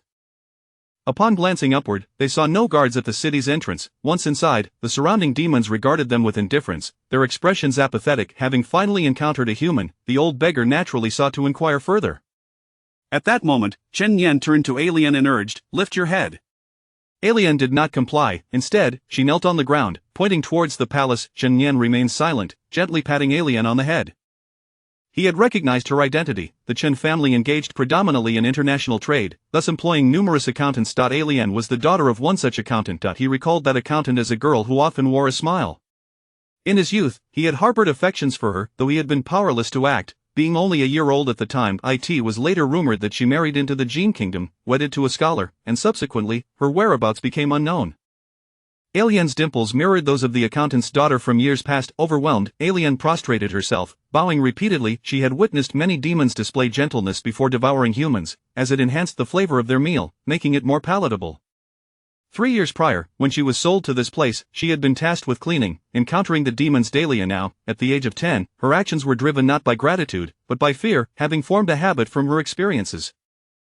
Alien trembled slightly, unsure whether to laugh or cry. Chen Yan fell into a momentary silence. The encounter with an old acquaintance in a foreign land had taken an unexpected turn. The old beggar glanced towards a courtyard in the distance, where 2 fox demons, appearing around 16 or 17, cast flirtatious glances at Chen Yan. It must be said, the fox demons of this demon kingdom were entirely different from the descriptions found in ancient texts. The books claimed, in Qingqiu Mountain, fox demons are unparalleled beauties, adept in curses, charming techniques, and illusions, feasting on human hearts, absorbing vital essence, bewitching souls, and should be slain. When Chen Yan and the old beggar entered, they surveyed their surroundings. Among the wandering demons, fox demons were a rare sight. Even when present, most appeared as ordinary mortals. Some were only partially transformed, their faces bearing grayish-white fur, blood at their lips, and a fearsome demeanor.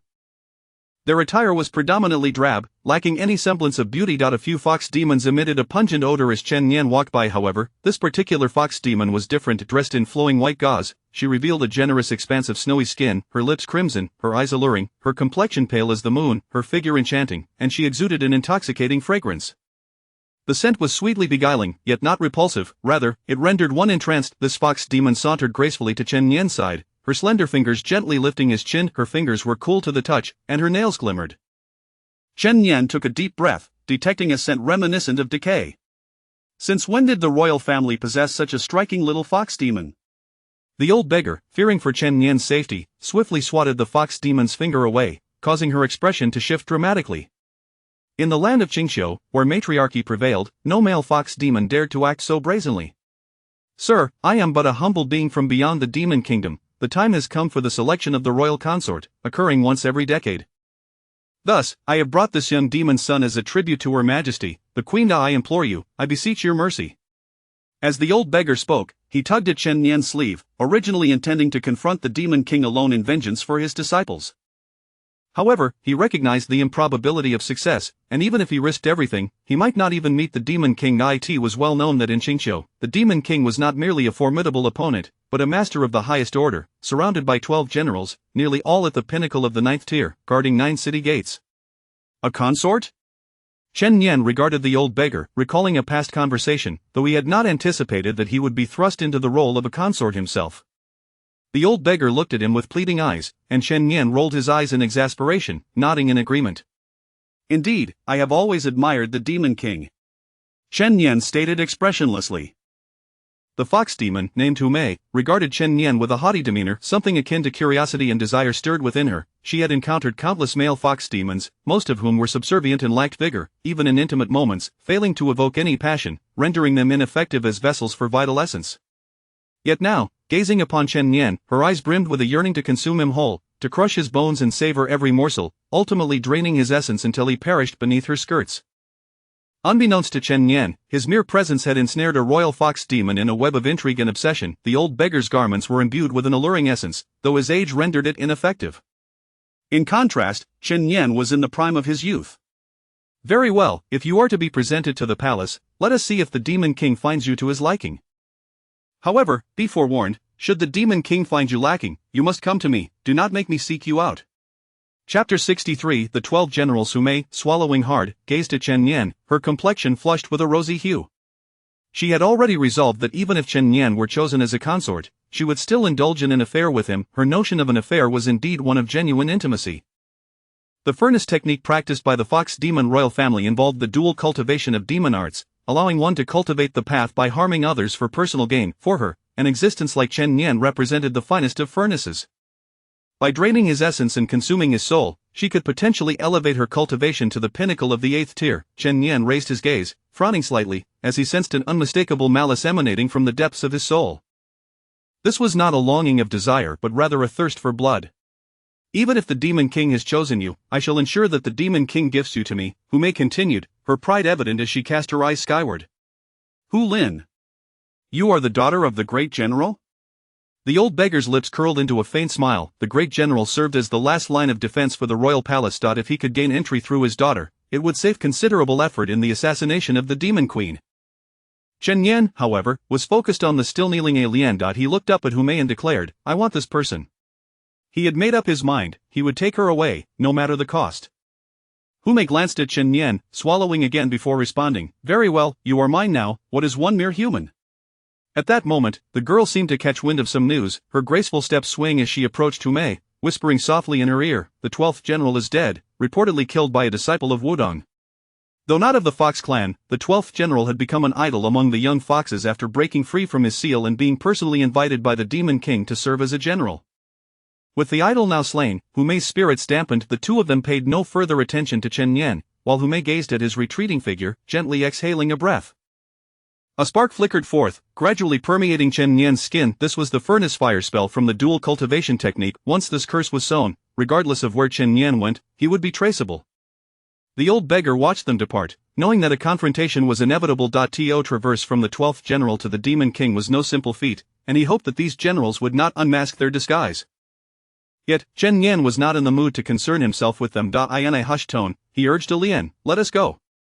Alian followed closely behind him, casting a backward glance at their former home by the roadside.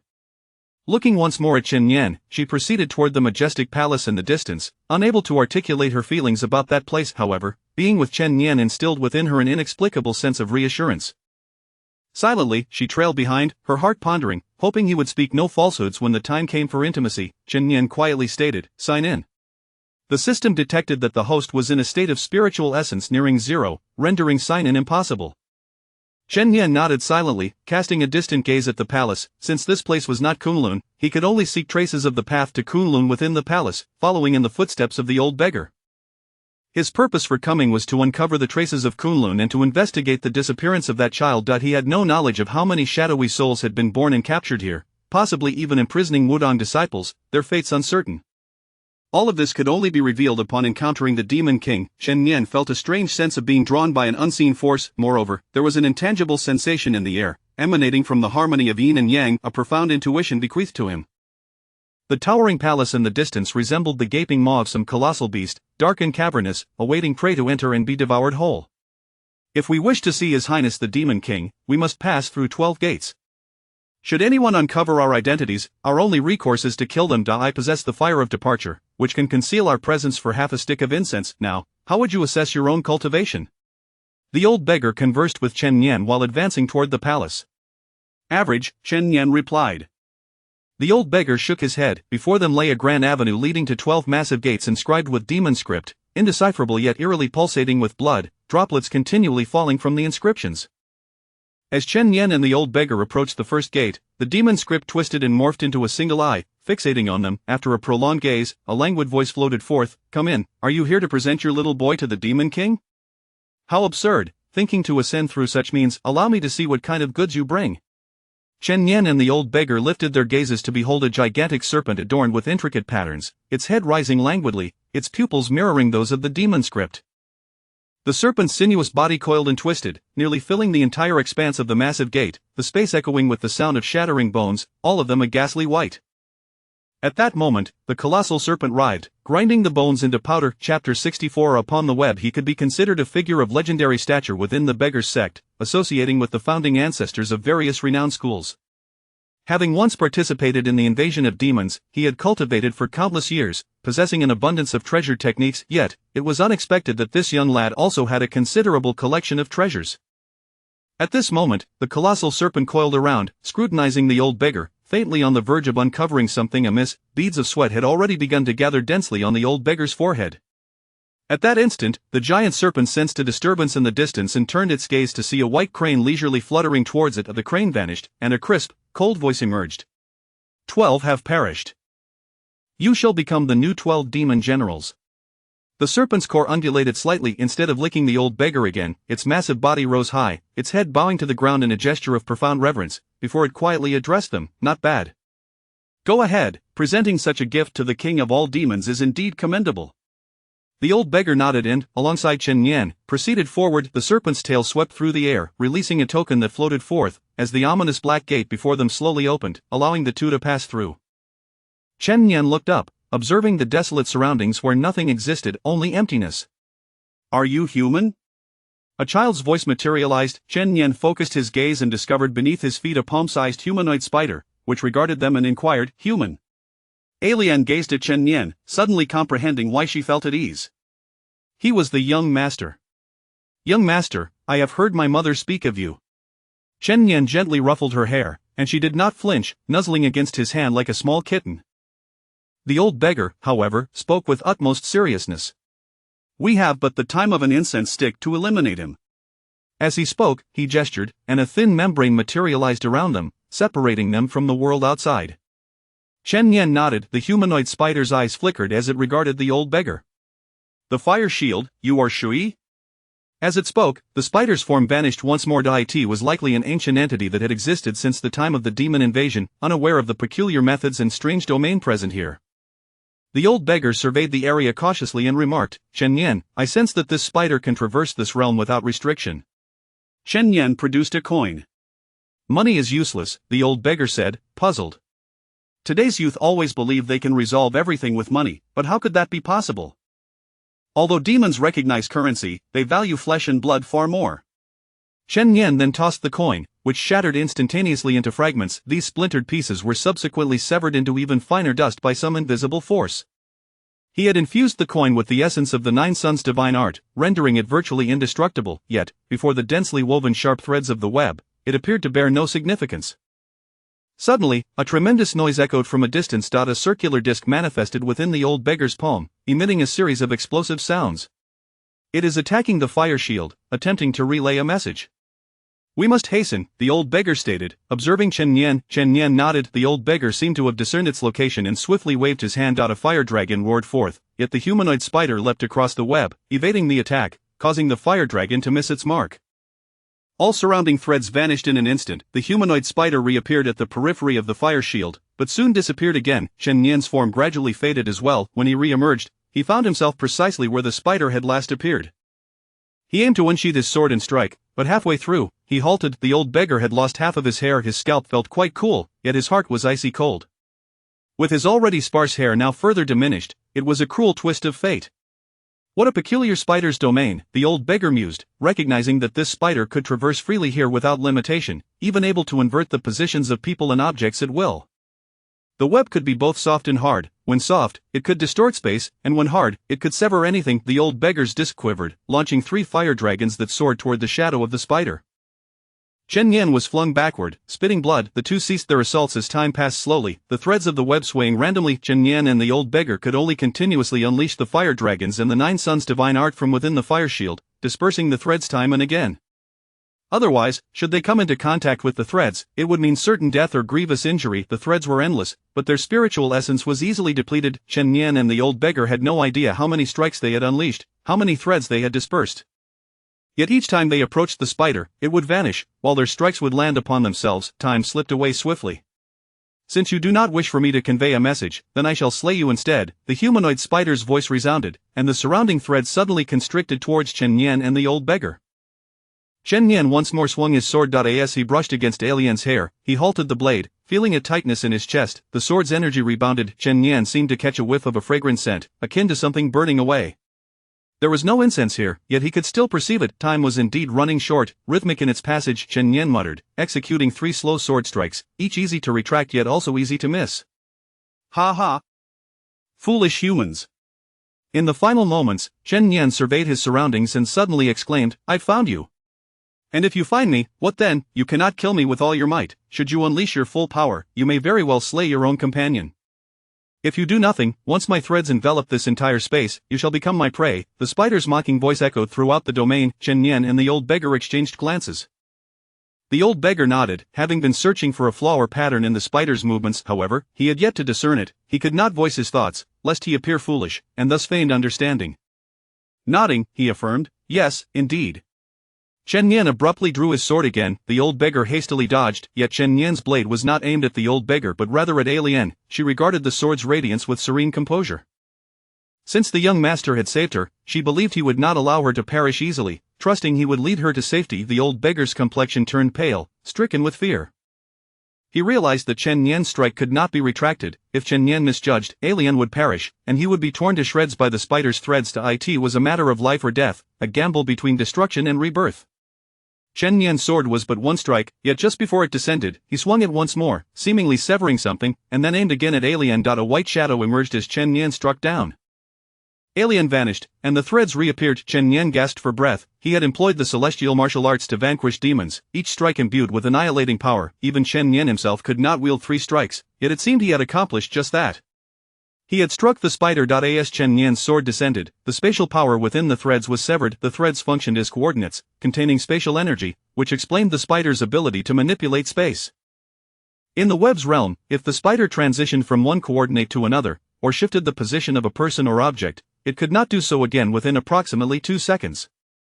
Chen Yan had grasped this principle as he wielded his slow blade. By severing the threads, he not only cut them but also disrupted the spatial power at its source. The spider, misjudging, assumed Chen Yan's sword was still capable of freely shifting coordinates, yet in Chen Yan's eyes, it was no longer sufficient. Chapter 65 of the Demon General. At this moment, as the spider sought to shift its form, Chen Yan had already severed all spatial threads connecting it to its surroundings. It found itself ensnared within the confines of space.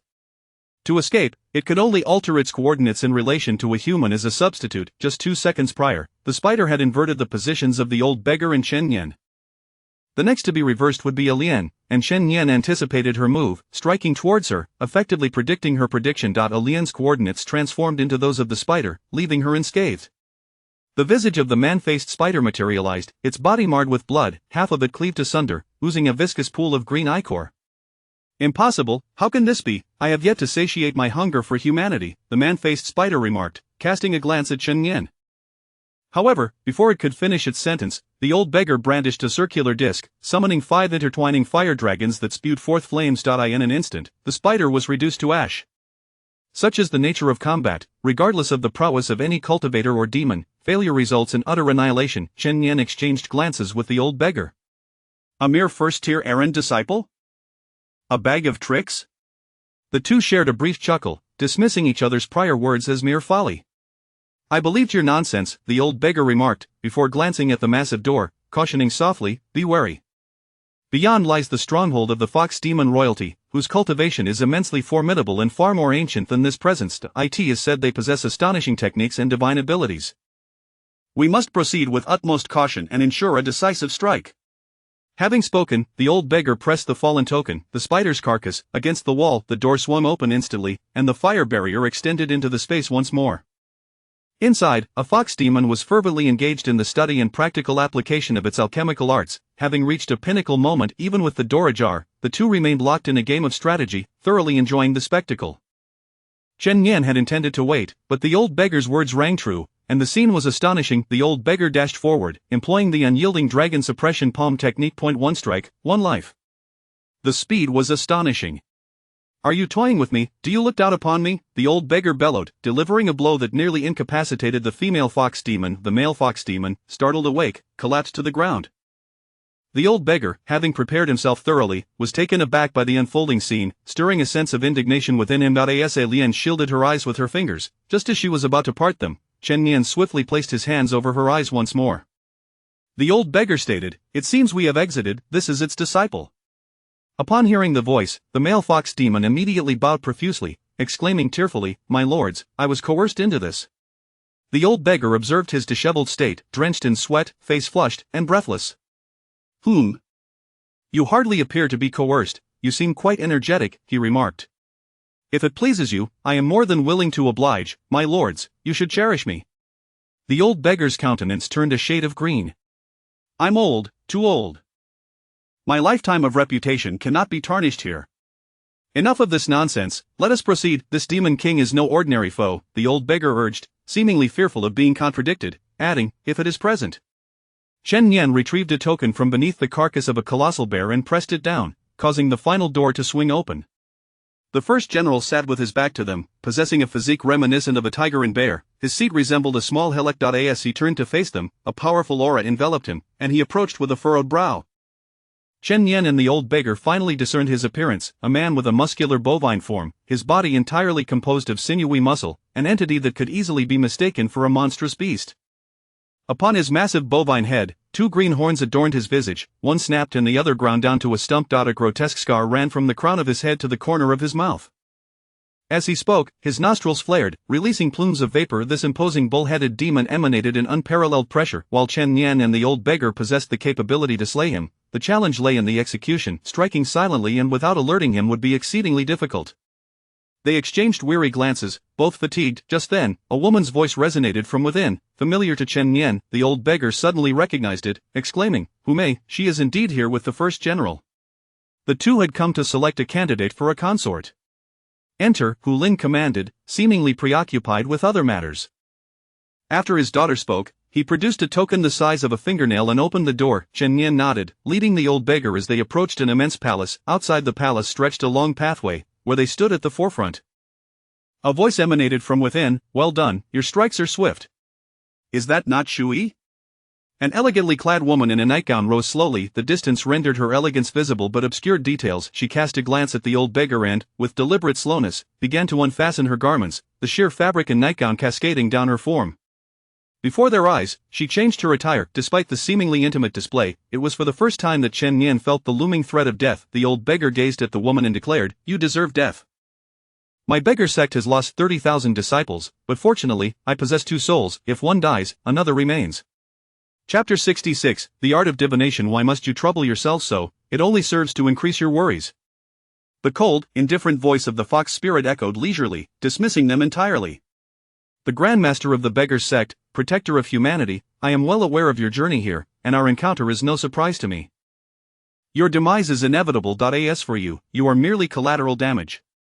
The woman chuckled, dismissing Chen Nian as inconsequential. To her, Chen Nian held no significance, his displayed cultivation was merely at the 3rd tier. Even if it were not the 3rd tier, what difference would it make? There are far too many prodigious disciples, one cannot eradicate them all. As her words fell, serpentine figures leapt from the heart of the palace, transforming into grotesque and twisted demonic scripts as they approached them. The old beggar's cultivation surged instantaneously, reaching the realm of the Grandmaster, yet, just as swiftly, it plummeted back to the threshold of that realm. The power of the curse was formidable. Even though the old beggar had somehow managed to reach the brink of the Grandmaster level, he was still unable to withstand it. The invisible force of the curse coiled around him, and the demonic scripts enveloped his form.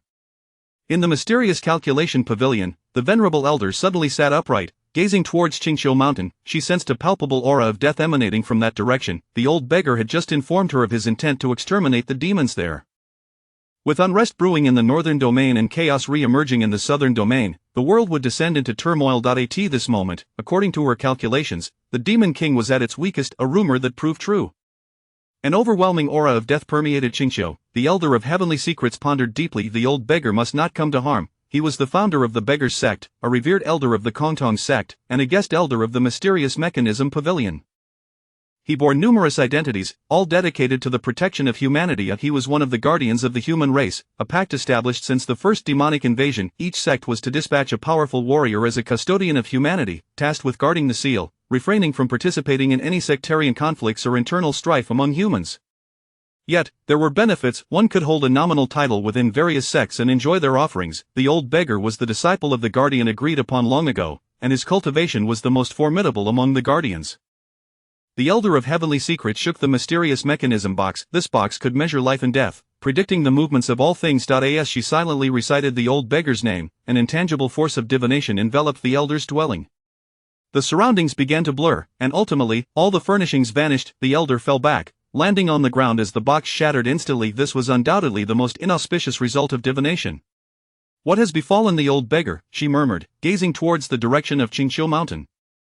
Her practice revolved around the power of divination, studying the prophecy chart and observing celestial phenomena, gleaning insights into the fates of individuals and the trajectories of all things from the river of time. Though often clouded and unclear, her understanding far surpassed that of countless practitioners, who wandered through life oblivious to their destinies. Having grasped the power of fate, she became a practitioner among practitioners. The more one knows, the more powerful one becomes, and the greater the burdens of responsibility one must bear. Thus, one may become ensnared in the web of destiny, a cruel irony. With a final sigh, she resolved, "I shall take a look." After tidying the box, she stepped outside barefoot, her delicate feet resembling white jade sculptures. At that moment, she grasped a paper crane and suddenly struck her chest with her palm, blood splattering upon the crane. This paper crane, a legacy of Master Lu Ban, could transport one to any desired location, provided one could pay the price, often in blood or soul. The Elder of Heavenly Secrets rarely utilized it, having never ventured beyond her confines in her lifetime. There were far too many matters requiring her oversight, yet, at this juncture, she had no choice but to employ it. As she departed, the Divine Elder cast a final glance at a slender box beneath the cabinet, a flicker of worry crossing her mind. After brushing the paper crane, it fluttered its wings, seemingly sketching something in the air. Soon, images of Chen Nian and the old beggar materialized before her. She was still within the realm of the demons and could not possibly arrive here, especially as she was at her weakest at this time. Was it a moment of desperate resurgence before death? This old demon was a master of illusions and divination, undeniably formidable. The Divine Elder murmured to herself, "Let us set forth."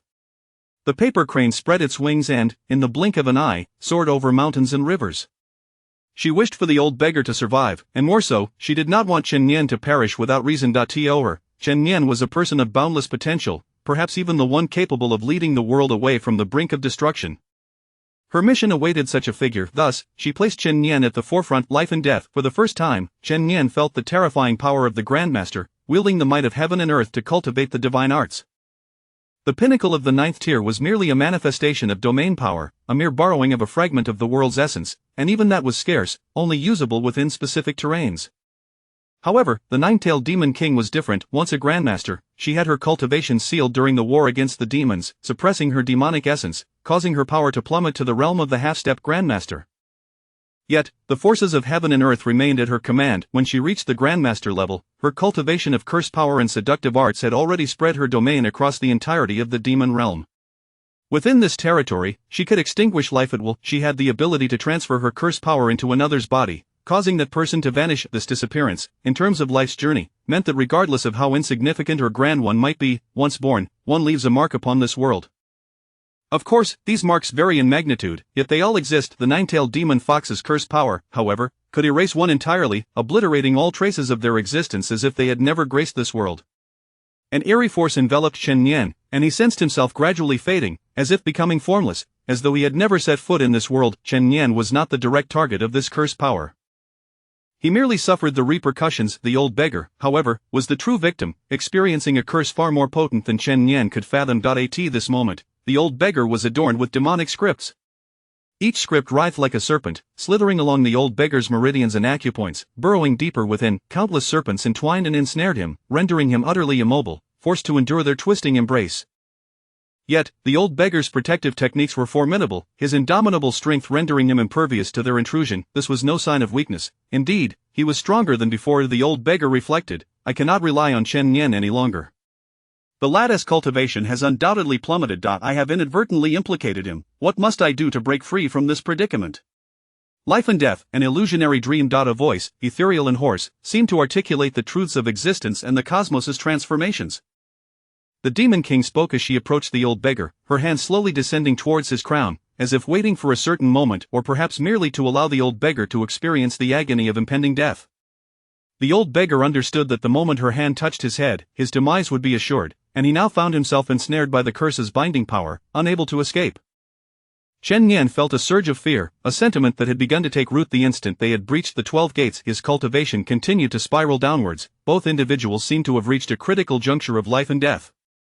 Suddenly, a barefoot figure wearing a mask appeared in their midst. gazing intently at the nine-tailed demon king and speaking softly, "The cycle of heaven and earth, all things fade." In an instant, the cursed power vanished. Chapter 67 of the Peachwood Sword. Do what you must, the Elder of Divine Mechanism stated, for she was truly an expert when it came to these enigmatic forces. The Heavenly Mechanism Pavilion concealed the secrets of the universe and deduced the threads of fate. At every moment, they were cursed by the celestial order, thus harboring unique thoughts and methods regarding curses. If, for instance, this dispersal technique employs the power of the heavenly mechanism to obfuscate the might of curses.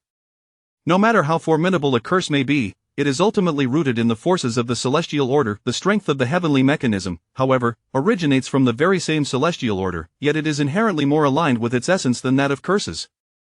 When invoked, its effects are immediate and striking. The old beggar, seizing this rare opportunity, suddenly produced a pink stick. Is that the transformation wand from the magical fairy castle? Chen Yan questioned, perplexed. Disperse, the Elder of Divine Mechanisms commanded, watching as she dispelled the curse's power enveloping Chen Yan and examined his physical condition. A sense of disappointment washed over her. The curse had already impaired the very foundation of Chen Yan's cultivation. She pondered whether it was too much to expect Chen Yan to become the new leader against the demonic invasion. Chen Yan felt a wave of regret emanating from her. The Elder of Divine Mechanisms remained silent, instead focusing on the old beggar. "Strike," he murmured, wielding the pink stick toward the Demon King. "This blow shall render you to ashes."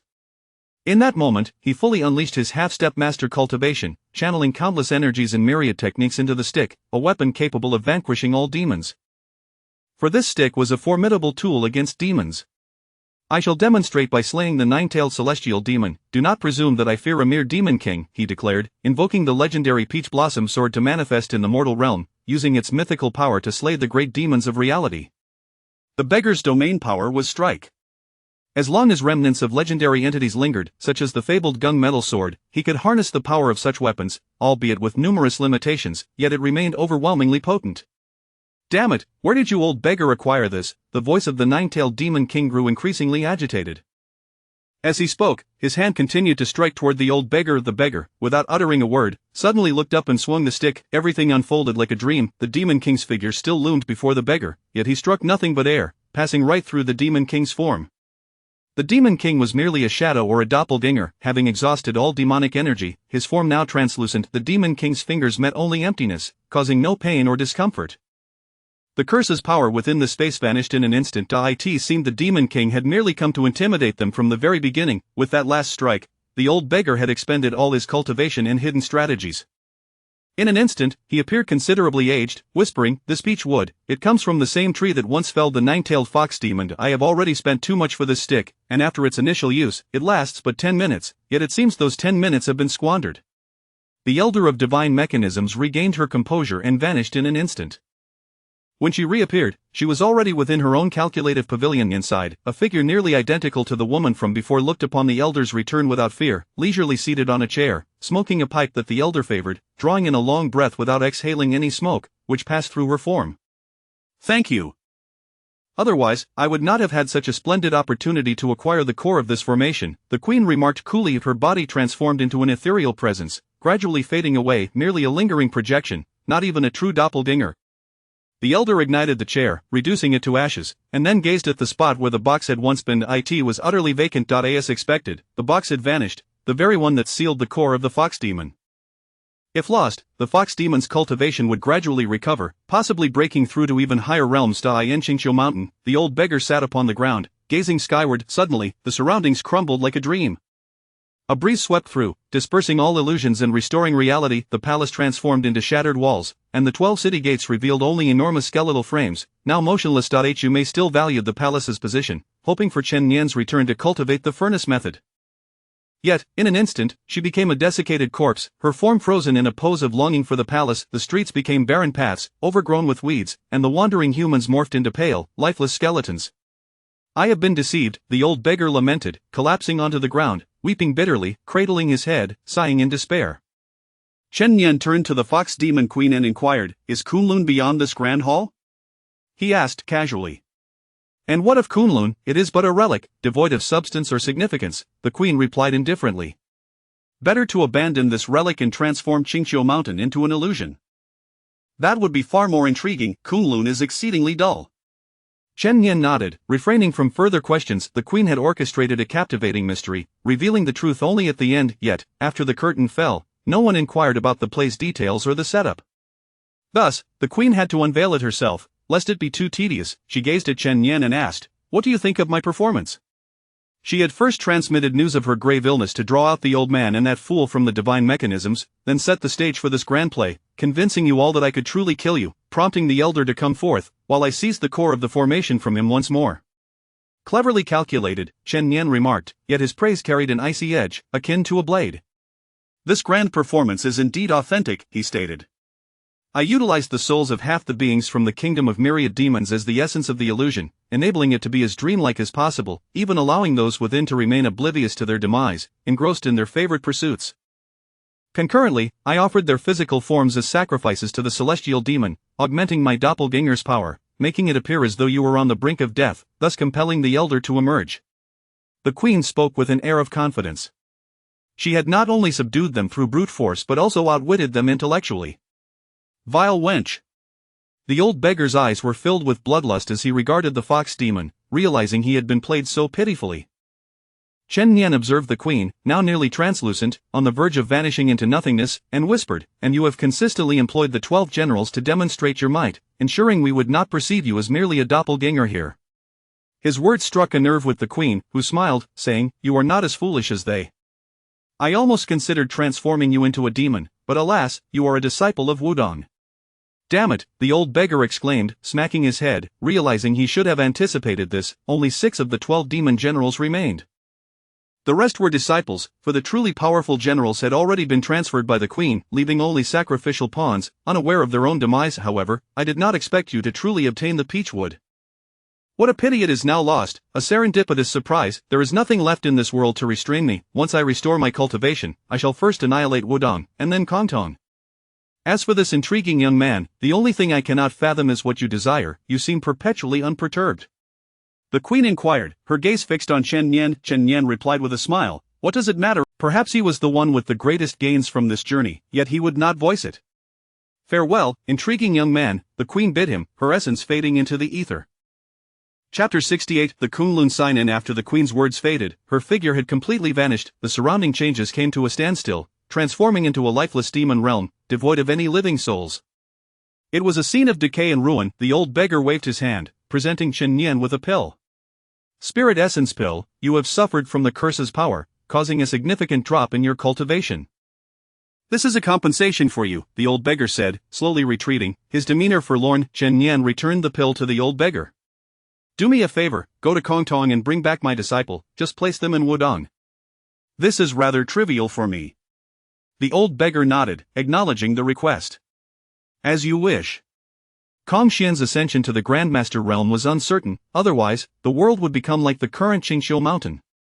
Chen Nian nodded, sensing the chaos brewing in the world. He turned back, searching for any trace of Alien. All that surrounded him were pale bones and a ground littered with corpses.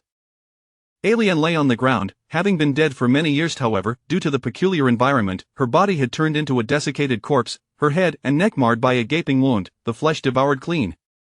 The figure that had just grasped Chen Nian's hand in conversation was merely a soul within an illusion. Now that the demonic aura sustaining the illusion had dissipated, her soul would inevitably fade away. In the distance, the remains of several children lay carelessly strewn across the ground, their blood long dried. The old beggar gazed at Chen Nian's dazed silhouette, understanding that he mourned for a girl who had been dead for many years. This was a weakness of humanity, yet also its nobility. With a heavy heart, the old beggar exited without bidding Chen Nian farewell, choosing instead to follow the path Alien had said was impossible to escape from.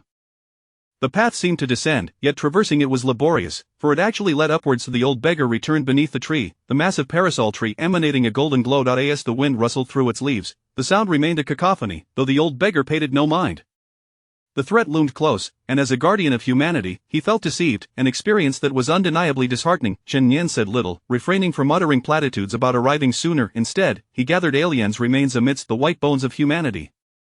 He exhaled a plume of flame, reducing them to ash, scattering them into the cosmos. When he turned to look for the old beggar, he found he had already departed. The entirety of Qingxiu Mountain now appeared desolate, with only the wind whispering mournfully. Chen Nian made his way toward Kunlun, traversing the void streets and passing the dilapidated palace. Behind the palace lay a new world. He knew he had found the legendary location of Kunlun. Kunlun was among the clouds, where mountains resided, yet now, those mountains had collapsed, countless towering Taoist temples were in shambles, mere remnants of their former glory, devoid of any trace of the once vibrant energy of the Tao.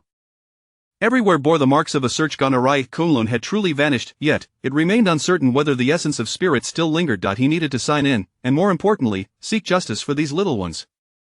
Not for any other reason, but Chen Yan recalled the little girl who once laughed so heartily. As he stepped upon the ground of Kunlun, the white clouds supported the crumbling mountains. Gazing downward revealed an endless abyss, as if it were reflecting upon him. This was Kunlun, the Celestial Academy, a relic from millennia past. Had the Demon King been present, it would have been impossible for Chen Yan to enter with his current cultivation. The Demon King had outwitted Old Man Tianji and the Old Beggar, these two guardians of humanity, knowing what they desired and exploiting that desire to obtain the core of the seal, thus freeing himself. Yet, the Demon King remained unaware of Chen Yan's true intentions. The curse's power relentlessly burned Chen Yan's soul, causing his cultivation to plummet. He had sustained severe injuries. He was reluctant to consume the pill, for his cultivation was unlike that of ordinary practitioners. To them, it was a miraculous remedy. To him, it was but a drop in the bucket. Sitting upon the ground, he murmured, "Can I sign in here?" "Congratulations, host, this location is the special site of Kunlun, sign in is possible." "Do you wish to proceed?" Note: special locations can only be signed in once, and only one special item reward can be obtained. After signing in at a special location, it becomes an ordinary location. Ordinary locations can be signed in once daily within the range of spiritual essence, accumulating sign-ins for greater rewards. Chen Yan nodded, his understanding of the system's rules clear. He whispered, "Sign in." "Congratulations, host, you have received the special location sign-in reward for Kunlun. The advanced version of the harmonious compassionate elegy of heaven and earth. It can be synthesized with the original version to create the remnants of the exquisite sword array." "Would you like to synthesize the harmonious compassionate elegy of heaven and earth?" The system's cold voice echoed in Chen Yan's mind. Chen Yan softly replied, "Synthesize." The system began the synthesis process, confirming that the host had cultivated the harmonious compassionate elegy of heaven and earth and possessed this technique, making synthesis possible. As Chen Yan observed, a pale white version of the harmonious compassionate elegy of heaven and earth floated from his mind, slowly descending upon a dark version of the same text, emitting a series of chimes. Chen Yan waited in silence, aware that synthesis was underway. Moments later, "Congratulations, host, synthesis successful, you have obtained the remnants of the Supreme Void Universe scripture. Would you like to cultivate this fragment?" Note: cultivating this fragment does not affect the practice and use of the harmonious compassionate elegy of heaven and earth. Furthermore, if the complete version of the Supreme Void Universe scripture or its fragments is obtained after cultivation, the cultivated harmonious compassionate elegy of heaven and earth can be transformed into the Supreme Void Universe scripture. I will cultivate. The Supreme Void Universe scripture, the unparalleled secret of Kunlun, had been lost to the annals of history for centuries, and it was said no one had succeeded in its cultivation within Kunlun. This scripture differed vastly from ordinary cultivation techniques, requiring extraordinary aptitude. It was rumored that the Kunlun sect had once discovered a Tao child with an innate Tao heart in the snowy mountains, whose aptitude and character surpassed that of ordinary mortals by dozens of times.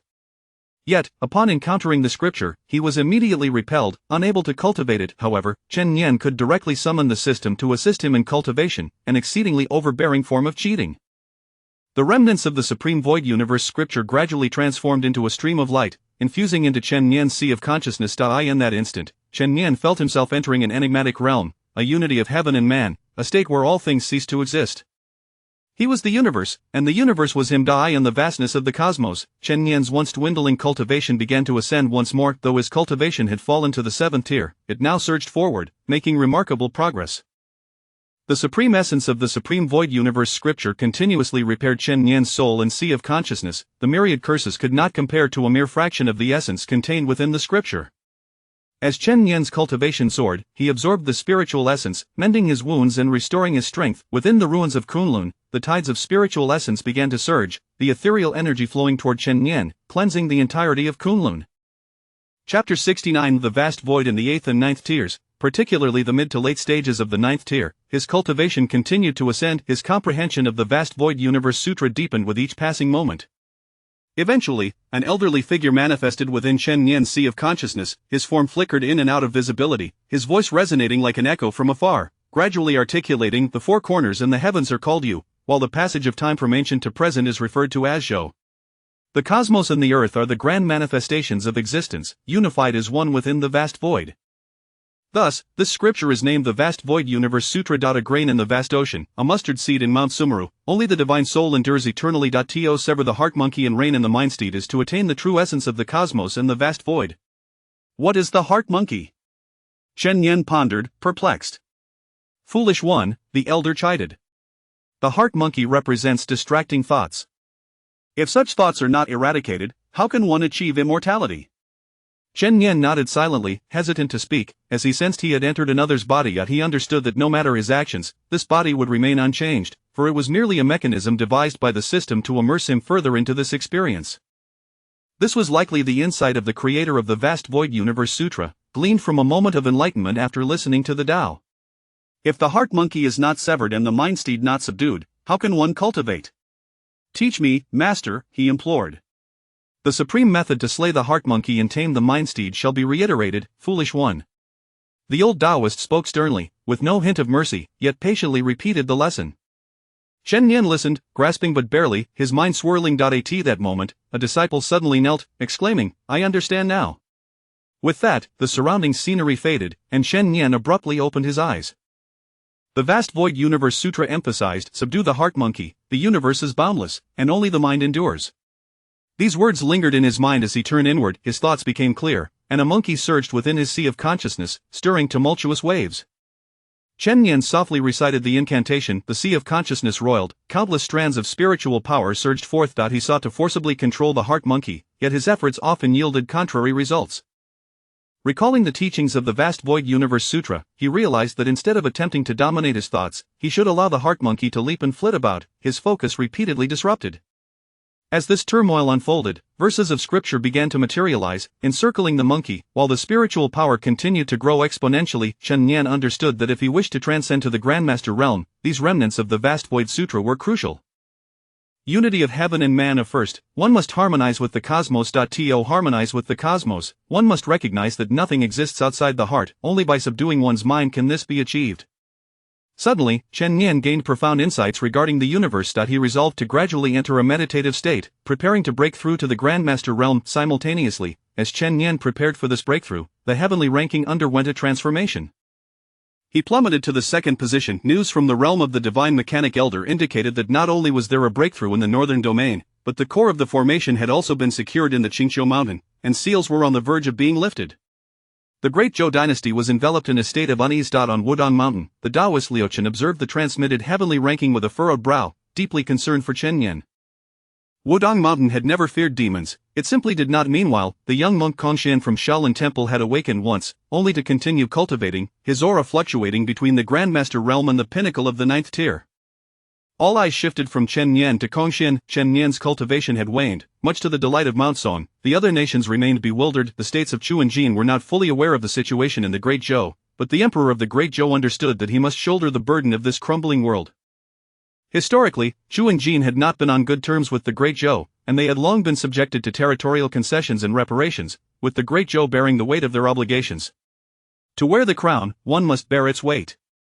As Chen Yan continued his cultivation, an old beggar ascended the Kongtong mountain in the Jin kingdom. The sect leader had convened a meeting using his authority, addressing the elder. At this point, do you still refuse to acknowledge it? The elder remained silent. Sun scanned the surroundings. The sect leader suddenly questioned Sun's wandering gaze. What do you see? Is someone coming? You may not perish, but you will divulge what you ought to know. To hell with you, both Hua and Li Gu cursed. The sect leader seethed with rage, maintaining a composed facade as he addressed the elder. If that is the case, I shall confine the two of them at the cliff of reflection. Once I interrogate this young girl and obtain the information I seek, I will see how you respond. The elders fell silent. Most were affiliated with the sect leader, while many of the elder's disciples had been dispatched on sect missions. The remaining neutral faction dared not speak up, fearing accusations of colluding with the Great Zhou. Divulging techniques in transmitting information are grave offenses. The elders' stalling tactics appeared to have failed.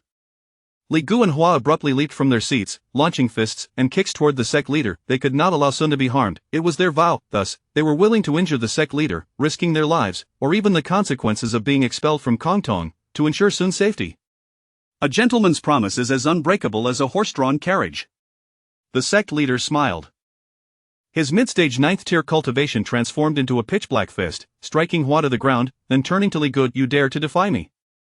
Just as the elder was about to act, a voice drifted from afar. To hell with your defiance. An old beggar clad in tattered garments entered, causing all the elders to fall silent, as this individual's status was far too exalted for the Kongtong sect. The sect leader found himself momentarily bewildered. He had merely sought to suppress an elder and inadvertently provoked a revered elder. The beggar swayed, and one by one, the sect leader received slaps across the face. The old beggar leisurely scrutinized the gathered elders and disciples. Everyone bowed their heads, murmuring, "Revered elder."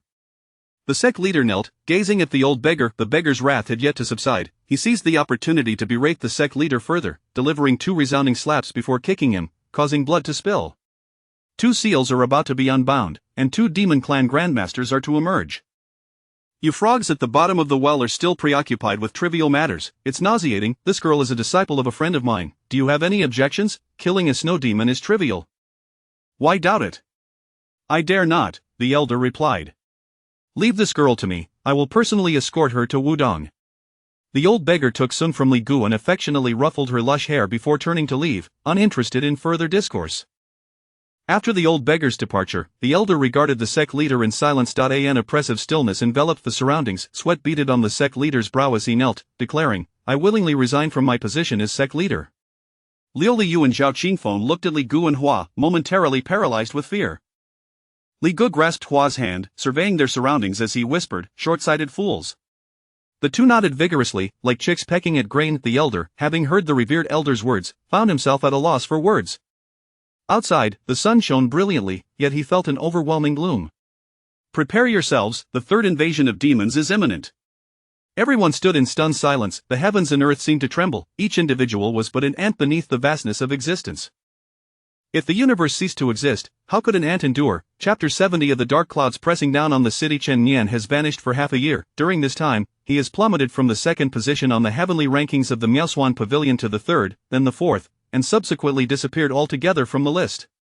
Like a fleeting meteor, he streaked across the skies above Wudong Mountain, only to vanish in an instant, radiantly brilliant yet ephemeral, illuminating the pitch-black heavens of Wudong for but a moment.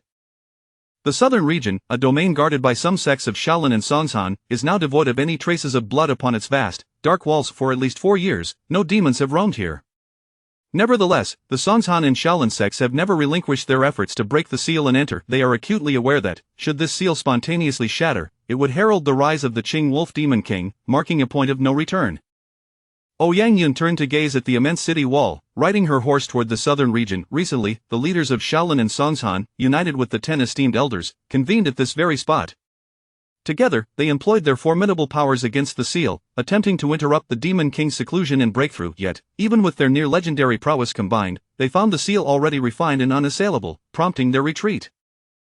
Both Songshan and Shaolin have dispatched disciples to this location for reconnaissance. Should any unusual disturbances or signs of a weakening seal arise, they must swiftly alert their respective sections. Among the Shaolin disciples is a young monk named Kong Yun, whose name shares the character Yun with Ouyang, a curious coincidence.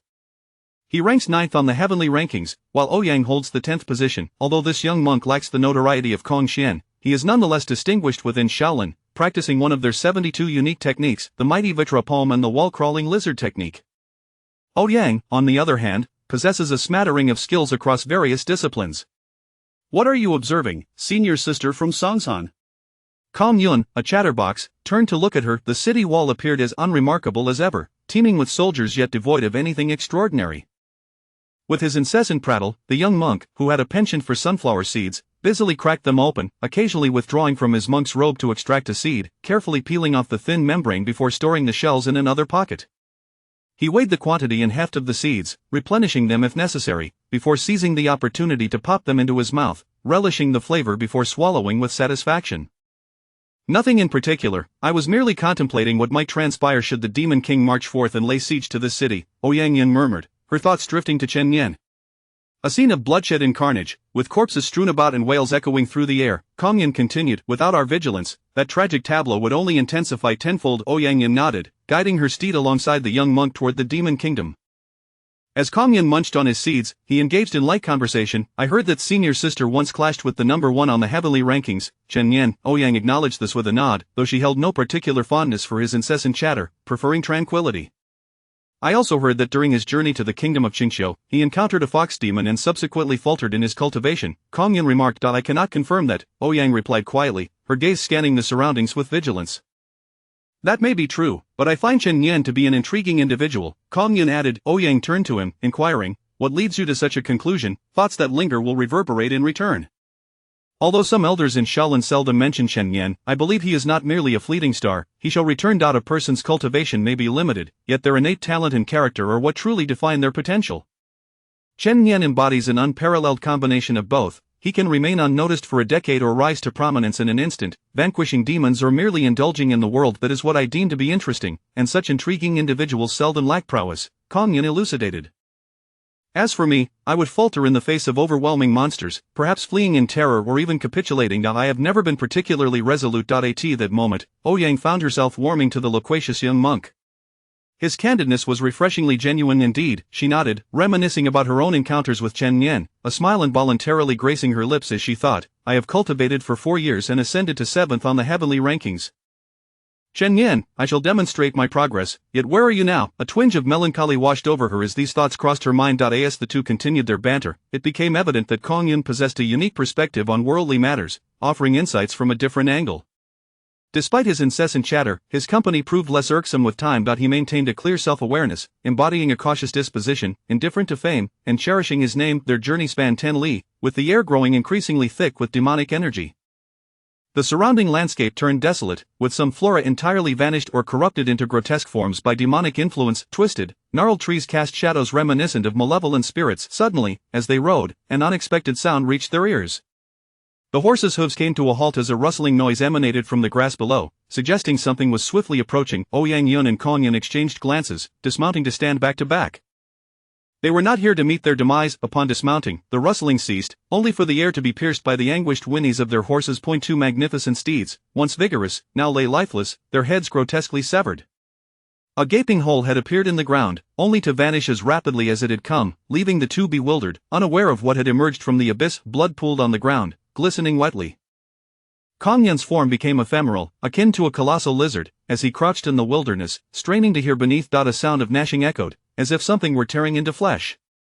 In a swift motion, Kong Yun pulled Ouyang back, retreating a step from their prior position. A dark, vine-like appendage slithered forth. With a flash of the Huashan sword technique, Ouyang severed the tentacle, green blood oozing forth before it recoiled. Silence enveloped the surroundings once more, prompting a sigh of relief from the duo as they resumed their advance into the wilderness. They had a destination, the Demon Kingdom, and could not afford to be preoccupied with this creature, as the tentacle was likely just a fragment of a larger monstrosity. After traversing for half an hour, they finally reached their destination, the fringes of the southern region. Here, a massive azure formation enveloped the interior of a demon realm, forming a disc-like structure. Through this disc, they could glimpse streets, city walls, and altars, all eerily still, devoid of any demonic presence, as if awaiting something to awaken. Ouyang Yun and Kong Yun were coated in mud and dust from the marshes, adorned with the weariness of their arduous journey. Chapter 71 The Wolf Demon. The two individuals cast their gaze upon the formation from beyond the seal. Discovering nothing amiss, they proceeded to a massive stargazing platform, tilting their heads to observe. From below, the platform resembled a modest abode, now ominously vacant. Ouyang Yun swiftly ascended the staircase, while Kong Xian, moving with remarkable agility, scaled the smooth walls of the platform like a colossal gecko, surpassing Ouyang Yun's speed considerably. The sky had plunged into darkness. As Kong Xian reached the midway point, droplets akin to rain began to fall upon his face. He wiped his hands across his skin, only to be met with a familiar scent, the metallic aroma of human blood, warm and viscous, fresh. He was well acquainted with this scent, having enlisted at the tender age of 13 and served 3 years in the military, until his innate talent for cultivation was recognized, allowing him to escape the hellish battlefield. He understood that his life did not solely belong to him, it was a life owed to those who had aided him throughout his journey. That he had yet to repay the veterans and masters from Shaolin. How could he allow himself to perish? Meanwhile, Ouyang Yun, upon reaching the top of the staircase, noticed the floor beneath her was slick with crimson blood. In an instant, she unsheathed her sword. Kong Xian appeared before her, and the two exchanged a grave look before stepping into the stargazing chamber. As they pushed the door open, even Ouyang Yun, accustomed to the sights of slaughter and death, could not suppress a wave of nausea. A dozen Shaolin disciples lay, their bodies devoured, heads grotesquely piled together. A few Huashan disciples hung suspended, their forms marred by numerous wounds, white bones exposed. In the flickering candlelight, a disciple from Songshan knelt upon the ground, repeatedly bowing in a desperate plea. Before him loomed a massive, pitch-black shadow, its back turned to them, obscured by the moonlight. The sound of begging was grating, tarnishing the taste of the scene. Suddenly, with a flick of its finger, the shadow severed the disciple's neck, then bent down, ravenously devouring the headless corpse, blood streaming down its mouth and pooling on the ground, flowing outward from the stargazing platform. The severed head was kicked about carelessly by the shadow, rolling toward Ouyang Yun and Kong Xian, its opened eyes radiating terror. At that moment, Ouyang Yun drew her sword, while Kong Xian could no longer contain himself. His palms transformed into a golden hue. The creature turned to face them. It was a demon, with a canine head upon a human body, likely having infiltrated from the demon realm. It licked its lips and remarked, "I delight in this fresh blood, have you brought me more?" It then unleashed a torrent of dark flames, instantly shattering Ouyang Yun's sword, and met Kong Xian's golden king palm with a forceful clash, producing a sound akin to metal striking metal. The rebound sent the young monk flying. He struggled to regain his footing mid-air before landing safely. The wolf demon suddenly gaped wide, lunging toward Ouyang Yun, an overpowering stench enveloping the air. Ouyang Yun executed the Songzhan technique, gliding gracefully like a falling goose, and with a swift maneuver, she slipped through the demon's legs. As it turned to retaliate, she seized the opportunity to drive her sword deep into the vulnerable flesh of its neck. The technique bore no grand title, yet it proved immensely practical. After her encounter with Chen Nian, she had learned the value of straightforward methods in combat. Inflicting pain upon her adversary was the mark of an effective killing technique. The wolf demon howled, its eyes igniting with a blood-red fury, as sanguine flames enveloped its form. Its cultivation surged to the 8th tier, and had the stargazing platform not been reinforced over the past 4 years, it might have already collapsed. The demon's muscles bulged, its form expanding to nearly double its size, causing the sword to be forcibly ejected. In that moment, Kong Xian, having stealthily maneuvered behind the beast, unleashed a powerful palm strike. His preferred tactic of surprise attacks was effective. In combat, one must adhere to martial ethics, lest they be deemed foolish. The wolf demon was poised to unleash a formidable spell, likely some form of berserk magic. Should it succeed in casting it, they would find themselves in dire straits. The wolf demon's howl was abruptly interrupted by the force of Kong Xian's golden king palm, a strike fueled by his utmost strength. In that instant, the demon was sent crashing down from the center of the stargazing platform. Constructed from ironwood, the platform splintered upon impact, sending countless wooden shards piercing into the demon's flesh.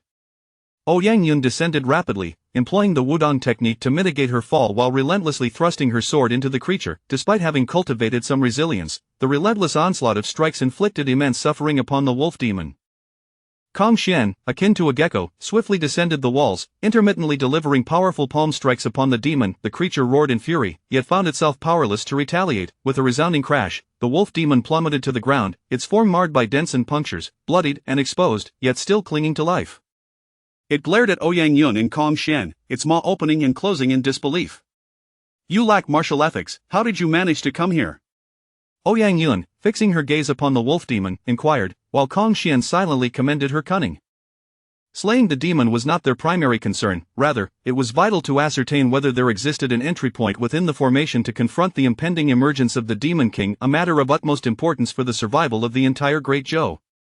As Ouyang Yun spoke, she severed the demon's arm with a swift stroke, not pausing for a moment before delivering a second strike to its leg. Though the wolf demon possessed remarkable vitality, its countenance paled as it faced the two humans. Filled with resentment, the wolf demon glared at its assailants. It had practiced a secret technique that allowed it to unleash its blood energy in an instant, gaining a frenzied power that dulled its pain and enabled rapid healing. However, the cost was a temporary inability to utilize its abilities for several months. This technique was formidable, but required time to activate. The demon had expected to be granted that time during previous encounters, yet these two humans had shown no such courtesy. With limbs severed, the demon felt a numbing pain, yet the sensation of blood oozing from its body, a symbol of its life, instilled a sudden fear within it. It relished consuming the living flesh of humans, and the taste of blood from those on the brink of death was the ultimate delicacy, yet this did not mean it enjoyed the sensation of impending demise. Kong Xian, with his foot firmly planted upon the demon's face, remained silent, but exerted increasing pressure inside the chamber. He had not only witnessed the gruesome sight of Shaolin disciples' heads piled high, but also Huashan disciples suspended, their bodies marred by deep, gaping wounds, blood continuously dripping. Such a wolf demon deserved death, but before its end, it was imperative to inflict even greater suffering upon it. The demon's massive head contorted grotesquely beneath Kong Xian's foot. Chapter 72. Breaking the seal, the wolf demon experienced the agony of its waning strength and the relentless drain of its life force. In a hushed tone, it declared, "I have discovered a method to traverse the formation. A weak point exists underground to the east, accessible only on the night of the full moon, when one can exit silently, but one must wait for that night." "Tell me the location," Ouyang Yun softly inquired, as a sword pierced the wolf demon's abdomen. the location is a crack. The massive head of the wolf demon was suddenly crushed, as if by an unseen force. Brain matter and blood sprayed across the faces of the monk Kong Yun and Ouyang Yun. At that moment, Kong Yun looked up. The previously overcast sky had become clear, revealing a bright moon and scattered stars. A figure clad in light azure attire, with hair tied back by a green ribbon and a face similarly pale, resembling a cultured scholar, approached leisurely. Though he moved slowly, each step seemed to draw the moonlight toward him, illuminating his azure garb with an ethereal glow that surpassed that of ordinary cultivators. What an extraordinary practitioner he appeared to be. Yet, he was no mere cultivator. He had emerged from a seal. The middle-aged scholar smiled as he regarded Kong Yun and Ouyang Yun, saying, "I know the location. Feel free to ask me. However, traitors deserve death." His voice was cold and indifferent, imbued with the authority of a superior being. He turned and gently waved at the seal. Under the moonlight, the seal was enveloped in silvery radiance as a colossal black cauldron emitted sounds of resistance. The middle-aged scholar chuckled softly, stating, "Everything in this world should belong to me and be at my disposal." As he spoke, he opened his mouth, unleashing a plume of azure flame that escaped from the corners of his lips. The cauldron emitted a mournful sound, as if weeping, eventually trembling and succumbing to the embrace of the flames and moonlight. With a flick of his sleeve, the enormous cauldron, once the size of a small mountain, shrank to the size of a finger as it flew toward him and landed delicately in his palm, where it was toyed with by his pale azure fingers. "Who are you?" Kong Yun asked, looking at the middle-aged scholar. He feigned ignorance, taking a step forward, his fingers gesturing subtly toward Ouyang Yun, hoping for understanding. "You may call me the king of all demons, or the Azurewood Wolf King, either will suffice," the middle-aged scholar replied, gazing at Kong Yun. Kong Yun awkwardly smiled and quickly turned away, whispering urgently, "Run." His form transformed into a wisp of smoke, charging toward the Azurewood Wolf King. Though he knew he was destined to die, he dared to confront such a being, believing that even if he could not slay the foe, he must sacrifice his own flesh to carve out a path to survival for his companions. "You, who fear death the most, how can you harbor such hopes for your companions in this moment?" Ouyang Yun pondered, retreating hastily. The middle-aged scholar chuckled softly, effortlessly seizing the smoke-like monk, lifting him as his pocket spilled sunflower seeds onto the ground, the shells drifting through the air before settling. "An amusing little fellow." "Is it worth it?" the Azurewood Wolf King remarked, bringing the monk closer for a direct gaze, his question seemingly directed not at Kong Yun but at all human cultivators. "Is it worth it?" Kong Yun unleashed a powerful Vajra palm, which the Azurewood Wolf King did not evade, allowing the faint golden arm, shimmering with a fierce wind, to strike his head. Bang! Kong Yun's arm shattered, yet the Azurewood Wolf King's hairstyle remained undisturbed. At this moment, Ouyang Yun had retreated a safe distance. She realized she could not abandon her companion, but she also knew that while she could perish, the world needed to know of the Azurewood Wolf King's emergence. This was a task more challenging than death itself, yet Ouyang Yun resolved to undertake it. The Azurewood Wolf King observed as Ouyang Yun produced fireworks, intending to launch them into the sky to signal the citizens of the Great Zhou. He exhaled gently, and the fireworks vanished as if they had never existed. Then, casting a glance at Kong Yun, he sighed, not solely for Kong Yun, but for this world on the brink of disaster. What a pity. Crack! Kong Yun's head was crushed, his body slumping lifelessly. He could no longer chatter, nor could he crack seeds. The Azurewood Wolf King carelessly discarded Kong Yun's body onto the ground, blood staining the earth beneath the moonlight, a vivid scarlet. Several sunflower seeds and shells were now tainted with blood. Slowly, Kong Yun crawled toward the scattered seeds, placing them where his head once laid. He took a bite but found himself unable to chew.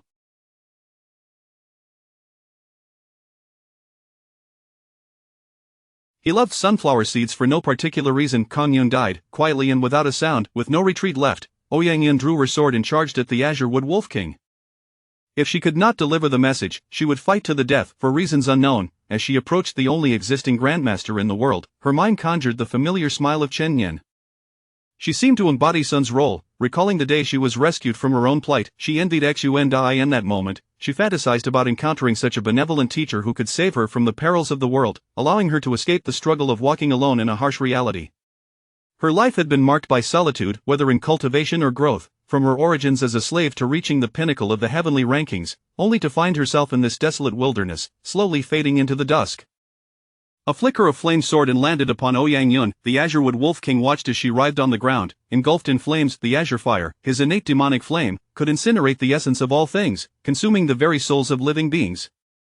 Even before achieving the Grandmaster level, this flame had posed challenges to Grandmasters. Now, its potency could eliminate them and even refine a nation. In the interplay of fire and moonlight, annihilating all existence and bridging heaven and earth, transforming the world into a sea of flames. What a formidable power! The Azurewood Wolf King contemplated. Meanwhile, Ouyang quickly disintegrated into a pile of faint ashes, as if she had never existed in this world yet. She had left her mark upon it. She perished in her own fantasies, in her solitude. In her final moments, the light and warmth she felt emanated from Chen Nian, who charged toward the Azurewood Wolf King. In her memories, it was also Chen Nian's sword, the sword she perceived as her salvation. In a fleeting moment, she yearned for such a blade, capable of rescuing her. Time could not be reversed.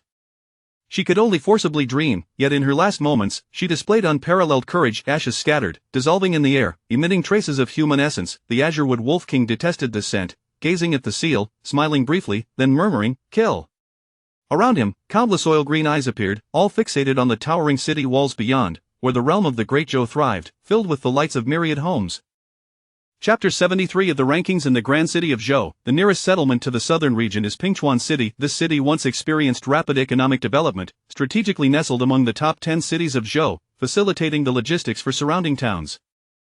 However, 4 years ago, the southern gate of this city was firmly shut, prohibiting any citizens from venturing out. Previously, the long dormant beacons atop the city, which had not been lit for ages, transformed into mere observation towers.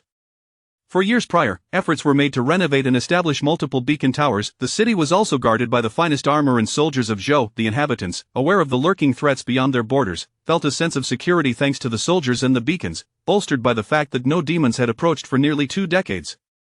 Su Miao shared this sentiment. He was merely a humble merchant within the city, primarily engaged in the trade of mountain delicacies, frequently procuring mushrooms from gatherers in the hills and reselling them to various taverns within the city.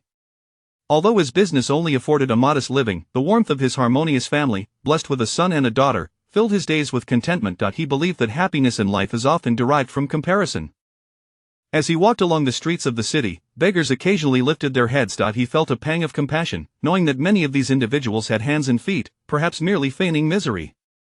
Yet, Su Miao thought to himself that even if 9 out of 10 were deceivers, if he could offer alms to 10, and one genuinely benefited from his kindness, he would have fulfilled his duty. He could not forget his own arrival in this city as a destitute youth during a time of severe flooding in Zhou, where he nearly starved while begging. Fortunately, he encountered the mother of a child who offered him a meal and a chance to work, allowing him to carve out a living. Thus, he always sought to assist others, recognizing in them a reflection of his past self, someone who had received no help when in need. He wished for these individuals not to face the same fate of abandonment. As dusk deepened, the sky turned pitch black, the moon obscured by clouds, yet now the clouds appeared to part as if by some unseen force. The moon loomed larger than usual, casting a luminous glow over the entire city, allowing Su Miao to discern the massive rankings board in the town square.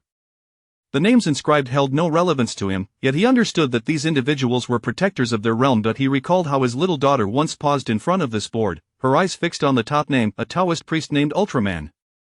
The depiction illustrated a relaxed young priest, distinct from the stern visages of other warriors, whose eyes sparkled with a hint of mischief. The sight was undeniably amusing, prompting a smile to grace Su Miao's lips as he remembered his daughter's animated gestures. Standing beneath the enormous rankings board, he noticed a dark box at its base, labeled as a merit box. Su Miao rummaged through his pocket and found 60 coins remaining. He extracted 10, laid them out in a neat row, then picked up 2 coins to place into the merit box. Looking up at the board, he noted that the carefree young priest had been replaced by a solemn monk clad in robes, exuding an air of reverence. "May you bless me," he whispered. "I do not seek great riches, simply to live on as I am." He dared not harbor excessive hopes or make grand requests. "Hey there, old Su. Be careful next time." A patrolling soldier, no more than 17 or 18 years of age with soft facial hair, greeted him with a smile. Su Miao nodded in acknowledgement. "You should head back quickly. Don't linger in the city, curfew is approaching, and being caught could result in a fine," the soldier advised. Su Miao nodded again, quickening his pace. In truth, curfew had already begun, but the patrolling soldier understood the struggles of the small merchants, having come from a merchant family himself, and was sympathetic to their plight. As the soldier continued his patrol along the dark city walls, the streets grew increasingly deserted, encountering only soldiers from other districts. "Is Brother Wang still on his rounds?" one soldier inquired. "You have no idea, the East District is far larger than your West District," Li Bin replied with a chuckle, heading towards the northern part of the West District.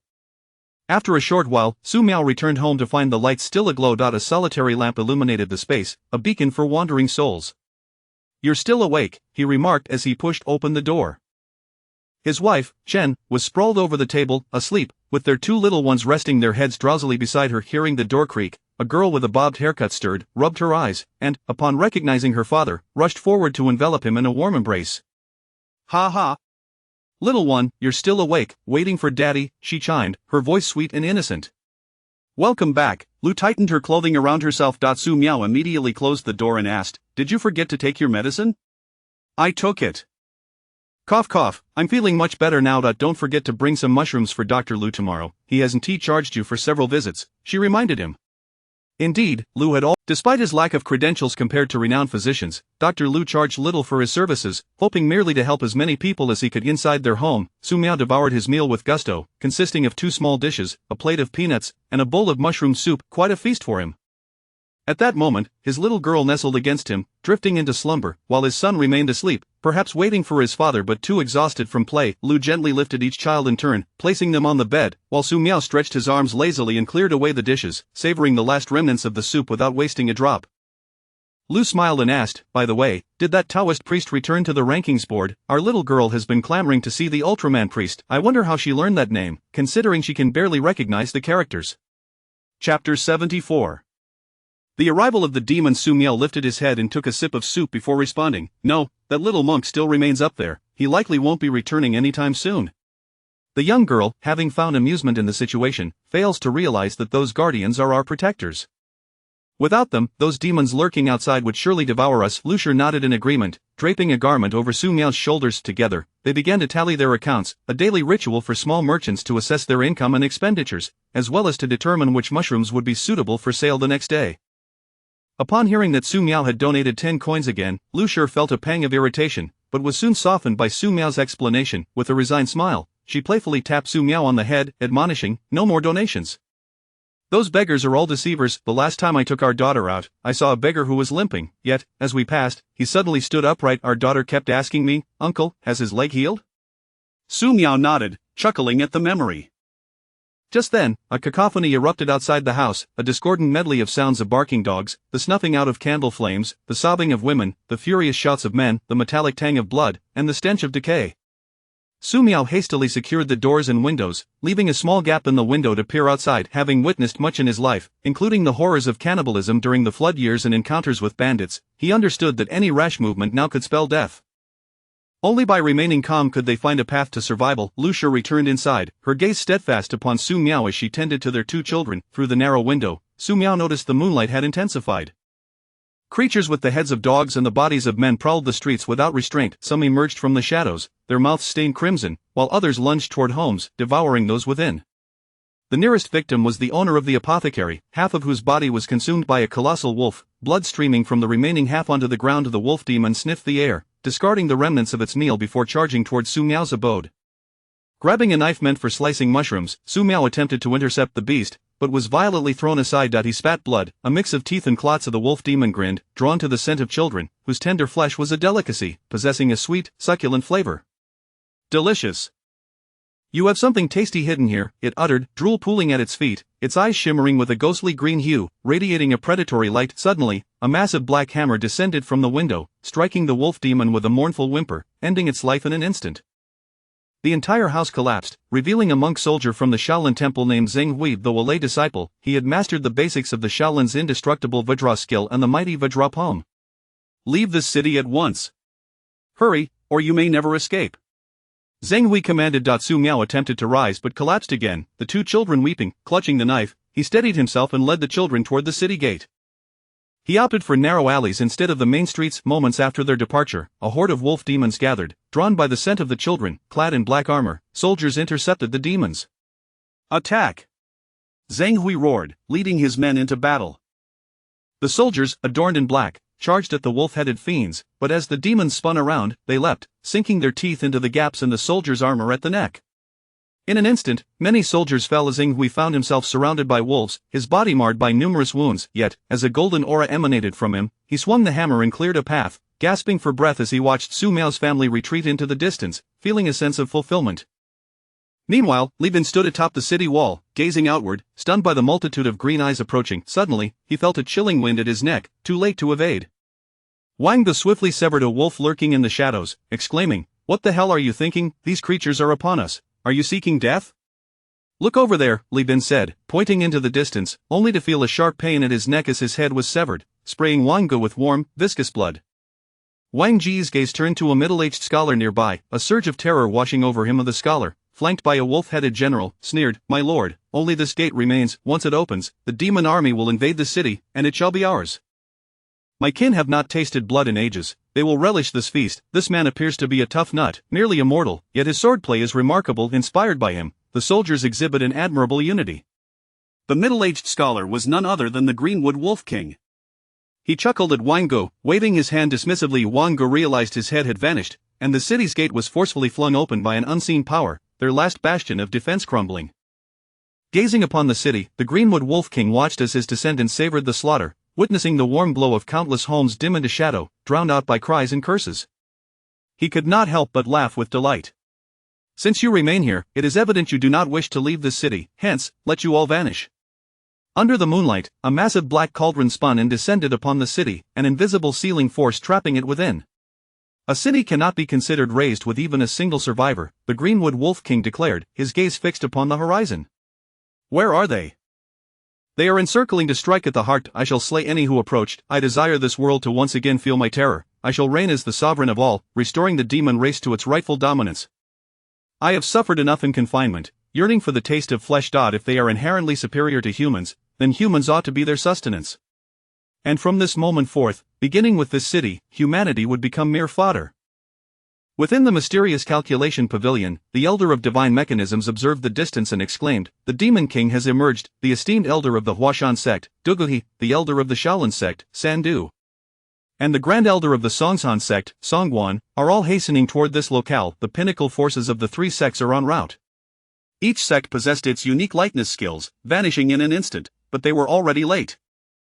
Except for the Huayang sect's leader, the other leaders were accompanied by disciples, as not only the upper echelons required extermination, but the lesser demons also needed to be eradicated by the disciples.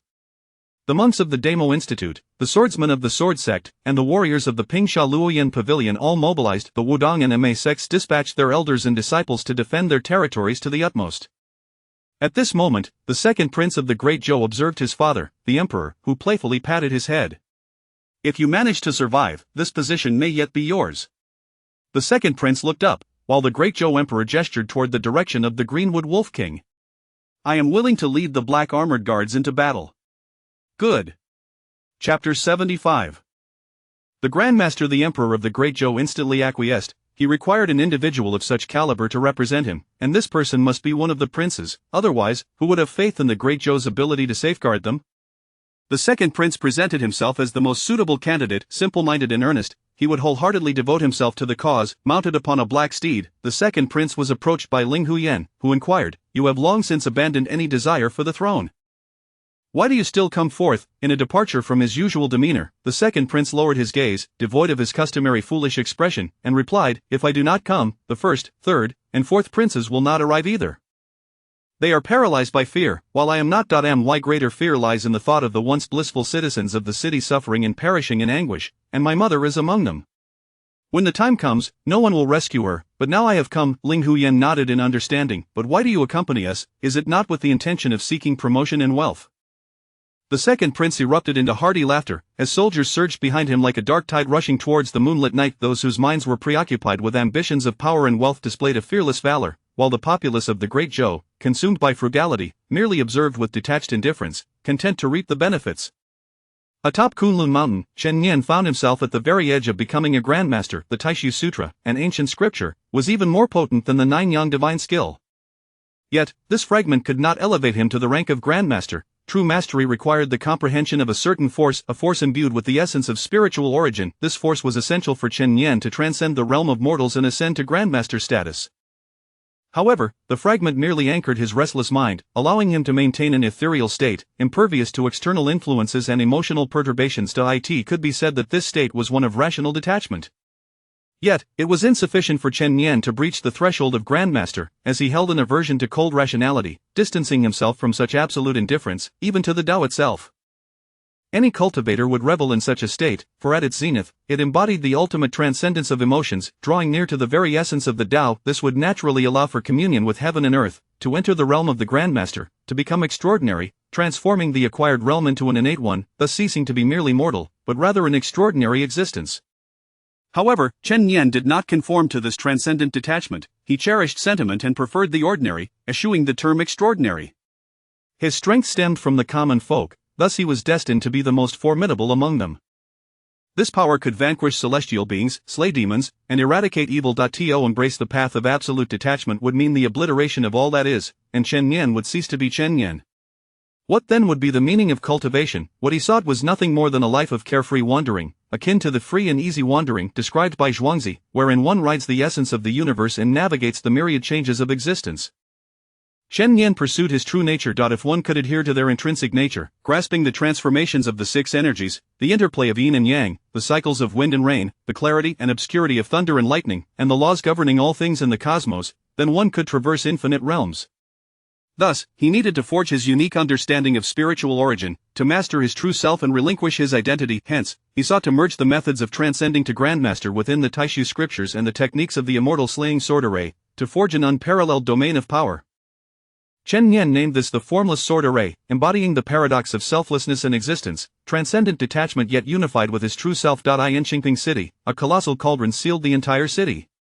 The Greenwood Wolf King treated the city as his playground, recklessly allowing his offspring to indulge in blood feasts, pleasures they had not experienced in ages. The esteemed elder Sandu of Shaolin had already encircled the Greenwood Wolf King, reciting a Buddhist chant. "Greenwood benefactor, are you aware that turning back leads to salvation?" The old man retorted. "If you wish to wait for others to come and slay me, just say so. Why must you be so coy?" The Greenwood Wolf King stood by a tea stall along the official road outside the city, casting a sidelong glance at Sandu, who took a sip of tea while fanning himself. Under the moonlight, his silhouette appeared profoundly solitary. The esteemed elder Duguhi of the Huashan sect, also a guardian of the realm, suddenly flashed his sword, arriving before Sandu.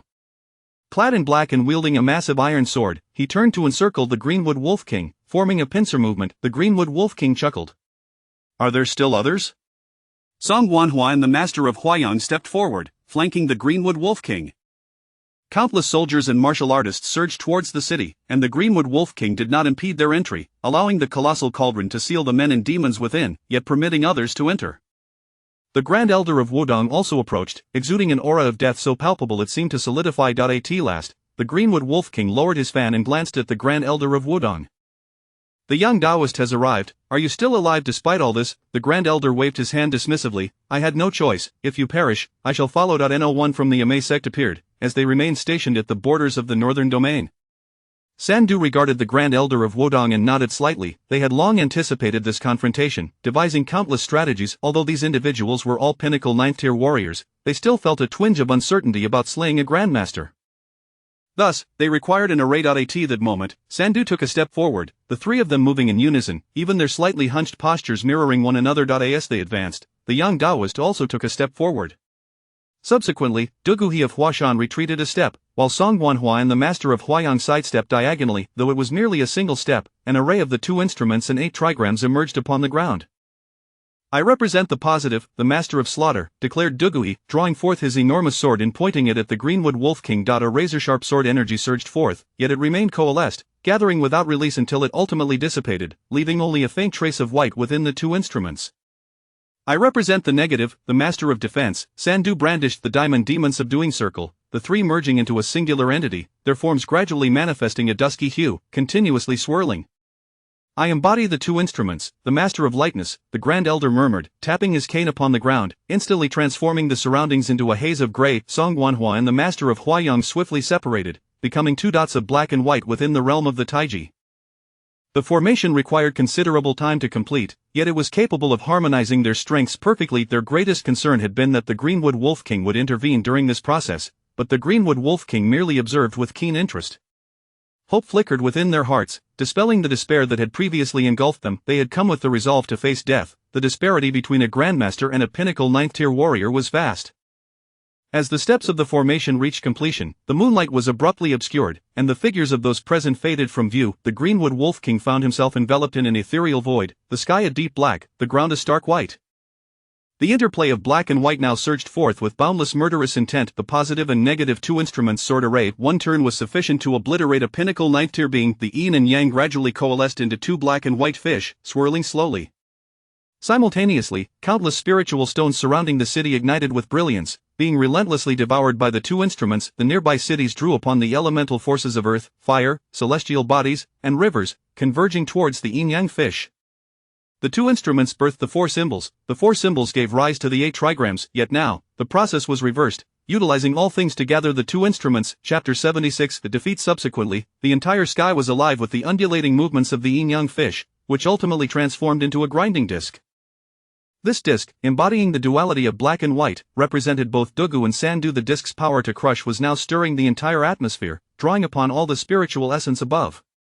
At this moment, the second prince was engaged in combat within the city, decisively cleaving through a monstrous head with his sword before looking skyward. In an instant, hope ignited within him, accompanied by the cacophony of countless wolf howls that grew more intense as they surged forward in a relentless assault. Ling Huyen took a swig of wine and spat it upon his arm, then without a backward glance, charged at a beast with the head of a dog. He struck. The sword was his law, and his spirit was the vessel. Just as he was about to utter a word, his form was seized by a creature resembling a middle-aged scholar, albeit with 2 additional eyes beyond the ordinary, towering over an average human by 2 heads, the 4 eyes twisted into a sinister grin. With a swift motion, it snapped Ling Huyan's waist in 2. He was dead. The second prince's heart quivered, nearly leading him to retch, yet he steeled himself with determination. He recognized this creature as one of the 10 great demon kings, the Crimson Wood Demon King, whose 4 eyes now fixated upon him. The second prince unsheathed his sword, intending to charge once more, only to realize that he had been abandoned by his soldiers. In the distance, countless cities began to erupt with demonic energy. With the seal broken, the other demon kings had emerged as well, and they were even more ferocious than before. The second prince crouched on the ground, gazing at the swirling, pitch-black clouds above, which continued to rotate as a hint of azure within them gradually dimmed. He looked at the Crimson Wood Demon King and said, "He will die." The Crimson Wood Demon King regarded the second prince with amusement, then pointed toward the horizon. It was no longer just 10 cities.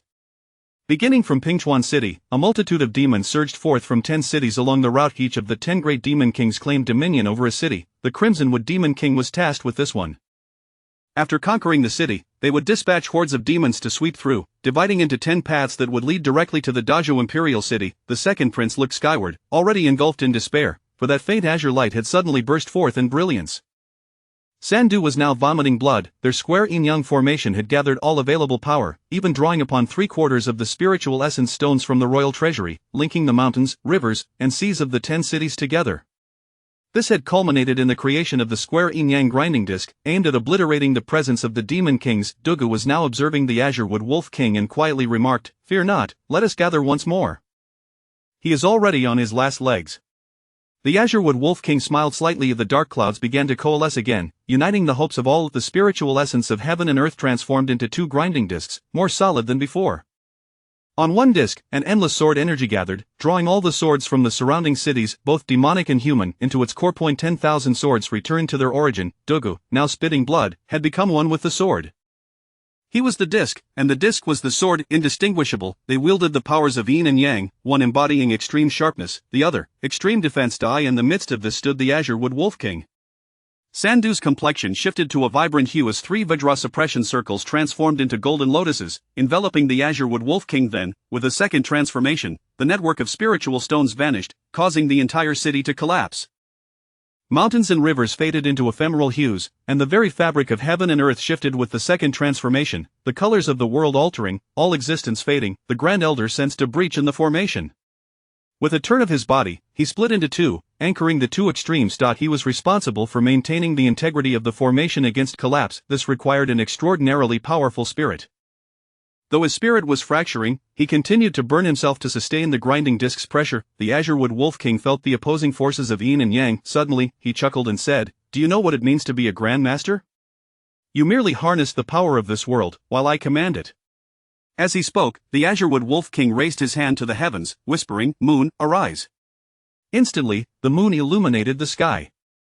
The celestial wolves howled at the heavens, and countless wolf demons gazed upward. The elements of earth, wind, water, and fire were all immobilized. The grinding disc, the wolf demons, the very mountains and stones, all appeared to be frozen in time.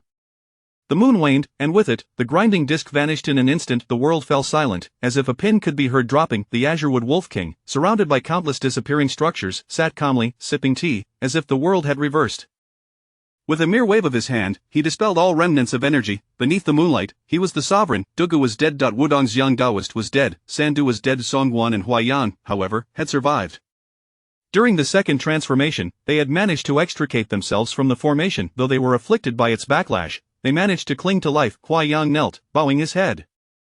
The Grand Elder lay prostrate, having been drained of all his cultivations. Songguan, with a defiant neck, glared at Huaiyan and spat. Do you wish to become a demon? The Azurewood Wolf King smiled at the leader of Huaiyan, slicing his hand open and letting a drop of blood fall into a teacup. Drink it, then kill him.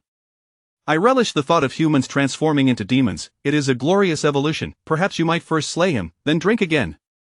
The leader of Huaiyan chuckled as his hand plunged mercilessly into Songguan's back. He then drank from the cup filled with blood, casting his gaze toward the Wudong direction, his eyes igniting with demonic fire, his body covered in dark scales. In an instant, he had transcended to the pinnacle of the 9th tier. Go now, pursue your desires. You are now the 10th Demon King, remarked the Azurewood Wolf King nonchalantly as he observed the distant golden lotuses. He was aware of who his true adversary was.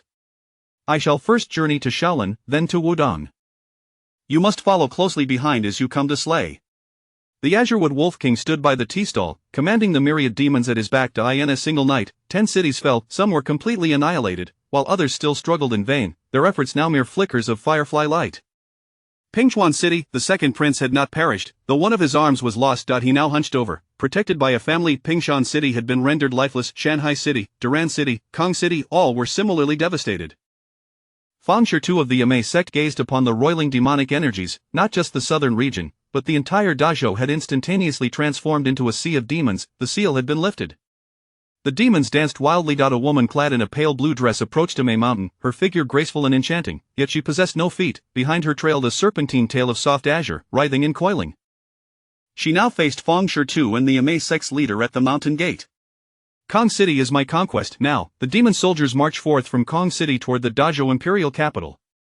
The greatest obstacle along this path is none other than Amei. Thus, my kin, the Azurewood Demon King, has sent me to eliminate you first, lest you engage in futile resistance. Kong Shen, having already attained the Grand Master realm, was still in seclusion. At this moment, he opened his eyes, gazing into the distance. A lotus began to bloom within his brow. He softly chanted a Buddhist incantation. Golden lotuses surged from the ground, accompanied by a multitude of Buddhist sounds reverberating against the beams. For 3 days, they echoed without cease. Kong Xian, seated upon a lotus, smiled as he held a flower. The battlefield of the demon soldiers was filled with disciples from Huashan, Wudong, Shaolin, Amei, and Songshan, yet the true victor in this ultimate clash would be he, for he bore this mission. He relished it, this cycle of 3,000 years, this reincarnation, all to rescue the world from peril and fulfill his sense of duty. Chapter 77. The formless sword array. At this moment, the young monk Kong Xian traverses upon golden lotus blossoms, each step giving rise to new blooms, accompanied by the ethereal sounds of sacred chants, embodying an aura of sublime dignity. He has already attained a profound understanding of the cosmos, grasped the essence of the primordial state, and comprehended the principles of Buddhist teachings. Such an individual, within the realm of Buddhism, is rightly regarded as an enlightened one, also known as a pioneer. Kong Xian, at this juncture, is not advancing but standing upon the myriad steps of Shaolin. He quietly performs a gesture of reverence, reciting a line from the sutra. He is in a state of anticipation. While waiting, he reflects upon a young Taoist from Wudong Mountain, who struck him as particularly intriguing upon their first encounter. This young Taoist, unlike others, seemed more human, alive with flesh and blood, imbued with a distinctly human essence. He offered Kong Xian considerable inspiration, yet after descending from the heavenly rankings, the young Taoist vanished without a trace. The name Chen Nian surfaces in Kong Xian's mind, and he now hopes that Chen Nian remains hidden, for he understands that even he may not achieve victory. Thus, Chen Nian stands even less chance. Utilizing the dreaming Arhat technique, he has practiced in his dreams for 600 years, making 36,811 mistakes, only to break through the boundaries of heaven and earth and reach a realm untouched by anyone for nearly 50 years. Chen Yan, however, has only practiced for a mere 20 years and has yet to reach the age of 30. For him, the future remains a mere possibility. As Kong Xian ponders, he notices the Bluewood Wolf King, who has arrived upon the Shaolin bluish stones, and he nods in acknowledgement. He then extends his palm. A single grain of sand encapsulates a world, a single leaf embodies enlightenment. I see the Tathagata, and the Tathagata sees me. What Kong Xian comprehends is the realm of the lotus. This world is boundless, capable of ensnaring any existence and leading any being astray within its confines. The Buddhist realm unfolds within his palm. In an instant, it envelopes the Bluewood Wolf King. Countless golden lotuses begin to bloom in the heavens, and streams of golden Buddhist light illuminate the Buddhist realm. A multitude of monks incessantly chant their mantras. Within this Buddhist realm, myriad worlds can be transformed. At this moment, the Bluewood Wolf King gazes upon the Buddhist realm and smiles, saying, "When the flowers bloom, I see you. I see the Tathagata, Master Lotus Blossom is your previous incarnation. The Arhat is your previous incarnation. What you seek is merely the salvation of all beings, the essence of Mahayana Buddhism." How intriguing indeed. As the Bluewood Wolf King speaks, he gestures towards the sky. Beneath the moonlight, wisps of pale flames begin to surge forth, with lotuses extending towards the flames, which in turn scorch the blossoms, creating a conflagration within the lotus realm. In that moment, the two forces stand evenly matched. Beneath the Grandmasters, all are but mortals. As they engage in their mystical duel, the demon soldiers, who have laid waste to 10 cities, continue their relentless march towards the imperial capital of the Great Zhou. Along the way, the myriad demons dance chaotically. The 10 demon kings proceed, combating the obstacles posed by the clans and sects resisting the demon invasion. At this moment, the leader of Huayang transforms into the lizard demon king, leisurely making his way towards Wudong Mountain. This is the time when Wudong Mountain is at its most vulnerable. He has completely absorbed the power of demon blood, even continuously evolving from it, mastering demonic arts. It can be said that he is the only top-tier cultivator in existence who has metamorphosed into a demon. Outside the gates of Wudong Mountain, the venerable Jinyang gazes at the elder who has fallen from the sky. The elder's eyes are now bloodshot, coughing incessantly as Jinyang supports him, saying, "Elder, Huayang has arrived. For the demons." The elder articulates each word with difficulty. After speaking, his form instantaneously disintegrates into a cloud of ash. The elder has perished, sacrificing his final remnants of life and cultivation to utilize Wudong's cloud ladder technique, returning to Wudong solely to convey this critical message. Jinyang, undeterred by sorrow, instinctively reaches for the dispersing ashes, his lips curling into a fierce lion's roar, igniting the battle for the mountain. It is too late. The voice of the Huayang leader, now the lizard demon king, echoes from afar. A light rain begins to fall from the heavens. The Huayang leader hums a tune, ascending the slopes of Wudong Mountain step by step, flanked by a dozen wolf demons, their mouths stained with blood. At this moment, a Wudong disciple stands in their way. This disciple is but a minor acolyte. The Huayang leader, now revealing his true form as the lizard demon king, bears a colossal, twisted, and menacing lizard head, radiating a miasma of demonic energy. He grins maliciously, causing the disciple to collapse in terror. "Do you wish to become a demon and gain unparalleled power?" the Huayang leader taunts, his pale green eyes gleaming with a strange light. Despite the disciple's fear of the lizard demon king, the thought of transforming into a demon is utterly unacceptable. "To hell with it, you demon." In an instant, the Huayang leader strikes, shattering the disciple's head, which splits open like a watermelon, blood spilling profusely, brain matter splattering. The disciple's eyes, now lifeless, roll to a stop at the Huayang leader's feet, still reflecting a mocking gaze. The Huayang leader crushes the head beneath his foot and then kicks towards the mountain gate. Jinyang fiercely retaliates with a punch. 3 flowers bloom, each signifying a branch. Within Ma Mountain, nearly half of the people have perished. A captivating woman strides towards Feng Shirtu, asking, "Do you wish to become a demon?" Listen to the sounds of Wudong. The mountain gate has fallen. Why struggle here? It is but a futile effort. "Changqing, you seek death," the Yamei leader announces, drawing her sword. The Yamei sword technique, graceful as a butterfly flitting through flowers, akin to a dragonfly skimming the water, is accompanied by an array of spiritual energies, moving in synchronicity. This swordsmanship represents the pinnacle of Yamei's sword art. The 9 styles of the Golden Summit. Each move is executed with remarkable lightness, yet each subsequent strike channels far greater spiritual energy than the last. Upon reaching the final move, the entirety of the world's spiritual energy converges upon the Yamei leader's sword. The sword energy surges, condensing the essence of the spirit into a single point. Truly extraordinary. "What a splendid sword technique," Changqing, the alluring woman, remarks, revealing her petite fangs with a smile. Her slender tongue licks her lips as she removes the jade hairpin from her hair, which exudes a faint fragrance. Meanwhile, the Yamei leader's sword emanates a subtle yet lethal aura. In the light rain, the hairpin gracefully clashes with the sword. In silence, the killing intent fills the air, the sword energy intertwines, and the spiritual essence boils. Each countermeasure meets its match. The sword may sometimes gain the upper hand, yet when confronted with Changqing's divine presence, it merely rends her garments into tatters, revealing her skin adorned with azure scales. Changqing smirks, willingly discarding all her clothing, her body now entirely covered in azure scales. With a twist and a turn, her form is mesmerizing, exuding an irresistible allure. The upper half is cloaked in a delicate layer of azure scales, while the lower half transitions into a sinuous serpentine tail. At this moment, the demonic energy surges, and with a wave of her hands, the hairpin clashes with the sword, shattering into fragments. The sword points directly at Changqing's heart, with fingers radiating a faint demonic energy. She deftly captures the blade.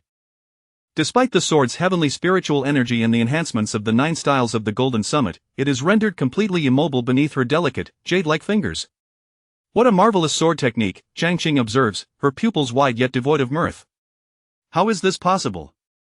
Feng Shi exclaims. Chapter 78 The Unseen Sword Formation. Nothing is impossible. I was merely toying with you moments ago. That hairpin was given to me by a woman I recently dispatched, who was protecting a child. Alas, the child has perished at my hands, and the hairpin is irretrievable. A demon. At this moment, Taoist Zhuo Yuan once again drew his sword. However, Ling Yuan found it impossible to summon his energy. A faint azure hue materialized upon the blade. It is poison, the aura you inhaled while engaging me, the spiritual essence you absorbed from the cosmos, and the blood qi you stirred, all transformed into venom. Changqing spoke, his long tail writhing behind him as he gazed upon Mount Amei, within which the reflections of all the slain cultivators flickered in his pupils. Mount Amei found itself in a desperate plight. Huashan was similarly ensnared in peril. Wudong faced its own dire straits. Songshan had nearly met its end. The imperial palace of the Great Zhou also bore witness to demons entering and exiting, forcing the Great Zhou Emperor and Princess to seek refuge within the sanctum. At this moment, within Wudong Mountain, 2 fists collided, blood qi surged, and the air howled like a tempest. Zhenyang Jinren spat blood, while the head of Huayan, or rather, the Lizard Demon King, regarded Zhenyang Jinren and remarked, with an extraordinarily powerful physique, an equally formidable soul, and overwhelming blood vitality, tell me, why would anyone choose to forsake their humanity and become a demon? Zhenyang Jinren remained silent. Suddenly, he struck his heart with his hand, invigorating his blood qi, awakening his physical prowess, and unleashing his latent potential. His muscles bulged, and he unleashed the 8 extremes fist once more. The spiritual essence coalesced behind him, causing the muscles between his arms to swell. Mountain crushing strike, Zhenyang Jinren murmured. Behind him, countless Wudong disciples either engaged in combat with the wolf demons wielding swords or were consumed by them. Yet, the true arbiter of victory remained. Zhenyang Jinren Huayang, with a sinister grin, suddenly erupted with a roar. We are both martial artists, intoxicated by the power of our physical forms. Come, let me show you just how vast the chasm is between man and demon. In an instant, the Lizard Demon King seemed to grow to 3 times his size, his skin transforming to a pale azure, blood vessels, muscles, and bones swelling thrice over. This was the Lizard King's innate ability after his transformation, which he termed the art of demonization. He not only absorbed a droplet of demon blood but also awakened his own demonic bloodline, even assimilating that droplet of demon blood in a fleeting moment. Wudong's disciples were captivated, witnessing Zhenyang Jinren execute the mountain crushing strike, their faces alight with joy as hope burgeoned within them. They fought with renewed vigor. The demons, upon witnessing the Lizard King's massive form and the surging demonic energy, were stirred to their cruel natures, howling incessantly, their eyes blood-red. Zhou Shiguo wielded his sword, slashing relentlessly. Though utterly fatigued, he steadfastly defended several novice disciples. Yan Liang's fingers were stained with blood, droplets cascading from his sword in a relentless trickle. Elder Chu Chang of the miscellaneous disciples swung his broom, vanquishing a wolf demon, then assisted a fellow disciple, only to find himself surrounded. Mountain crushing strike. Zhenyang Jinren attacked. The Lizard Demon King remained poised, silently awaiting the onslaught, adopting a defensive posture. Boom! The 8 extremes of Wudong stabilized the universe. The mountain crushing strike gathered all of his strength into his elbow, pivoting at the waist, with his arms tracing an arc. Suddenly, it erupted forth with the force of a mountain, as if the very earth were crumbling before him. The speed and power were astonishing. Huayang felt as though he had been struck by an ancient rhinoceros, his body erupting with countless small wounds, demon blood gushing forth. One could say that strike transcended the realm of 9th-tier practitioners, reaching the level of a grandmaster. Zhenyang Jinren was the pride of martial artists, a legend among physical cultivators. His temperament was akin to raging fire, his fists like the swift wind, challenging the divine and demonic with the strength of mortal flesh. Clap, clap, clap, Zhenyang Jinren observed Huayang's crumbling form, his expression unyielding. He sensed an even more terrifying force lurking beneath that collapsing body. The disciples of Wudong witnessed a most horrifying sight. From the shattered body of the Lizard Demon King, his mouth slowly parted, and a pale azure, wrinkled claw emerged, followed by another claw, which pressed against his mouth and violently tore apart the shattered flesh. A primal beast, imbued with an aura of the ancients, crawled forth. Initially soft, its body hardened in the wind, and compared to the Lizard Demon King, its presence was even more archaic, resembling a dragon yet not quite. 2 massive bulges on its back suddenly burst forth, unveiling 2 fleshy wings, its aura surging dramatically, reaching the threshold of half a grandmaster. In Zhenyang Jinren's mind, an ancient beast came to mind. Yinglong, a dragon species with wings, capable of stirring winds and thunder, shaking the heavens and earth, devouring mountains and seas. Huayang tilted his head, emitting guttural sounds. Xinyan prostrated on the ground, his head seized, as a faint voice intoned, "I had thought your strength to be formidable. Thank you for assisting me in shedding this shell, allowing my bloodline to evolve towards a more ancient era. Since you have displayed such remarkable prowess, you must perish." Huayang, feeling the boundless potential of his body, understood that given time, once his bloodline was fully awakened, he could surpass the Azure Wood Wolf King, becoming the true god of this world. Jinyang Jinren coughed up blood, casting a sidelong glance. His fear was not for his own demise, but for the despair of his disciples. "Die," Huayang chuckled, his blood qi surging, muscles bulging as he stood before the gates of Wudong, transformed into a nightmare for the disciples. "Wait!" a soft voice echoed, seemingly emanating from afar. Jinyang Jinren turned to look, coughing slightly. "Is it Kong Shen? No, it has hair. Run!" Jinyang Jinren shouted urgently upon recognizing the figure. "What are you doing here, Xinyan? In a century, avenge me, my death is inconsequential." Xinyan gazed up at the towering, muscular head of the dragon, inquiring, "Huayang? Leave!" Elder Chuchang bellowed at Xinyan, but as Xinyan stepped closer to Huayang, he realized it was too late.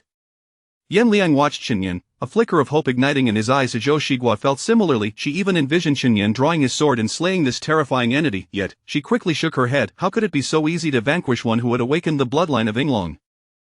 But there remained a glimmer of hope. Zhou Shiguo caught a faint whiff of the refreshing aroma of watermelon. Summer was approaching, and what could be more delightful than the first bite of a perfectly sliced watermelon? Lost in thought, they placed their faith in Xinyan, an inexplicable trust that required no justification, simply a belief that transcended reason. Chapter 79. Amao, you request that I release you, and so I shall, but would that not strip me of my dignity? At this moment, Huayang chuckled, observing the countenance of the Wudong disciples. A wave of exhilaration surged within him. A ruthless fury unfurled, a desire to eradicate all of humanity, to consume every soul, beginning with Wudong. Wudong was a mountain he had long harbored resentment against, a constant weight upon him. Now, he sought to topple this mountain, to extinguish the spirit and will of every disciple of Wudong. From this moment forth, there would be no more Wudong in this world. Cracked. He envisioned the sound of flesh being torn asunder, of brains splattering. Though the head of the true man of Dingyang was resilient, the sound should have been melodious, yet it eluded his ears. He desired to exert force, only to realize, unbeknownst to him, that he could no longer feel his arms. Chen Yan, gazing upwards beneath Huayang's shadow, beheld his severed limb with confusion.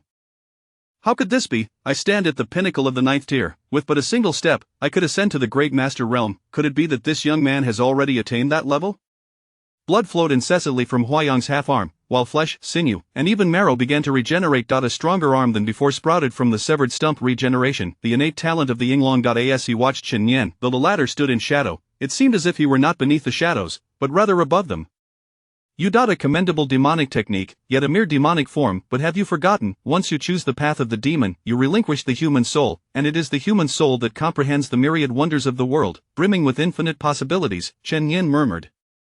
His fingers came together. He had not misjudged. Chen Yan had indeed transcended to the Great Master realm. After 5 years in Kunlun, consuming countless elixirs and Bodhi fruits, he had attained enlightenment 36,112 times, surpassing Kong Shen by 1.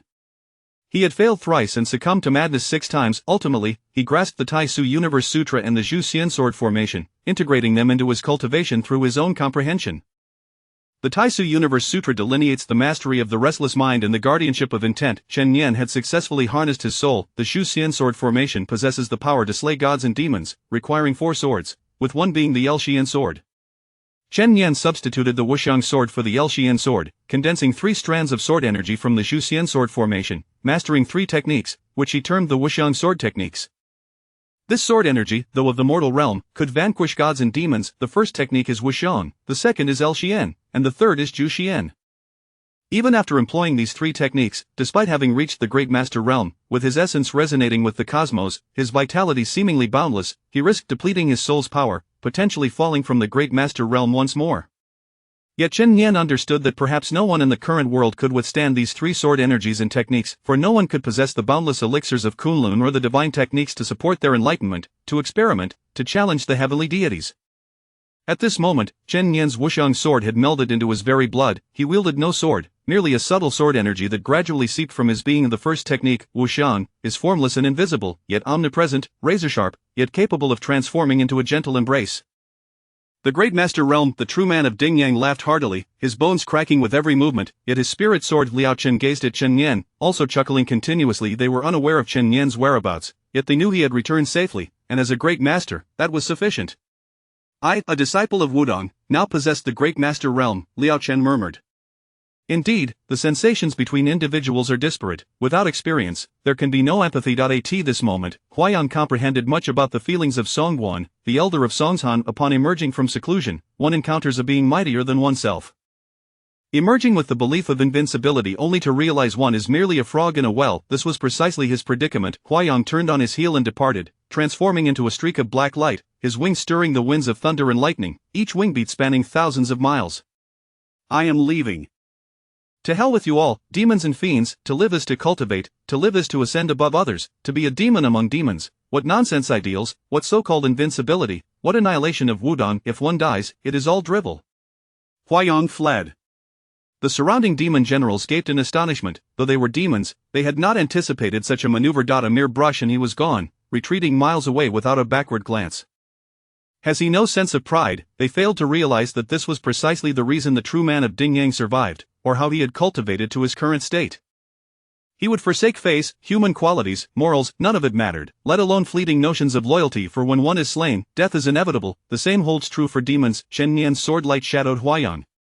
He did not unleash sword energy, merely sword techniques, and at this moment, his sword energy was but ordinary. Even now, though Huayang had awakened the Yinglong bloodline and reached the threshold of the great master, appearing formidable in the eyes of mortals, to Chen Nian, it was still insufficient for him to unleash Wusheng's sword energy. Even as he neared Amei Mountain, the sword energy showed no signs of waning, rather, it absorbed the essence of the heavens and earth, growing immensely powerful. Though formless and indistinct, the tangible sense of impending doom was exceedingly real. This was the sensation Huayang now experienced. He was on the brink of death. His once invincible muscles, his formidable physique, now felt as fragile as a sheet of paper. As the Wusheng sword moved, black light descended, cleaving his half-formed body into two, still writhing and attempting to rejoin.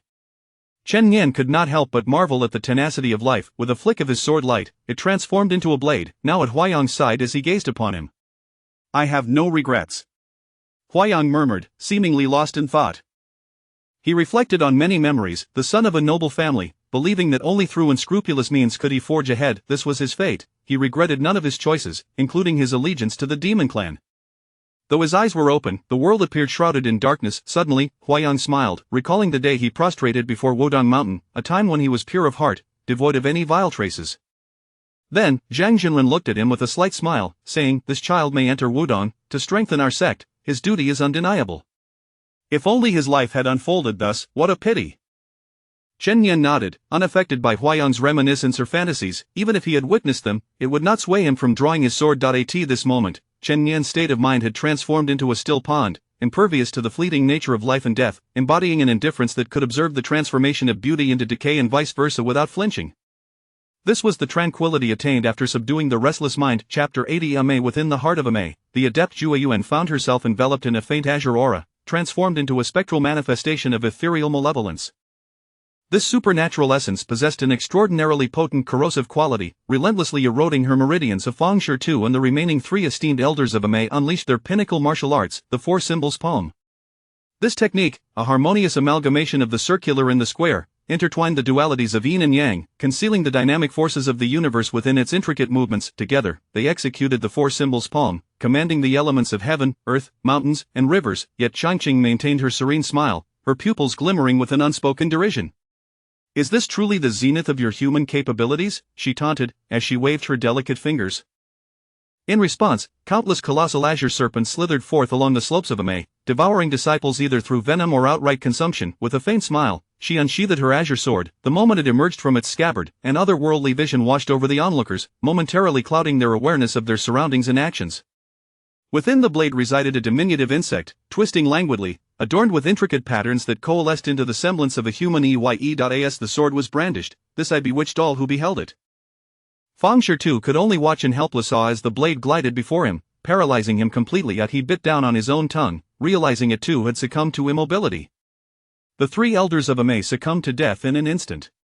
I refer to this sword technique as the celestial insect swordplay. Under its influence, you are poisoned, and beneath the gaze of this celestial insect, the potency of the venom is magnified 100-fold, perhaps even 1,000-fold. You shall merely watch as my sword cleaves through your skulls, Changqing proclaimed. A Feng Shit. His gaze followed the bloodied blade as it approached him, yet suddenly, all eyes turned towards Wudang. At that moment, the long-anticipated strike from Chen Yan materialized. They observed the stirring commotion emanating from Wudang. Upon witnessing the sword's radiance, Changqing contemplated her retreat. Another grandmaster had emerged, a foe beyond her current capacity to confront. Her survival thus far was not solely due to her strength, but rather her astute understanding of when to advance and when to withdraw, coupled with the discernment of when to strike and when to flee. She mused that if she sought escape, no force in this world, not even a grandmaster, could impede her. The celestial insect sealed within her sword originated from an ancient tomb, capable of ensnaring ninth-level cultivators even in its larval state. Now fully hatched, she believed even a grandmaster could be momentarily entranced, and that fleeting moment would suffice for her to abscond. Feng Shit's attention shifted toward Chen Yan. Chen Yan? The Amei sect leader, Jue Yuan, nodded in acknowledgement. Chen Yan has returned. Our task is to thwart her. The leader observed as the serpentine apparitions morphed into slender, thread-like forms, slithering towards the earth and crevices of stone. She then turned her gaze back to Changqing, who appeared to be retracting her offensive. Jue Yuan understood that she must act, to avenge her fallen disciples of Amei. Farewell, may our paths cross again if you survive, Changqing declared coolly, unhesitatingly sheathing her sword as the celestial power dissipated, the venom reverting to its ordinary lethality. The perilous toxin began to permeate once more. Stop her. Feng Shi lunged towards Changqing.